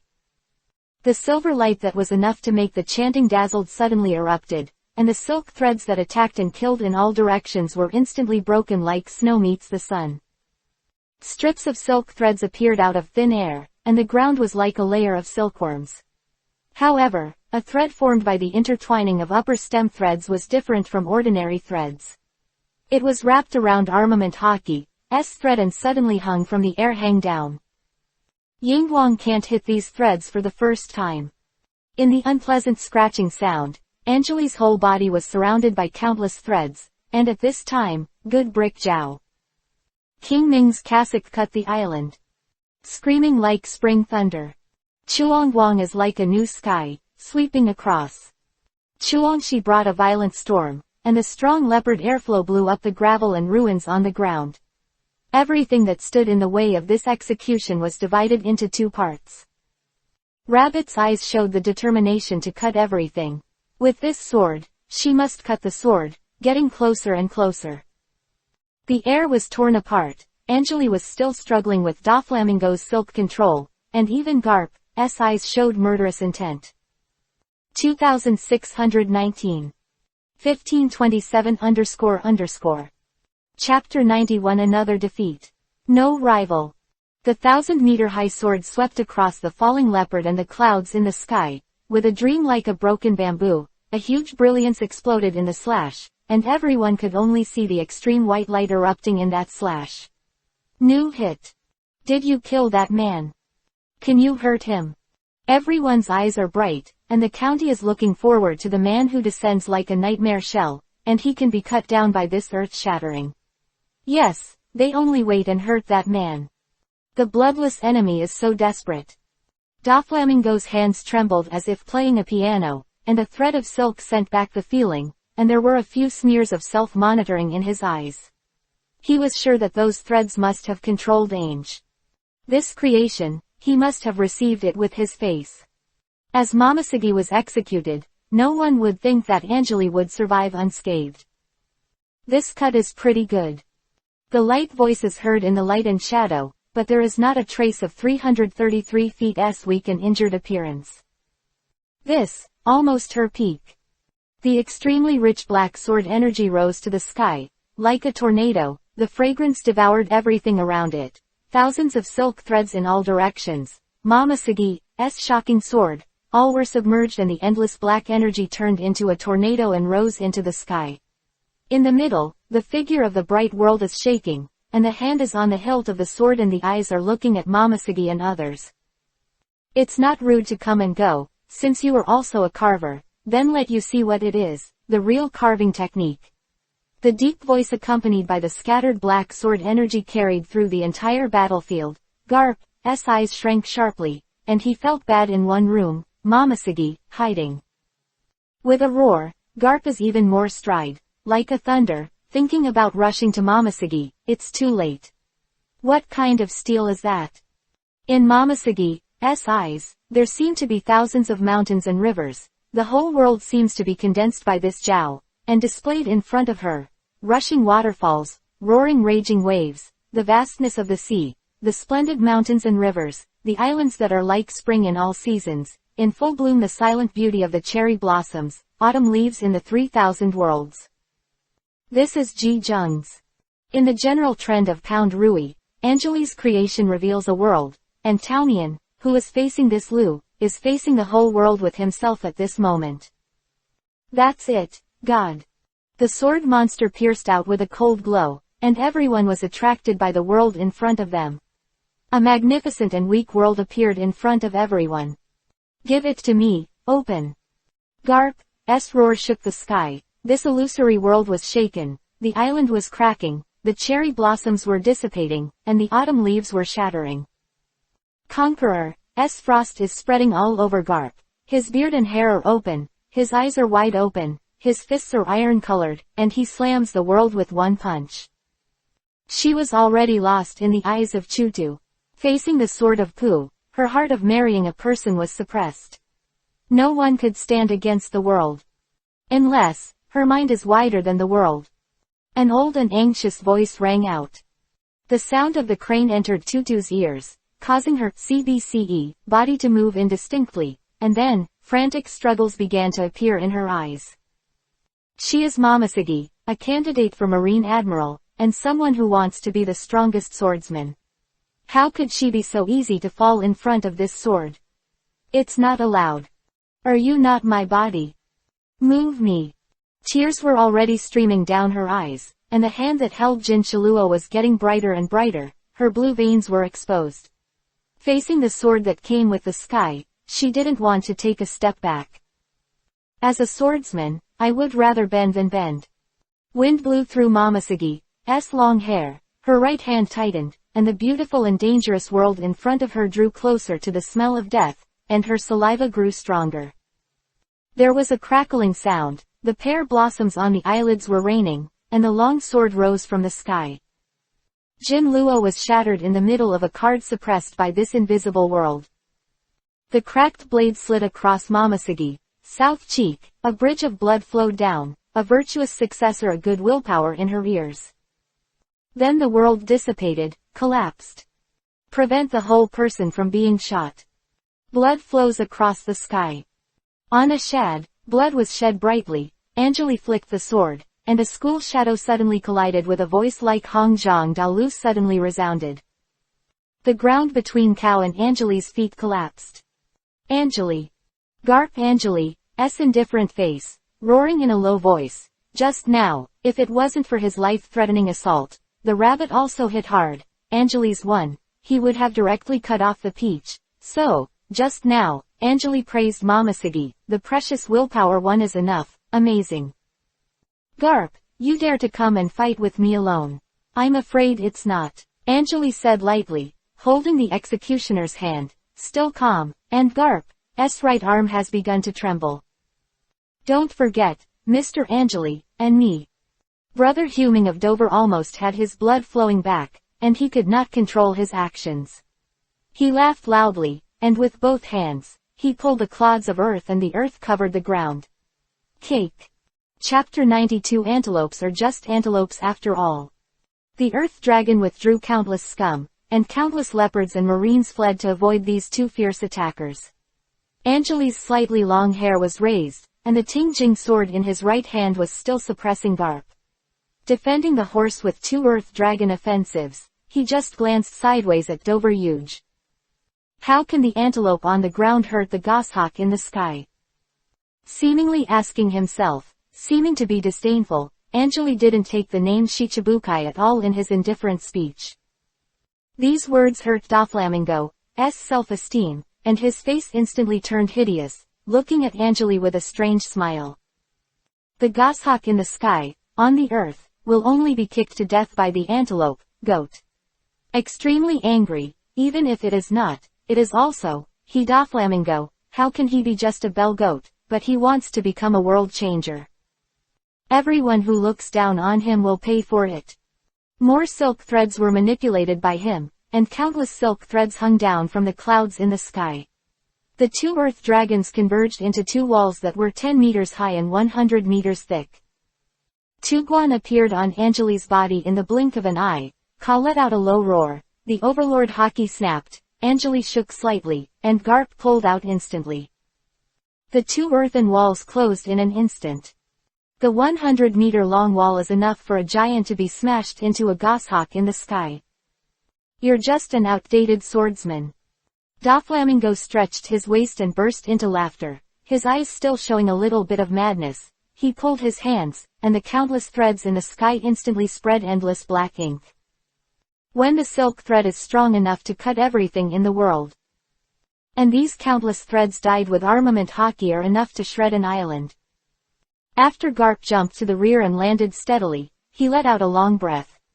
He and Anjali had only been deadlocked for a while, and he felt that, if they were deadlocked for a while, his right shoulder would be cut off by the sword's edge.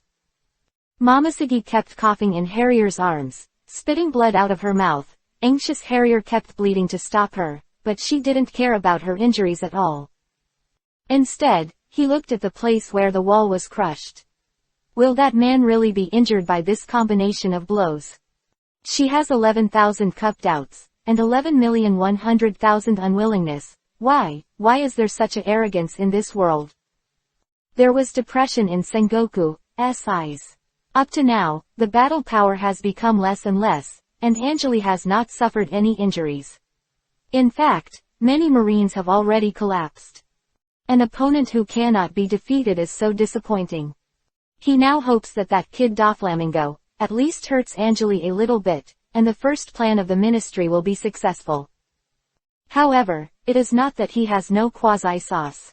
In a short period of time, all the generals above the lieutenant colonel were gathered, not without a purpose. Under the order, all the generals who gathered nearly near the Sengoku position pulled their bodies away, and began to sway. If one person can't defeat the opponent, then go up together. When countless silk threads are cut into the earth wall, it is like cutting tofu, and it is easy to cut into it. The overwhelming black silk threads cut through the earthen walls 1,000 times between turns. Ask for flowers. Flashes burst out. But in the blink of an eye, the earth wall was cut into powder by silk threads and collapsed. Doflamingo had a wild laugh on his face. He didn't believe that someone could survive such a cut unscathed. This is an attack that is enough to smash an island directly.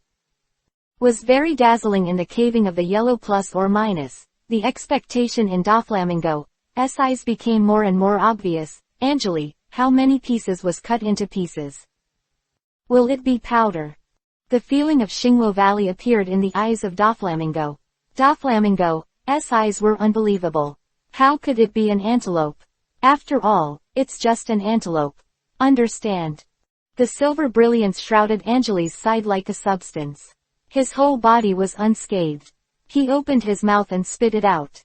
He dipped in the sword energy that had been in it for a long time, and suddenly spewed out of his mouth. Dover you go.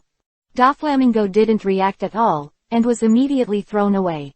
He vomited blood in midair, and his eyes were full of disbelief. What's going on? Directly pierced a big hole in Doflamingo's stomach and rolled to the ground, coughing up blood. Doflamingo's eyes were always full of disbelief. But the silver light around Angeli's body is the moon body, and the moon body that is so sharp that the sickle sucks to the extreme. How can Doflamingo's silk thread be able to cut it? The Lois fell. Angeli took one step, stepped out, and defeated a general with one sword. Now, who else wants to be loyal to Marine? Chapter 93 The Over-the-Top Scoundrels, leave the stage. Don't underestimate Marine too much. Bastard. Sengoku's roar is intriguing, and in the scene of the slyly flying, the assembled generals moved. The first plan, if Doflamingo loses, then the generals will attack with all their strength, and more than 100 generals will attack, which is earth-shattering. The neon directly obscures the entire sky. It's Marine's roar. Represents Marine's non-return. All kinds of attacks exude their own colors, one after another rainbow light and attack waves, causing the earth in front of Angeli to split, and the sonic boom shatters the clouds. Standing at a height of 10,000 meters and looking at it, you can only see that the colorful neon directly obscures everything. It is 10 meters, dozens of meters, hundreds of meters. In the face of such a pound of sugar offensive, it will be directly picked up and destroyed. This is Sengoku's first plan, long-range attack. The world is disillusioned, the elves whine, everything has its own way, and all the voices that cannot be said appear. The hand holding the silver loo handle is slowly raised, and countless flashing attacks of Zihong are about to slam into the shadow. Go, Dine Xiangtian. A fragrant pine appeared. It has a black figure, a large body, and is as tall as a 100-story building. The black scales are vivid, and its evil-eyed leopard's eyes are full of scarlet, and it suddenly opens in the face of the oncoming Wafang offensive. Toucan. Boom boom boom. Countless rainbows flickering with colorful lights. Like a waterfall, the gluttonous meal was suddenly sucked into the stomach. Black meal suddenly picks up the head roar. Everyone was shocked. How can it be? Facing the unbelievable gazes of countless people, only the figure behind the gluttonous man, with his sparkling eyes flashing softly, the Honghao raised its forefoot and turned towards the huge marine army. Hooray! In the eyes of the arrogance of the blood of Azoles. Boom! The earth that was trampled by the Qilu offensive is now being trampled down again, and launched a charge to devour the gluttonous springs that swallowed countless offensives. 5 or 6 colors of rainbow light were faintly revealed in its belly.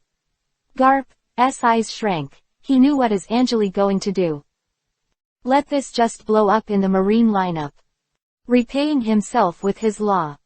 How could it be possible for you to do it? With a roar in my heart, Garp's white hair fell back and forth, and a large chunk of F roared in the twinkling of an eye. A little giant suddenly appeared in place. Sengoku's eyes showed disbelief, and he lost his voice. This is armament hockey, Dacheng Dang. To legend, after the armed hockey reaches the summit of Dacheng, he exerts all his strength, and the user's own body will even expand. Now, Garp's body is almost bigger than a small giant.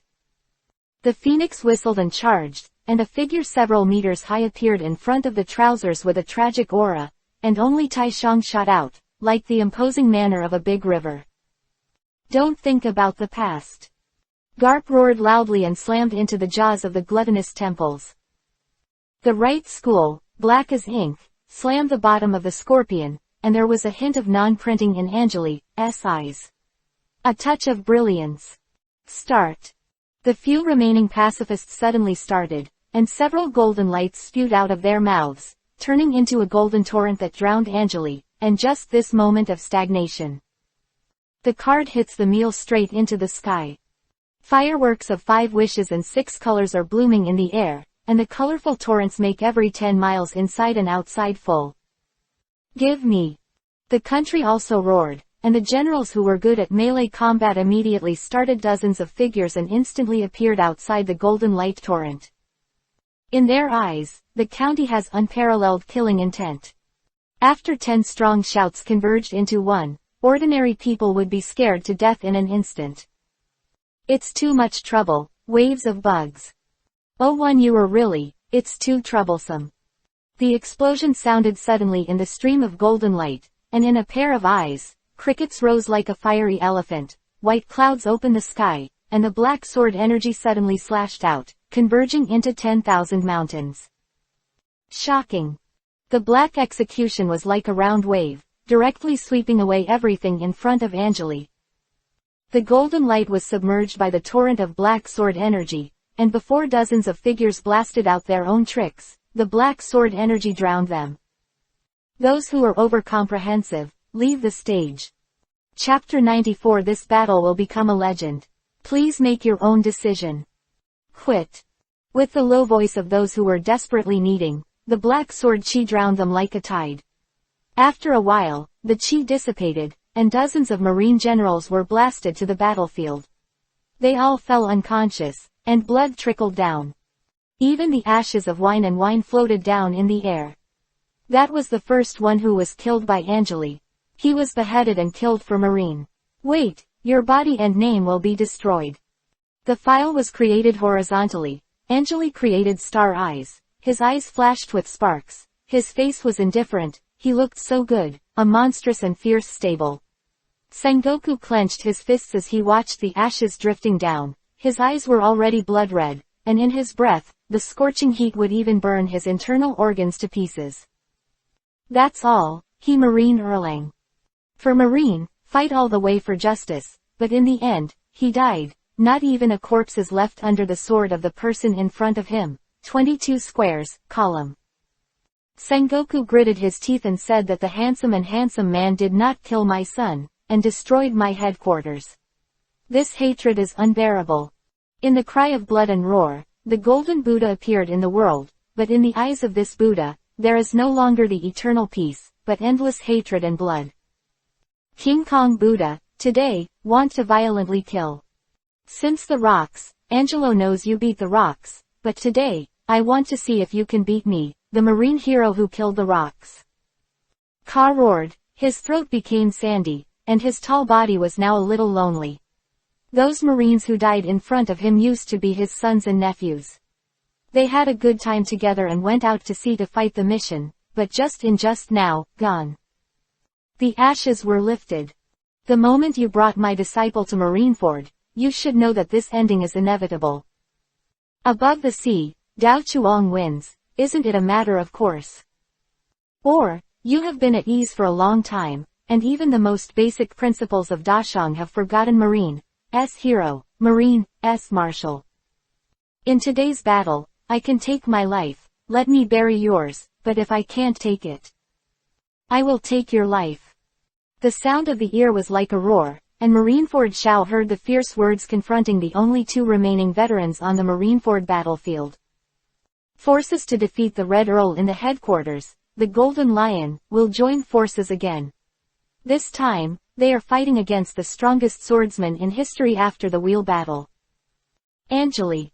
In the back, Teomo, who was already wrapped in the bandage, looked at the 3 black shadows in the distance, and she had a hint of premonition in her heart. This battle will surely become an epic handed down to future generations. No matter who beats or loses, Until now, Anjali is no longer known as the #1 leopard swordsman in the world. Even in the fierce battle, he was still unscathed on the execution platform. Zoro and Kuina were tearful at that dowlay. Oh figure, like a figure that can carry the whole sky. Teacher. You go, don't fight anymore. Kuina lost her voice, tears kept streaming down her eyes. Until now, Marine was dead and wounded, and their teacher couldn't possibly be as light as he looked. Even if you kill 10,000 pigs, you will be tired. Behind the relaxed and freehand brushwork, is the moment of determination forged by the unparalleled will. Kuina growled, she wanted the teacher to leave, don't make any more shots for her, but the response to her was a long squirt. Today's battle has nothing to do with you. Rushing into Marineford, I thought of this scene, but how can this give me what I need? I am a swordsman, I would rather not give up. If there is a mountain in front of you, go and split the mountain. If there is a sea, you will open the sea.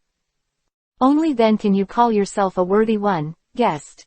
Sir, wait for me for a long time, why not, let's fight. Lang Lang's voice came to the end, 557 turned into a big laugh, and the sword light moved with the shadow. Today, bury your bones here, Anjali.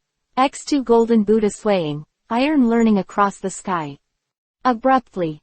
In the first moment after the cover attack collided, an unparalleled explosion was born. The strong wind pressure even sent the potholes flying. Soil and rocks rise into the sky. The silhouette of the silver light cage flew up even more. He held the sword in his hand, but there was a hint of freshness in the corner. He was not a god after all. Eventually, injured. Teacher. Guy's shrill voice. Eyes were firm, and the black hockey on his body was already condensed on his huge body like armor. He took a step and stepped deep into the air. He galloped with lightning and stunned Angelenin, who was knocked away by the collision. Come on, Anganli. Repent for those who died under your sword. Chapter 95. Let's see who dies first. Repent. If you can do it, come on. Garp. He shouted loudly, with an extremely flamboyant smile on his face, and the blood overflowing from the corners of his mouth did not diminish his charm at all. Garp's popping sound and the shadow of the fist were like a land of shadows, and they were glued to Anjali in an instant. The black diamond-like glove was wrapped around Garp's fist, and it had the momentum of collapsing a mountain. Anjali's hair was lifted by the wind, and the wound in his hand was slightly cold. With a slap on his waist, point in front of the blade. If you want me to die, you should try. The sound of the violent wind, let the violent sound of the two dissipate in the wind at the same time. Front, fist. Two shadows staggered in midair. Blood spilled in the air. It pierced into Cow's right shoulder, blood trickled out, and Garp's iron science also slammed into Anjali's silver light body. His chest was staring, and Garp punched him in the front. Poof! Anjali spit out a mouthful of blood, but in contrast, when the sword edge was drawn from Garp's shoulder, the opponent's entire right arm hung down. Card Sauce's meridian was directly cut off by Anjali. The two fell to the ground at the same time, and the sound of the wind blew past Anjali's ear, but a sense of garden sound suddenly appeared. The golden Buddha suddenly appeared, reached down with a palm, and slammed directly at Anjali, who fell to the ground. Beat hard. Huang Shifei was flying, and Anjali's hand was long and horizontal. On the other hand, Anjali's figure turned a little bit, and the whole person turned to face up, confronting the figure hanging in the air from the sky, and suddenly drew a long sword. It bent to a very unique long moment, and with a sudden bounce, Anjali rushed out like an arrow.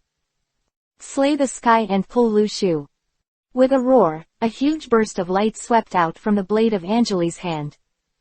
The dazzling sword light slashed directly on the huge Buddha's palm, and then the blood flowed out like a waterfall. Leela's blood was like a waterfall, directly pouring over Anjali. Once it was Anjali, it was no better. The huge impact of the Buddha's palm directly blasted him to the edge of the battlefield and directly into a waste weir. The three fought, and they passed between turns. When everyone came back to their senses, they only found that Kassa's hand was hanging beside him, and Sengoku, who was in the form of a big Buddha, had a huge scar on the left palm of his leopard. No one can take advantage of this dad's fight. Sengoku, this time, trouble. Staring at the ruins, Ka opened his mouth in a low voice, and pursued a series of continuous pursuits. When Angeli was most unprepared, he was not able to injure the opponent. Instead, they were more injured. It seems yes, but after so many years, although you haven't done much, your skills haven't been too late. Next time you join hands to attack, you should first get rid of your hands. Sengoku stared at the ruins with piercing eyes, and whispered, letting Garp get his hands and stomach pierced first. The dust and smoke were flying in the field, and the marine soldiers of the same company did not approach at all, let alone the medical team, Seppuku's injuries could only be treated by himself. Sengoku used armament hockey to tighten his muscles directly, and the blood stopped directly, but if he fights for a long time, even if he wins the palm of his hand, there will be sequelae that will never be bad. The sword intent imprisoned as Angeli is frantically dissipating in the wound. Garp's face remained motionless, one hand grabbed the broken hand, and then he suddenly mentioned the appearance of armament hockey like a shadow. After directly blocking the wound, the armament thunder gas attached to his right arm became stronger. Both of them chose a way that would cause great sequelae, but at this moment, in this way, their combat effectiveness would not drop. Kill Angeli and everything will be fine. Before the smoke and dust from the waste had dissipated, a chirping sound rang out, and Angeli stood up to fight against the execution. The knife even made it impossible for him to deal with it. Now he has suffered internal injuries. However, Angeli raised a smile at the corner of his mouth. He mentioned Lu, and said with a light smile to the two veterans who were waiting for us. Let us, who will die first? The sound came and fell, and Angeli's figure disappeared in the same place, but he didn't seem to disappear again. A cluster of sword lights suddenly rose. It's just that his figure disappeared. The water flow is invisible, and this sword light is like the river and the sea. Let's decide, the fate of the world, Sengoku, Garp. The light laughter has become a little mad and wanton. Sengoku and Garp looked at each other and nodded in agreement. Kasas roared in a low voice, stepped forward, and stepped out like an arrow. The golden Buddha stood behind calming, and a shock wave of golden color blasted out. By fate, Angeli, you will die, here. Golden Buddha's eyes were filled with leopard frost that was enough to freeze people's hearts, and he whispered. Upside down. Chapter 96 Marineford, will perish by my sword. The black gauntlets roll up the swamp sky. The huge black palm that builds the color shell is enough to open the steel and smash the mountain. Kajian climbs and presses away, sipping wine in the palm, and the wind is like a tide. The earth was rolled up without a trace of dust, and the ground in front of Angeli was even rolled up with rocks. Piece of dirty Garp was swung out, and behind him was a random golden shockwave, one after the other, which made people's eyes not flawless. How to stop it? How to stop?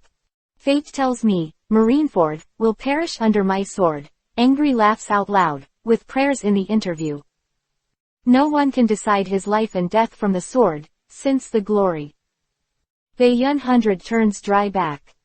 Countless black sword chi spewed out, and the black cloud was like a vortex, swirling around Angeli's body 1,000 times, and the whistling wind exploded.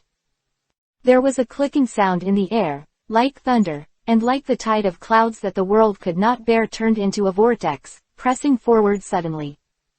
A school that was enough to crack the giant mountain, collided with the whirlpool directly, and a loud bang suddenly erupted. A sound of gold and iron suddenly appeared between the heavens and the earth.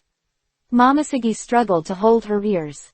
This kind of voice that went straight to the bottom of her heart made people want to spit out all her internal organs. It was just her eyes that were still staring at the battlefield.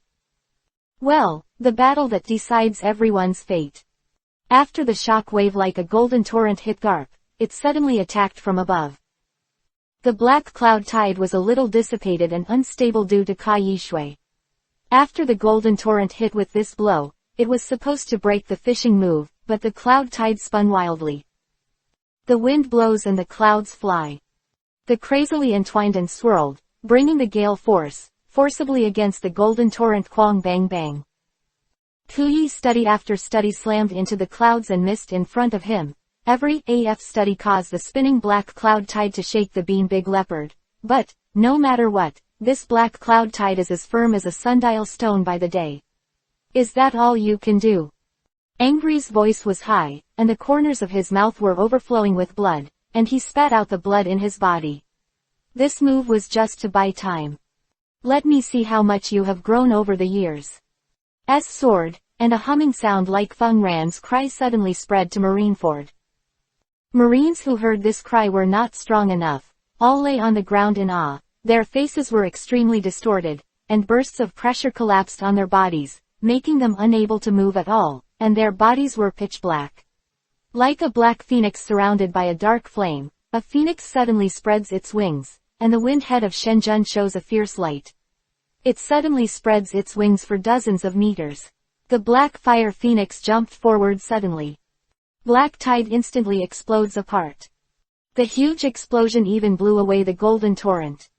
The amount of black clouds dissipated directly, and the fierceness in his eyes revealed the detachment.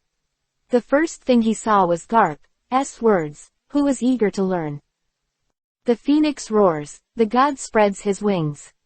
Rumbling. Check it out. Garp's eyes narrowed, his hands probed.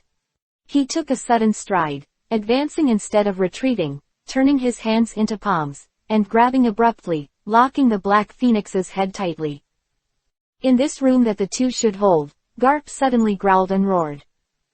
The huge golden Buddha moved in an instant, reaching down with one hand. The sound was like a thunderbolt, and the strong wind sounded like a thunderstorm.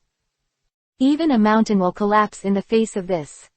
The loud laughter sounded out of time. Your opponent is me, Sengoku. The figure swept out from behind the gods. The sword was straight, a sword slashed out, and a slash against the vast sky suddenly slammed into the eyes of the golden Buddha who came from the deep, and the golden and black hands suddenly changed, turning into a bang. The tall golden Buddha directly slashed the sword energy out of thin air and pinched it on the spot. Jin Buddha's feet were restless, and he appeared in front of Anjali like lightning, and punched out the sword. The great Buddha's great school was firmly held up by the blade. Stepping on the void, Anjali's face flushed, and Sengoku's expression also flashed, and he began to compete in an instant. The blade vibrated the air and gradually cut into the base armament hockey. A scarlet flashed in Anjali's eyes. Exploding air machines surround the person, causing the gravel to fly wildly. Within 1,000 meters of the battle of several people, no one exists. The strong wind blew Anjali's hair, and his eyes were eerily scarlet. A low voice suddenly appeared, and a burst of love exploded on the blade of the sword. Sengoku's incarnation of the golden Buddha was suddenly pushed back and angrily turned upside down. The blade turned straight, and the sharp edge pointed straight at Garp, who was competing with the black fire phoenix. Stepping on a piece of land, Sengoku roared with shock and anger in his eyes. Garp, careful. Chapter 97 Sengoku, Exit. The wind was blowing from the back of the head, and a vicious wind suddenly hit, and the blade was wrapped in a force that was enough to provoke mountains and seas. The black sword chi selection needs to test the bursts of killing chi. This was the first thought that came to Jian Haley when Dao Free and the others saw this scene. No one thought that Anjali made a false move, and the blade turned to Garp instantly. If you can't stop this move, Garp will die. Be careful, Lord Garp. Garp Vice Admiral, be careful. One after another, the sound rang out loudly. No one wanted to let Marine's hero fall here. Moreover, he also represented the hope of defeating Anjali Tilda. So far, even though Anjali is tyrannical, he has shown a little bit of defeat. They are so eager to defeat that man and defeat that. Liu K. Garp, who rubbed Marine's dignity on the ground, roared and roared, grabbing the black phoenix's head. The hands suddenly burst into force. Martial arts hockey circulated, and the rich base colors poured out like a tide. Dachung's marine Rokushiki led him to surpass other forces that were enough to shatter a large island. It erupted between Garp's hands, and he twisted the black fire phoenix. Clang neck. Fung let out a whimper and turned into smoke and dissipated. Strong wind blew across Garp's face, and he turned, pulled, and slammed out. There is no way he will die here. Not only him, this is the chessboard of all Marineford Marines. He is the hero of Marine. The trained hero has the power to break all difficulties. Li Ruishan blasted out in one fell swoop. However, the expected collision did not happen, and Garp only saw the contempt in Anjali's eyes, and the sideways sword edge. Before 3 inches away from the card, Anjali's offensive was reversed.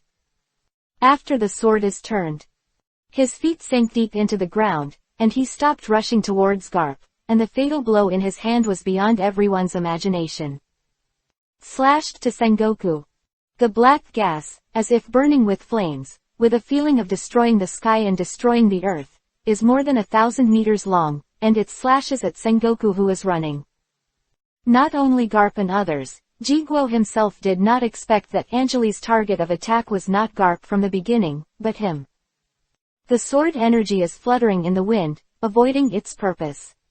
The black sword energy is burning like a flame, and he is rushing towards Garp with high speed. The Golden Buddha can't stop. No one can control such a tall stature, and can stagnate in an instant. A trace of blood slowly dripped from the corners of Anjali's mouth, and he forcibly stopped his body. Unavoidable. It's a must-kill. He lied to everyone. Between the electric light and flint, the burning black Luchi suddenly slashed into the Golden Buddha, even if it was just as dry as a shot. At the moment when Zan Kuang doubled Sengoku's arms, the sword chi had already slashed into his huge Golden Buddha. Rumors. The smoke exploded, the dust flew up, and the yellow sand rioted. Everything disappeared. All I could see was that Sengoku fell to the ground covered in blood, not knowing if he was alive or dead. When Garp looked back on his studies, he only reached 3 inches in front of Anjali, and a slashing finger blocked Garp's heart-wrenching roar. His relationship with Sengoku was not something outsiders could understand. The two are good friends, and they have killed each other for many years. Ask for flowers 0. They have made countless prestige together on the sea. But today, Zan Kuang fell in front of him, and his heart felt as if he had been seized, and his heart was heartbroken. Garp's eyes were instantly dyed red like blood, and his white hair stood upside down. Anjali, I want you to die. The sound of Scar's roar shook the earth, and the 3 major forces erupted on Garp's hands. Down long. The place where the man stands, the sky is wet with yellow dust, the earth is cracked.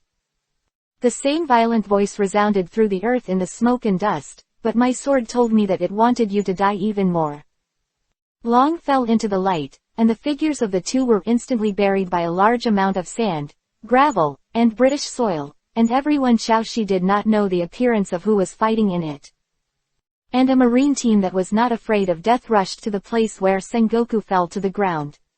They desperately carried Sengoku back to the place where Garp and Anjali were fighting. Harrier anxiously walked to Sengoku's side to see the military doctor give Sengoku emergency treatment. Her face showed an impatience that hadn't appeared in a long time. Sengoku also lost. Who can beat that monster? Sengoku's eyes opened slightly in confusion, and now he only felt that his whole body was embraced by darkness. He only remembered the sword that covered the sky and the sun. Garp, let's win. A low sound. Sengoku completely succumbed to the past, and then I smelled a nervous and flustered voice. His Excellency the Marshal was in a coma. Medicines, medicines, bring them all. In the distance, Garp and Anjali are risking their lives to start a fierce battle. 5,279,749 Chapter 98. The Outbreak of the Life-Exhausting Arcane Garp. The sound of golden iron pierced the earth, and Anjali's figure suddenly floated back, and the dazzling sword edge was shaking, as if he could not withstand such a high-intensity battle. His eyes were stained with blood, and Anjali suddenly slashed with his sword. If the sea is flowing backwards. The black sword chi burst out suddenly, the chi rose against the wind, and suddenly became more than 1,000 meters tall, like Garp falling into the sea. Today is the day you buried your bones. The low roar carried a bloody feeling, entering everyone's ears, facing the surging sword energy from the false accusation, the eyes under Garp's gray hair, burning with the mad killing intent that had been surging for decades. He roared 1493 times, and slammed his hands on the ground. The dead person is you. The earth swayed, countless buildings collapsed one after another, and the wounds accumulated from the battle before the pits appeared in the earth were completely detonated by the card at this moment. The silhouette of the man disappeared instantly, and the sword chi that was more than 1,000 meters long did not have any effect except to smash the ground even more. With the front facing down, his eyes like tiger shares, he looked at Garp who was in the same relocation field. Do you want to play this little trick with me? Looking at the collapsed earth, Anjali spoke in a low voice. The surroundings were like a scene of the collapse of the heaven and the earth, and he did not shake his heart in the slightest. Even if the yellow smoke covers the sky, people can't see anything. Mamasagi was fighting between the two, and the hand on the gauze couldn't help but clenched it tightly, and the wound that was not healed slowly bleeds out. She is so eager, so thirsty at this moment. It was her who fought against Anjali. However, her creation, before, had already caused a tragic defeat. Before the defeat Garp had no power to fight back, hit him. Although he was unwilling to do so, the three were the low voices that made his eyes slightly bloodshot. Compared with his own thoughts, Marine was more bloody. Crane's eyes are full of thoughts. The moment Sengoku falls, all the burdens are placed on her. If Garp loses, then the situation will be completely irreversible. Kizaru and Gueiji are stopping Whitebeard. The military strength of the side cannot be used, and the headquarters, now, has been beaten to pieces by Anjali. The strong man you can count on is already, there is not much left. Garp, it's all up to you. Looking at the battlefield, Crane clasped Vivi with both hands. For the first time, she entrusted her victory to her destiny, rather than her own turmoil. Garp was thinking underground, how to defeat Anjali. The opponent's swordsmanship is really strong and the fighting technique is also very strong. There is no shortcoming in long distance and close attack county, and even with his silver light, he can fight with him one by one. Although it is said that Anjali is injured, but now Sengoku has withdrawn, and only Garp is left. Under the comprehensive crush, how will he break the same? The decades since he came out, even when facing the rocks, Garp has never had such a helpless time when facing an enemy. There is not a single point that can be broken through, even if the opponent's injuries are all accumulated.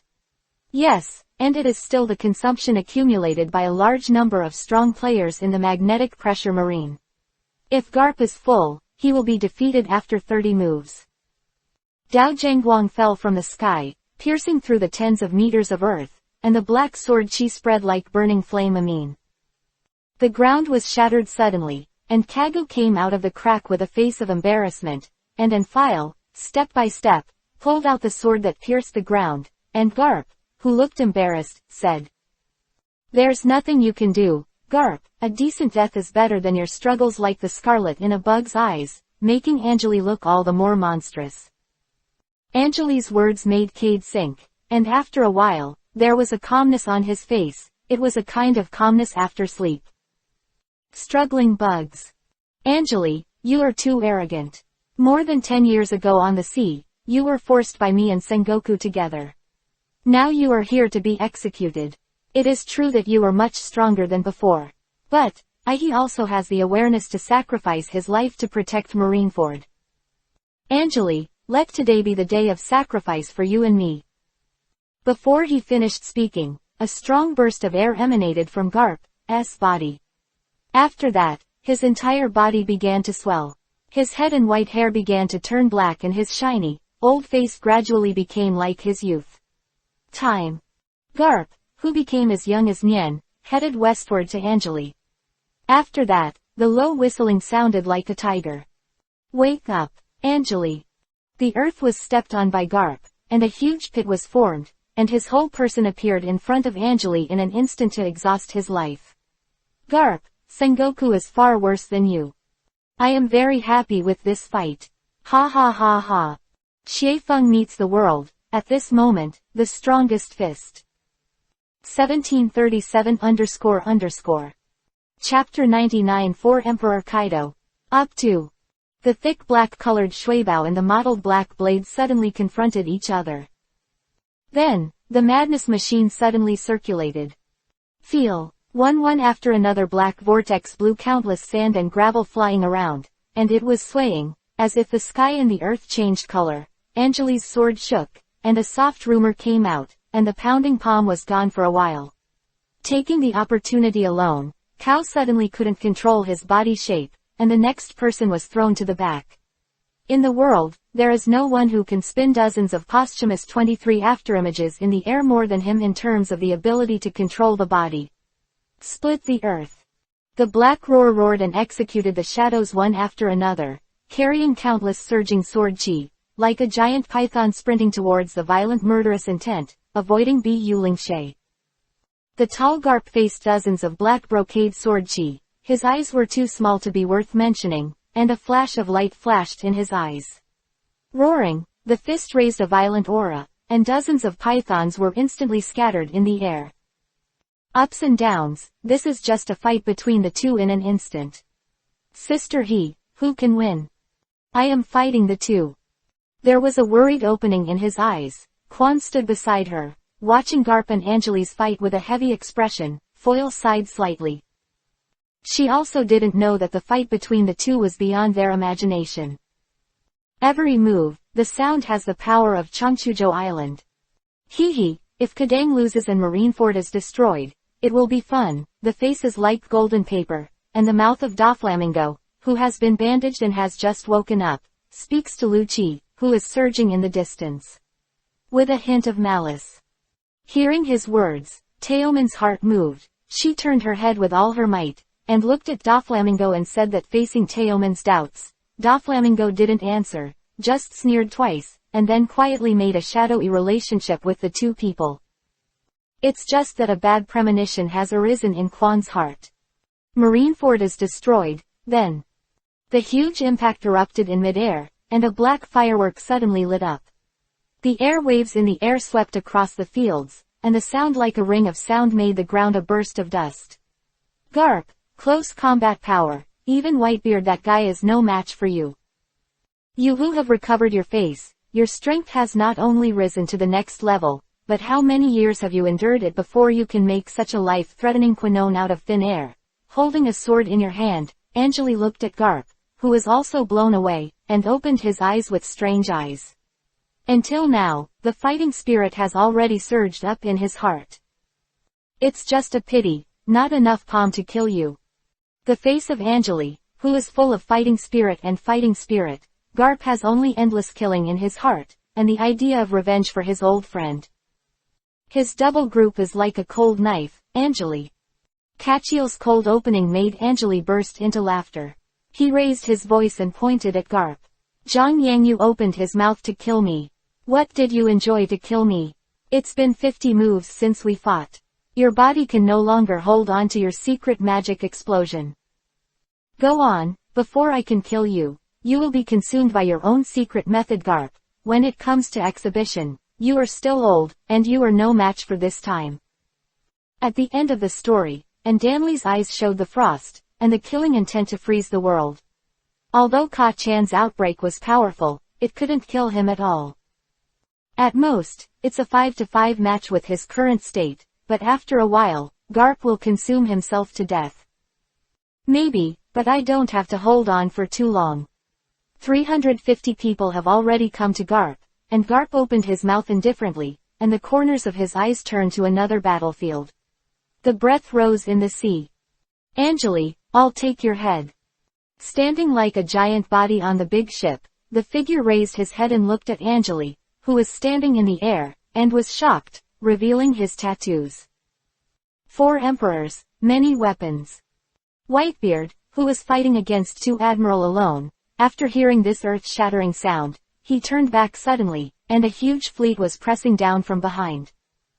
More, firmly lead all members of the Baipuhai group to participate. The three disasters are leading their respective ships, following the flag of Kaido, and the flag of the Sea of Beasts is ringing. This is your queen.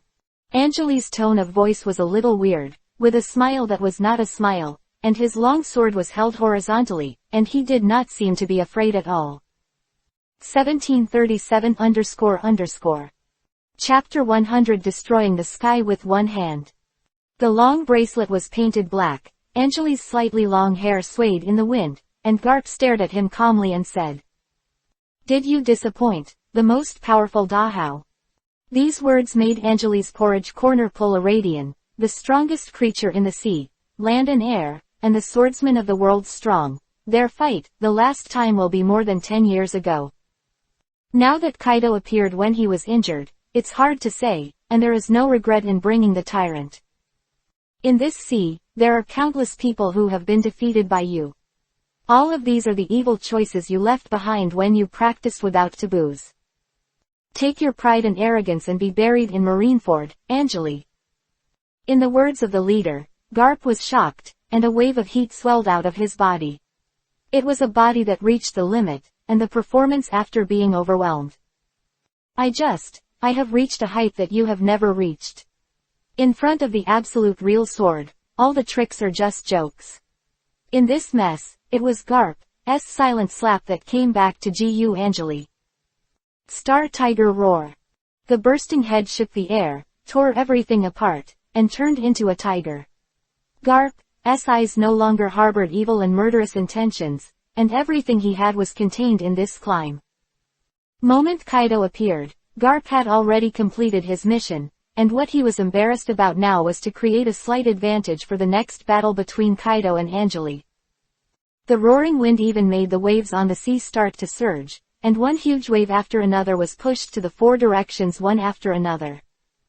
In midair, a huge tiger form roared. The black tiger roared and landed, stepping on the void, his eyes flashed two spots of scarlet light, and the extremely red air suddenly burst. The power swept all directions and rushed towards Angeli. The rushing black tiger brought Dao Lufeng, and a gust of wind blade turned into the first wave of offensive to exhaust all the blows. Garp, is this your last peak? Really, it is embarrassing. The long sword is free to raise in the face of the invisible wind blade that attacked and killed. I was running and roaring the tiger. Angeli's eyes were not shocked by this action, but regret. It seems to be in the shadow of the finger, the strong man who has crossed the sea. Today, there will be one less person to let this sword come to see you off, Garp. A soft sound of pity sounded, and the black flame-like sword was raised. At this time, the group of beasts and seaweeds had already rushed into the battlefield where Whitebeard was located. And Kaido, he was just watching the fight in midair, motionless. He was waiting for an opportunity, and Kizaru and Ao, living in Whitebeard, seemed to be dying. How could they let go? From the corner of his eyes, Whitebeard looked at the scene in the sky, and Vivi sighed inwardly, "Brother Angeli, be careful." The rays of light in the eyes are like bright stars, praying for countless wind blades, galloping on the black tiger, and holding a sword high above this sword. I have sat next to each other for 10 years and achieved enlightenment. When the sword comes out, there is no return. It is one of the swords that I have gathered from the cloud swordsmanship. The sound of the reading field fell, and the sword light came out. However, Angeli closed his eyes. A transparent sword shadow appeared in the sky, invisible, but everyone felt it. There, a sword appeared. The shape of the gas field recognized the sword shadow, and after countless wind blades were slammed on it, there was a crisp sound of a broken leopard.